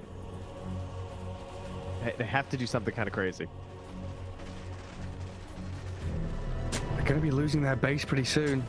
Lash has buyback. Naga Beastmaster have to get back to base to defend. Drow Rangers up here. Tier 3 gone. Barracks to follow. There is no buyback of Collapse though. That's a big one. And Mira. Radiant structure. Look at all the wolves. Look at all the summons. Multiple. Away from there. Help of the Glimmer This draft, do you think the Gaimin Gladiators are going to double down and run it back with a 2 support first phase ban? Well, last time it was the Mirana Undying taken out of the pool. I think Mirana you keep. Undying could be the option that you flex away. The reason why you'd keep Mirana is because, of course, Mirana Shaker. 10 seconds remaining. You mean keep her as a ban, right? Yeah, if you keep Mirana as a ban, and Undying is the one that you 5 seconds maybe remaining. change up. Maybe you respect this Beastmaster. Tundra because there is this Gladiators turn to ban. Take it away. Layers on layers. Exactly. Tundra Again, I don't know if you need to Esports overreact too turn much. to I think ban. the Beastmaster, but then picking it out, allowing them to go lifesteal. There's many more things later in the draft that was an issue. But no, they are going to keep it the same way. They do the same thing. I mean, the other option as well is you just exact same draft opening where it's like Ench into the Snap into Bango, maybe respect ban the the Ricky, and the game will be completely different as well. So you play the same draft completely, remaining. You just itemize differently on the Alchemist. Also, you can just run it back all over again. Just to run everything back and itemize differently. I think that's dope. Gaimin Gladiators, Tundra Esports, Enchantress. You snap fire. Tundra also have a draft penalty, by the way. I just noticed that. Oh. Gosh, these teams are not following admin instructions, I tell ya. Right, just if they do have the penalty, you just do the same thing again. Well, think about it. Gaimin Gladiators, turn to pick. No, I like it. I want to see 3-3 on this Doom again. I've brought it up a couple of times. Win rate for Doom was absolutely abysmal last tour, not just for 33, but a lot of people picking them up. Now we've seen it work on 33 earlier this tour. OG picked it up last night on DM. It looked fantastic. And we're seeing it again. I mean, 33 is just known for how phenomenal he plays Doom. We'll see which item build he decides to go for. Is it and the laning build I want to know as well, actually. Because last time we Scorched Earth. And so I want to see if he feels that that's the same thing to running. Yeah, I mean, once you're going for the Meteor Hammer, you can go Scorched Earth to have more like fight in you. Gaimin Gladiators, turn to Gladiators now. Take the Beastmaster instead. Tundra Esports, turn Probably to gonna have to respect ban. There it is her already. Yep. Instantly, you get it out of the game. Naga Siren. Naga Siren as well. Is there anything else? I think those two are probably the biggest issues. Up there, yeah. There's always like some CK and be annoying in laning phase. Ursa, of course. the enraged status resistant can be 5 annoying. seconds The question remaining. then is, do you make the third ban potentially the rookie? You don't want to the 9? Or do you just hold Gaimin Gladiators turn to ban. be picked up last for them? I think you can hold a little bit. Again, the 9 hero in the previous game was picked on slot 18 because they already knew the Pangolier. So if, like you mentioned, they hold it a little bit longer, it can work. And yeah, I guess we'll have to see. I don't know if 10 you seconds ban it remaining. that much. Again, It feels like Ricky, a weird zone. You're like Ricky into Pango though. Yeah. That's the main thing. If 5 they go Pango, seconds then remaining. yes, you respect ban it. But If you don't go Pango, you still respect ban because it owned you on the middle lane, and you don't want the Quinn same wants thing to beat it. You know, after what happened, he's like, no. He's guys, got a point to prove. Yeah, exactly. I need to prove I can beat this hero. You know. You know, like usually I'd completely agree with you, but I don't think. However, I don't believe that hero has been figured out by any so far. Like every time I see Ricky mid, he gets to do what Ricky does on them. That's kind of does well in the CS department. Maybe even pressures you Tundra out in the lane. Esports Plus, turn to he does ban. complete that Meteor Hammer very early on. And ready from Gladiators. The only thing that might mean Gladiators don't ban it out is they already have double pushing heroes. And it's like, some mid Ricky, you're talking about the punishment, like what happens if you lose your tower? If you lose top Gaimin tower, mid tower by Gladiators minute turn 15, to ban. there's no map to farm this up. Doom's going to be reading, so I could maybe see them not caring Briefing. about it. Briefing, same thing, yeah. And if you do have Doom already, do you want 2 Meteor Hammers on your side? You know, like maybe that's a question as well. Maybe you don't want both of your cores to be going that route. Pretty sure there's a stat 10 on seconds more than one remaining. hammer is like pretty interesting. I'd even argue it has Really? even won a 5 game. That's going to be my seconds gut remaining. feel. 2 hammers is kind of grief. I'm sure there's some region out there where it doesn't really matter the matchup between Team A, Team B, and Team A's laughing at it and doing it, but in like a real game, more than one hammer is like, Okay, yeah, we're gaming right now. CK completely. Okay. Completely in Skitter's comfort zone, right? Like they banned that out. Maybe a Naga as well. I wouldn't mind seeing Tundra's Naga. It's one of those heroes that Tundra they pushed the Esports TI victory turn to with. ban. So also in season 1, they had some really good Naga performances. cool ban from Gladiators just because the value Tundra has here. The Bloodseeker ban into Pangolier, they would then block it away from Gladiators if they wanted it, etc., etc. So Gladiators 10 preemptively seconds banning out. remaining. But what we've just mentioned, Naga is still available, Ursa is still available. Some of 5 these bigger seconds laners remaining. against Beastmaster are in play. You also have an option of going Hawk plus one of these ranged cores, right? Like Sure. that's all. Into an Enchantress, it can be a little bit scary in the laning stage itself, but it's possible. See what they ban out last. Two supports. Tundra so Yeah, I was gonna say it's a Esports Rubik turn and a to pick. Disruptor. Gaimin And now Shadow Demon. Gladiators turn to Gyro, let's go! Snaking Gyrocopter. I'm excited for this one. CM or Gyro? You know, previous game it was like they flipped the coin, they went for magic damage CM. Now this time it's magic damage Gyro. Interesting they opt not to go for CM. We're playing into an Enchanted Beast. Like I think there's a lot of value on 10 that. seconds 5, but remaining. as Gaimin well. Gladiators Very strong turn laner. to Tundra Esports turn to pick. Sack. I mean, to be fair, it's like you pick IO Lesh, that will prevent this potential Siren that we were mentioning. But there is a Doom still in play. Like, Doom, all he has to do is blink, jump on Lesh, and he's now going to be on mode retreat, mode 10 relocate out. seconds remaining. Gladiators are basically drafting themselves. You get like Bloodstone, 5 Helm, seconds and remaining. Beastmaster, sorry, and then it's go. Just if you go. tank a Doom and reset, you crush the fight after. So And you have positionally- ways of resetting, right? Like you have BKB piercing stun from the Beastmaster to prevent any follow-up. At the same time, you have IO relocate you out. So overall, it doesn't look that bad. I mean, anti-mage kind of looks a little bit baller here. I mean, it's an issue with Oh, which Beastmaster, but for Tundra. It's like Beastmaster is good against anti-mage for like the laning phase aspect, but relying on Raw when he has the spell shield could be an issue.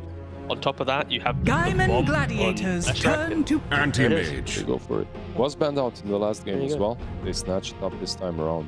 The only thing clean. it's clean. The only thing that I'm worried is like there's a lot of tempo on the game, and you're going anti-mage.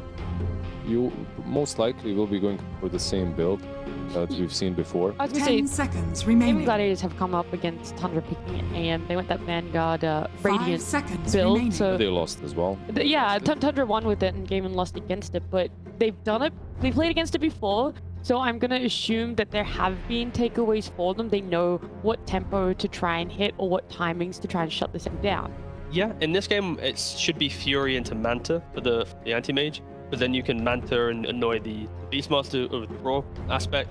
Of course, you want to drain the mana as possible on Leshrac. I think Vanguard Radiance will stall you up too long and just doesn't enable you too much. But if anything, now the last pick for 9, it could be some Zeus-type mid-hero that's just like push lanes, you know, just prevent Lesh from easily coming up. You pop one ult, everyone's half HP, you see everything. I think they just need delay tactics because Tundra in the first game, their draft was, you know, it needed a little bit of scaling, a little bit of time, then they should crush. Same thing should happen here. If they can just weather the storm, weather the time it needs for them to come online. Anti-mage eventually wins. Right. It should be, it's like 1v9, like technically. Unless there's a meeple. Tundra Sure, unless there's a meeple, yes, to there's buddy, okay? It's coming in. He's 2 for 2 on mentioning look, drafts. it has been picked in SCA into an anti-mage and it did win. Like right now, some ace meepo. Ace meepo. But they're actually on carry Beastmaster. Of course, let's go. Hopefully in Beastmaster, safely in meepo or something. Like mid lane meepo, whatever. Gladiators had last pick. I'd ride or die with you, you know what I'm saying? But like, they don't have. They can be counted. They don't have last pick. Unfortunate. Gaimin Gladiators one day, turn to last ban. day, I could have seen the meepo, but anyways, Monkey King probably would have been better. In the lane, it's solid versus the Doom. Like, comes online very fast, can find the anti-mage, scout him out together with the Hawks, you relocate in. I really wouldn't mind that pick whatsoever. 10 I think another one remaining. that they have to consider banning on Tundra is Ursa. It's a hero that 5 will just seconds play the remaining. tempo on game inside. You take Aegis very early on, and you just hunt down the AM. Or Tundra, I like the potentially again their last pick, so they'll see everything. But if there's an opportunity for something like Keeper Light or something, just anything to push out lanes, have high move speed to punish the lack of lockdown Tundra will work out Esports really turn well. to ban. And the Zeus that I mentioned earlier has been now banned out from Gladiators. What was it? Gaimin. What's the Duratio hero here? Someone they really need a carry that happily Gaimin fights Gladiators turn to pick. Abaddon was an option. Sure. Fighting early and Ursa. That's Tundra another one. I was gonna say, Ursa just keeps coming to mind. Oh, Slog! Into AM. I mean, it's Slot Pounce can be disruptive. It's a setup, and there's counterplay potential with your Depth Shroud, your Shard. If you throw it on your Leshrac, now Anti-Mage can't do the big mana bomb. There's reset potential. I can Teverin and Soul Ring. It's cool. It's very tempo-based, but 10 still for seconds Tundra, remaining. I think. If I could choose between Ursa, Slark, and maybe something 5 else, seconds I think remaining. Slark would have been the last option, but okay, maybe the matchup has changed a little bit with the Shard. But as anti-mage, you don't mind that matchup historically. Give me some. I still mentioned Kodo already. Like, I don't care about the lack of CCT, but Lena, Oh, choose yeah. I your would have hero. Lena. not mentioned Lena once. You asked me to list like 5 heroes. You wouldn't, but like before she became only this right-clicker glass cannon from the mid lane, Yeah. she used to be picked into Lash because it was a really decent matchup against.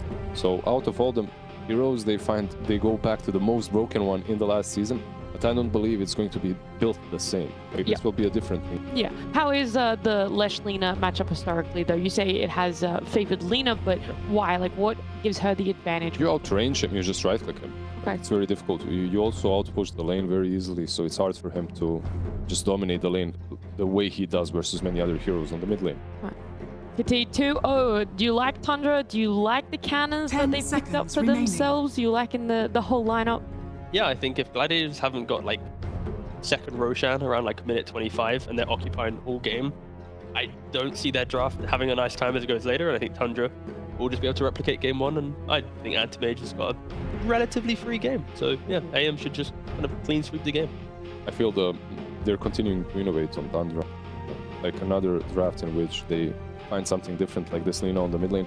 This time around, I think I'm leaning Gaimin though. I think their draft is stable. They have this IO Lash combo. Quinn playing Lash. I don't think he'll be dying 1v1 on the mid. I mean, look, last time we true. saw the That's IO Lash, though, it did get beaten. So Gaimin did lose last time they played the IO Lash. We'll see if they can redeem themselves on this pairing, redeem themselves in game number 2 as Gaimin Gladiators and Tundra fighting it out for 2nd and 3rd here in Western Europe. It's game 2 with Big Up and Lacoste. Thank you very much. Coming into this one, game number 2 between Gaimin Gladiators and Tundra. Tundra made that first game look pretty easy. What are you thinking about this draft? Do you think it's going to be more of the same? Different draft. I don't think we seen like drafts like this, 5 gyro, mid Lina, safe lane anti-mage. Tundra always like cooking something. They are always up to some shenanigans, and yeah, I do like what they got. I think anti-mage 35 minutes into game should be able to take over the game last, the better the time he's gonna have, because he's playing into Leshrac. There's literally no control other than like Lesh stun, Beastmaster stun. That one he can, you know, use his ability, bounce it back to him. Slark with the pounce, Aghanim Scepter, 2 leash mechanics. This is gonna be their best tool dealing with the anti-mage, but also a lot of healing on Gaimin Gladiators, Bloodstone, IO, Enchantress might get to, you know, later down the line some defensive items as well, and also the Wisps. But yeah, Skitter. Also, this could be, you know, we've seen different builds because we've seen some of the anti-mage pop off in the last couple of days, couple of weeks as well. Radiance type of a build, you know, probably not gonna be it, but I see Vanguard, which does give him like immunity to being ganked, like, because the damage inside of Gaimin Gladiators is very limited early on. This is Beastmaster Axis we're talking about, IO and Chances. They don't really provide you with much, so you need Leshrac to rotate. So if he gets a good timing on Vanguard, I think Skitter is going to be unkillable for like 15 minutes. So we also have 9 on the Lina. A little bit of a blast from the past there. Only 1 pick, 0% win rate. What are your thoughts on Lina? As a mid, this hero can still be played. I think people just forget how good it is. Stun? Yeah, stun on the celery. Right tether. What miss? Scorched Earth? Was that a miss uphill? Never mind, 33 is going to finish him off. Still getting that kill, taking him out, getting that first blood into the hands of Tundra. So 33, kind of starting where he left off, just Sans Drums of Song. We'll see how this matchup goes over mid. Quinn on this Leshrac. You see the stun usually used to get that range creep. That's exactly what he does there. No surprise. And Quinn versus 9, they played each other a lot. Kind of know each other, especially with their signature heroes. Quinn, especially on this Leshrac. Impure. Kind of seen a lot of what we've seen before. And what do you think about the matchup? I think Lina should have a slight upper hand here in the matchup. The panel did mention it, like throughout the Dota history, out ranges, you have a burst damage. Also, in terms of heroes that can rotate to the mid lane, Beastmaster is not that hero. He wants to sit in the lane. IO also might play with Leshrac a bit later, just to get him that mana. And then Enchantress could be that hero. Rotate, 1 creep. If he lands a stun, which is not that easy to do on Lina. So she can keep the distance. So far, so good for 9. 6-1. Same goes for Leshrac. Yeah, so going and getting that bottle that's getting shipped out right now. And 9, we'll see who gets room control and which supports are going to rotate over. Gyro, one of the supports here for Tundra. What do you think about this hero as a support right now? Not the strongest position 5. I think he might struggle here dealing with the boar. Ace, once he gets level 2, wild axes. I think this is where he dies actually on snaking. Let's see. Wild axes, another impetus shot is available. But if Tofu was level 2 with the enchant slow, they should be able to get him. Right. Yeah. He actually also denied the boar, so snaking didn't even get that, and what he was really hoping for. Blink in for a second from Skitter with a right click on a Tofu. Impetus shot on a snaking once again, so he needs to be careful about where he's going to be positioning himself, because he is, you know, down to his last bit of Tango regen. This is the worst. Now he's got a Sal. Yeah, this is the kind of a worst feeling you have for your carry, because you can't really contribute much. You are trying to take him away some pressure, and seems like snaking that he kind of wants to die. Try to take off the pressure until Anti-Mage farms his ring, and he's doing a good job. Like, even if he dies here, I think it's still worth it, because no mana. We already used everything, so snaking. Okay, nicely done. Sorry. Dies to the tower. And could always TP mid and refill the bottle for 9. We'll see if he goes top or mid up in 2 seconds. Bottom lane, we're seeing the Slark 11-3 to the Dooms 12-1. And 33 going 1-1 so far. We've seen a lot of Dooms actually liking Infernal Blade as well. Gives him that extra kill potential, but 33, he does love that Devour on level 2. You will get the Scorched Earth, of course. to have that extra damage.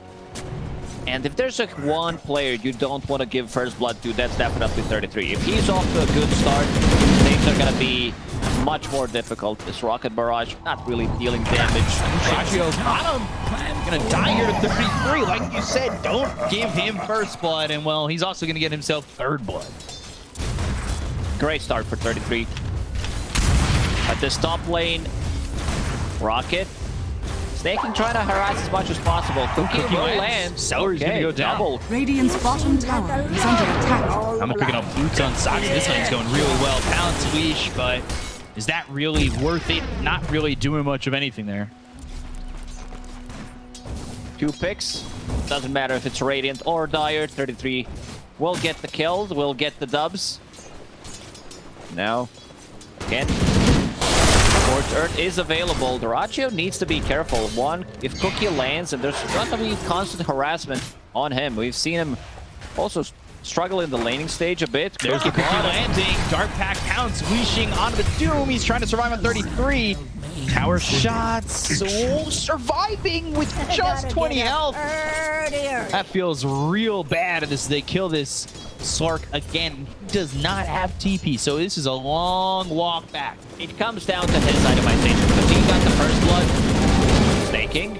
Yeah, trying to Rocket Barrage when you've got this enchanted creep kind of soaking up most of the damage. It's a bit of an issue. Rocket Barrage again, but will die to Tofu. He tried. Little ring around the rosy, but Tofu do experience the fall for that trick. To go back to my point, 33 got the first blood, started with Magic Wand, then picks up 2 gauntlets, which does give him damage to kill the Slark, and also gives him survivability. And of course, he's going into the Midas, as you do on Doom. I'll take that.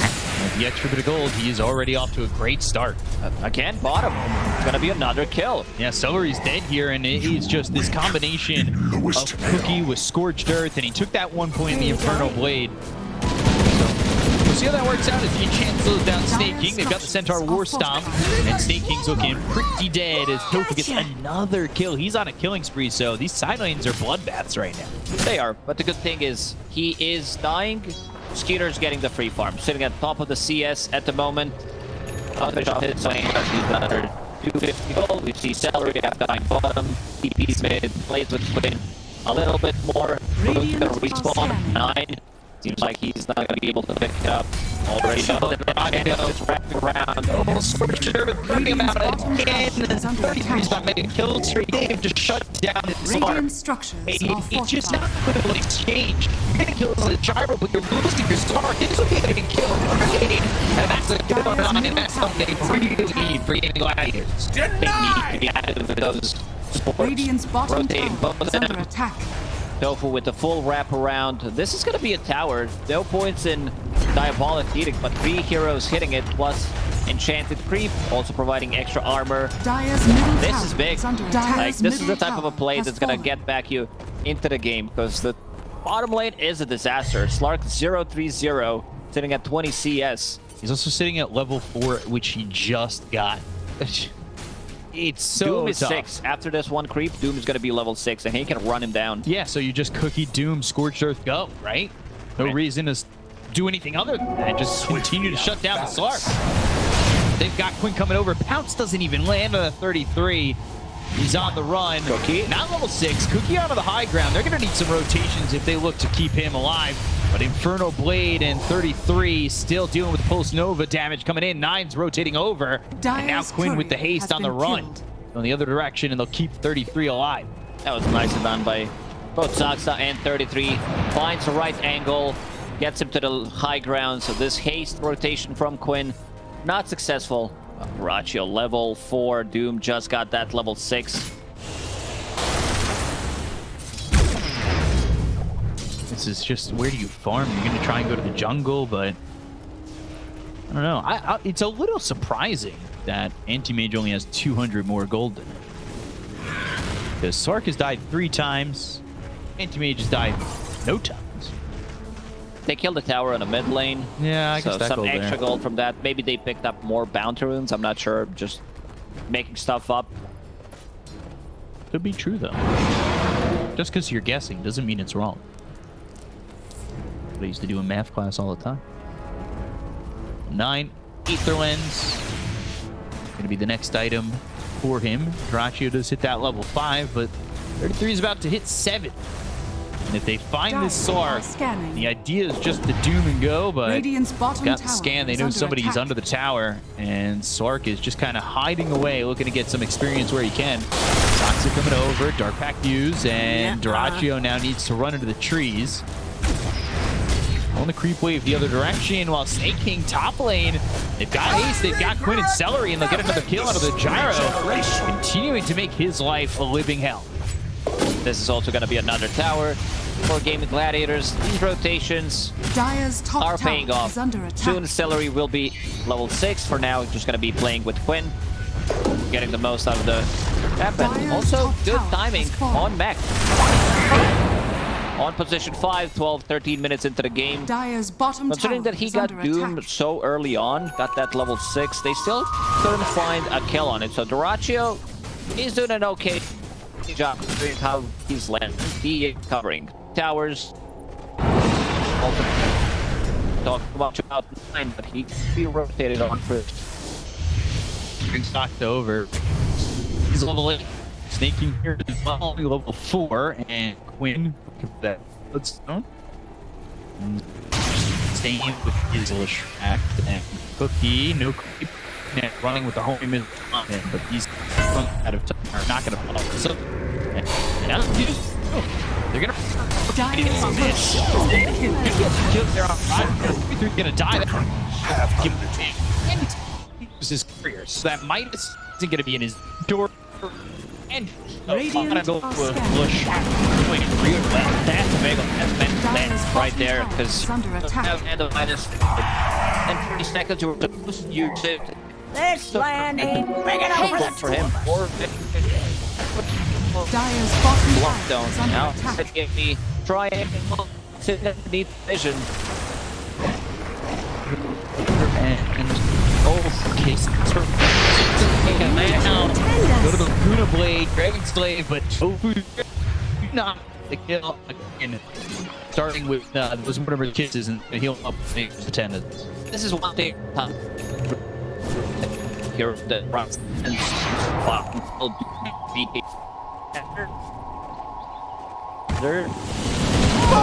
rotation. It's already available. So it's gonna just stay smart. Okay, we'll Gaimin Gladiators. No, all despite the fact that Dyrachyo's lane is under attack really bad. We talked about the Radiance. Seems like it's gonna be just a. You do sometimes have mana issues in your plan and with no item. And neutral item at like beautiful. Here you go. He's putting folk. Now has mana for proper war. In with Hurricane if Scooter not do but he'll blink away. Sucker can the jungle once again. And got the police from the take care of the we missed so down again. It's just a scared. No man. That's yeah. Gonna reel it out.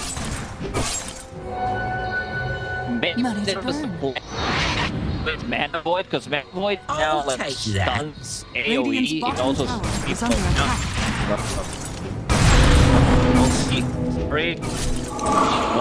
drop. Thinking about going to the old. He needs it. Such a satisfying sound.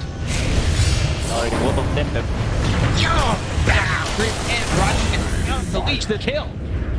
Is 30 down his item. Something is possible. Stacks are going to be taken by Quinn as well.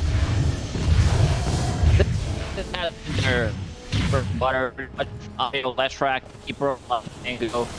Just Gaimin Gladiators play this strong combo and there's Mango, playing around him so down to replay his battle has think he's also bringing casual Radiant's looks. middle tower is under attack. Able to reduce it Dire's from Lina bottom tower is under AM. attack. Haven't seen too much. Like kind of a slow game for him. Yeah, he's right there with Dire's Smart. structures are And fortified. go cover him. Dire's bottom Go tower for the is under enchant attack. Next couple of Radiant's minutes, there middle will tower is be a under farm attack. game. May try to pick off Lina, Snapfire out 5 once. Dire's bottom tower This is the has smoke. fallen. See if they can pick off. They will play the game Radiant's until top gets the tower is BKB, under until attack. AM gets his Radiance. Yeah, it really feels like it's no longer its radiance. Dire's bottom tower is under attack. Not exactly the fastest coming out. Forward here. Got me. That's it. LSA. All down. Look away.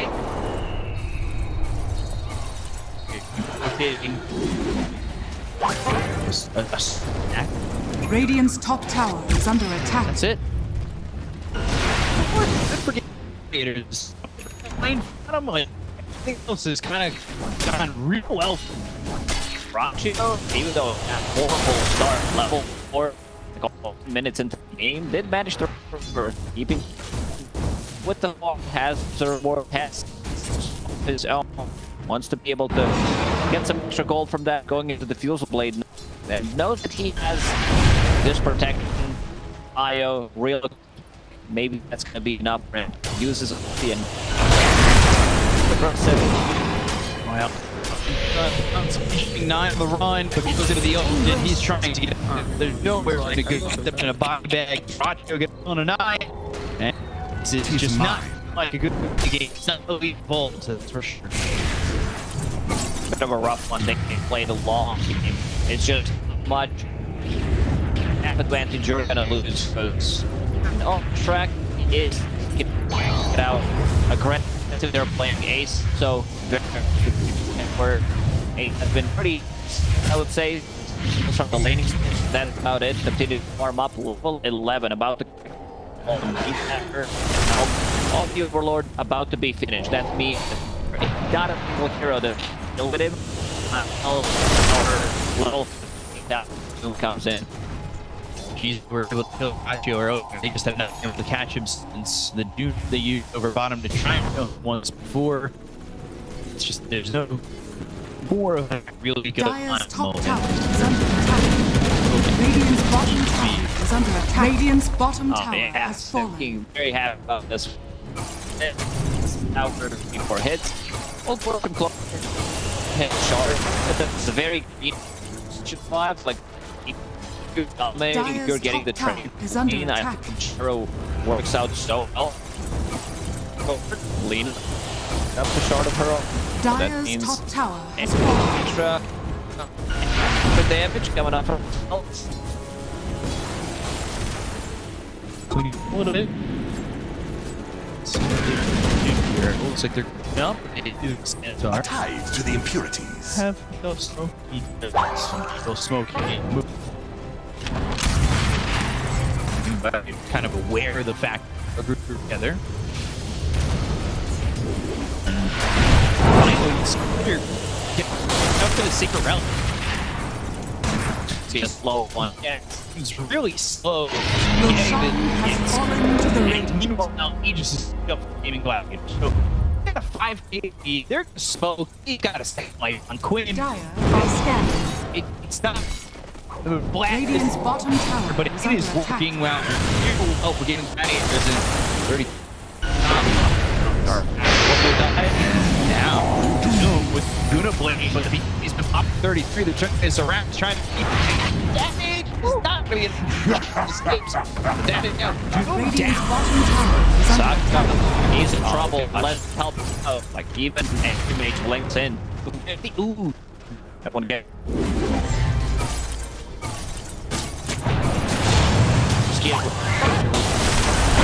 One up, Rachio.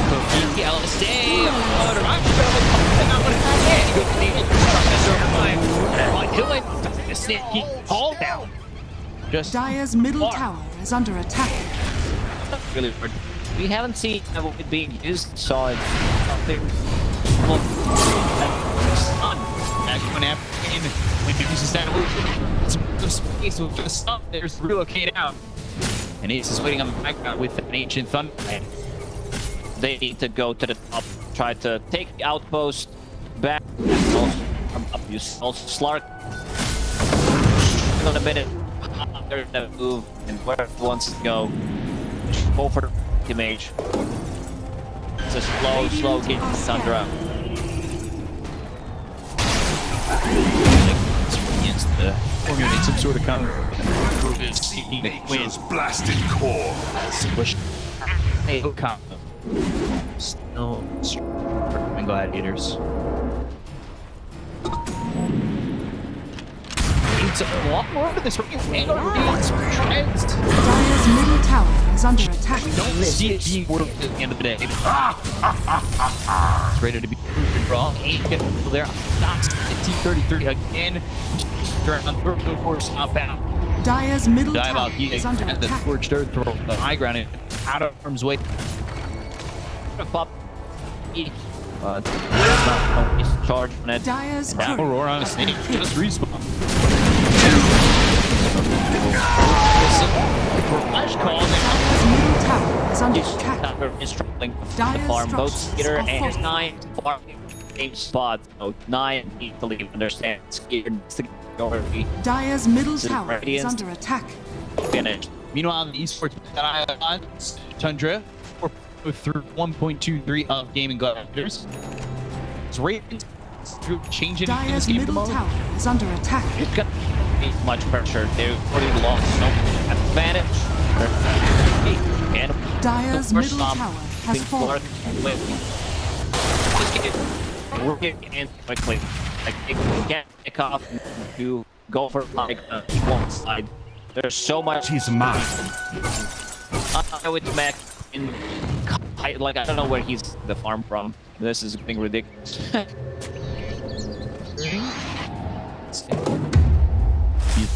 Team and they are sitting a spot who's focused for. Also, yeah, with Radiance. Don't expect to see.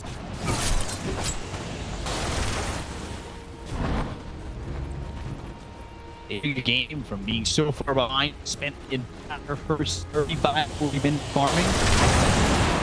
It ended up working out. Well, except for the cyber. It's all about time without this anti-mage can still take over the game.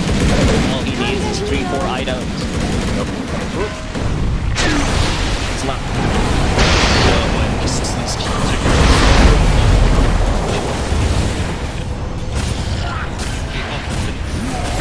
Run.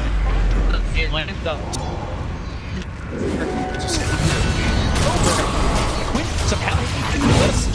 There's from Sterling. Be able to lose 30 for it. Can't really commit to fights. He doesn't really output that much at the moment.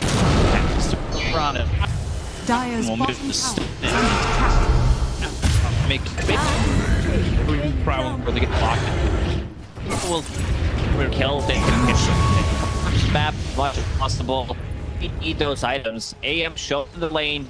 Quick and keep speeding in. Yeah, you're the farm here. It's just such a different style. Radiant's top tower is under the scene, attack. right? You know, you're going 4-4. You're not from, you know, you're right clicking. Radiant's top tower is under attack.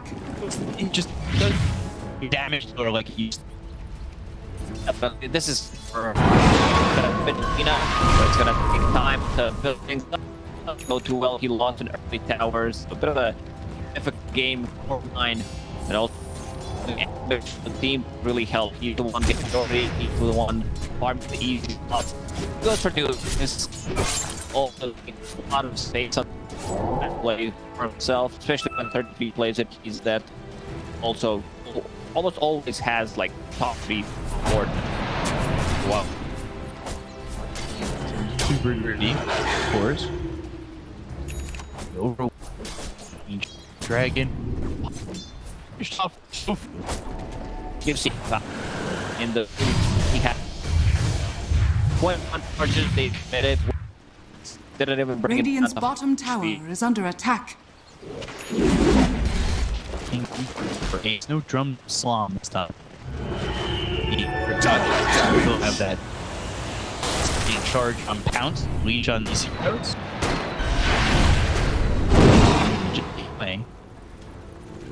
C9's starting up, get some golders, but he's still really far behind, and it's not really like we're seeing damage up there as well. He's still middle of the pack. We see the axe being built for the Luna. Pick up that flame cloak. The cloak flame was already taken. Flame off. Oh, yeah. Scanning. Tofu, no surprise on that one. I'd say one of the most I own the break the patch to remove the charges. 30 seconds. You can use it. Racho also Aghanim set on him. Going into Mage Slayer. I think that's also a bit coming to the courier, so Lena's dead to check. Oh! Wow! Racho. Oh, doesn't have the mana to blink now. He does that wand. Radiant's top tower is under attack. And Skitter. Oh, North trying to run. Doesn't have for blinking more. Let's see. On the field. Skitter. He's got 4 stacks. The wand. Get away. Meanwhile, I'll take out Skitter. 2 heroes down on the side of Tundra. Ace. Radiant's top tower is under attack. Ratio, that leap was pretty amazing. Landing it, then another one. You just play against Intimate. You're the one who does not come around with the he is now in full control of this game.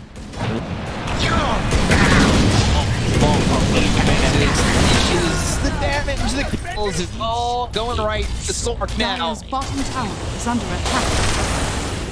We're lower on the food. Contact! Start taking advantage.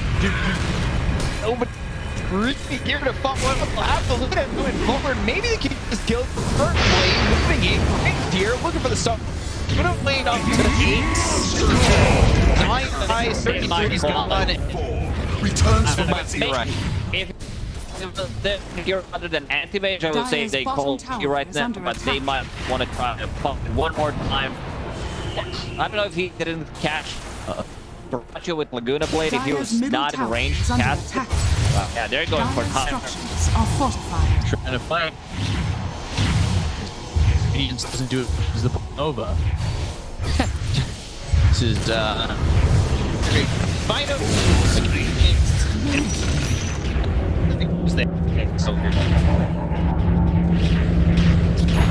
Dire's bottom Blink out when already prepping camera. Achio, he's hit them out in. Dire's middle tower has fallen. And the racks are gonna doing it up. Doing it.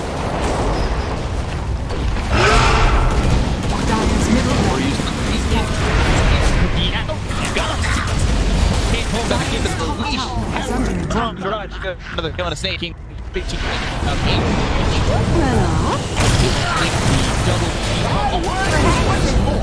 Another one, they get the 5 scout for the 3 box. What's up? They're gonna go for the top tier again. Take it out to the anti-mage back into the fight. Go for it. Nobody really easy target. 100 just hiding in the trees. They want to take the tithe to the Roshan is going to spawn in 30 seconds. And Eric's every single time. Tundra, they can't go back. They don't have the damage mitigation. Already reduced by Radiant are scanning. You have auras from Helm of the Lord. Like Ace, he's been pretty game of getting like just on the thing on a different side of the map for the solo pick up. Doing a perfect game, 5-0 and left 20 almost smash. I just don't even know if that doing it time. They're just too far behind on. You won't get a different keeper in this game. Actually, maybe tens of games later. fallen to the Radiant. For Drachos, he put that shot. Dire are scanning. He's going to the heroes really danger. Tundra. Fine, Skitter.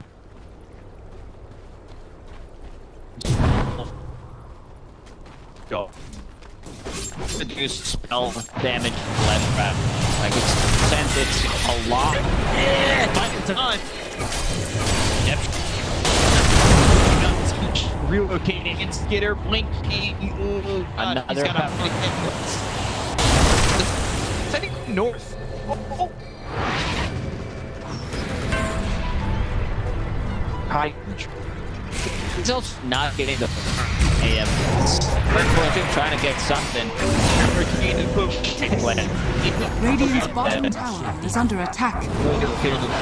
Just get two throws there. Or the doubling. That side, the weed, the rock, like, they have enough to get the kill, but not bringing them in with leash. Trot. Looking the man of light place, the rush here. Still take out the image. Still tries to find the PG and Gigabyte and as easy as them. Middle tower is under attack. They've had This one looks very one. Tundra. Greedy. You know, they love the farm of Gyro 5 with Anti-Mage. This complete free farm for Beastmaster. He went for Vanguard, didn't die. Like, he didn't die for a long time on Anti-Mage, but he also couldn't find the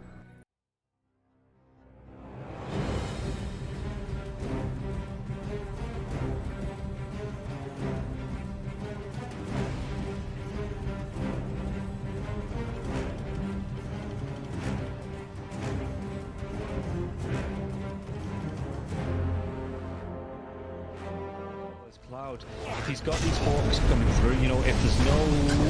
We'll come back to this as they get the dive on, and everything I was saying is now inconsequential because Cloud has gone down, so Kami has to move away from these multiple kisses. There is still that buyback for the Beastmaster though. Let's see. Let's get himself back into this. The dive onto the back lines into the vortex as well. There's going to be a real nice dismember. The hooks come. Nice save. Though. He saves it. Cloud gets himself back into this now, and Kami is losing so much time. Kami's going to go down. They do get the kill onto Leppington there as well. So Mira with that freezing field, Mira will go down. Coming down to the hooks. Yatsuo still in that push roll. He's getting them back. They get the buyback out from the poaching Storm Spirit. Everybody from the side of Hydra. They don't want to be giving this one up now as well, but they take down Leppington once again. That's the dieback on the Disruptor. And Yatsuo, what can he do? The hook, it's going to be blocked mid. Hook. This is the dieback on the Cloud. Cloud, can he get himself away from this one? He's still being harassed up by Collapse. One more right click. He goes down. That is going to be the Beastmaster dead for 115 seconds. And now the chase is on for the rest of the side of Hydra. This Aghanims on the Morphling is just making him impossible to deal with. First of all, they use the little shredder on the Pudge to get rid of his armor. He has solid amounts of it, but it is just not enough. And then Yatoro just destroys it. And he knows that he can stand his ground because he cannot be stunned. When you literally cannot be stunned, how do you stun water? Well, a lot of their damage, if not most of it, is on the Morphling. Oh, the glimpse comes back though. Inside the Static Storm Mirror, he has that Lotus going, and now if Zofra actually dives a little bit further, the Thunder comes out. The Podking, he's dove in, yeah. They're going to be able to get a kill onto the Storm Spirit. Can they take down the Pudge? They're going to be able to catch him, cancel off the TP.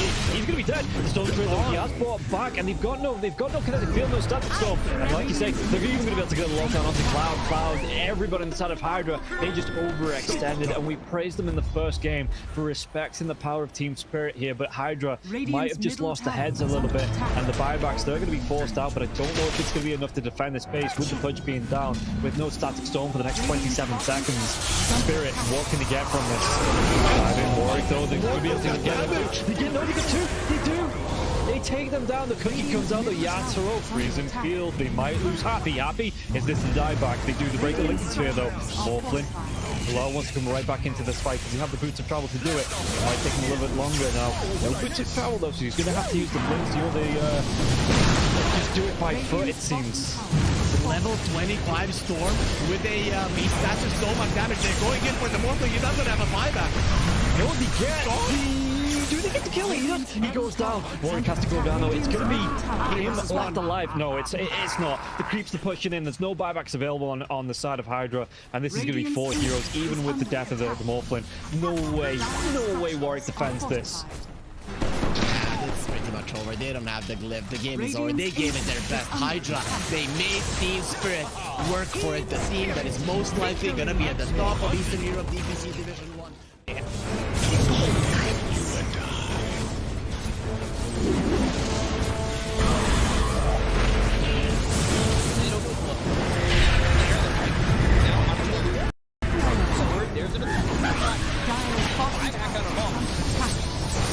Radiant's middle barracks are under attack. Radiant's middle barracks has fallen. Gouts, you want to commit. There's just not enough damage. Crimson Guard, Atrophy Aura, Rubik's Fate Bolt, all this damage reduction. Let's see the combo. In a Palace, strong in by that by the Disruptor, and never going to be hitting from when it's back up once more. In a Palace, and Sumail is in it. They'll lose him in mind control. Right back towards tomorrow. Trying to run from everybody on the side of Gaimin Gladiators. Radiant's middle barracks are under Siphoning attack. and getting back into the base. Has fallen. Alive. Yeah, I think when it's time to call it, it is time to call it. They have no business left in this. And didn't get the tether off or something. I think it got broken. Either way, I like the Ghost up to purchase. That was pretty heads up, but we are back and there's a smoke action. There's the divine right there. They're going on Q. There's the hit. Okay, get that hit off. 123. Knocked. What damage? He's dead. Oh my god. Nothing. Less than 10% of his health. I mean, I'm assuming that's just the game. That, yeah, 100%. There's no point in talking about the rest AU of it. picks it up. I got it, Royce. The dive. Let's go away, you. Oh my god. Victory.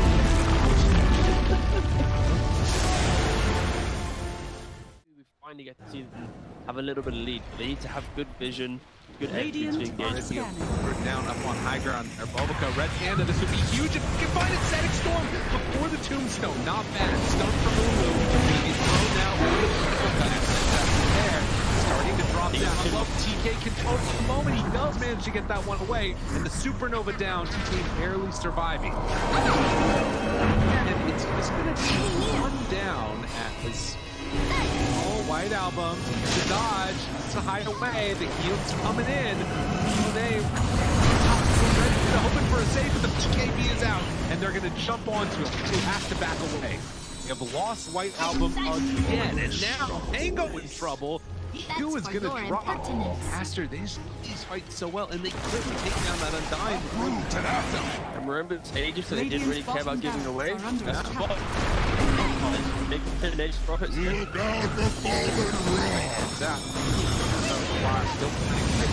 Stun is out on the play. Didn't have a BKB available. Bulbica dropping low, and toss back in. They have a Bulbica. Doesn't look like it because the Black Hole is there. That's on the agent. He doesn't have multi to come back. And Aster, they might take full advantage. Move. Radiant's bottom Rax has fallen. Up the bottom. Finally, Aster full advantage. They're building. Radiant's middle tower is under attack. Oh, just for a brief second, had more network. There it is, back again with the higher network. When you click on the L, it's not really an inspiring network. Blink, BKB, Radiant. You might be able to get on top of a hero, but that's not the that's able to 100-0 here. Like even this Undying inside Static Storm, about able to then get over the slash column from away. Back, they have that trying to keep him alive. Makes the move, and again, into this fight without Monet here. It's pretty good for them. Right album, but now Monet is out. Now they're in a lot of trouble, but they the team should kill him. Okay. Alright. Pops ulti. Now the turn. Punching. Getting away. Sort of survived that first salvo. Very strong. Supernova down, pops the PKB. Ooh, he's just caught here. They want to get the kill. That's really himself up. And now the chase. The avalanche, the toss. Thinks he's going to give up his life also. Then Monet is way too strong. This might just be the full set of racks going down bottom. Aster, way too strong for Ares. Like, the GG. Oh, they're done. Okay, I was wondering. It looked like it was that type of game. Yeah, it kind of was. It's like a game where you're an out. Not really ever been in the league. Victory. He hasn't really never protected himself.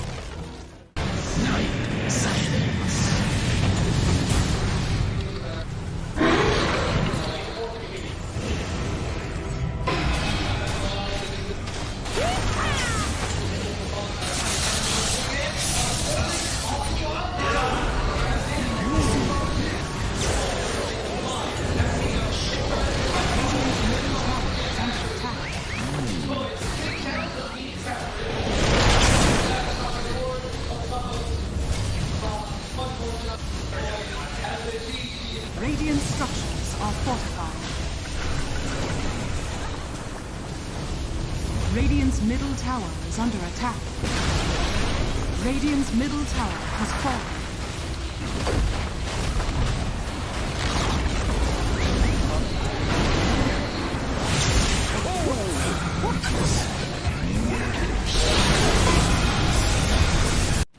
Boom. Standing. How are they just standing right now? I can't help but fidget with my hero half the game. I'll be running around in circles. Yeah. Pirouetting on the spot, the song. Blinking from Pure. They see Yatoro, 3 lined up. Potentialized path play. They're trying to go in. Toronto Tokyo is blown up by Collapse. Has to buy back. Yatoro gets off his BKB. Pure with another song. Sprints in. Who are they aiming for? Where is the target acquisition? They can't catch anybody. Collapse BKBs runs down south. Lol being chased out as well. Oh my god, Nightfall. Hazy on disc refresher. Blinks to high ground. Gets away from danger for now. Pure, what's he up to? He's back to the high ground too. Mirror image out, Aegis claimed, lol in the fire, still surviving and blowing up GPK. Team Spirit to do. Sprinting out their base, they don't catch Nightfall on the way out, he's blinked out in the range of Mirror. They're still hunting though, and he's gonna find Toronto Tokyo. Who cares, Gem? I see Jakiro. Eon disc popped. And with this rapier damage of like short work and a twin-headed dragon. Unstoppable. Laurel, the collapse waiting in the back line actually worked. He stormed out of the tree line and he just then started eviscerating the 2 supports with the help of Laurel. He completely jumped over. They dodged everything that Naga was trying to set and prep there. And Yatoro was also just firing the cannon from the top there. Did the combined damage of Collapse and Laurel together.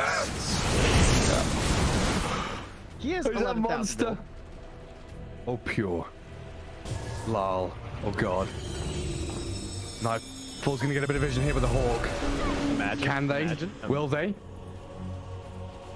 They have to do something kind of crazy. They're gonna be losing their base pretty soon. Lash has buyback. Naga Beastmaster have to get back to base to defend. Drow Rangers up here. Tier 3 gone. Barracks to follow. There's no buyback to Collapse though. That's a big one. And Mira. Radiant structure. Look at all the wolves. Look at all the summons. Pretty vulnerable.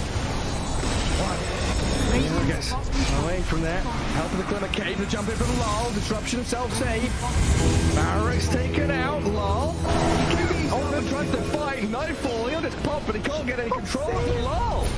It's Lol. Puck is all over the place. Now they go into GPK though. Aiming for the Puck. They're going to find him at long last. They get him and the Rapier's on the floor. He messed up the phase shift. He canceled it. Oh no. Oh, you see that? I'm not crazy, right? I don't know. Yeah, he phase shift and accidentally ended it. There's an Axe Blessing recipe. There's a Rapier. There's all sorts of stuff everywhere. An Axe Blessing recipe. What's that there?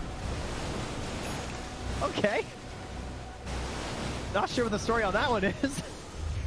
Meanwhile, Save, I think he had a refresher shard, right? Because Laurel dove him, he disrupts himself, and he tries to kill him again after it Save just refreshes and then uses it again. How have they not got the Rapier? Now there's another DD. I don't think they care. Toronto Tokyo is going to take it, is he? Oh yes, the Jakiro with the Rapier. Coming to feed it back to them, guys.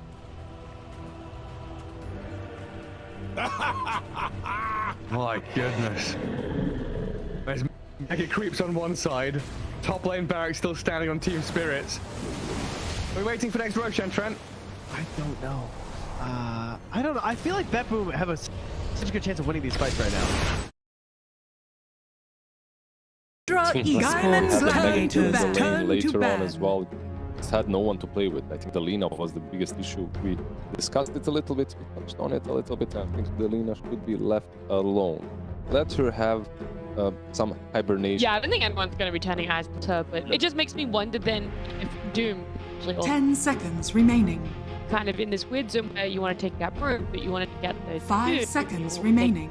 Yeah, Beastmaster. Well, luckily Tundra banned the nature for you, so Tundra Gaimin Gladiators turn to after that. ban. Way too strong. Again, Tundra respecting the IO. Of course, they just played an IO Lesh game where they countered with anti-mage wanted to win. Sure, there are other factors to it, but some opening phase IO Lesh, you can't anti-mage first phase, so. And you don't want to lose versus the same draft. Remaining. True. 2 games in a row. That's very true. Yeah. Versus an IO. I mean, Quinn from game 1 to Quinn from game 2. You know, Quinn sad, Quinn happy. So, yeah. Well, if Tundra be happy again, like the IO ban, if it be Beastmaster. I don't mind that especially because I don't think Gladiators will want to pick it in this slot, because Tundra are the team that would stock it instantly if they could. What's left? There's Mirana, there's a Disruptor, out those. Undying is back at the Gaimin Gladiators turn. Out of these 3 that are easy to open up with, but you are leaving this Disrupt, you are leaving Hook in the pool. You're also still leaving Ench. That's a pretty good option to Undying, so some Ench +1 combination could work for Gladiators. Do they go for the Ench or the Snap? Do they 10 flex seconds it? remaining. So Snap would be good as sure. 5 seconds remaining. I believe you should be, because it's also decent. And also Monkey Gaimin Rubik, Gladiators turn. Flexibility. There's Rubik. It's hold. Hold, we'll see if T goes right here. Holding. Rubik is also flex for them as well, which is quite nice. Who is the one that mainly plays it, but obviously salary. 10 seconds remaining. Anything? Rubik? Oh, they have no reserve. Tundra Yeah, look, I was going to bring it up. Yeah, overall very nice, because it's a Monkey 4 position. You can get the offlane to deal with it. Put Rubik 5. If it is a core, Monkey King, whatever, you're an Undying. You put Tombstone on Wukong, we can kill a Tomb. If you're inside the Wukong, you'll die. So yeah, very nice opening to Undying. Remaining.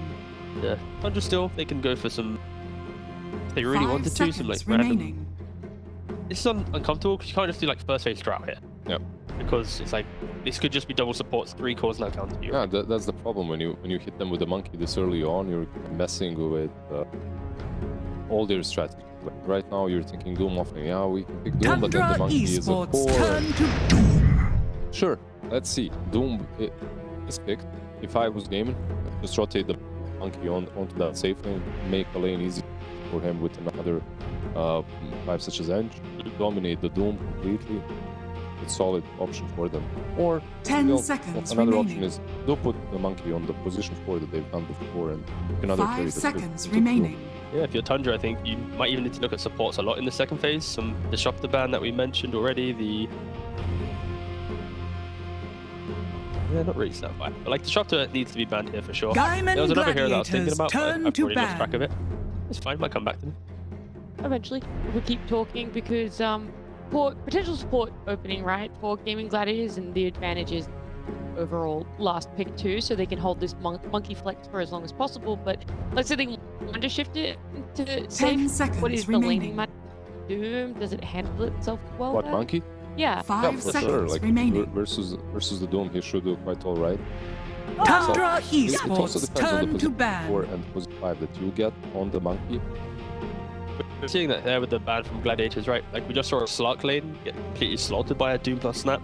I think Doom plus any high damage 4 can lane against these Slark versus Monkey Kings if you get the right neutral creep, if you get the mana boots early, if you get that kind of position or level advantage, it can work out. And especially against Tundra, they're going to be able to find these 5 ways to do it. seconds So, remaining. Gladiators respecting the, if they want to flex Monkey King away, they're going to need to ban out Snap. And also, when they enter the next phase, if they want to keep Monkey King as a flex, kind of need to sacrifice Quinn, so potentially that standard Bloodseeker and Topanga ban could be happening. Maybe Tundra bans out himself. You already see Tundra banning out Puck, because these are the type of heroes that you want to open the phase with. Where's the Ricky?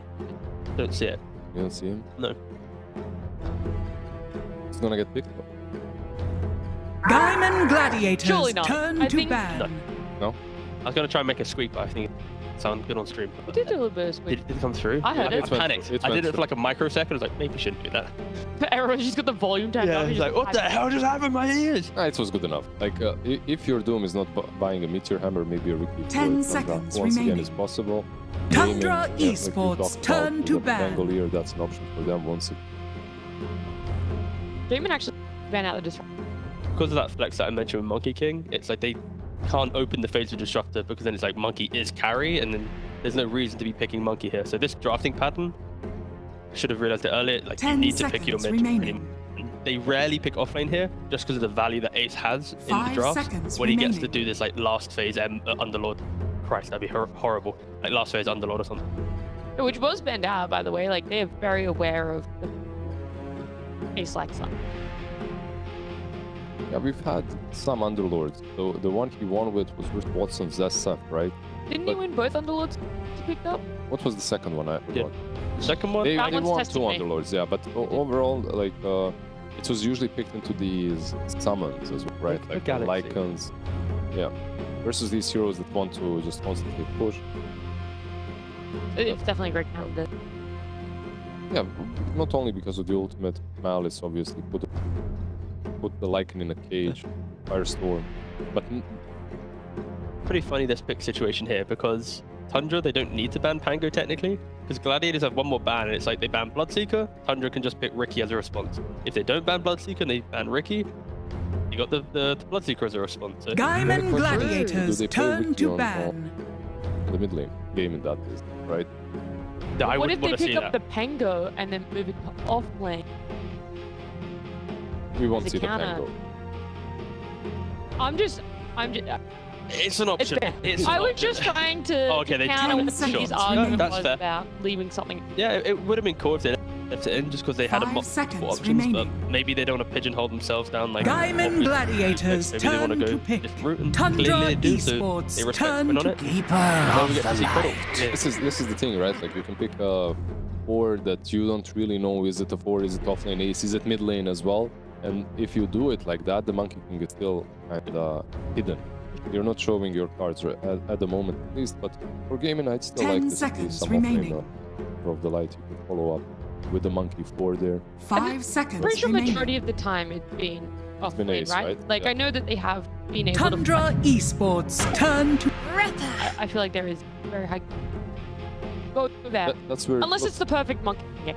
That's where it looked the best, right? I mean, even if the Monkey King is the perfect carry, like you can still put it on the carry and the offlane bottle and follow up with another support.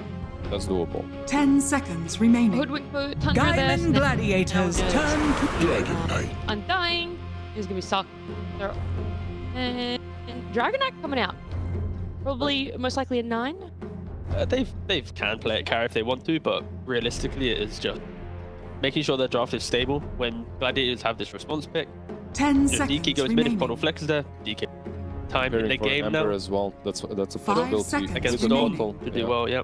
So this DK now, it just gives them insurance against a potential Quinn hero. Sure, some like Bat Ride or something can still be pretty annoying, but then Gladiators have Coddle offlane, Bat mid, Monkey support like that.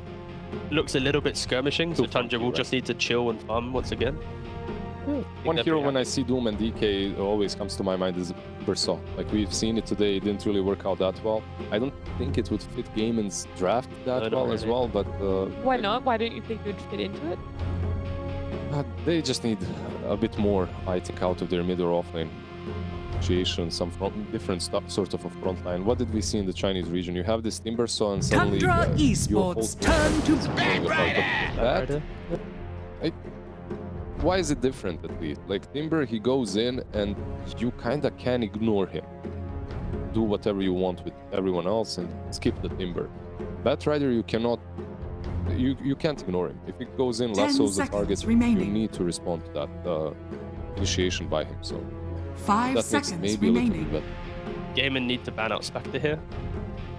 Early Blade Mail into Ags play will give Tundra multiple forms of entry to game. It's like if you Doom a guy, Spectre's there. If you Dragon Tail a guy, Spectre's there. You have to follow up damage with Hoodwink. And yeah, I think Tundra, they have a lot of damage amp, be it with Flesh Golem, Hoodwink, and then follow up with Doom or DK is pretty good. So yeah, I think Spectre's a really important ban for Gladiators at least. By the way, not great stats on that rider. Poor pretty pickup. atrocious. Gaimin Gladiators turn to ban. No one win. Although a really big ban rate, so maybe it's just Tundra Esports forcing turn to maybe ban. Trying to have a bit of a gotcha pick, not really getting it. Possible. Like Gaimin, they are protecting that rider a little bit, banning out the quad, perhaps. Worm as well.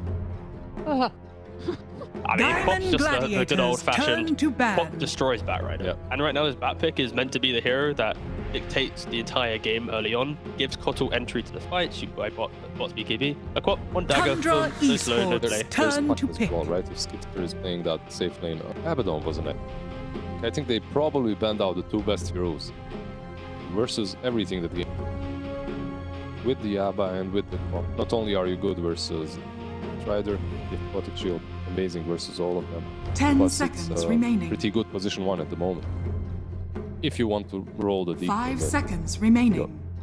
17 seconds to pick their carry here. Gaimin Gladiators I was gonna say, turn. it could be a 9 because they 50-50'd the band, right? Like they did a Quap, which is normally mid, and then an Abba, which is normally carry. So they weren't even sure where the dragon. That's fair. My first guess was Storm instead of the Abaddon ban, but when they banned the Abba, I was like, okay, sure. I think Storm is still good. 10 One of seconds better remaining. laners into the Batrider.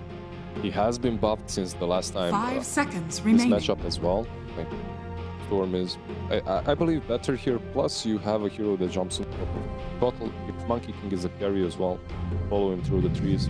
Yeah, where do you wanna? Okay, I was gonna say, where do you wanna see the Monkey King? Like, are we gonna have a gotcha carry? There you go. Is the Naga Siren though that impact that? This is our final overall last pick, and it's gonna win us the game. We've seen this matchup though. Yeah, I don't know if it is though. Like DK Manta Ags, you can really punish Naga late game. So there's like the window where some Manta Orchid with the aggression of gaming, Naga will feel good. As the game goes later and Dragon Knight carry scales, honestly, I don't think it's like the okay, Naga will 1v9 this. Don't worry, guys. When we get to X minute, it will be easy. So this will be a hard game, I think. And the Gladiators, they need to break the map again to feel good in this. There is going to be a lot of healing and a lot of sustain ace Puddle, though. We've seen an insane amount of healing. Is that enough? Like, is he going to scale to the point where they can counteract the damage 10 and the seconds scalability? remaining. I think it's pretty solid what he brings to the table, but it's not a free Kotal game. If you 5 have seconds Woodwing from remaining. distance bursting you down together with the Storm Spirit, will he be able to constantly sustain you when your whole HP on the Kotal can disappear in a second? Yeah, he could just be gone, and then you don't have that. Very true. Yeah, I think Quinn needs to be like 4-0 in like the first 15 or so minutes to feel good in this game. I think he needs to crush because Doom will passively farm against Naga, DK will passively farm against Kotal, and there isn't natural tower damage. They kind of play backwards after taking good lanes. So I'm a little bit afraid that Gladiators don't have the exact play heroes to play like they did in last game, but they want to do the same thing. So it's kind of difficult. Like I prefer Tundra's lineup, honestly, and yeah, we'll just see. It's a You lot. ride or die with Tundra. You said that at the start of the I am series, ride or die and with I'm pretty Tundra. sure you picked Tundra every game as well. To be fair, yeah, I had misaligned ideas with Lena. I just kind of thought that'd be more kind of shit. But now I believe in Tundra game 3. Blizzard, are you sticking through with Gaimin Gladiators like you did last game? No, I'm going with Tundra. I completely believe in this draft. Like even the Doom later on, she was get it. Not the conventional build, but pretty good into Siren. DK, we've seen this meta before. It can work out fairly well for the DK. He was a menace in game number 2, and now he's going to potentially some bridging heroes for himself. But it's game 3, the second and third place between Gaimin Gladiators and Tundra, and that cost is Beacup and Lacoste. Thank you very much. Coming into game number 3, Tundra, Gaimin Gladiators. Game 1, all Tundra. Game 2, all Gaimin Gladiators. What will we see? Prepare Game number for 3, battle. Naga Siren coming out here. Safe lane DK. Lacoste, I need your thoughts. They've done it before. Like Skeeter has been playing this Dragon Knight on the safe lane a couple of times. Looks really good. I think Batrider needs to be super active again. One of Quinn's better heroes, and he knows how to play it. Maybe like what I want to see is try to invade some of his stacks. Maybe put down a sentry ward, 2 sentry wards in the triangle, so he doesn't get the farm. Because they're very experienced Batrider team, and they know how to utilize the hero. So I want to see something, you know, maybe try to shut him down a bit more. I gotta agree with D, like in terms of side lanes, Skeeter, I don't think he's gonna get too much pressured in this bottom lane against Keeper of the 30 Light. seconds to battle. With Monkey King, it's It's not that much damage. He also has sustain from Undying, like if he decides to put a point in Soul Rip. Also, when it comes down to heroes who can kill the Tombstone later on, they don't really have that hero. Most likely gonna be Naga Siren, but she also wants to focus different things in a fight. And same goes for Doom. Doom into Naga Siren. Doom is not really threatened. This hero has 6 armor, starting with 6 stats. Decided to build. Now look at the bounties as Jingu. One away, finally gets it. Skitter chasing Tofu, 2 for 2 on the bounty runes. And kind of fighting as more decays are being thrown. Right now he's got himself 12 stolen strength, and he will start to hit away on Ace for a second. I want to ask you about the Naga Siren, just because of the performance we saw in the lane in the previous game for the Sark. Oh, gets to deny. Ooh, Tofu. Do again. These decays starting to really pile on and starting to hurt. This is on, and another decay, leaving him at 19 health. So he's gonna come with 81 damage on top of Ace. Ace starting with Boots of Speed. Let's see. Tofu kind of has to be careful. Let's hit with another decay. Just Jingu's about to run out here. And at that point, Snake King, he's got another Mango. You just decay and kind of run at him potentially, but you don't have those Boots of Speed, so... I love this lane. Decay and DK together. Ace keeping the distance with the Boots of Speed. Wants to be able to run away, not get stunned by Dragon Knight. Snake King still sitting on those Soul Decays. Needs to be slightly more careful once they hit that level 2. Lane, Celery. So yeah, I was going to ask you, how does the Naga feel in this lane compared to the Sark in the last game? Because Sark got destroyed, but ended up recovering really well. Do you have that option as a Naga Siren? I think Rubik is going to be the one dying in this lane. And Snake King gets the first blood. Low on health and mana, so I'm wondering if Snake King's going to maybe walk all the way out and around and sacrifice himself to tier 2 tower. But he is going for the neutrals, it seems. Looking around. Shot. And Celery burned out. It's the Scorched Earth. We've seen this plenty of times from these Dooms early on. And this is a little bit of a different build because he went Devour Scorched Earth last time. Now it's Scorched Earth into the Infernal Blade. And yeah, there's Snake King killing himself the tower. Wants to have a bit more kill presence in the lane. 33 now. Dropping low. Lift is available.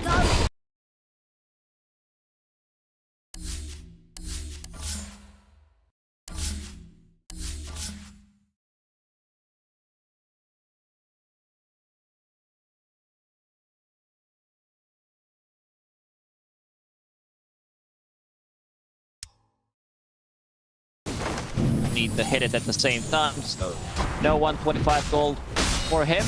Mid lane, pretty even, I would say. It's a decent matchup for Storm Spirit. Like, he can't be pressured too much by a Batrider. You try to dive him, he pulls you with the Vortex underneath the tower with the Static Remnant. The damage is gonna be there, and also he did adjust his item build. Going for Boots of Speed and the Magic Stick, then he will go for Bottle later down the line. It's unplayable. You don't have Bottle on Storm pretty much, but wants to build into these earlier items. C9 stats. Sticking Napalm on one for a moment. Nobody rotating over just yet. 4-minute rune. Or 4-minute rune. Maybe we'll see some heroes come over once it's that 6-minute power rune that shows up. Things kind of sitting a little bit quiet. Not really that easy to kill someone like DK, especially he's gone 0, 1, 2. So got at level 2 in the Dragon's Blood, that extra regen and armor. Not really sure how you break that if you're getting Gladiators. And meanwhile, Tofu's still running. Illuminate hits. Chase out of the tower. They've got the decay taking hits. Skidder will get a kill there onto the Monkey King while Dratio, he is sitting low under the tier 1 tower. Does have 10 stick charges, bringing in a Helix Cell for himself. We'll go back to full HP, almost full HP. But a lot of pressure, both side lanes doing really well, and now 9 taking over in terms of CX.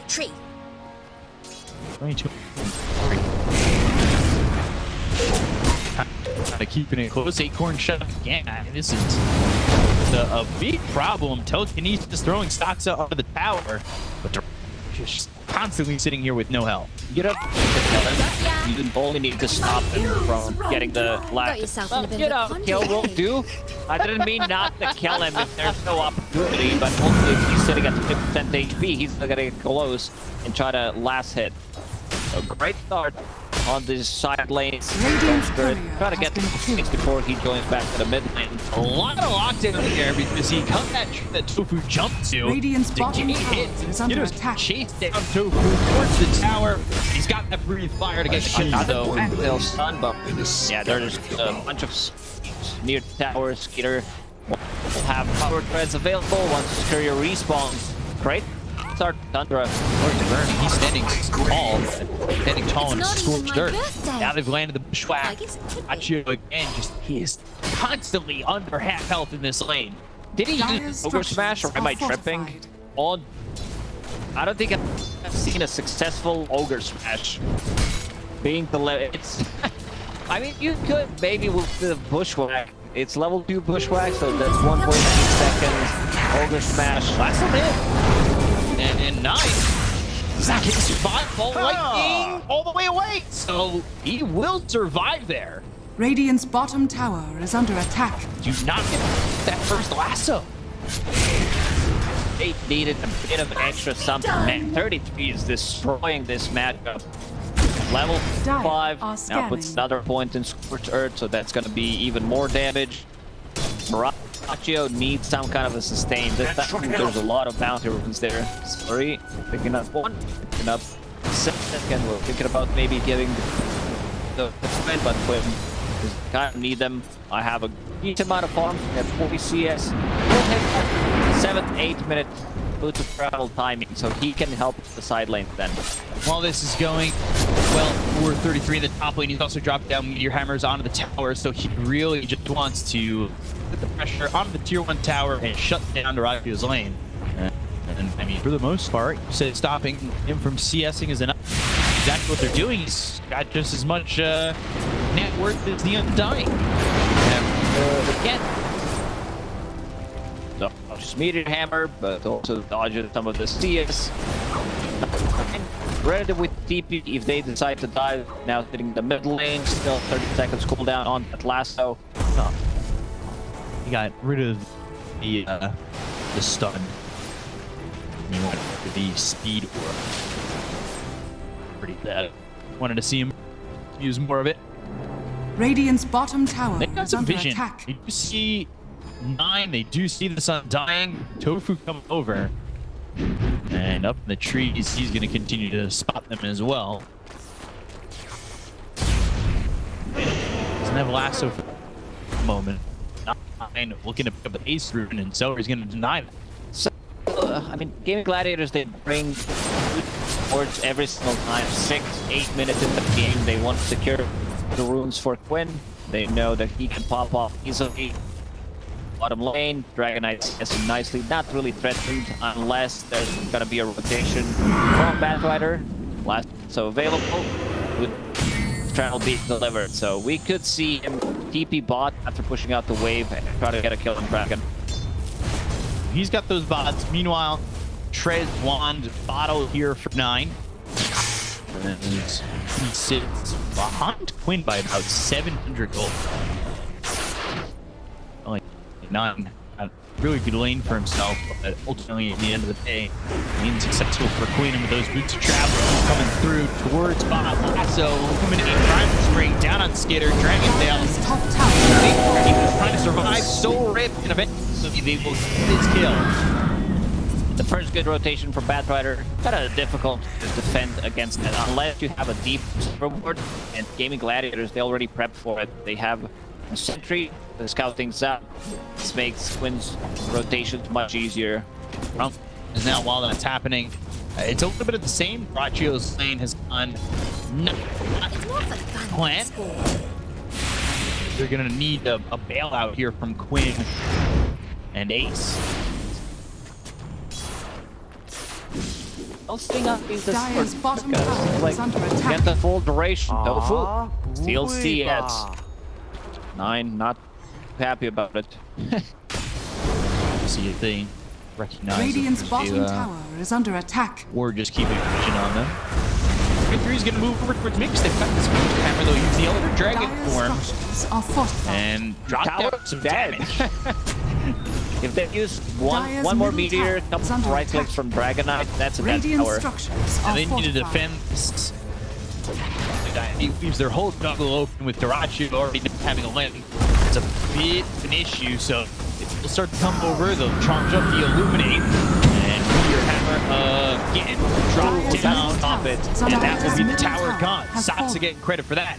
Radiant's player has been killed. Meanwhile, top lane, not so Celery, so Tundra, they're getting towers, they're getting kills. It's a 3K net worth lead. Despite the fact that 9 didn't exactly have the perfect start, but he is right back to even with Quinn. 50 was the spot right next to kill here on they try to play time as much as possible. There's no song available yet. 5 gold there. Saksa comes in, sharpshooter, and now Sneaking will eventually, but they brought over 33. They get 9. Now looking over for the Bat Rider. But Song hits him, and he doesn't have a lot of mana to work with. Telekinesis, a little over to the last, though. Back on it, too. Looking for the meat, perhaps. That's nice on the Rubik. So Celery, low on health. But again, not a lot of mana, not a lot of health. Not getting blown up. And now they're on the retreat. Primal string down in between Saksa's 33. Gonna get that Jinga to go off. 33 on the run, but the blind light pushes him back towards the heroes on the side of Gladiators. And while 33 tries to run, well, there's nothing he can do but die. Darachu, a recovery for himself. Good move from Gaimin Gladiators to bring numbers. They bring all 5 heroes. Not want to participate in this fight. Finished off Sand Midas. And also, no point in Doom. He did have 1 point available, but did not want to skill it. There was no real follow-up damage there, so can't understand it.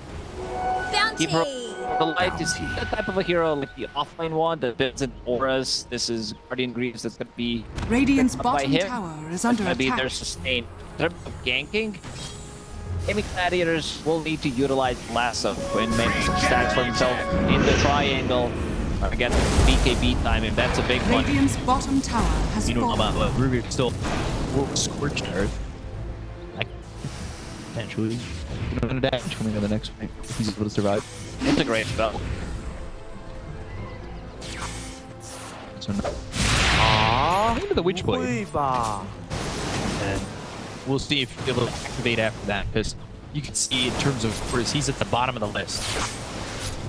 And that's the fact that Darachu didn't really have a lane, but kind of opened him top. Is under attack. Sharpshooter hits, bushwhack misses, so not much Saksa can get done. He's just gonna farm these creeps. The Acorn shot continue to up his goal. He's got 3K on his belt. 33. Your Hammer in the Scorched Earth is farming ancient stacks to try and get him to trap. What an item, Meteor Hammer. You can farm, kill the stats, keep the towers, adds big region overall. Extreme Tombstone. Nobody else is thinking dead. Drop the 4 gold and the Tombstone gold. Gladiators, that's a lot of gold. Last 2-3 minutes, the rotations have been on point. Now Quinn, he's searching. Last so is available.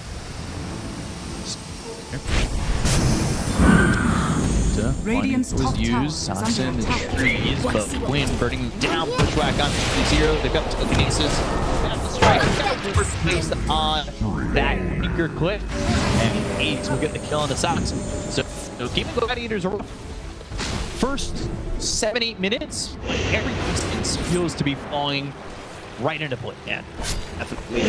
I want to see Twig play with Storm Spirit, try to go for these pickoffs, find Monkey Foods off the trees, maybe go for Rubik. I don't know if they can kill like a bad fighter, because he's really tanky.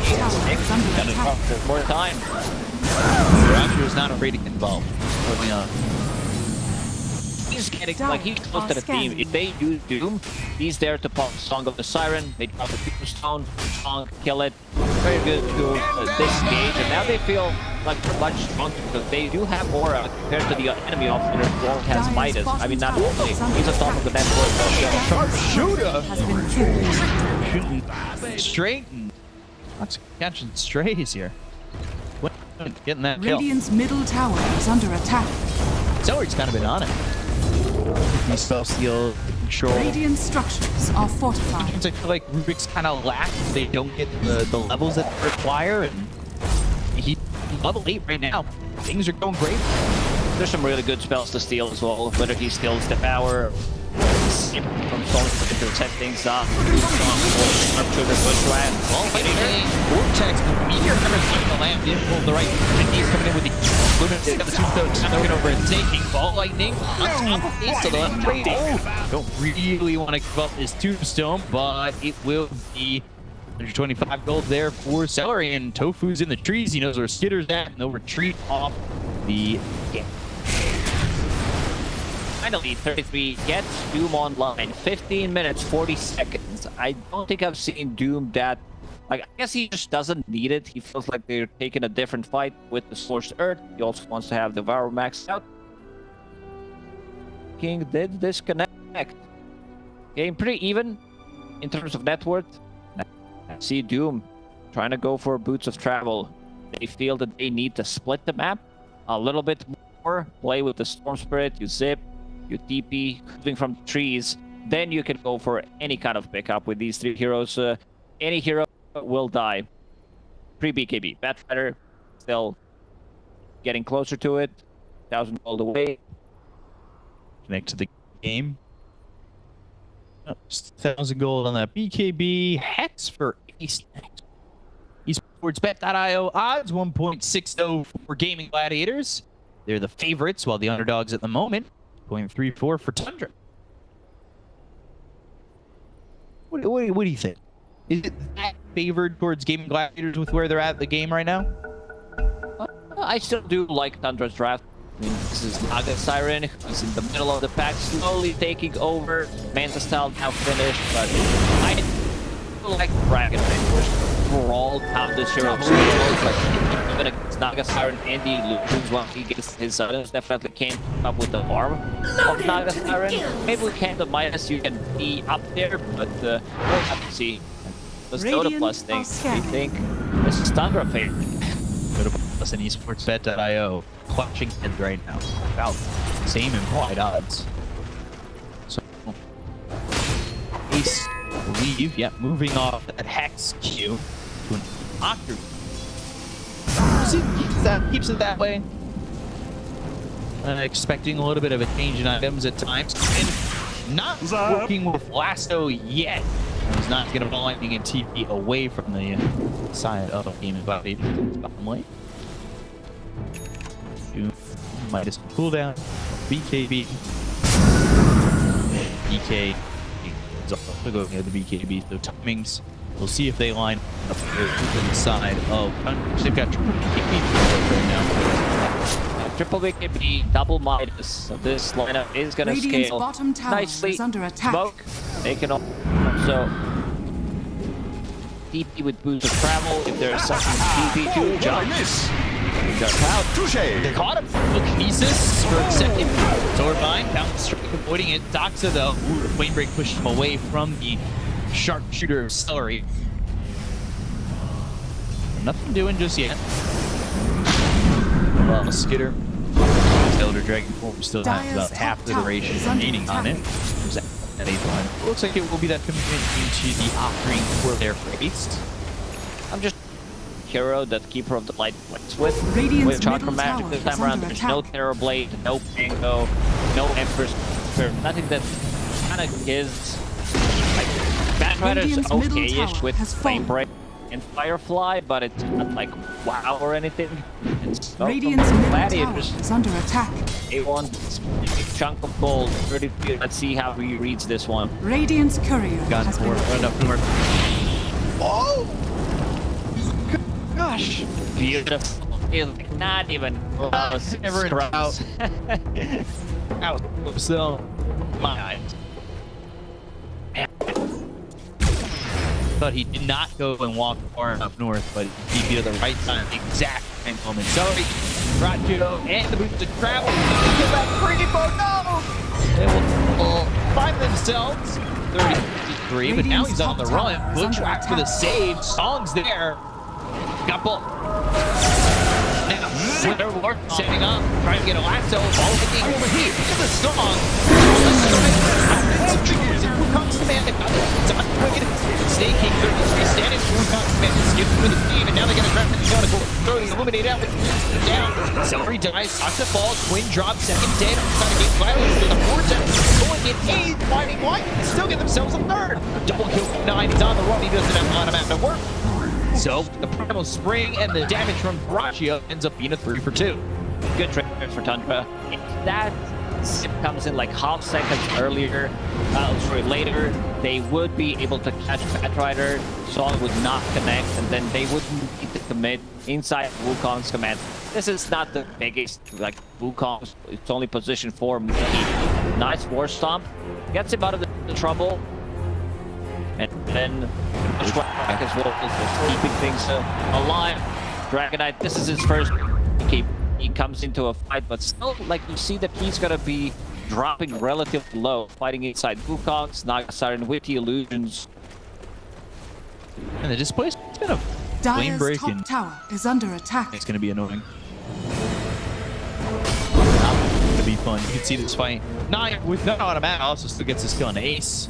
Well done by him, even though he dies there. Just about short of that BKB.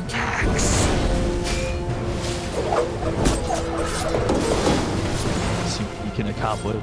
There's a long spell lamp on side of Tundra. You have Boomerang now. Flash Golem as well, and then you can play Scorched Earth, or Scorched Earth is gonna deal a ton of damage. Mops that hood. Balance strike. Nobody else is here. Nobody to help 9. Sitting on the top of the net worth right now is 33 as he's in the top lane using this Meteor Hammer, continuing to farm. And there's the BKB for Quinn. BKB for 33 as well. So it seems like both teams would want to try to take a fight right now. So we might see the full 5-on-5 engagement. Skinner's got his BKB and 9. 30 gold short. Triple BKB timing here for Tundra. As the 5-man smoke. Go for Celery, Boundless Strike, Bushwhack controlling him, and they've also got that Hunter's Boomerang. Solar Bind, really annoying. Radiant's nobody's following under attack. There's the Boots of Baron here for the Undying too. Like you said, this item has found a lot of popularity. It's relatively expensive item. I don't know where he's getting this. This is like 4,000 gold. Snaking had a couple of extra deaths in the lane, but seeing this item being able to provide movement speed, attack speed in a fight every 30 seconds, this is going to be massive. And now with 3 BKBs online, are there any more smokes available? They have none on side of Tundra. Could still be looking for the kills. Saxa will play some vision on the high ground, potentially prepare for Roche. This Octarine core. 600 gold away from that. Full pipe for Tofu soon.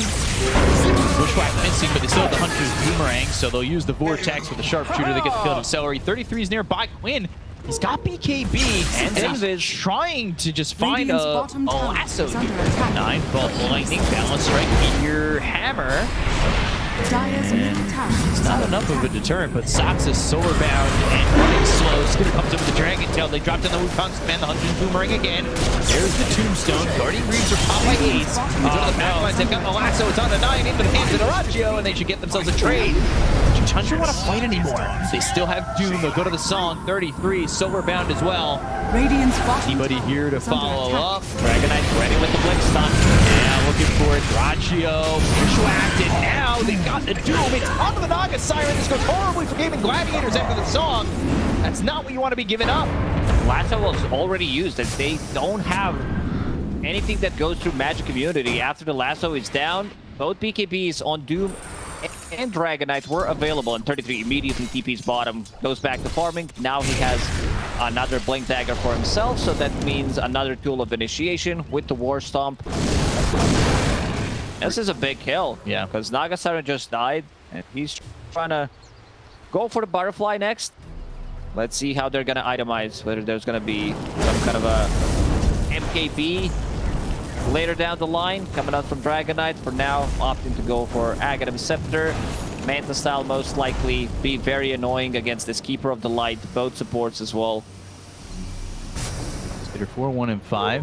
Here I am! Not dying this game, and they will find Quinn again. Bushwhack, Hunter's Boomerang, and a Sharpshooter. That all combines for a kill for Saksa on a Quinn. Without that BKB for 5 more seconds, and maybe the team would have followed up if he had that, but without it, as good as dead. Illusion. 33 still bottom. I think he used Meteor Hammer like 25 times in this game so far. Still not dead. Tofu, ooh, Acorn Shop follows him. Yeah, I'm wondering, full creep wave, what's like, you know how Midas, you need to use it X amount of times to get yourself the investment back. Meteor Hammer, how many full creep waves you need to hit in towers? Investment back in under your belt. He's using it like 30, 35 times already. Dire's structures are fortified. Used it on tier 2 tower, forces a glyph. They've smoked. He now has that KB again. Stupendous. Who can they find? Kind of grouped together. Travel, you zip in from 9. He doesn't have a bottle to work with, so he's only got about 600 mana in play. Telekinesis into the lasso, but this is an Undying. Snaking won't survive. Sharpshooter hits Thrachio, and I don't think Tundra really want to follow that up. Seems like they want to go for Roche. Didn't commit with a BKB, just lasso for now. There is no buyback on Undying available. Snaking is picking it out. They've got the scan, they know it's happening. Scan from Gaimin Gladiators lands on Asaxa. They also see him. Looking for the trees, but coming from the top is Doom. 33 looking for the opportunity. For a jump steal. Song. That'll be the Aegis into the hands of Thrachio, so I was watching 9. He made the slot. Rune gonna spawn. It's gonna be top. Another Invis rune for Quinn. With that, they see 9. Oh, 9 has no mana. BKB TP out. It's the safest one. Oh, no BKB. All just right, TP. What a Chad move there. Wow. That could have been risky. That could have been a disaster. Like, you die, and people would be like, he had a BKB. Why didn't he use it? But it's also a 9-second BKB. It's his own BKB, so did not want to, you know, waste it. Yeah, you say people would say he's got BKB, why didn't he use it? They would have been me. Yeah, I'm part of the people as well. I'm a man of the people. I would have asked questions. So Quinn, here with an Invis rune, top lane Skitter is with 33, so going on for this fight. Actually, 4 heroes up here, and 9 coming and walking over, so he's got a full mana to play with. They know there's no song. They're gonna go after Tofu. Link Dragon's Tail, right clicks Blinding Light, Illuminate. Tofu surviving for now, and the Sharpshooter comes in. They're also hitting Thrachio on the other side of the fight. They've got the Meteor Hammer down, and they'll get the Aegis out of his hand. Build up Tofu. Servant's gonna be over. Celery right on top of Thrachio as he respawns. He'll get the damage coming in right after he respawns with this Aegis. They'll get both kills on him. Sox is still trying to chase, maybe getting a bushwhack down. Catch any of these heroes, not fast enough to keep up, but they've already got 2, and that works out in their favor quite a bit. Thrachio isolated, the rest of the team not there to back him up. They used everything to try to save Tofu. Back, Guardian Greaves, pipe coming out from him, and then he's in no man's land, kind of alone, gets stunned, and dies. There was no song available because he already used it. This Butterfly, it's great against physical damage, but you're not tanky enough. This is 1700 HP we're talking about. So on the Undying, that leaves 9 to do whatever he wants. The Wukong's command's going to be dropped down. They'll look over the Hunter Boomerang, hit Celery, so it's a trade for supports, but a lasso used by Quinn. 33, he's got Doom available. Blinding Light pushing him back. They still want to go for this. Axe is also picked up by Skitter, so that's that extra move speed. EKB. Quinn saving the Firefly in case he gets Doom, can run over the cliff, and then there's not going to be chase. So 33 does not want to waste it. Okay, lead here for Tundra. Seems like they kind of have control of the game at the moment by more than just their net worth margin. Schwack lands on Ace. Are they going to have anybody follow it up? No mana on 9, so he can't get there. They've got the song. It's on to 33, and you got to remember he used that BKB to run away from Quinn. So Quinn's here, no lasso, but 33 able to blink away. Ball lightning, Quinn. Now the turnaround, the Dragon Tail to kill. Will get the Batliner, and now they're going to look over at the Naga Siren. The tombstone to the high ground, and Jirachio's gone. That was the more. Celery, not a lot to work with. Just Ace for some help. Tofu, Alice Strike on 33's in. The light Dragon Tail on Ace. They don't really need to get Celery if they get themselves the Keeper of the Light. They could just get both. Sharpshooter lands. They'll take out Mikado. They'll look over for the Rubik. He's trying to get away, but Skitter with a blink in 3, 2, 1. No, they'll let him go. Those two creeps, they did not want to kill them too hard this time. Yeah, Naga Siren again died. No HP, can't get anything done. This butterfly pickup might have been something different. I would prefer if that's hard, just to be able to tank up with the illusions. Those illusions died. Breathe Fire, now splash damage, level 3 from Dragonite as well. Sharpshooter always finds the right target. You have so much damage amplification with the Boomerang, with the Flash Golem that we talked about. The illusions disappear. Celery. Still just not. That 9 coming in. 6K lead for Tundra. Things are starting to get out of control, and you can see 33. He has so much farm on this Doom. Seen an Octarine core.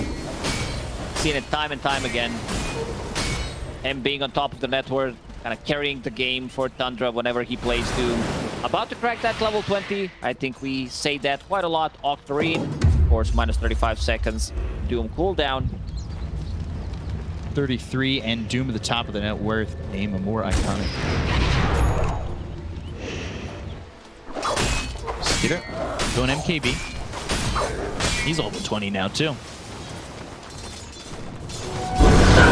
He picked up the 175 Elder Dragon form attack range, and with that level 4 Dragon, and that's going to be atrocious to deal with for Gaimin Gladiators.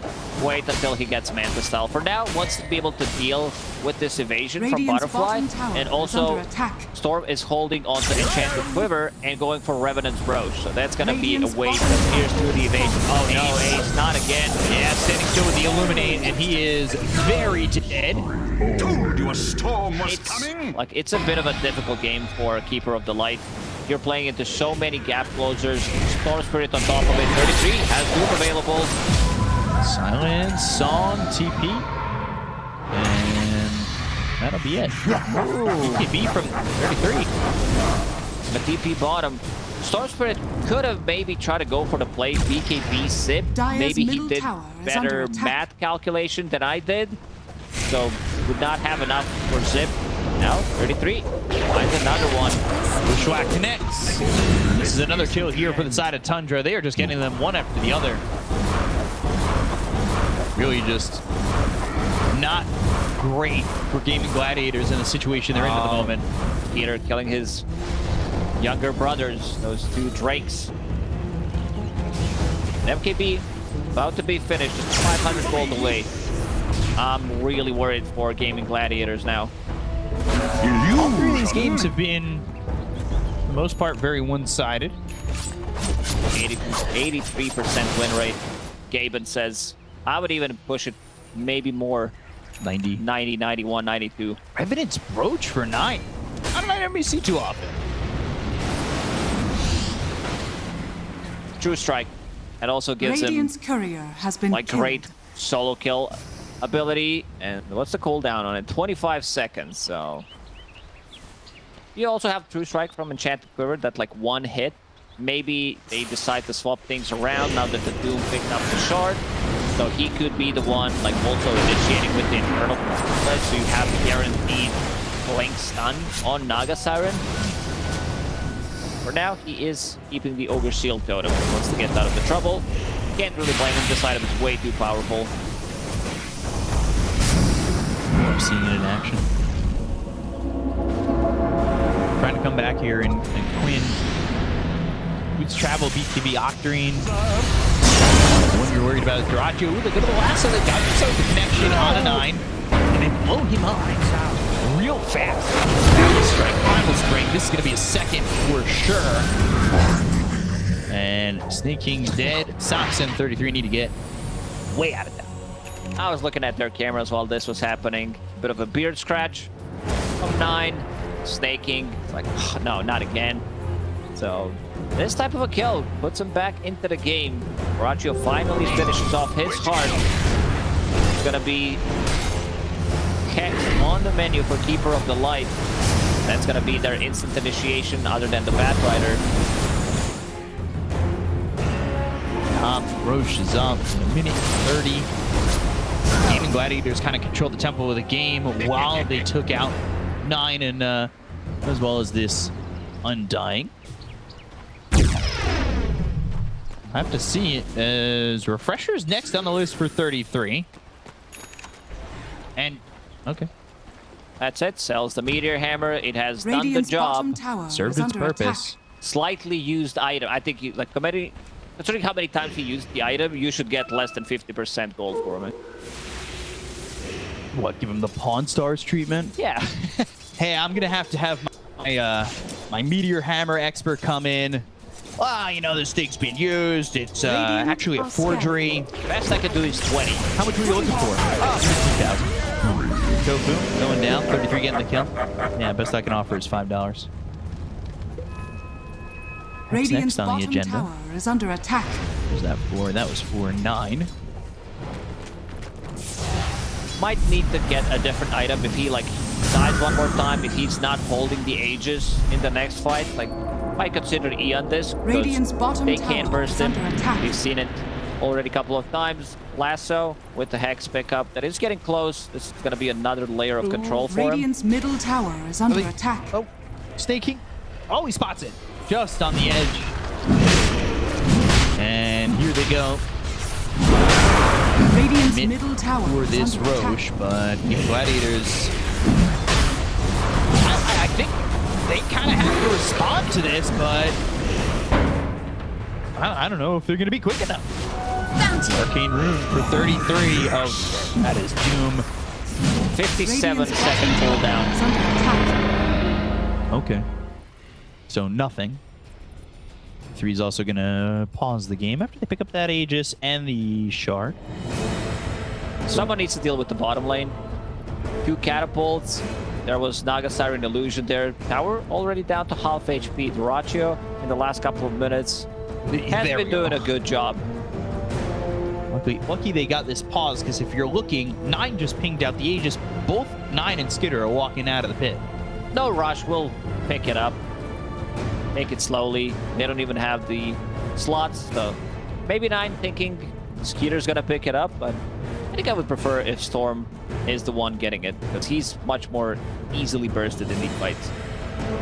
And a bit of a better Aegis carrier, right? If you die with Elder Dragon form on cooldown, you're not coming back. Depends what they want to do. If they want to siege the high ground, then maybe Dragonite is the better carrier. You siege with the Elden Dragon form, then you don't need to care too much about being jumped on. The issue is, got some lag going on. 4K lead for Tundra. They're actually finally about to eclipse the top of the net worth. But it has been a long and arduous road towards the top there. And truthfully, they've been able to deal with this Naga a couple times. And really make it feel like, oh, okay, you've songed, we'll reset and go. She wasn't tanky enough with just a butterfly, now with Heart. And also going for the Hex, so that's going to be like a second Hex. He might swap things around, decide to get a bit more tanky on himself and the illusions, pick up the Bloodthorn. Lag situation, it seems. So we'll see when everybody's ready, when the lag dissipates. Take a look at the Naga Siren win rate, and 3 for 3. 100%. Radiant Dire, no advantage. Just winning all the time with this hero. 3 times a charm, maybe 4th's a party. See? So what's the game plan right now for Tundra? Pick up this Aegis. Are they going to just go and fight? Do they want to reset, wait for Elder Dragon form again, even though they still have about half the duration, 60% of it left? They could. Also, 33, he would definitely love to take a fight with this Arcane Rune. 57 seconds cooldown on Doom. 47 seconds on his BKB. Also pops the refresher. Minute and a half on it.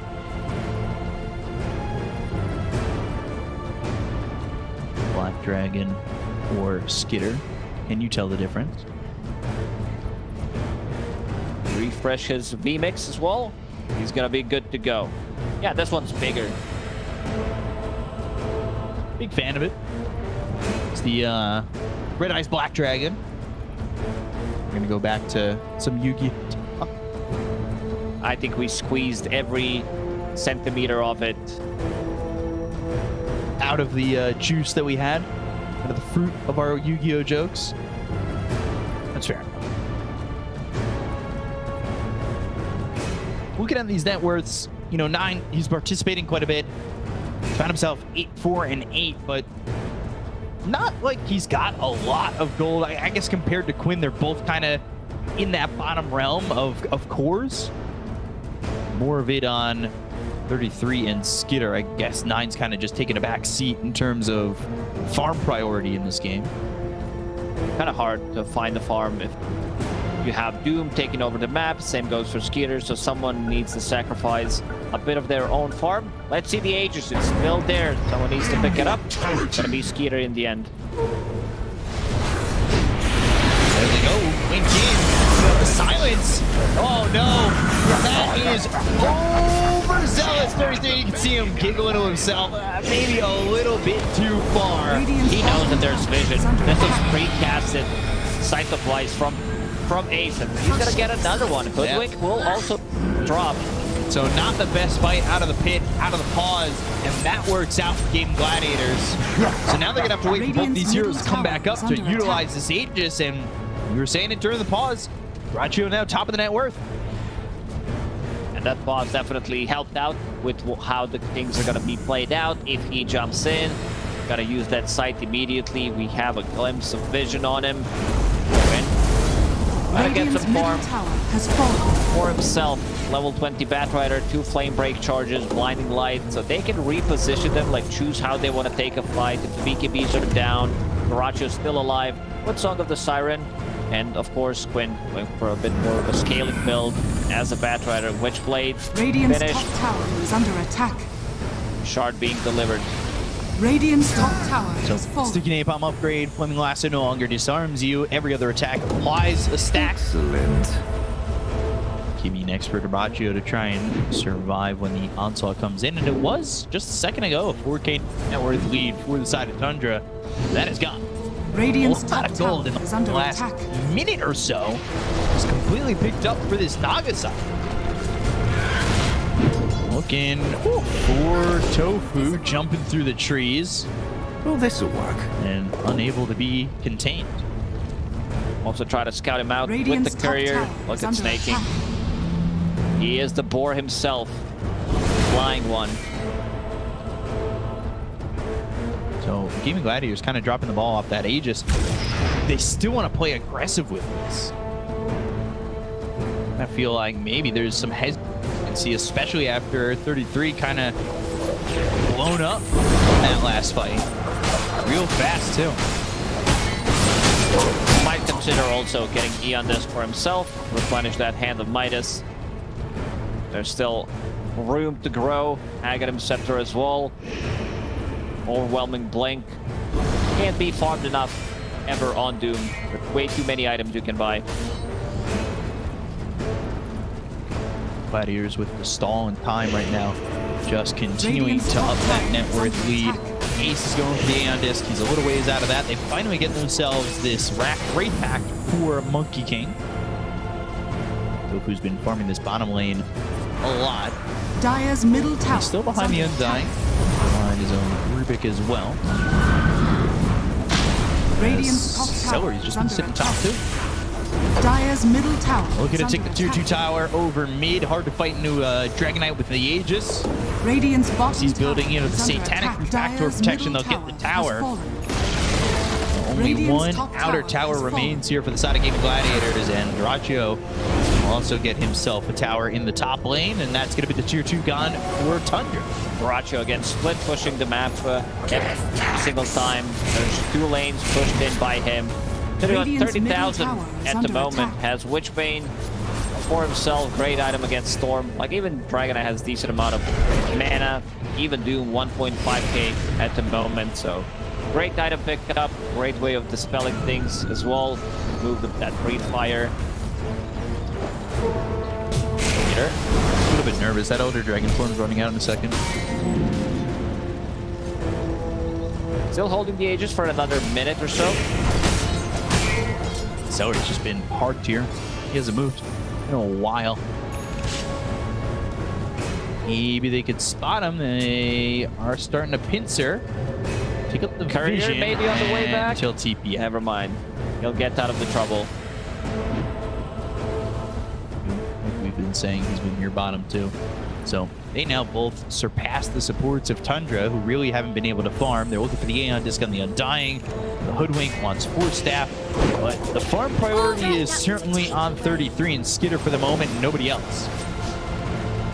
9 again does not get priority. He farms pretty dangerous spots, I would say. Like, doesn't even want to show in mid lane at the moment. He needs a sip and immediately goes out. Does not want to finish the wave. Way too scared. No Prism. So Skitter will hold that. He's got the Spell Prism. That'll put the Elder Dragon form on an 88-second cooldown with a 60-second duration. Under attack. Not 100% uptime, but getting there. He's just expiring. Tundra have stalled out. There's been a 10,000 net worth shift since that Roche. Yeah, 10,000 gold is just not that much if you think about the items. When you just split it across 5 players, it's not that big of a difference. 40 minutes into the game, it's 2,000. That's like, I don't know, half of Boots of Bearing. It's more so the shift. It's signaling that Tundra's getting not nearly as much. Yeah, Tundra's not playing aggressively in the last 5-10 minutes. They're not going for these pickoffs. Again, Naga and the Illusions split pushing constantly. Look at the top lane. Gonna get immediately killed, so someone needs to address it. Even though they have bots too on Doom, it's still not enough. He's too afraid to show in the lane. This Elder Dragon form now used in conjunction with a smoke. Visions aplenty. Side of Gaimin Gladiators. Quietly in the jungle as they're heading towards top. Toku's in the trees. He's in the front end of this team.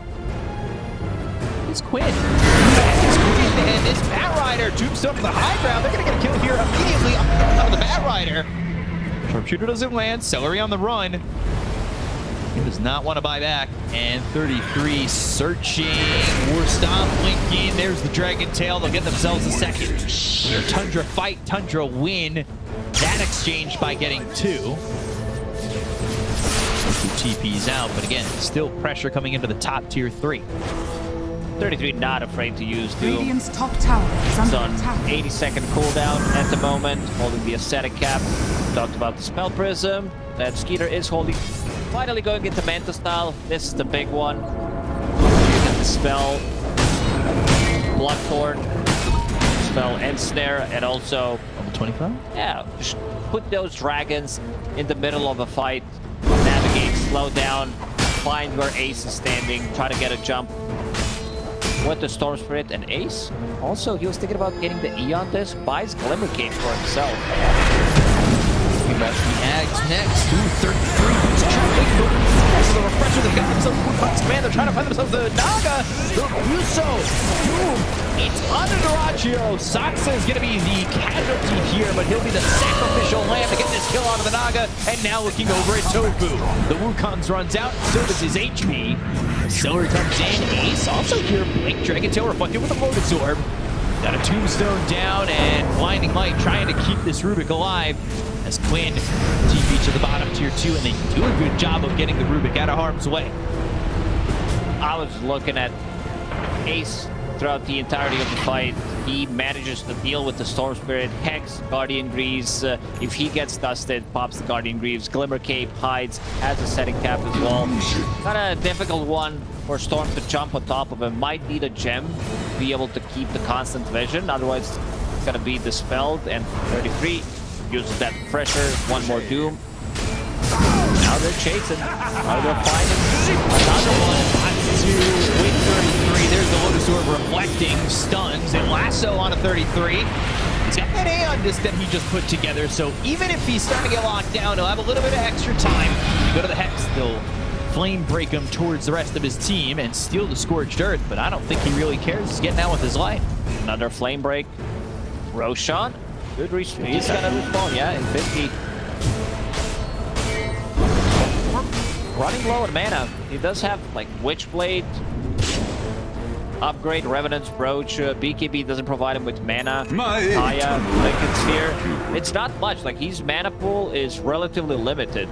He's committing to the Ags on the way, and that means he's got no buyback going into the next fight, especially with Roach coming up. That's a very risky move. Tofu, Balance Strike, got to coming in with a blink. Like it puts their taste down. There's the Dragon Tail is getting the AoE with the level 25. Who comes down with dead? He's got buyback. He's dead for 90 seconds. They're also going to buy back on Snake King. Tombstone's going to be taken out by Tofu. They've got the Will-O-Wisp. Let's go to the song. Skitter. Well, it's going to be the focus of attention at the moment. They'll buy back on Quinn. They've got the second Will right there. There's the Lotus Orb on Anaragio. They've got the 4-9. Trying to do the damage with the Balance Strike getting out of him as well as Skitter. But they've got their attention on Vanaga. They should be able to get the kill to take him out. He's got buyback as well. He's thinking about the buyback, but I'm not sure it's worth it at the moment. Roshan is respawning. He got Lasso on back. And they're going to buy back on Duraggio. Now they're going in 9 mana to work with the Wolves. Once again, Duraggio's going to try and get this kill on the Storm. And he's so low and will fall. They get the kill on the Snake King. Shoot, these heroes don't have buyback. He's 40 gold short. Undying already bought back. There is Bound to Root. I mean, he will get it eventually with that extra gold that you get, but yeah, they probably need to buy it. Doom is ready to take a fight. Pressure has been used, has Doom, has BKB available. They're in a Roche. This is big. Storm. How's he looking? 4, 3, 1. He's got it, but it's just too late.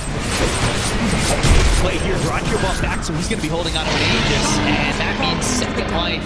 And an Axe picked up for Quinn. So he's got the double lasso. Not a bad one if you get it for free. Duraggio has been holding on to that buyback, waiting for something to happen. Kind of an initiation. Quinn finds it on Undying. He knows that he does not have buyback available. 33 will disconnect. Yeah, long gone are the days, though, of this Ags Lasso working with Courier. Those were the fun times. And what, putting it on a 20-second cooldown or something stupid like that? Yeah, it was pretty wild. It just made no sense, but it stayed in the game for so long. Also, if he can find the farm, get Refresher, double lasso, make it 4 lassos in one fight, that's going to be massive. It would be a lot of control for sure.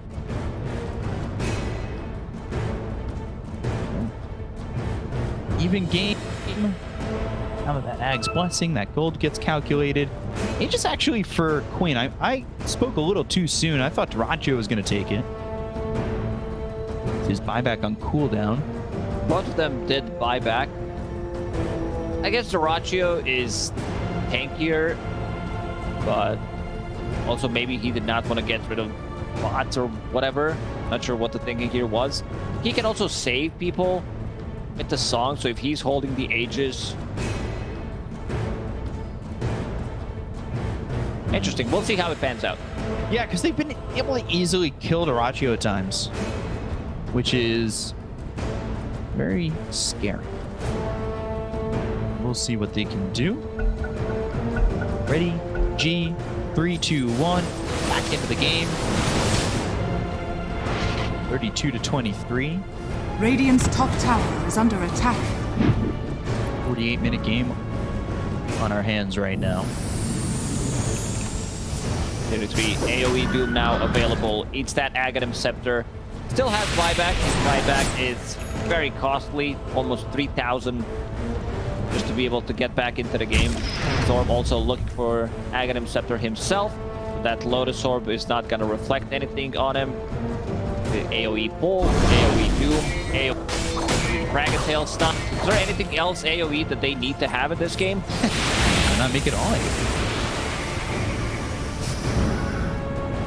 We'll see if they're willing to fight. Buyback not available on Storm for 100 gold. Just a little bit short. He's also at that level 25. Dire's bottom tower. Like you said, he really wants this axe. We'll see if he buys out on that. That would be risky, but might be worth it if the Vortex can control out of these heroes. Skitter looking for the overwhelming blink. Swift blink for Doraccio next. Here come the upgraded blinks. Here comes the smoke. Gaimin Gladiators. They're not working with buyback on Doraccio, but let's see if it's even going to matter. They go to the lasso, and they've got the BKB from Quinn. The Willis is going to be down. They're trying to get control. The Boundless Strike. There's the end. It's caught on 33. Skitter with the Glimmer Cape on him starts to run, and that is lasso now on cooldown for 70 seconds. Smoke from Tundra. Let's see if they can get initiation. Oh, Tofu. Eat wards, but Radiant's middle chasing tower with is this under attack. Ancient Black Dragon, level 4. Doraccio BP stop. Talk about that Manta. You see those illusions doing work. Tough for Gaimin Gladiators, right? You got to hold off now while you wait for BKB to be back up here for Quinn. And the lasso. 4 minutes, and Aegis is going to run out in 2 minutes. So if they want to time it perfectly, you wait until Aegis runs out, and then you have like 2 minutes to take a fight, and maybe even like end the game. Radiant's top tower is under The lane attack. and pushed in, bottoms, top. Kinesis, Boundless Strike, Will Risk the control. He's not really losing much health. He's not even worried. On top of that BKB, and the Flame Break pushes him out of the Will-Wisp. It's a lot of slow. This is 6 sneaking up bomb charges with all these talents. Skitter forced to use Satanic to try to lifesteal off of it, but it's not enough yet. Soul Rip comes in, and this is where the heal's coming from. So Batrider, level 25, Flame Break applies 2 sticking up palm stacks. You also have sticking up palm from the shard.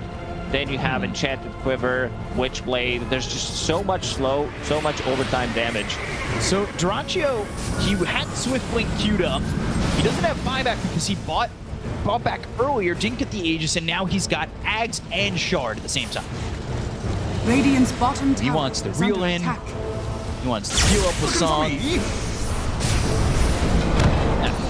thinks that he's going to be able to farm buyback in 3 minutes. So getting all the items that he can for potential next fight. Buyback on cooldown.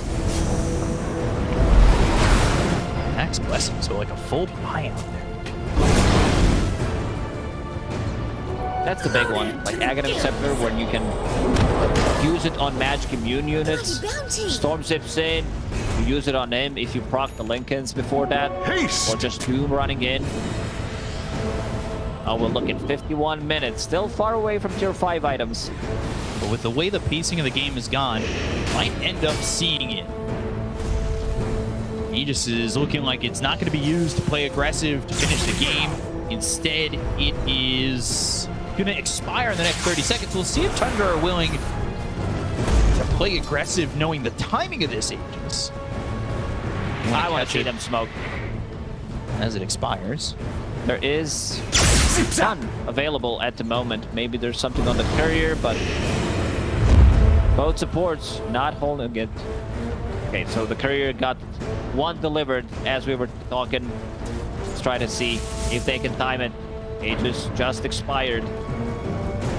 Stop. They should know something is up in Radiant's backspace. top tower is under attack. No one is defending the tier 3 tower. Naga Siren with the illusions. That's a lot of damage. Someone needs to take care of this. Tower is under attack. Nobody will. Radiant's top tower though. is under attack. Oh! He's spotted! Dragon Tail, they're going to have 33 TP in with boots travel level level 2, and they get such a quick kill. He bought out, now he's dead for 2 minutes. Dragonite will TP back. He knew exactly that he messed up, like instant camera. He's like, oh no, they caught me, can't do anything about it. He gets jumped, 1 stun, he's dead. Oh, they found themselves another bushwhack, and Tofu's dead. He's got buyback. This is the timing that we were talking about. Those 2 minutes when they're not gonna have buyback. They smoke, they get a kill. Now you need to play onto the high ground. 2 flame breaks, blinding light, illuminate, fate bolt. They're gonna throw everything at you. Disc for the... We're gonna try and hold the high ground. This is pressure coming in from Tundra. 3.5 minutes into the game, we're even on net worth, but the pressure coming through from the Radiant side, trying to finish this one off, or at least break the high ground. Ball Lightning looking for a target. Lincoln's popped, he has to run, but Lewis barely killed as it was pulling in a bunch of these heroes. Wind needs an opportunity to maybe get a blink in with a double lasso, but nobody drawing the fire of his vision yet. Got these constant bounces. They're gonna pop the glyph.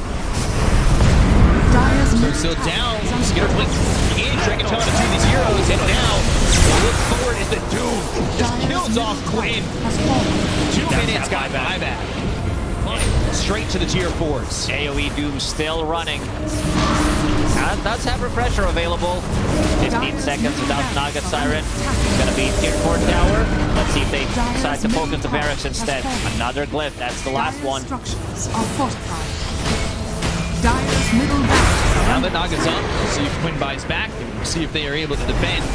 Over to the side, holding the buyback. They think so that it's going to be onto the Doom. Now that looking over, that's going to be the Vortex. The AoE run with the Ags. The buyback comes up from corner. The bounce strike missing. And now 9. No mana, but the lasso comes in on the Skinner. They've got the control. Can they get the kill to this? DK, yes they can. He's got for 100 seconds, but he's got buyback. Not finding anybody else as 9 TPs out the heck. Just in time as the TP was used by Saksa, and they've got themselves a second. He does not have buyback. 400 gold short. Did not want to assemble his E on this. Understands that there is no way he's getting out of the trouble. Let's see the Roshan respawn. If it's the fast one, 33 already with his illusions inside the... Oh, 10 seconds. It's the fast one for Gaimin Gladiators. Let's see if they want to commit. Buyback available on Dragonite. No buyback on Hoodwink. Needs another 300 gold. The illusion. He was killed right before this Roche actually got the respawn out. There's going to be all 4 items available. He let it go. They don't even have a choice. It's going down way too quickly. And just like that, they've got an Aegis. They've got everything in their arsenal. Another cheese, refresher shard, refresher orb, another Ags. Gaimin Gladiators, they have been blessed. You know, this early Roshan respawn is keeping them in the game. 56 minutes. Getting closer to those tier 5 items. It's gonna be Quinn, who will hold Aegis. Who got the Ags? Monkey King. Give it to Monkey, okay. Doesn't deal that much damage, but could cancel the Blink Dagger with his Orb of Corrosion. Ritual, but it puts it on the cooldown. There's no commitment. Look at how far away he's able to use those Ags. Never in frame. He's going for an item. My favorite item in the game. It's always hard to find farm for it, but Wind Waker can change how the fight works. Initiation, he gets the save with it. Rubik also with the shard. They could reposition them if they're in any kind of trouble. If Tundra can successfully wait out this Aegis that's on Quinn, we'll be going into the tier 5 items, but it's an 8,000 net worth lead that's inflated thanks to the Ags that was picked up in that Roche. Making spotting Quinn as well as Celery. Then go to the Tuscany. It's going to be on the Undying. They got the Lotus Orb, but that's the AoE Vortex. So that Lotus Orb is going to be a go to them. So the Doom's going to be on a Quinn. He's got the Aegis. Can he survive? The Wukong Cement is going to be down as well. The Guardian agrees to go to the Song, and he's healing up. The buyback, or the BKB is going to be used here by Quinn to run away. 33 with the Doom around him. Still, and go to the Vortex. It's going to be on the 2 of these heroes. They're looking over an Ace. Well, Celery down the strike. They'll run him out left on 9. But now with the BKB as well as the refresher from 33, they get the kill on Celery as well as Ace. Both heroes do have buyback. Yeah, but look at the base. The base is being taken. And Pop going for the range barracks. Then goes for the mid lane. This is a rat game for Gaimin Gladiators. They do have buybacks available on both of these heroes. A rat game, you start to hear the squeaks just gnawing through your base. 33. He did get his Blink Dagger canceled by those monkey Wukongs. And so many hexes on their side. This is third hex that has been picked up by Tofu. I want to see what the next item from him is going to be. Friendly Duraccio gets to that level 25, by the way. Took him this long to get that minus 10 seconds on the mirror image cooldown. Double damage! Pretty massive. This Skitter's got level 28. He's filling up that talent tree. Snaking got level 25 in the previous fight. Has 3 Aegis. Over here! Why kill Roach when you could just get to level 25? He's 9. Uh-oh! That's the problem. Lures this storm, and now they're going to go to the Doom AoE, but it's going to be on his really zero. It's going to be the triple gun themselves a bushwhack. Tofu dropping low, sharpshooter into Duraccio in trouble. He's gone! Does have buyback. Storm used his buyback as well. Was thinking about DPing, finally DPs. Maybe it was a cooldown. I think it's time to go and try to end this game. 1 minute left until tier 5 items. If they want to occupy, maybe their triangle, or if they want to go for the high ground push. Let's see. Still gonna be a difficult task against the Batrider, Blinding Light, against Flame Breaks. D-Bobs is pretty cool. Quinn used the refresher, puts it in the backpack. Yeah, but G-Bombs, they have vision. They know where these heroes are. But going that far into the base when somebody has Aegis double lasso, that is a risk. We'll see if it's one they're willing to take. It will be. Queen, lasso. They're going to look over, they get the ace, so they're taking the Kano. It's going to be buyback on 30 zeros. They'll look over Celery, they're taking out the Rubik, and now they're going to Hex. It's going to be on to Skitter. They're trying to chase, but he is in the open dragon form, so has that free flight to go down to the low ground. But his buybacks were used. 52 seconds left on base Aegis. We are now into the tier 5. Let's see what drops. If anything, lightning vortex on the 3. Do they have the control? Can they get the kill? They got the AoE shield to follow it up. They got the kill. It's on Ace. Roger's gone. Nobody has the buyback. The Aegis was used by Quinn, but they get the kill to Tofu. They'll look over as he's going to be doomed up, going back with Celery. And this is looking like it's all Tundra. They've got the Doom burning out Queen while he's in the base. Godlike for 33. GG is called, and Tundra takes the 2-1 at the 60-minute mark of Game 3. Tundra, AoE team. AoE Doom, AoE Dragon Tail stun, AoE Vortex. In the end, it really pays off. With this win, Tundra secures themselves another 80 DPC points, secures themselves second place in the DPC overall. Tough region.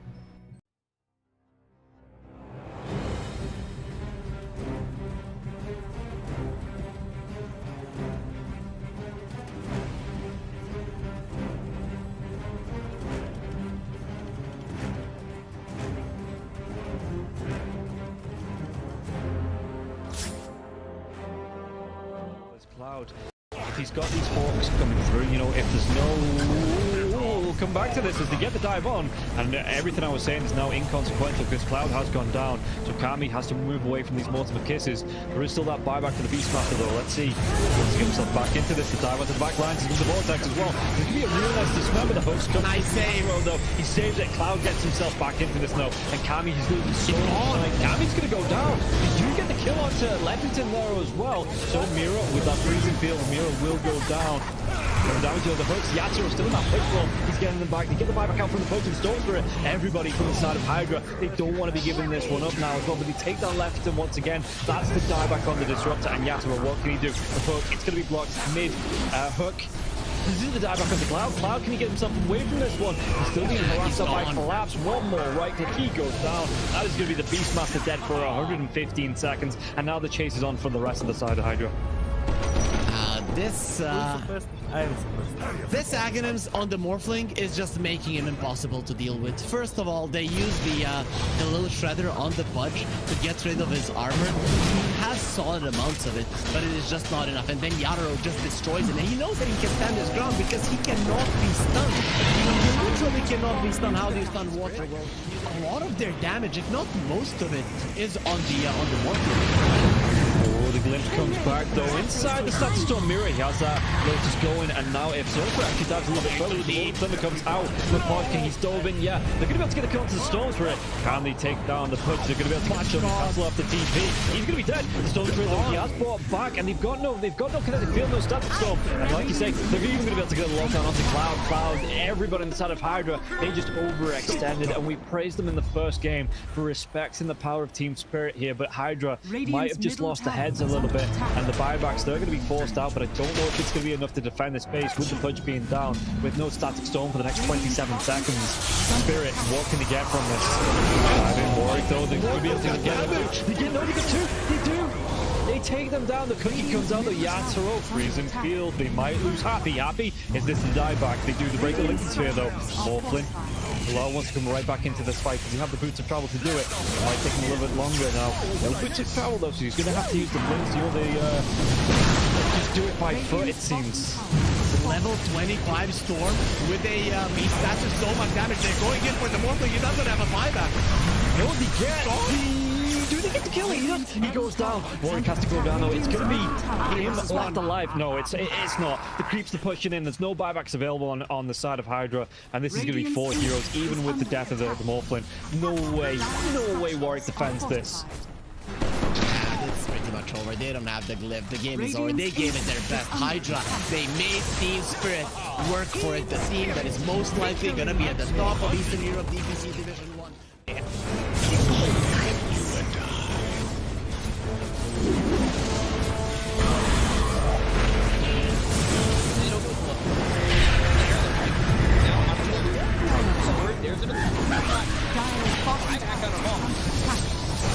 Radiant's middle barracks are under attack.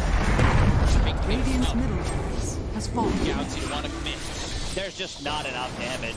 Crimson Guard, Atrophy Aura, Rubik's Fate Bolt, all this damage reduction. Let's see the combo. In a Palace, strong in by the Disruptor, and now we're going to be hitting the win. It's back up once more. In a Palace, and Sumail is in it. They'll lose him in mind control. Right back towards Amara. Trying to run from everybody on the side of Gaimin Gladiators. Radiant's middle barracks are under Siphoning attack. and getting back into the base. Has fallen. Alive. Yeah, I think when it's time to call it, it is time to call it. They have no business left in this. And didn't get the tether off or something. I think it got broken. Either way, I like the Ghost up to purchase. That was pretty heads up, but we are back and there's a smoke action. There's a divine right there here. They're going on Q. There's the hit. Okay, that did nothing. 23. Knocked. What damage? He's dead. Oh my god. Nothing. Less than 10% of his health. I mean, I'm assuming that's just the game. That, yeah, 100%. There's no point in talking about the rest AU of it. picks it up. I shot him twice. The dive. Go away, you. Oh my god. Victory.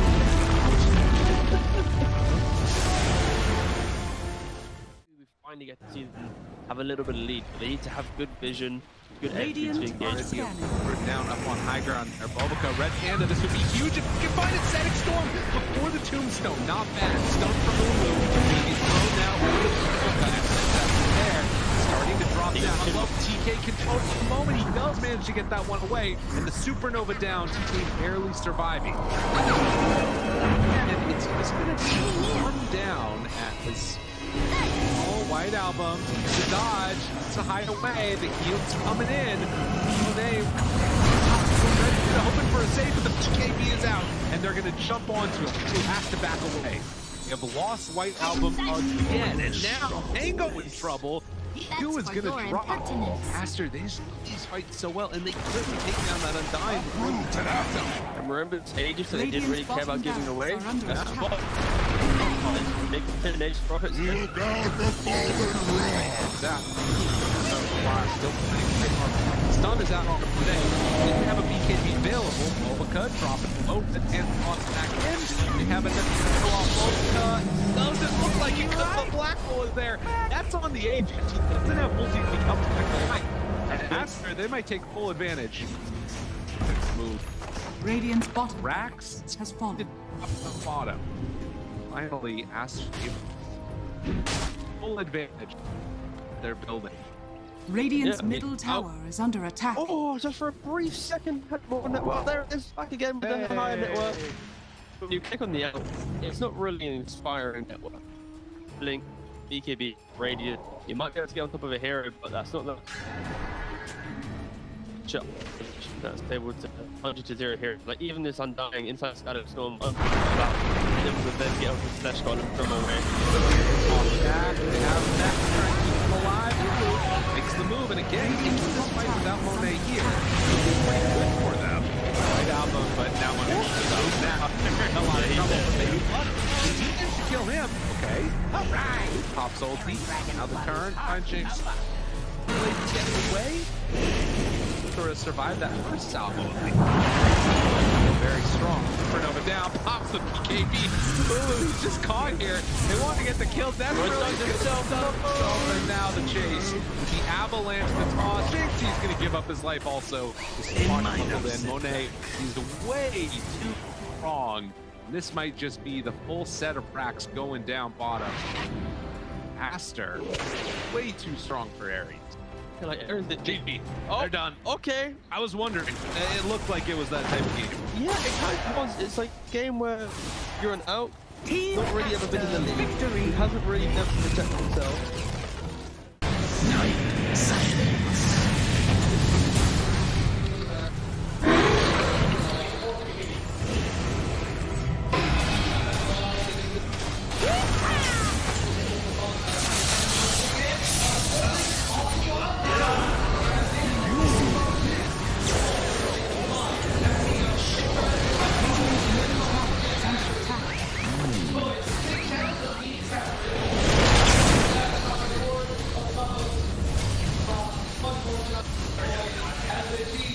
Radiant structures are fortified. Radiant's middle tower is under attack. Radiant's middle tower has fallen.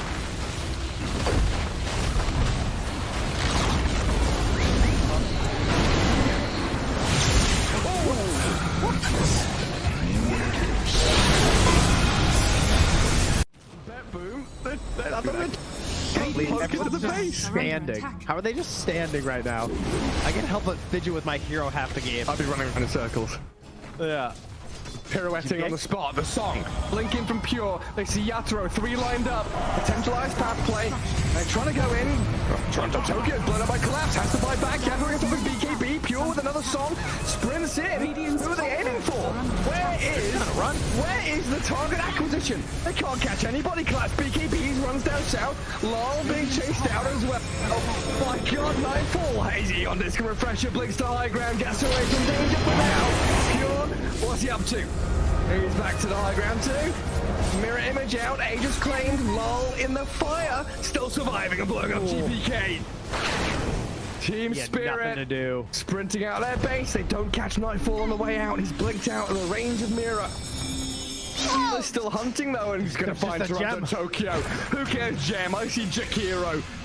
Eon disc popped. And with this rapier damage, like short work and a twin-headed dragon. Unstoppable. Laurel, the collapse waiting in the back line actually worked. He stormed out of the tree line and he just then started eviscerating the 2 supports with the help of Laurel. He completely jumped over. They dodged everything that Naga was trying to set and prep there. And Yatoro was also just firing the cannon from the top there. Did the combined damage of Collapse and Laurel together. He is a monster. Oh, Pure. Lol. Oh, God. Nightfall's gonna get a bit of vision here with the Hawk. Imagine. Can they? Imagine. Will they? They have to do something kind of crazy. They're gonna be losing their base pretty soon.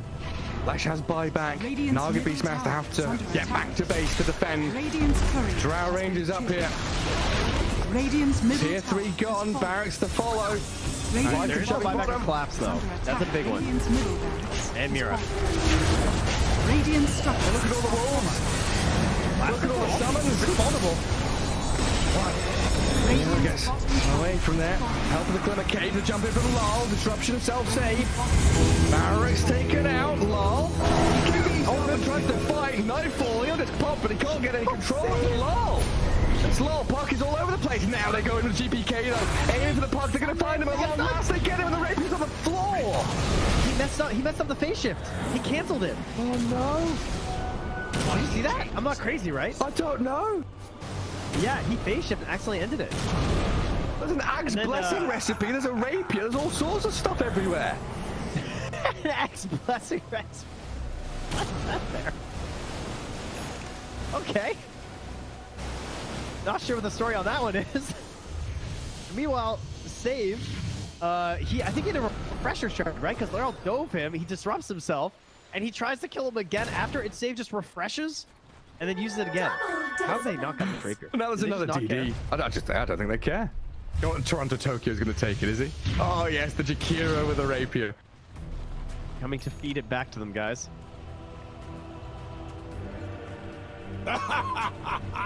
My goodness. There's Mega creeps on one side.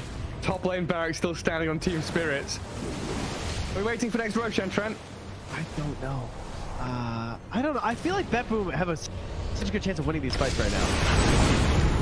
They can't get like swarmed in the back line. They missed the stun on BK. He's trying to hold his ground, but oh my god! Oh my god! Yaturo shreds. Where'd he go? Daedalus hits, refreshes, blinks forward, kills off Save as well. SD's gone. TV home. Get the hell out of here, BetBoom now. Lucky he didn't get coiled. Dude. Leshrac vanished. He looked okay until he didn't. Until he got hit for 1,350 damage from a single right click? Yeah. Oof. Yeah. Right until that. Ow. Luckily, Toronto Tokyo was not there to feed the rapier back, so that's good. And now Team Spirit running down lanes, coming for the Radiant base. Balls are still there to hold on to. Oh, this has got to be mentally debilitating for BetBoom. 71 minutes. Team Spirit is wearing them down. The admins have been on, they told them, nope, these guys. The longer this game goes, the harder things are.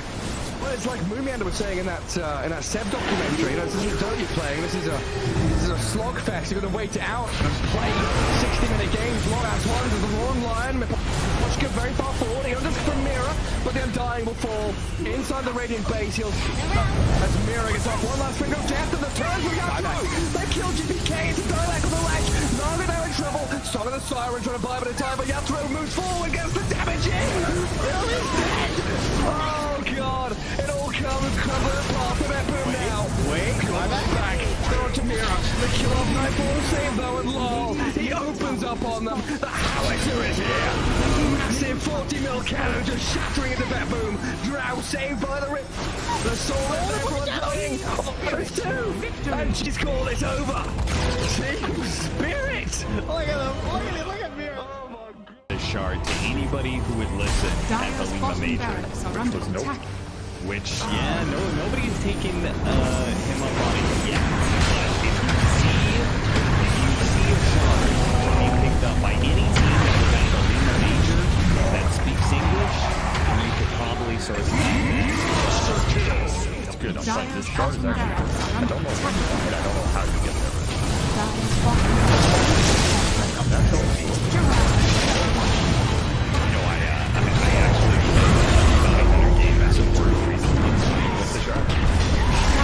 Pretty good.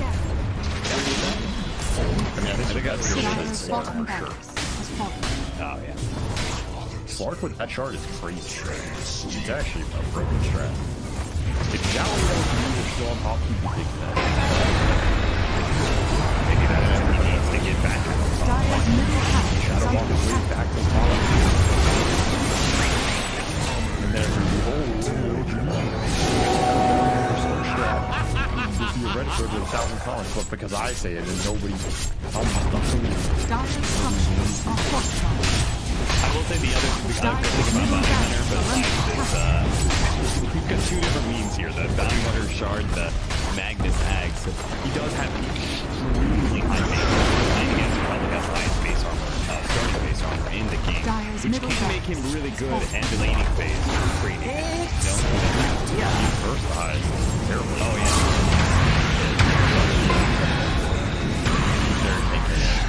And frontline a little bit of the jump support, but again, Dyer's middle tower is Radiant's top tower is under attack.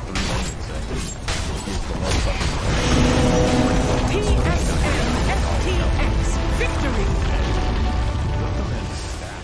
Midas was being high.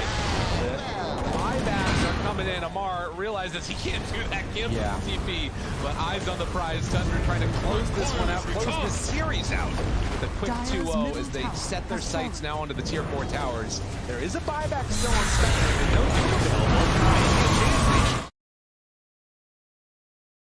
and no competitive. And you know, that's what we're looking for continually in Europe, and it feels good, and that's why we're going to keep pressing for 8 slots at every major for Europe West. Let's go.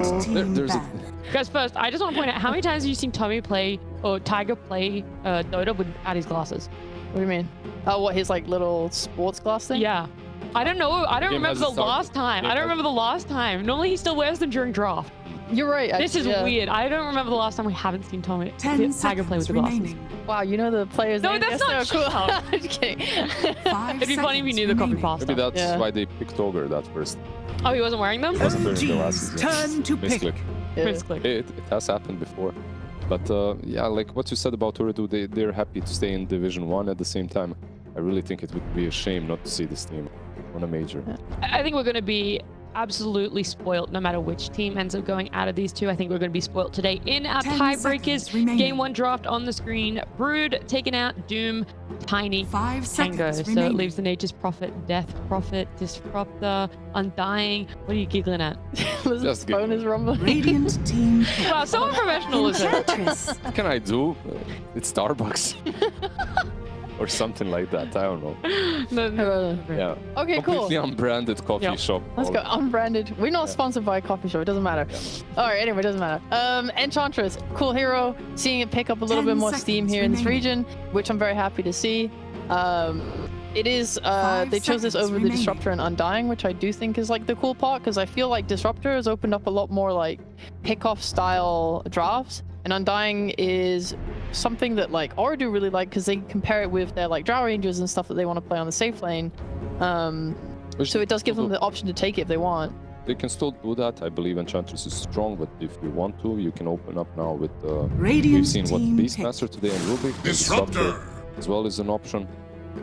Just Eng for me is definitely at the moment the best opener. Like if you have the first phase, you just pick the Eng, and then you can literally move your draft in any direction. Plus, she's a very solid 4 or a 5, like in 10 anywhere. seconds Disruptor remaining. is flavor of the patch when it comes to ports, but 5 I like it more in a 5. remaining. You do? I like it more as a 4. You do? I do. You want to open a discussion about it? I mean, it's player preference, right? Yeah. It doesn't really matter. It sure is. I just like it as a 4 because he's just another one of those range heroes that can stack the triangle, and I think like Gets a fast Ags as well on the 4. yeah, and you often have like kill threat as well from the off lane. I think like Glimpse really lets you take advantage of that in the lane. Yeah, with some heroes, I guess. Like if you have Enigma and all these Eidolons are hitting in, or the boars from the Beastmaster, a lot of units, then I can see the Glimpse Kinetic build working really well. Yeah. Look, you probably won't see it as a 4 this game. What do you mean? We don't know. We don't know. TA 2000 loves playing ranged carries. This is probably a clock 5. It could be. And it's also could be the 4 Tundra. player playing it in safe lane. They play Clockwork on 4 and on 5 extremely well. So Same with their Disruptor. It's been 4 and 5 too. Man, these guys are great. Wow. What a great opening. Versatile. Holy based. OG, meanwhile, they literally go the China way, right? Like the Enchantress plus Beastmaster opener. Yeah. They're not 5 messing around. seconds Like, remaining. Summon two heroes that bring a lot of creeps into the game, a lot of map Radiant team pressure ban. and presence early on. One thing that they might think about banning is the Night Stalker, but then again, it's TA 2000. Is he gonna play the next? Guys, I just want to interrupt. It doesn't matter what the draft is or how it plays out. OG have a draft penalty, so you know they're gonna win. They do? They do have a How do draft they have penalty. another draft penalty? 10 seconds. How does this happen every time? Iragi did bring it up last night in the interview. He said, pretty sure we already have a draft penalty coming into today's series, and yeah, they do. So. Wait, so you can earn a penalty for the series that is in the... So they would have done something last series, like broken one of the admin rules or whatever, or disobeyed instructions, and the penalty gets added to the series they next play, which is their It's like when you get a red card in football, it goes on. 5 seconds remaining. Yeah, so they got penalized last night, and it yeah, but these penalties are weak, like 30 seconds off of reserve time, stuff like that. Yeah, OG, come in playing with no reserve time, bro. No reserve time. Prove it. Prove that you meant to be at the major. Play with one hand, I don't know, something like that. You know, play without a player. You get 10% less mana. Yeah. I don't know. Dude, could you imagine? Anyway, whatever. Would be cool. Yeah. Darkseer banned out by OG. They're banning out a hero that's Radiant like the combo with the clockwork good in the lane, with the disruptor later on, right? Like the static storm back would be pretty solid. Yeah, I guess it's weird. No, it's weird because you're playing with an Ench, so usually you like to play into Darkseer That's because true as well. the enchant purges the Darkseer's everything. And so, you can take the illusion later on, right? yeah, so you can like super kill him and punish him. It's like the only time I ever saw this handled was by 33, like, and I'm talking like 2 years ago maybe or something plus. Otherwise, I don't, and I feel like even then people moved away from like Orchid Darkseer build. It did lose though, like Ench lost versus. Darkseer? Did she lose in the Chinese region or did she win? I think the lane was lost, but the game was won in the end. I guess if you're banning Darkseer, like for me, this reads as more of a we want to pick because they don't have second pick, right? So they're gonna have the option to get countered. So I'm guessing they want some like super agi hero carry that they want to pick next phase or something that Darkseer would just like hard counter. That's what that reads to me as a ban. Probably that the Ench that's flexible for them. Maybe they want it no matter what in 4, right? Yeah, maybe. Yeah. What does a Darkseer really dominate? Like there are some melee heroes. Like your Terrorblades and Lunas and stuff like that. Like if they want to run some Deathball Luna strat, that might be why they don't want to play against Darkseer. But instead, for the next couple of bans, they just remove the TA2000. Drow is the first. That's the next one. What else is there? Okay, a puck instead. So they ban a little bit of everything. BZM Storm maybe, BZM Pango maybe. Like, these are the options for the mid lane. You've banned out the puck. Whereas on the side of Ooredoo Thunders, they take out Ember, they take out TA here. 10 seconds remaining. Why these bans, and what could the third one possibly be? I feel like it's just something that OG, like even in first season when you OG, you think about these super fast-paced tempo controlling. TA? Ember, I would say, yeah, TA. TA, they played on the safe lane, if you remember, quite a bit. Clearly, I don't. Yeah. Well, they have a bad memory. They played TA quite a lot on the safe lane, and they would OG's turn to pick. And maybe the puck is banned because of the TA ban. Like maybe it's in a response. It's not really looking into that. Just like, okay, they banned out the TA, maybe they want puck, let's ban out the TA. I feel like if OG wanted something like the Terrorblade, now's a pretty good game for it because you're picking a DP, which doesn't like playing into the long-range Scotty builders, playing into 2 supports that really struggle to deal with illusions/summons. What about an NP as well? NP, yeah. Probably the best laner in cover.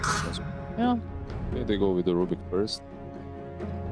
Like, I don't know if I had an option at the moment, like maybe a month ago, DP would always be the preferred one for me over the Beastmaster. Right now, I'd rather have the Beast. I don't know. You would? Yeah, you just take the objectives a little bit easier. You rotate across the map, you have that instant disable in the game. Like DP kind of... Well, she doesn't have the roar, she doesn't have the amazing drums of Slum. The drums. Drums. Yeah. I feel like it depends on... Weirdly, it's like the skill level. Like when you see like Div 2 games or you see like the worst teams in Div 1, I love seeing DP for them because I think it just makes the game much easier for them to execute. Easier for them to play around. Yeah. But like at a high level, this Beastmaster just seems like way too good. Just everything, like you said, that it gives. You're really stuck on this pick. The puck ban also makes a bit more sense now. Yeah. Does this deter Death Prophet for wanting to go mid, so it maybe might remove some of the flex as well, and so you're better off with a lane matchup now for Uragi? There's swap, there's store, right? 10 seconds you put remaining. DP with a clock on the offlane. One of these two on the mid lane. 5 seconds remaining. I would prefer the Storm. I really, really love Storm and Disruptor. I think it's one of my favorite combos I've been watching throughout the DPC, especially with a Clockwork as well, because it just means that these three heroes together can go and kill literally, like any hero on OG side right now dies to that combo. You just go in with your hook, you're zipping in. There's like a Disruptor that's been hiding in trees for the last like 3 minutes. He comes out with an ult and just like, so easy to play that way. And I mean, it also creates multiple sets of combos because DP can also go around and set up stuff. I would love that. I would love to see that. Let's see, one or the other, or maybe something completely different from Ooredoo Thunder. Like, they have their own style, and conventional counter picks do not have to be what they pick up here. OG's turn to ban. Naga Siren. They first address the Beastmaster. Interesting. That's it, right? Yeah. When you play with second pick, something that's nice is that this pick can sometimes be more impactful than the last overall pick. Because like, let's just say they take a mid matchup that they think is nice, right? Then Naga plus another carry will get banned out, and then maybe your carry is no longer like the best matchup it could possibly be. Like you want to pick, you can sometimes pick here your biggest win condition, which for Ooredoo they've decided Naga will be. They also have the overall last pick, so they can save that last before. Do you think there's a lot more counters towards bat as well than waiting for knowing what your core-to-core matchup is? Because that's the other thing about picking your carry here is you don't know OG's carry. You're not going to know that core-to-core and if they're going to have a faster tempo than what your Naga can come on. 5 seconds remaining. It's possible that there are more counters to her than to the bat. I'm not really sure. Like when I'm looking at these 4 heroes on OG and 4 on Ooredoo, I'd rather be on the OG side playing and drafting this last pick. I feel like anything at the moment with the Radiance can be decent in the Naga. 10 seconds Anything remaining. that plays the tempo together with the Beast as well can be decent. Like you can get some 5 seconds remaining. It melee into DP, yeah, sure, but you could get something like an Ursa or a Monkey and play really fast with the beat pick, early rush. Dragon Knight we've seen as well. Perhaps not the best DK game. We've seen it do quite well versus the Naga in the last series as well. With the Zeus and a Storm ban does leave Quap still in the pool though as that mid matchup. There is a realm as well that they're fine. They want to run DP mid. There is a realm. I don't think it's probably gonna happen. You don't like that realm, but I don't like it so much, but it does exist. Yeah, there's Quap. There's what, like Pango's fine. Mid against bat. It's banned. Oh, is it? Where? Yep, first phase. Oh, first phase. Literally first. My bad. Sorry. And he still got the natures. So we waited all this time and they go all the way back. They just drop it. Cycle back to we literally just interviewed Snaking and he said it's just a full circle for Dota and this feels it. It always is, right? Every meta I feel like is Dota, the meta of Dota, it just goes in circles. Remaining. I'm not gonna lie though, I think like Naga's pretty happy in this game. I think she has like really good matchups against all 3 cores on OG. So you talked about like upping the pace against them. So if they can do that on OG, then sure, maybe they can beat out Naga's timings, but it looks kind of hard. Like if they pick some mid right now or an offlaner that's good at stalling the game, like let's say they play Underlord or like a mid that can just go fight. Like I know Storm's banned, but a Storm-esque hero, I think they can take fights pretty easily around the map with the other 4. The only question is what's left remaining that also good into the bat doesn't get crushed. Yeah.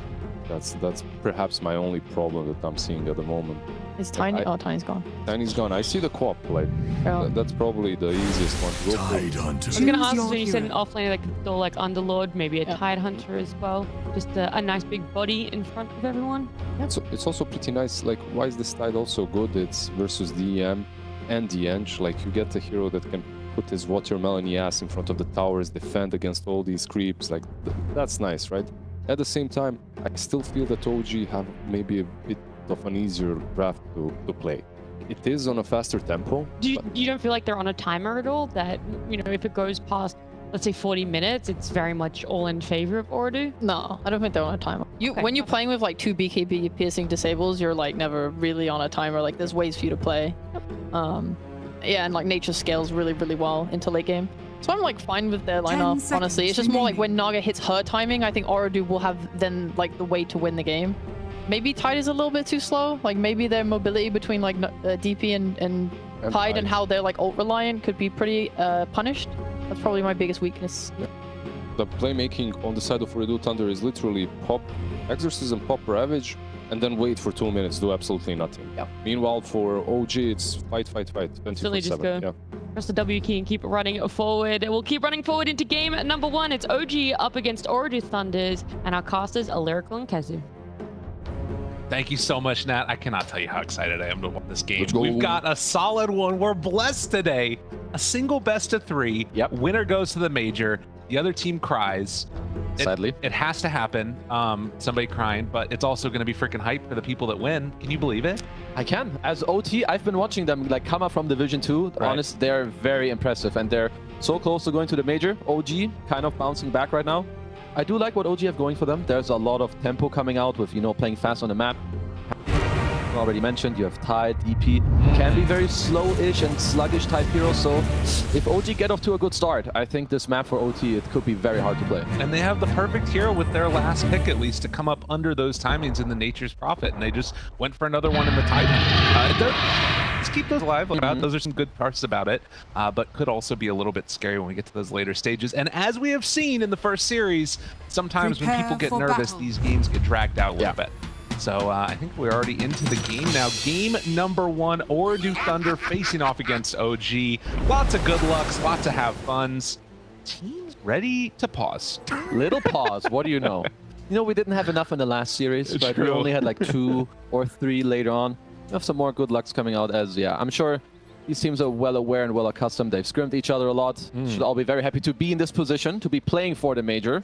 So I'm sure that they're all very, you know, excited for this game to come out, as we're gonna get right back into it. And the thing that I think is super interesting about that too is sort of the pathway that these two teams have taken to get here, where they both feel like they've gotten a lot better as the season has gone on. And that's kind of been the story of this tour, I feel like, is that there's been a ton of teams that sort of struggled initially. Ooredoo Thunder's obviously getting that early win against Gaimin and all these other things that were going on. There is a huge wraparound going on. 10 heroes on the top side of the map. We will see if they run into each other. Ooredoo, though, underneath the ward now. So OG know what's happening. Okay, some big old 5v5 early on as Yuragi spawning his Treant's gonna run to his lane later on, as they're still waiting around on OT. They're just hiding. TA2000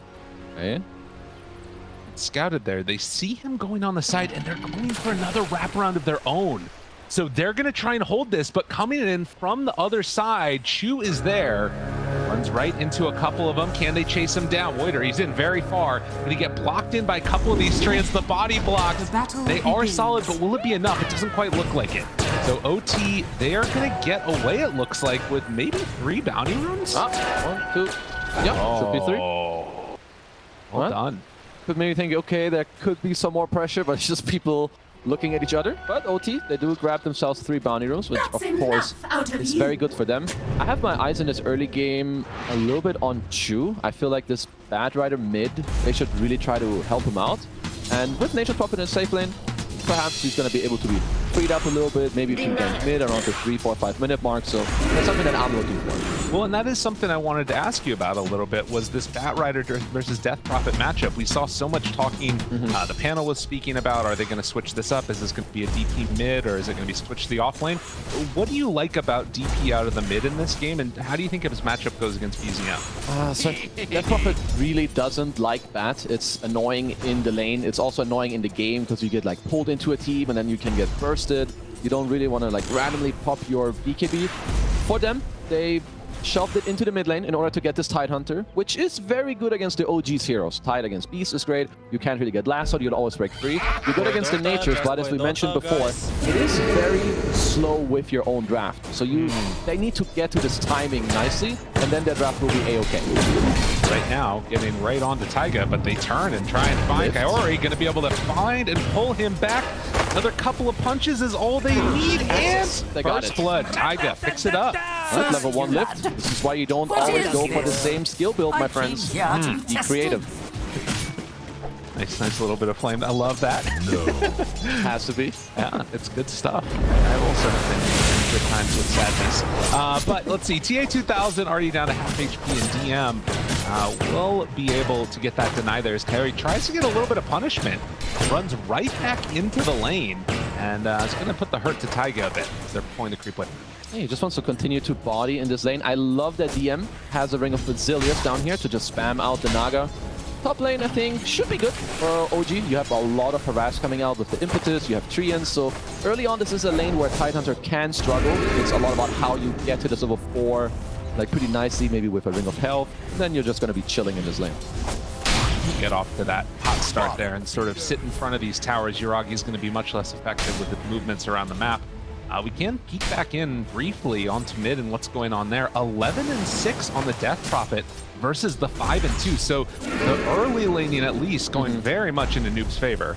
This is definitely what you want to see happen, and it is fairly normal as Bad Rider's early damage. It's really dumpster tier. It's like 40 base damage. So Noob doing a good job. You can always out-trade. You just stand your ground and you hit. But level 4, 5, 6, every minute that goes on, Bad Rider's matchup just keeps getting better and better against DP. Right now, at least, Ooredoo Thunder having a very good time across all of the lanes. Taiga, again, runs right into Kaori, going to be able to trade some hits pretty effectively with him, actually, there. Forces back the clockwork, so Rubik still standing tall in this lane. Ooh. Cool to get the TP out, but that is going to mean Tidehunter's left alone for a little while in this lane against Chu and Yuragi. Yep, he should be okay. I really like the skill build on the Tide with the 2 levels in Kraken Shell against these Treants, maybe the Summons. Just 2 range heroes. You can just be A-okay in this lane. Just tank it up. You can see that he doesn't really care. This could also free up your Disruptor to stack some Ancients, maybe go to mid, help there as Kaori. Bit more trouble. He's going to cog away Taiga for the time being. 2 on the pick afterwards. Radiant's courier has been courier kill from Chu. Easy snipe. Done well done. Yeah, at least at this early going, seems to be going kind of okay. Taiga, again, trading hits here, looking for a finish. Kaori is in trouble. Will they be able to find anything else? Doesn't look like it. I mean, already used up those spells. Taiga, nothing left in the tank. Gonna farm single cog, get himself some more gold.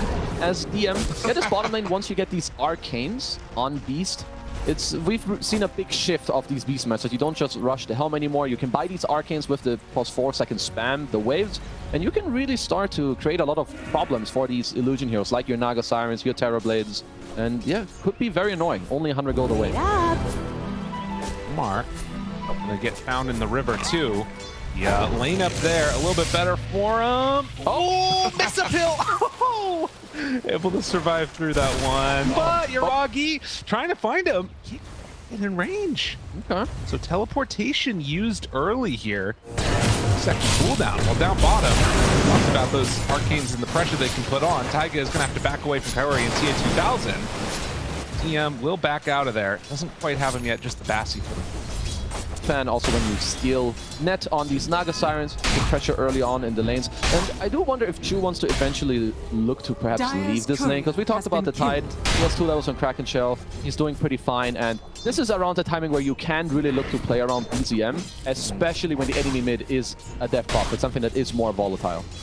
So much percent there, but he's also maybe thinking about trying to shut down this Disruptor, which he is chasing him out right now with the creep, trying to put a little bit of pressure back on the waiter there, but not really able to do all that much.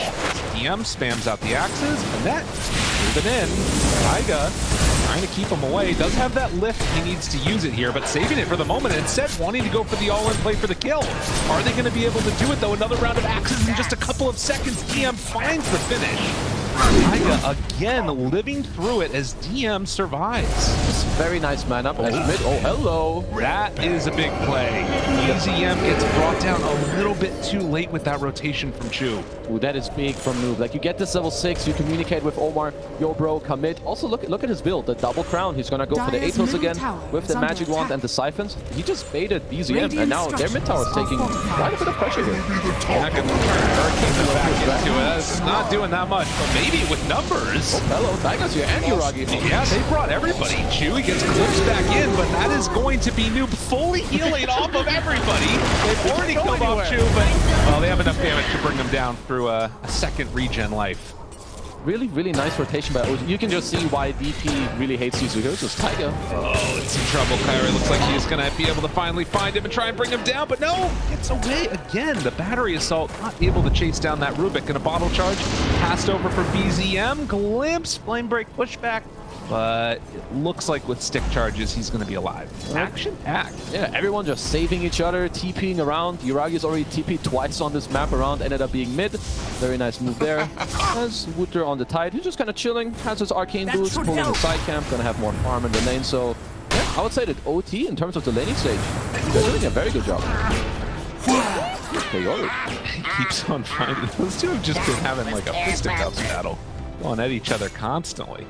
Yeah, they really don't want a man down. They're just gonna continue to fight. It's Coyote.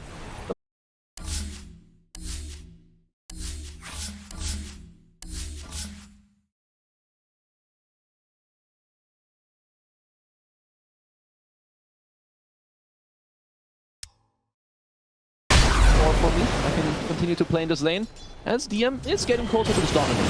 I would say once they have this, they can, you know, try and start to slowly kick out TA 2000 from this bottom area. He's already sort of retreating back a bit at least to go and farm up the jump slightly. It looks like those two mud golems getting pushed back. Flame break? I guess so. They're just chilling, having a good time. Dude, they're going to come and try and deward that. And you're never going to figure it out. Oh my look god. At it. They're just always going to... You're like, how does this keep being blocked? Dude, how much... Oh, yeah, he goes there to farm it. And he's like, guys, they're blocking the camps. Come on, deward it. It's new meta on Bad Rider. You just run around and figure out all the shenanigans of where to push the creeps. That'll be hilarious. That's really interesting. Okay. Well, for now at least, 9 minutes in, you can see it's very even between these two teams. Mid lane once more. Trying to go on this. Omar has the glimpse and so many rotations towards mid, but BZM get a little bit of separation. It's not enough. The Spirit Siphon was there the whole time through. Taiga on the Kaori. They also have a Juke creep on him. He's going to die, but Noom willing to dive behind the tower. Even the Tide Underwrite on in. Witter tries to find something. Chu is going to be there. Soak up some of the damage as they lose another, and then the glimpse pullback again. So much value out of these exorcisms in terms of kills and with that Atos stun, but they still haven't gotten the tower. Probably not going to be for that much longer though. This is textbook gameplay from OT of how to really play around your mid laner when it's super important, as Yuragi's here. Gonna steal the rune away this time around. BZM is struggling. They need to help him out a little bit. He's getting close to his Boots of Travels, but what OT are doing right now is it's leading them into a really, really good mid game. And I mean, the other struggle thing is oftentimes we've seen Bat Riders make this play. Oh, are they going to go for him again? Oh, this would be really bad if they catch him here. And won't commit the glimpse yet. Uses it now. BZM decides to walk back in aggressively, finding Omar, able to connect onto him, and Taiga out with the Spirit Siphon damage. Takes down one. Taiga can tank a couple heroes, level 4 Spirit Siphon this earlier in the game. We know how good it is. You don't have too much burst on OT. So next time around, maybe with a Static Storm or the Hookshot, probably want to try and kill Taiga. Otherwise, I think you can leave this little Magic Man alone, because he ain't gonna die that easy. He had a really good game the other day on Rubik too, where he saw some Spirit Siphons get stolen, as OG, after having a good fight in towards mid, are gonna start taking this bottom tower. So in spite of Bat Rider having a bit of a struggle sesh, it is the Beastmaster that, you know, tips out those Ancients, some of them at least, and are taking the tower. Yeah, they're doing good. If Yuragi and DM can pressure the map so that BZM can, you know, either recover or B, look for 1 or 2 small pickups in between, because I don't know how comfortable he's going to feel on this path to just run around now that Noob is so farmed on this EP already. Yeah, that is a pretty big problem for them. And also you've got the natural tankiness coming out from a Tide Hunter building into, you know, the pipe soon, going for Greaves first. Like, you know, they're going to be hard to kill. Yeah, I wonder how OG want to continue to play the next couple minutes. I would say one of the best things they can do is to try and push out the map a bit with your summons, go for a quick smoke pickup with maybe the Roar or the Lasso, but OT are pretty well equipped. Like, they picked Naga Siren for a reason into this Bad Rider and Beastmaster just to be able to play the map more nicely. Around mid. Yeah, that's a Roar. Very well played. He's definitely dead. Well, you can't play the map if it's getting sucked up like this, although maybe if they bring numbers, you can. Good stomp onto the Tide, and all of the Spirit Siphons going out. Taiga just standing his ground amongst all of them. It's going to be a glimpse away from the Bat Rider, but they were not able to kill Taiga there. That's Exorcism used. He baited Exo 80% HP and some TPs with just having Spirit Siphon. How much damage did he do in that fight? He did 2,000 damage. And probably healed like 1,200 at the same time. So yeah, OT gonna try to get the mid tower with this Exo that is being used. That is Glyph back up and used now, so they won't have it available. Maybe they can find the punish here. Exorcism wears off, but the Ravage, the TP into Ravage, not what you want to see in all of your OG fan as they start to fall quickly, but Taiga steals Static Storm, throws it back against them. Needs to get away from Death Prophet while BZM finds the clockwork away from the rest of the team, starts to bring them down low, almost enough for the kill, will finally die. Taiga still alive, but finally brought down as Ooredoo Thunder brought numbers and Song to catch, DM all alone off to the side. He is also going to be in some trouble. Liking what they're seeing from their carry is OT gonna take down 4. Oh, he deserves the tip. The fact that he doesn't run. He got him. Easy snipe with the Treants and the Nature's ult. I love the fact how TA2000 ran with the Song. That he just stutter step to the right to get like just close to the edge there. Gets the Song on the Beastmaster, and OT very happy with that fight as OG Yuragi just kind of TPs into the, you know, the last seconds of the Exo and the Ravage. So yeah, OT just happily gonna take that one. See, esportsbet.io 1.3 to 2.9. Things feeling pretty good for Ooredoo Thunder with this Naga Siren. They're making space for her. She's top of the net worth. There is maybe some worry about like the tempo that could come out later. You've got this Midas on Nature's Prophet. If they can make those moves that you're talking about of like a TP onto a lane and trying to find kills, that's not easy. It's definitely not. It's not working out too well right now. I would say that OG scaling is not that bad at all. Like Naga, we've seen this hero struggle the later the game goes, and you have Nature's Prophet with the Beast Auras and the Lasso, and they will still always be able to find pickups with the bat around the map. But OT gonna look for a smoke themselves, have the Atos and hookshot available. Yuragi shot it in, finds him with the Atos after, and no salvation here. Try. That was a very nice try. Keep my enemies close. Not able with that. Move into Roche with this? Well, they're gonna see the Treant. TH2000, Song of the Siren still on cooldown for 70. Now they will know about that, but OG they're comfortable going in to try and fight this. They're all on the other side of the map trying to take a tier 2 tower at the same time. Yeah, I'm okay with them keeping this up. I don't really think they need to defend this. You get to farm on your heroes, try to get this Overlord. Yuragi is gonna need to have a good couple minutes, because if he doesn't finish his BKB by the time OG want to fight, I don't think they can. Well, and you know, when we were looking at the last round of heroes to pick, we were both talking about what we wanted to see out of a last pick. And one was like overwhelming damage that could sort of take down this Death Prophet in the Exo. She has had a really, really clean game. Only 1 death, and next going into the Shiva's Guard with Blink Dagger. I'm worried that she just might not die. I mean, Nuba's having a crazy performance on this DK. I really like his items, his tankiness. His Tiger's being there for now. Tries to TP, and he blocked it. Very nice play. Oh, blocking the vision. That was good. Tiger is a gamer.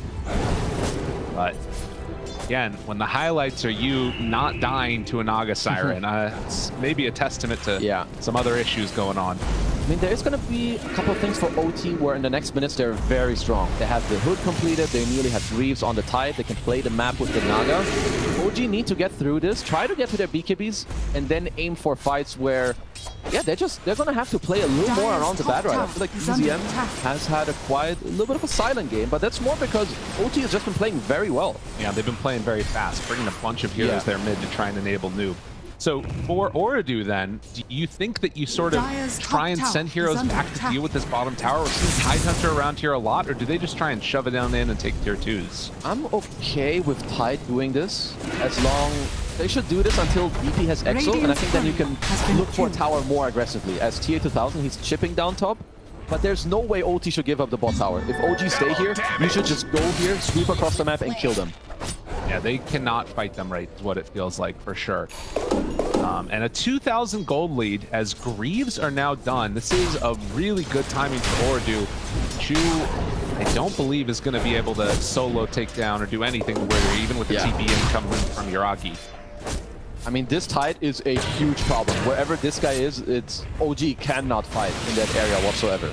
At least for them, they're kind of keeping him here. Maybe at some point OT would prefer to have just Naga illusions to deal with waves and then play together with their team. But they're smoking up, they're drawing down bottom, and I love this move from OT. They end up finding here. Of course, vision down, finding that Tide Hunter coming back into the lane. With the Treants, they will run into Chu, and that will be a kill that they will happily take. Don't even have to worry about the heal, because Chu has heal there. Yeah, so he wants to deal the damage later on, which I'm pretty much okay with that sentiment. You're playing into this DP, into the Tide as well, so having pure damage and another source, especially with the Beast Aura, let's not disrespect Beast together, because they can be very strong. Now TA2000 making the move into the Dire Ancients, and this is a really impressive play because you're not left with that many places to farm as Taiga tries to TP out, but the glimpse is going to be there. But they managed to kick him out of his own jungle, the whole team out of the jungle, and gee, left scratching their heads. Where the hell are we supposed to be? Groggy knows. Enemy Ancients, baby. Yeah, it's dodge time. You cannot fight them. Look at BZM hiding top, DM trying to run down bottom. Yuragi TPing into the enemy Ancients to farm there, so you can tell that it doesn't feel too easy. But for OT, they didn't get a tier 2 yet with this Exo. They're gonna be... I feel like they should be looking for it more. They can use TA2000 because he is so strong. His heart is flying out right now. There's 2 heroes that OG cannot kill right now. Both Naga and Tide. Maybe even DP, I'm not sure. If they add a third, Hang on how this goes. Now, Batrider does have BKB if he needs it. On him. That's BKB. They want to use this now. He just turns, actually fights, brings down Kaori. Okay. TA2000, though, catches everybody in the song and will be able to TP out of that one. So a fight that could have gone well for OG will be denied to them, and Ooredoo going to recollect themselves. Okay. I like the little switch up from Noob to go for the Lotus Orb. He may still go for the Shivas after, but Lotus against the Bat, against the Roar, just to purge it from yourself. It looks like he wants to play without BKB, but then you still need to address the Bat, which you do with the Purge, so I like to switch up. It is a little bit interesting, though. You know, sort of almost looking more like the off-lane Death Prophet build. I guess there's also the Atos in there, so all this looks a little funky, but yeah, however it looks, it's working right now for him. Ooh, they have Wombo Boots already on Omar. My man's having a good time. It's only 20 minutes, so that's very big, especially against these heroes from OG. There's like some random slows from the edge, the sticky napalm, just be able to reach as BZM gets Atos. Be able to walk away from that one. The glimpse, holding on to that BKB. That is a lot of value to be able to keep yourself alive without having to pop that. Some big faults from BZM for sure. He must have been watching the Tide very closely. He tried pump faking it once, still didn't fall for it. So yeah, I would say OG are doing a good job at holding the map. I would like to see OT split up a little more. Let Naga deal with the lanes, run around with your clock, kind of as they're doing now. They will find one, wanting to get two, but it's the TP out already for the Beastmaster. Leaves his creeps behind. Don't know if they're going to be able to do quite enough damage to take down the tower, though, here. Wants to push the creep wave into a good backdoor, but doesn't look like that's going to happen. Maybe in towards mid, though. Finding that Disruptor, or Disruptor finding BZM. The hook shot to follow. Good damage with the pushback, and BZM ends up dying. No reason to pop that BKB as he was already gone. OT are doing a lot of good things, and in the last couple of minutes, even though OG have done a good job at kind of holding the map, I don't really see what they're playing towards right now. I was thinking maybe they want to wait for the BKB blink on the Bat to then go for pickoffs, because right now they have double BKBs completed, and they're still not really showing me that they want to fight. Yeah. So I'm not sure what they're waiting for or what they're communicating right now, because BZM, he's not having a good game. They're not helping him at all. No, it's been a tough one for sure. And right now, you can see that even though this net worth is like 5,000 gold, not a huge issue, when you can't kill heroes, it becomes a pretty serious problem in terms of re-establishing yourself on the map. And this is going to be that tier 2 tower dropping very low. BZM thinking about running out there, but won't go for it. Okay, so they're looking now with a smoke. The problem is the Tide, you can't really go on him until later if you have a Silver Edge. That's going to be a very big win condition that is something they could talk about and play for. But for now, their catch isn't really that good. On OG, you don't have a Blink Dagger. And he has a pipe, They are so tanky. This is really hard to do, but if they find Priori, this is a decent one to start with. Aurora immediately bringing him down with the Ancient Creep. So they find one kill. Can they get more? BZM still not wanting to pop that BKB. TA2000 catches him with the net, extending this fight a little bit longer. OT, it looks like they're going to retreat back and won't take this fight. And of course, with OG, they don't really have a lineup that can force it. No, definitely not. Luckily for them, they still haven't lost a tier 2 tower yet. I would say that's gonna be on top of the list for OT to try and check it off. Take a tier 2, take those outposts. It's gonna help you tremendously to play the map, because you're in such a good position. Like if I'm this tight, I feel like I have free real estate. If I'm Naga Siren, I feel like I can go anywhere and nothing can happen to me. Do you think though that with the items that start to come out on OG, like do we need to see Ooredoo start to keep this pressure on and actually sort of convert it into towers? Or are they comfortable just sit back? As Kaori, Taiga actually catches himself in the cogs, and now TA2000 goes with the song. What are they going to try and do here with the static storm down? Saves it, pops that BKB, walks away, still have that Ravage ready to go. Silence on the Taiga, and the TP out from everybody else. Hook shot in, not going to connect. So they only lose one for static storm being dropped down. Keep a hold of that Ravage though. Good job by OT to try and push OG out of here. The 2 BKBs being popped, that's definitely a big deal. And to talk again about, sure, OG are going to have some items coming out that will help them, but I feel like no matter what for OT, you're so strong, you should feel like you can go nearly wherever. Like OG, they don't deserve much, so you should keep wanting to just keep on pressing forward. Keep that aggression going. TA2000 takes the first tier 2 tower of this game.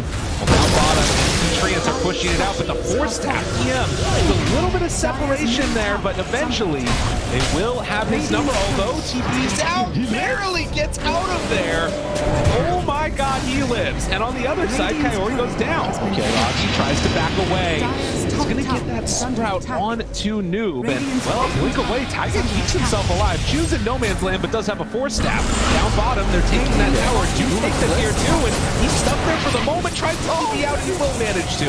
Choose still looking for the chase down. Somehow, OG are grinding this fight down a little bit into their favor, but I actually don't know if it is or not. The static storm drops, not a ton of damage followed up yet, but the lift back keeps him away for the moment for BZM. Now the roar finally used.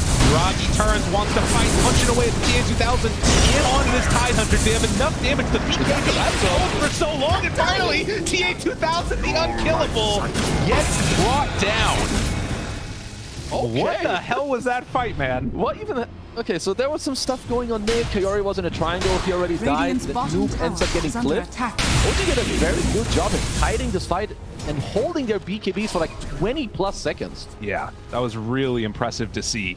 And again, it felt that grinding out action almost, where it's just nothing happening for a long time, but eventually they outlasted, which I didn't think was going to happen against like Pipe Greaves. That should help. I guess OT, they ran a little bit out of steam. They need Noob to be in these fights with the EXO, but once he was clipped, he's too looking for BZM. He doesn't have a BKB, but already is coming. Gotta back out, gotta get away. Hook shot, ooh. Easy dodge. Swing away and a miss. And BZM looks to be escaping from here, although the glimpse gets vision. BZM, he's not going to get pulled back in. Omar's just a little bit late to the party. Will OG are taking road. Oh my god. The old switcheroo. They pop the flare, which scouts it, and oh, wait a minute now. Hold up. Can they do anything here? EXO still on cooldown for 20 seconds. I mean, this is a little bit scary. They're going to pop the net on the creep, and Taiga, he's going to be glimpsed and killed off. So another support sacrifice, just Kaori dies to BZM. This game is absolutely wild. Oh, this game just flipped right on its head. OG won a fight and get the second Roche. They got Aegis, they got the Shard as well. Uragi's about with a Satanic finish up. And the next item, Silver Edge, it's going to make a big difference. Suddenly, you can kill the Tide, you can break him, you can bring him in with the lasso. OT, there might be too many defensive items coming out. Lotus, Halberd, your Naga has Hard, Butterfly. The last minutes have not been good for OT. They need to try to reset right now because OG's tempo and momentum is really big. He has the bongo queued up. Oh, the bongo. The bongo man. Let's go. DM, he saw him last series. He's like, 33 knows what's up. I got to play some Some drums. Feels like I saw that shit, and that's good. I better do it too. Dude, against the Naga Siren, he's just gonna drum those little illusions away. I mean, we'll see how good it is. Naga has hard, and there's a pipe and grease, but okay. I'm down to, again, be surprised. See, this is the thing. You're memeing, and I'm serious. This is a problem. No, this is great. Don't worry, this is great. All right, well, 2,000 gold lead right now for OG. And at the next couple of minutes, it really does feel like as going to be DM caught for a moment there. Oh, he's the silence right on that Ravage before he got it out in time. And now DM trying to stay alive, backs away, TP out. Oh, that could have been tragic, but they get away all of their heroes. And it was a buyback on clock. And Exo. Oh, looks back though. He has BKB. Yuragi, Satanic, and Turns wants to fight this. Oh, that was not good. Do they have enough to sort of turn this again? Ravage is out immediately. They try and chase this down. In trouble. Taiga going to get pulled in by the clockwork. And Ooredoo Thunders, they're not done with them yet. They take down 2 heroes, maybe gonna find a third even. As well. It's Chu. Some trouble. Ooh, a good stomp though as he 4-staffs down to the low ground to get away from trouble. And will they be able to find him? Just a little out of vision. Sproink, run! Sproinking away. He gets up to the north as they go down south. Okay, huge fight for OT. Great buyback from Kaori. He understands, okay, Yuragi's in a weird spot. I'm gonna buy back. I can come back in.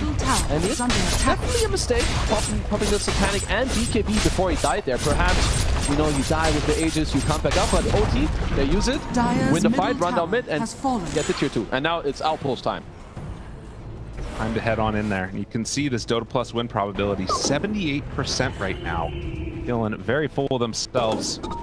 And it's hard not to see why. I mean, after the early good start that we've seen from this team and having the Naga Siren closing down these lanes, the fights just feel a lot harder for OG to win because they can't outlast the Exorcism, whereas that's kind of what happened in that first big skirmish. They need to either outlast it or try to create a win condition with some of these items, as we touched with maybe Silver Edge or a Blink on Bad, which EZM doesn't seem like there's any intention of building that yet. That's DM. Ooh, tries to get around the creeps. DM. DP's out. His creeps are keeping him alive. Go on and no, he blocked it. All right, DM. Able to escape. Does cost the bounty of 250 gold. Good play. Pretty nice getaway with his micro, forcing like 3-4 TP, showing his team everyone on the entire map. EZM gonna pick up another active rune. He's doing pretty well for himself now. He has recovered, and the Blink Dagger is queued up for later on. I wonder if DM is gonna swap his item build, because I feel like you should look to help your Nature's Prophet. Okay.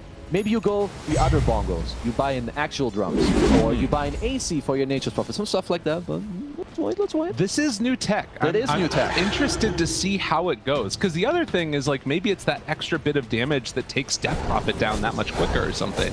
It all depends on how he tries to play it, I guess. He might just kill everyone. Yeah, that's it could happen. Yeah, sure. Oh, God. That's the Hex reveal of TA2000. Stagstorm is down. Enchantress going to pass away. But look at this sort of ball-up group of energy coming from Ooredoo Thunder and how strong they can be. You start to get worried, making sure that all of your heroes have buyback at the ready in case you get brought down. The building's gone very quickly. Radiant's top I like the later items right now from TA2000. The Hex to help you play the map, get these pickups. He also has the Shard queued up. Because I would say eventually, he kind of knows that they're not going to kill him first. They're going to try to kill this Tide, kill the DP. When they do that, you can try to song quickly, you know, sleep some of the OG heroes who aren't BKB, but also heal the person that they're going on. So right now, I think TA2000 is kind of nailing what he has to do. Noob wants to buy a Blink, but also like to see that the overwhelming, like, just go in once Naga does find the Hex. They can do that and just sort of focus down one of these core heroes. It feels like that would be quite solid. And sets up on him. That's an easy bring down. Omar in trouble, but Hex now onto Taiga. TA2000 showing up to this one.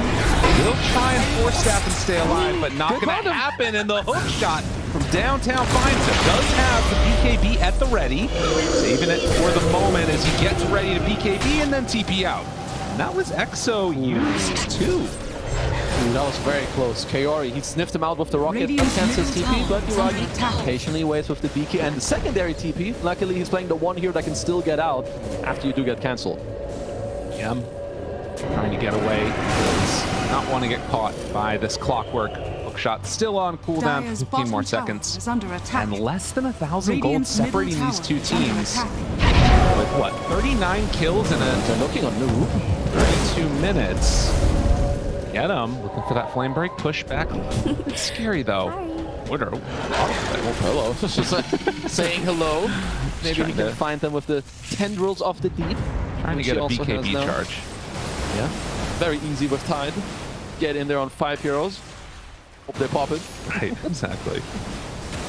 So, here.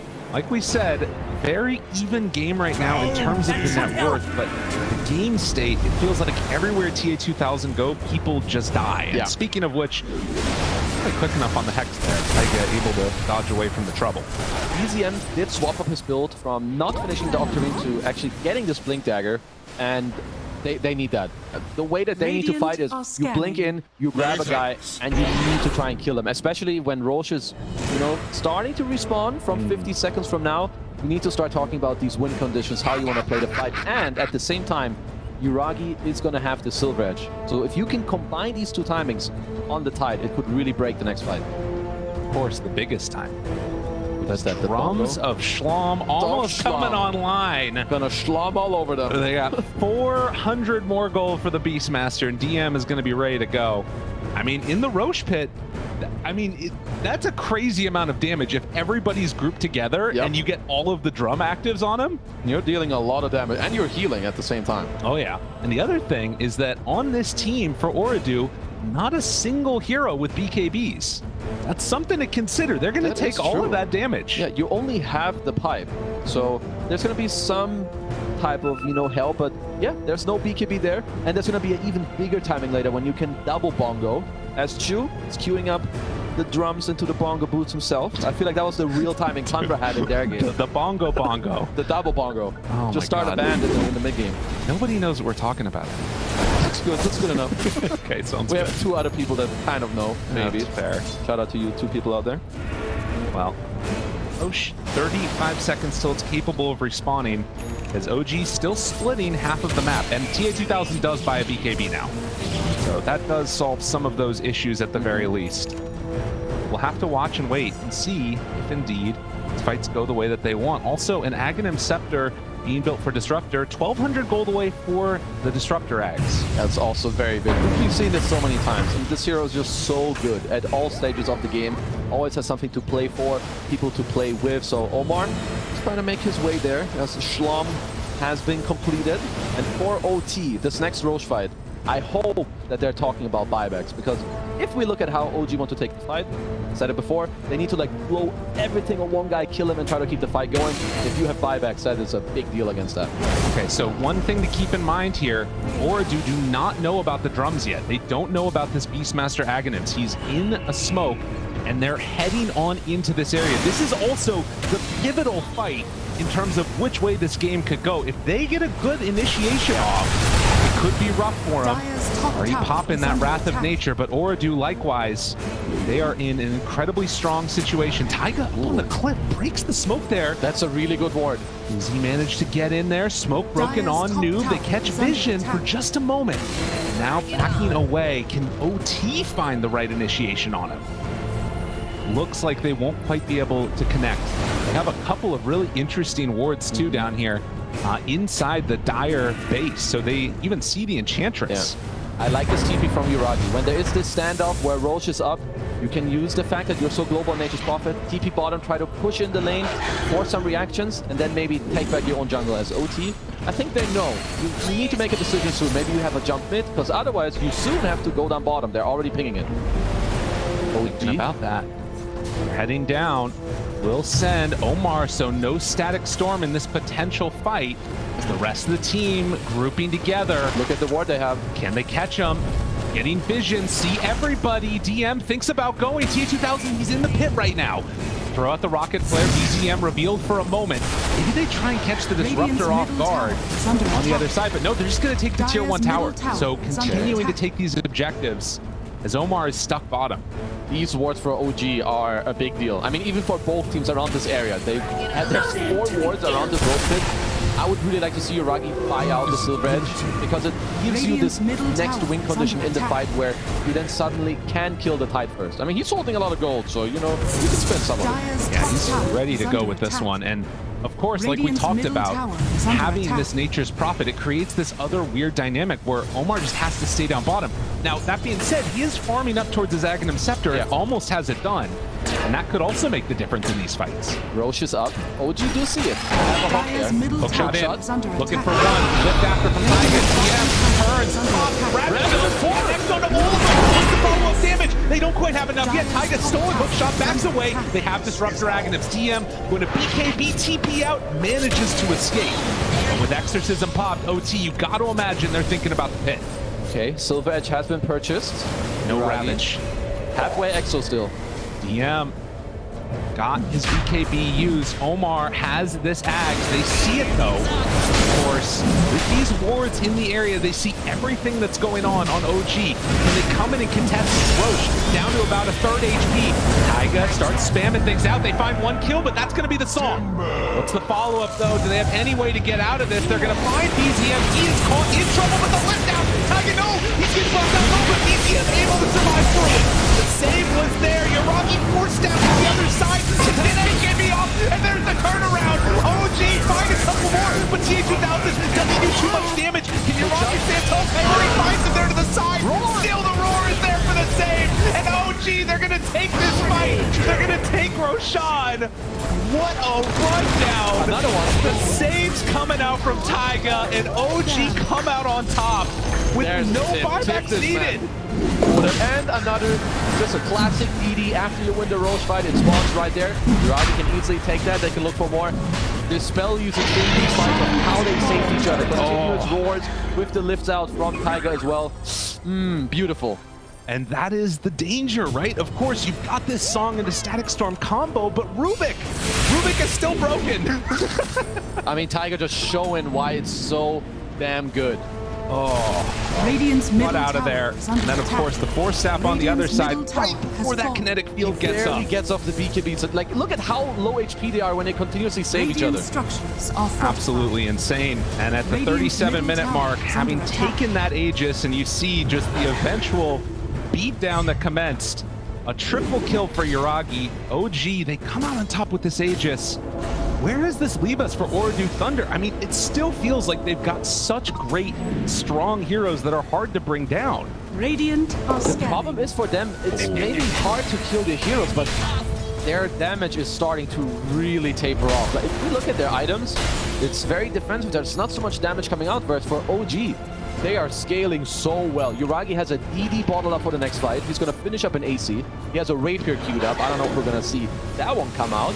But yeah, OG scaling right now is crazy, and they just keep getting more answers, whereas OT, some of their item and hero timings, they're definitely falling off. We missed a couple of chances in there, and now with a 14,000 gold lead on OG after that last fight. Things have turned, and that is just what happened. Holy moly, man. Your map is so hard to play now as OT, and that is even though you have the Naga. Every lane is getting pushed in. BZM he's smoked up. He has a refresher shard. He does have a ninja gear, so it's always going to be smoked up. And whoever he drags in, that person's gonna die, even the Titan. I mean, the sort of benefit, of course, of this Ooredoo Thunder lineup is that I feel like they punish mistakes really well with this Disruptor Aghanims, with this Naga Siren being able to sort of reset the fight potentially. But it does require OG to make a mistake. And to be fair, in these high-stakes matches, when emotions are going high... They think it's real? Oh, no. They think it's real? No, not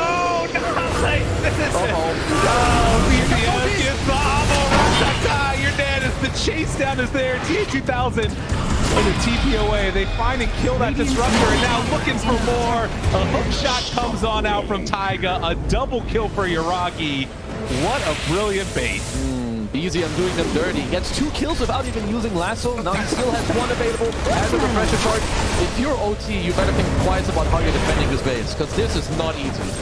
Enchantress taking taking over the Naga Siren Illusions, even helping to beat down these buildings. OG look to close this at least early part out if they can take this set of racks here. Naga Siren can send out Illusions as much as she wants, but this push is so hard to deal with. You couldn't even maybe go for a second set. No, you're so strong right now. Absolutely. Static Storm still on cooldown for 20 seconds. In that time, it is going to be a second set of racks going down. OG doing insane damage to Ooredoo. 21,000 gold lead now. Yeah. Thought about going for that one. A little bit scary. Might have to sacrifice one of his creeps on the way out of there. Yeah, OT, they're gonna need to make some really good plays right now. You have to use this Omar Aghanim's to try and get kills, but don't overplay into buybacks either, because OG, they're so mobile on the heroes. If BZM dies, he might be able to travel back, getting himself a tome as well to get closer to 25. But I like that OT, they're setting themselves up for a potential fight. They're already warding around the area, and they're playing together. I mean, that is the thing, as we take a look at the swing that we've experienced here, this Dota Plus win probability. If they do manage to, like, catch multiple heroes and not Illusions in the Static Storm, it will just win them the fight. But that sort of requires OG to be out of position and in a bit of a tough situation. It's a really very hard game for Ooredoo Thunder at this point. It is. They need to go in together at the same time, because if Coyote does like some solo hook shot in, you're gonna get lifted by Tiger, or the guy's gonna get saved, so that's not really gonna work. Right now is the time where you talk about, okay, how do we actually take the next fight? Is it with 5x? Do we need to smoke around? And for OG, it's pretty smooth sailing. Yuragi, you're in the front, you have Aegis for a little more. The rest of us, chill. It almost feels as if like TA2000 is gonna have to do some crazy like micro illusion play where he sends in like himself in one illusion and makes it look like a fake and then catch a song or something. They need some creative stuff right now. You always do, especially when you're this far behind. I mean, this game just completely ping-bonged in the other way. Now OG, what, 24k gold lead? Making it look easy at this point. All right, TA2000 actually doing that a little bit right now, sending out an illusion of himself. The artist. We'll see if he can find somebody. Oh, okay, I thought he was going to go for it. Ooh, Butterfly on Yuragi. Okay, for now that's going to be very good. I like it against the Naga. Naga's kind of full-slotted. Probably wants to buy a Bloodborne later on, but for right now, pretty good itemization. Doesn't need the boots, right? Who needs boots? Boots is for noobs. True. Well, and it's probably better than a rapier, which is the other thing. That's also very good. I like that point. I'm glad he doesn't. He doesn't need it. Oh, TA2000, he's doing it. Oh, sending illusions out, and there it is, the song. But it's not going to catch them both. He needs the reel in. You have to have it. Reel him in. Static Storm down onto DM, but the save is there. And the BKB turnaround roared up. The only catch one. Tiger's going to be there to salvage it. DM is slamming all over him. And Spider pops out that Ravage. Seeing if they can bring down TA2000. Stunned for a very long time. TM actually gets a little bit of separation, but finally goes down to Nuke. Ooredoo living through this. Maybe it might end up working. BZM gets pushed back by the Cogs. They do take down Nuke as TA2000 able to separate and get out of there. Omar. He's just barely able to escape, but with no DP, with no EXO, OG might finally have this last set of racks ready to go down. I mean, they use all their spells. I think Yuragi can just stand his ground and laugh in their face. Choose here, more drums. Catches onto one. The Hex for the follow-up. Trying to bring down Yuragi. Obviously no Aegis at this point. Whiter finding control over him with a turn and BZM the burn down.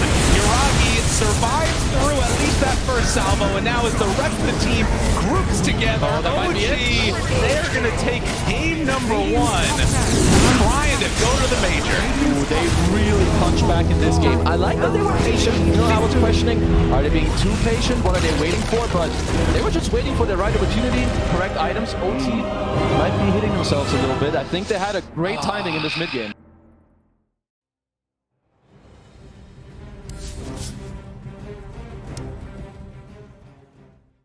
Cloud, if he's got these hawks coming through, you know, if there's no we'll come back to this as they get the dive on, and everything I was saying is now inconsequential because Cloud has gone down, so Kami has to move away from these Mortimer Kisses. There is still that buyback for the Beastmaster though. Let's see. Wants to get himself back into this. The dive onto the back lines. He's the Vortex as well. There's going to be a real nice dismember. The host comes. Nice save. Though. He saves it. Cloud gets himself back into this now, and Kami is losing so much. Kami's going to go down. You get the kill onto Leppington there as well. So Mira with that freezing field, Mira will go down.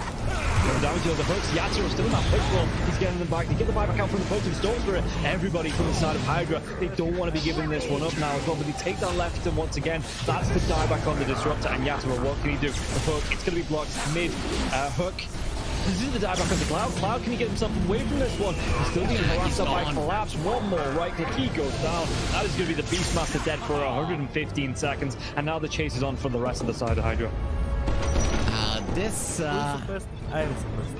Aghanims on the Morphling is just making him impossible to deal with. First of all, they use the little shredder on the Pudge to get rid of his armor. He has solid amounts of it, but it is just not enough. And then Yatoro just destroys him, and he knows that he can stand his ground because he cannot be stunned. He literally cannot be stunned. How do you stun water? Well, a lot of their damage, if not most of it, is on the Morphling. Oh, the glimpse comes back though. Inside the Status Storm Mirror, he has that Lotus going, and now if Zofra actually dives a little bit further, the Thunder comes out. The Pod King, he's dove in, yeah. They're going to be able to get the counter to the Storms for it. Can they take down the push? They're going to be able to catch up the castle off the TP.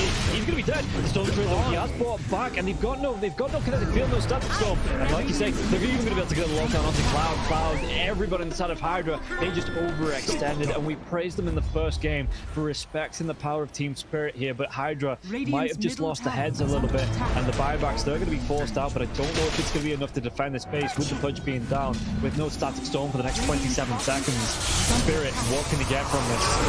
I've been worried though, they're going to be able to get it. They get two, they do! They take them down, the cookie comes out, the Yatsuo, freezing field, they might lose. Happy, is this the dieback? They do the break the Lincoln Sphere though. Morphling, Bilal wants to come right back into this fight because he have the boots of travel to do it. It might take him a little bit longer now. No boots of travel though, so he's going to have to use the blinks, just do it by foot it seems. Level 25 Storm with a beast. That's just so much damage. They're going in for the Morphling. He doesn't have a buyback. No, they get. Do they get the kill? He goes down. Warwick has to go down though. It's going to be him left alive. No, it's not. The creeps are pushing in. There's no buybacks available on the side of Hydra, and this is going to be 4 heroes, even with the death of the Morphling. No way Warwick defends this. It's pretty much over. They don't have the glyph. The game is over. They gave it their best. Hydra, they made Team Spirit work for it. The team that is most likely going to be at the top of Eastern Europe DPC Division 1.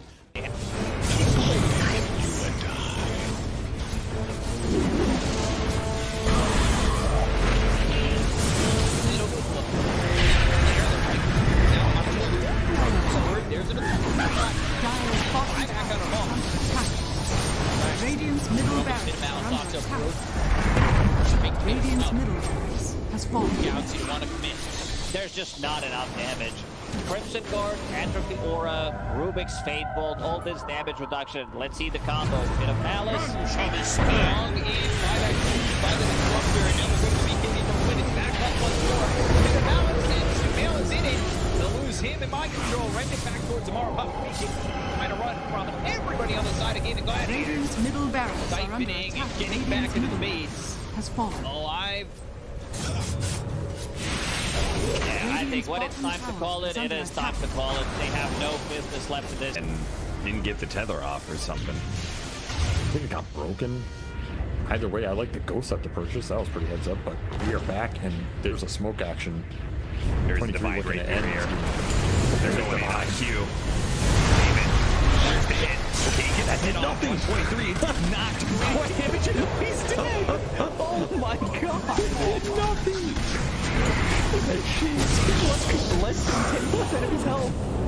I mean, I'm assuming that's just the game. That, yeah, 100%. There's no point in talking about the rest AU of it. picks it up. I shot it twice. The dive yet. Go away, you. Oh my god. Victory!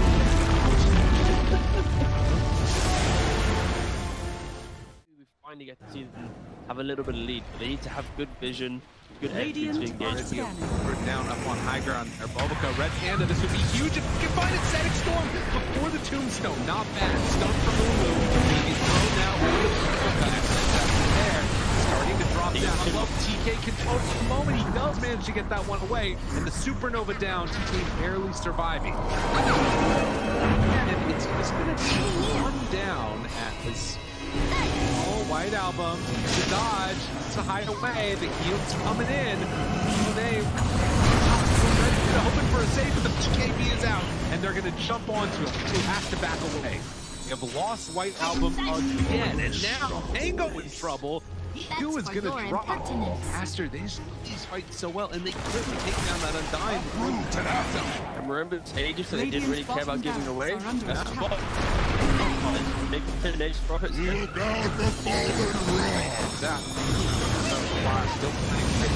Stun is out on the play.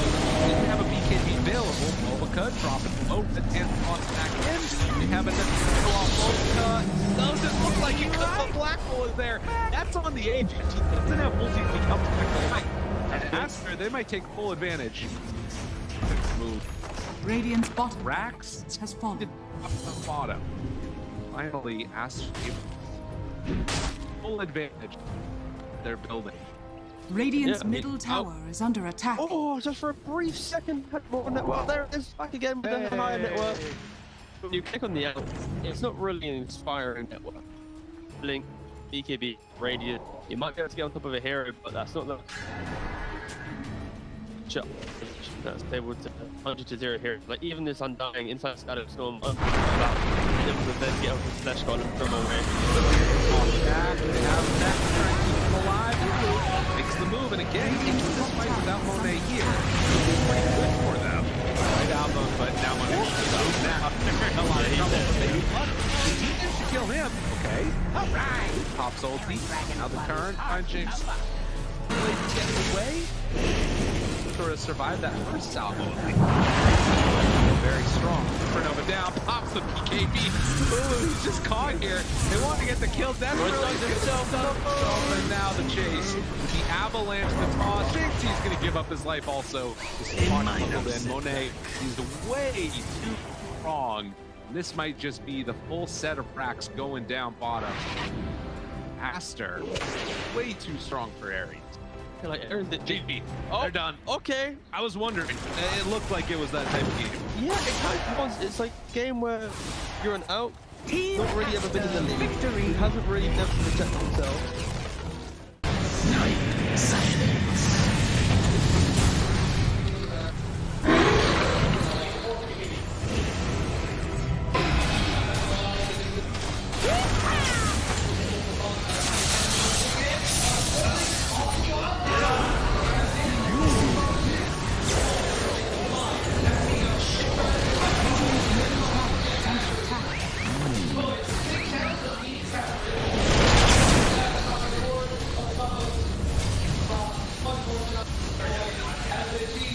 Radiant structures are fortified.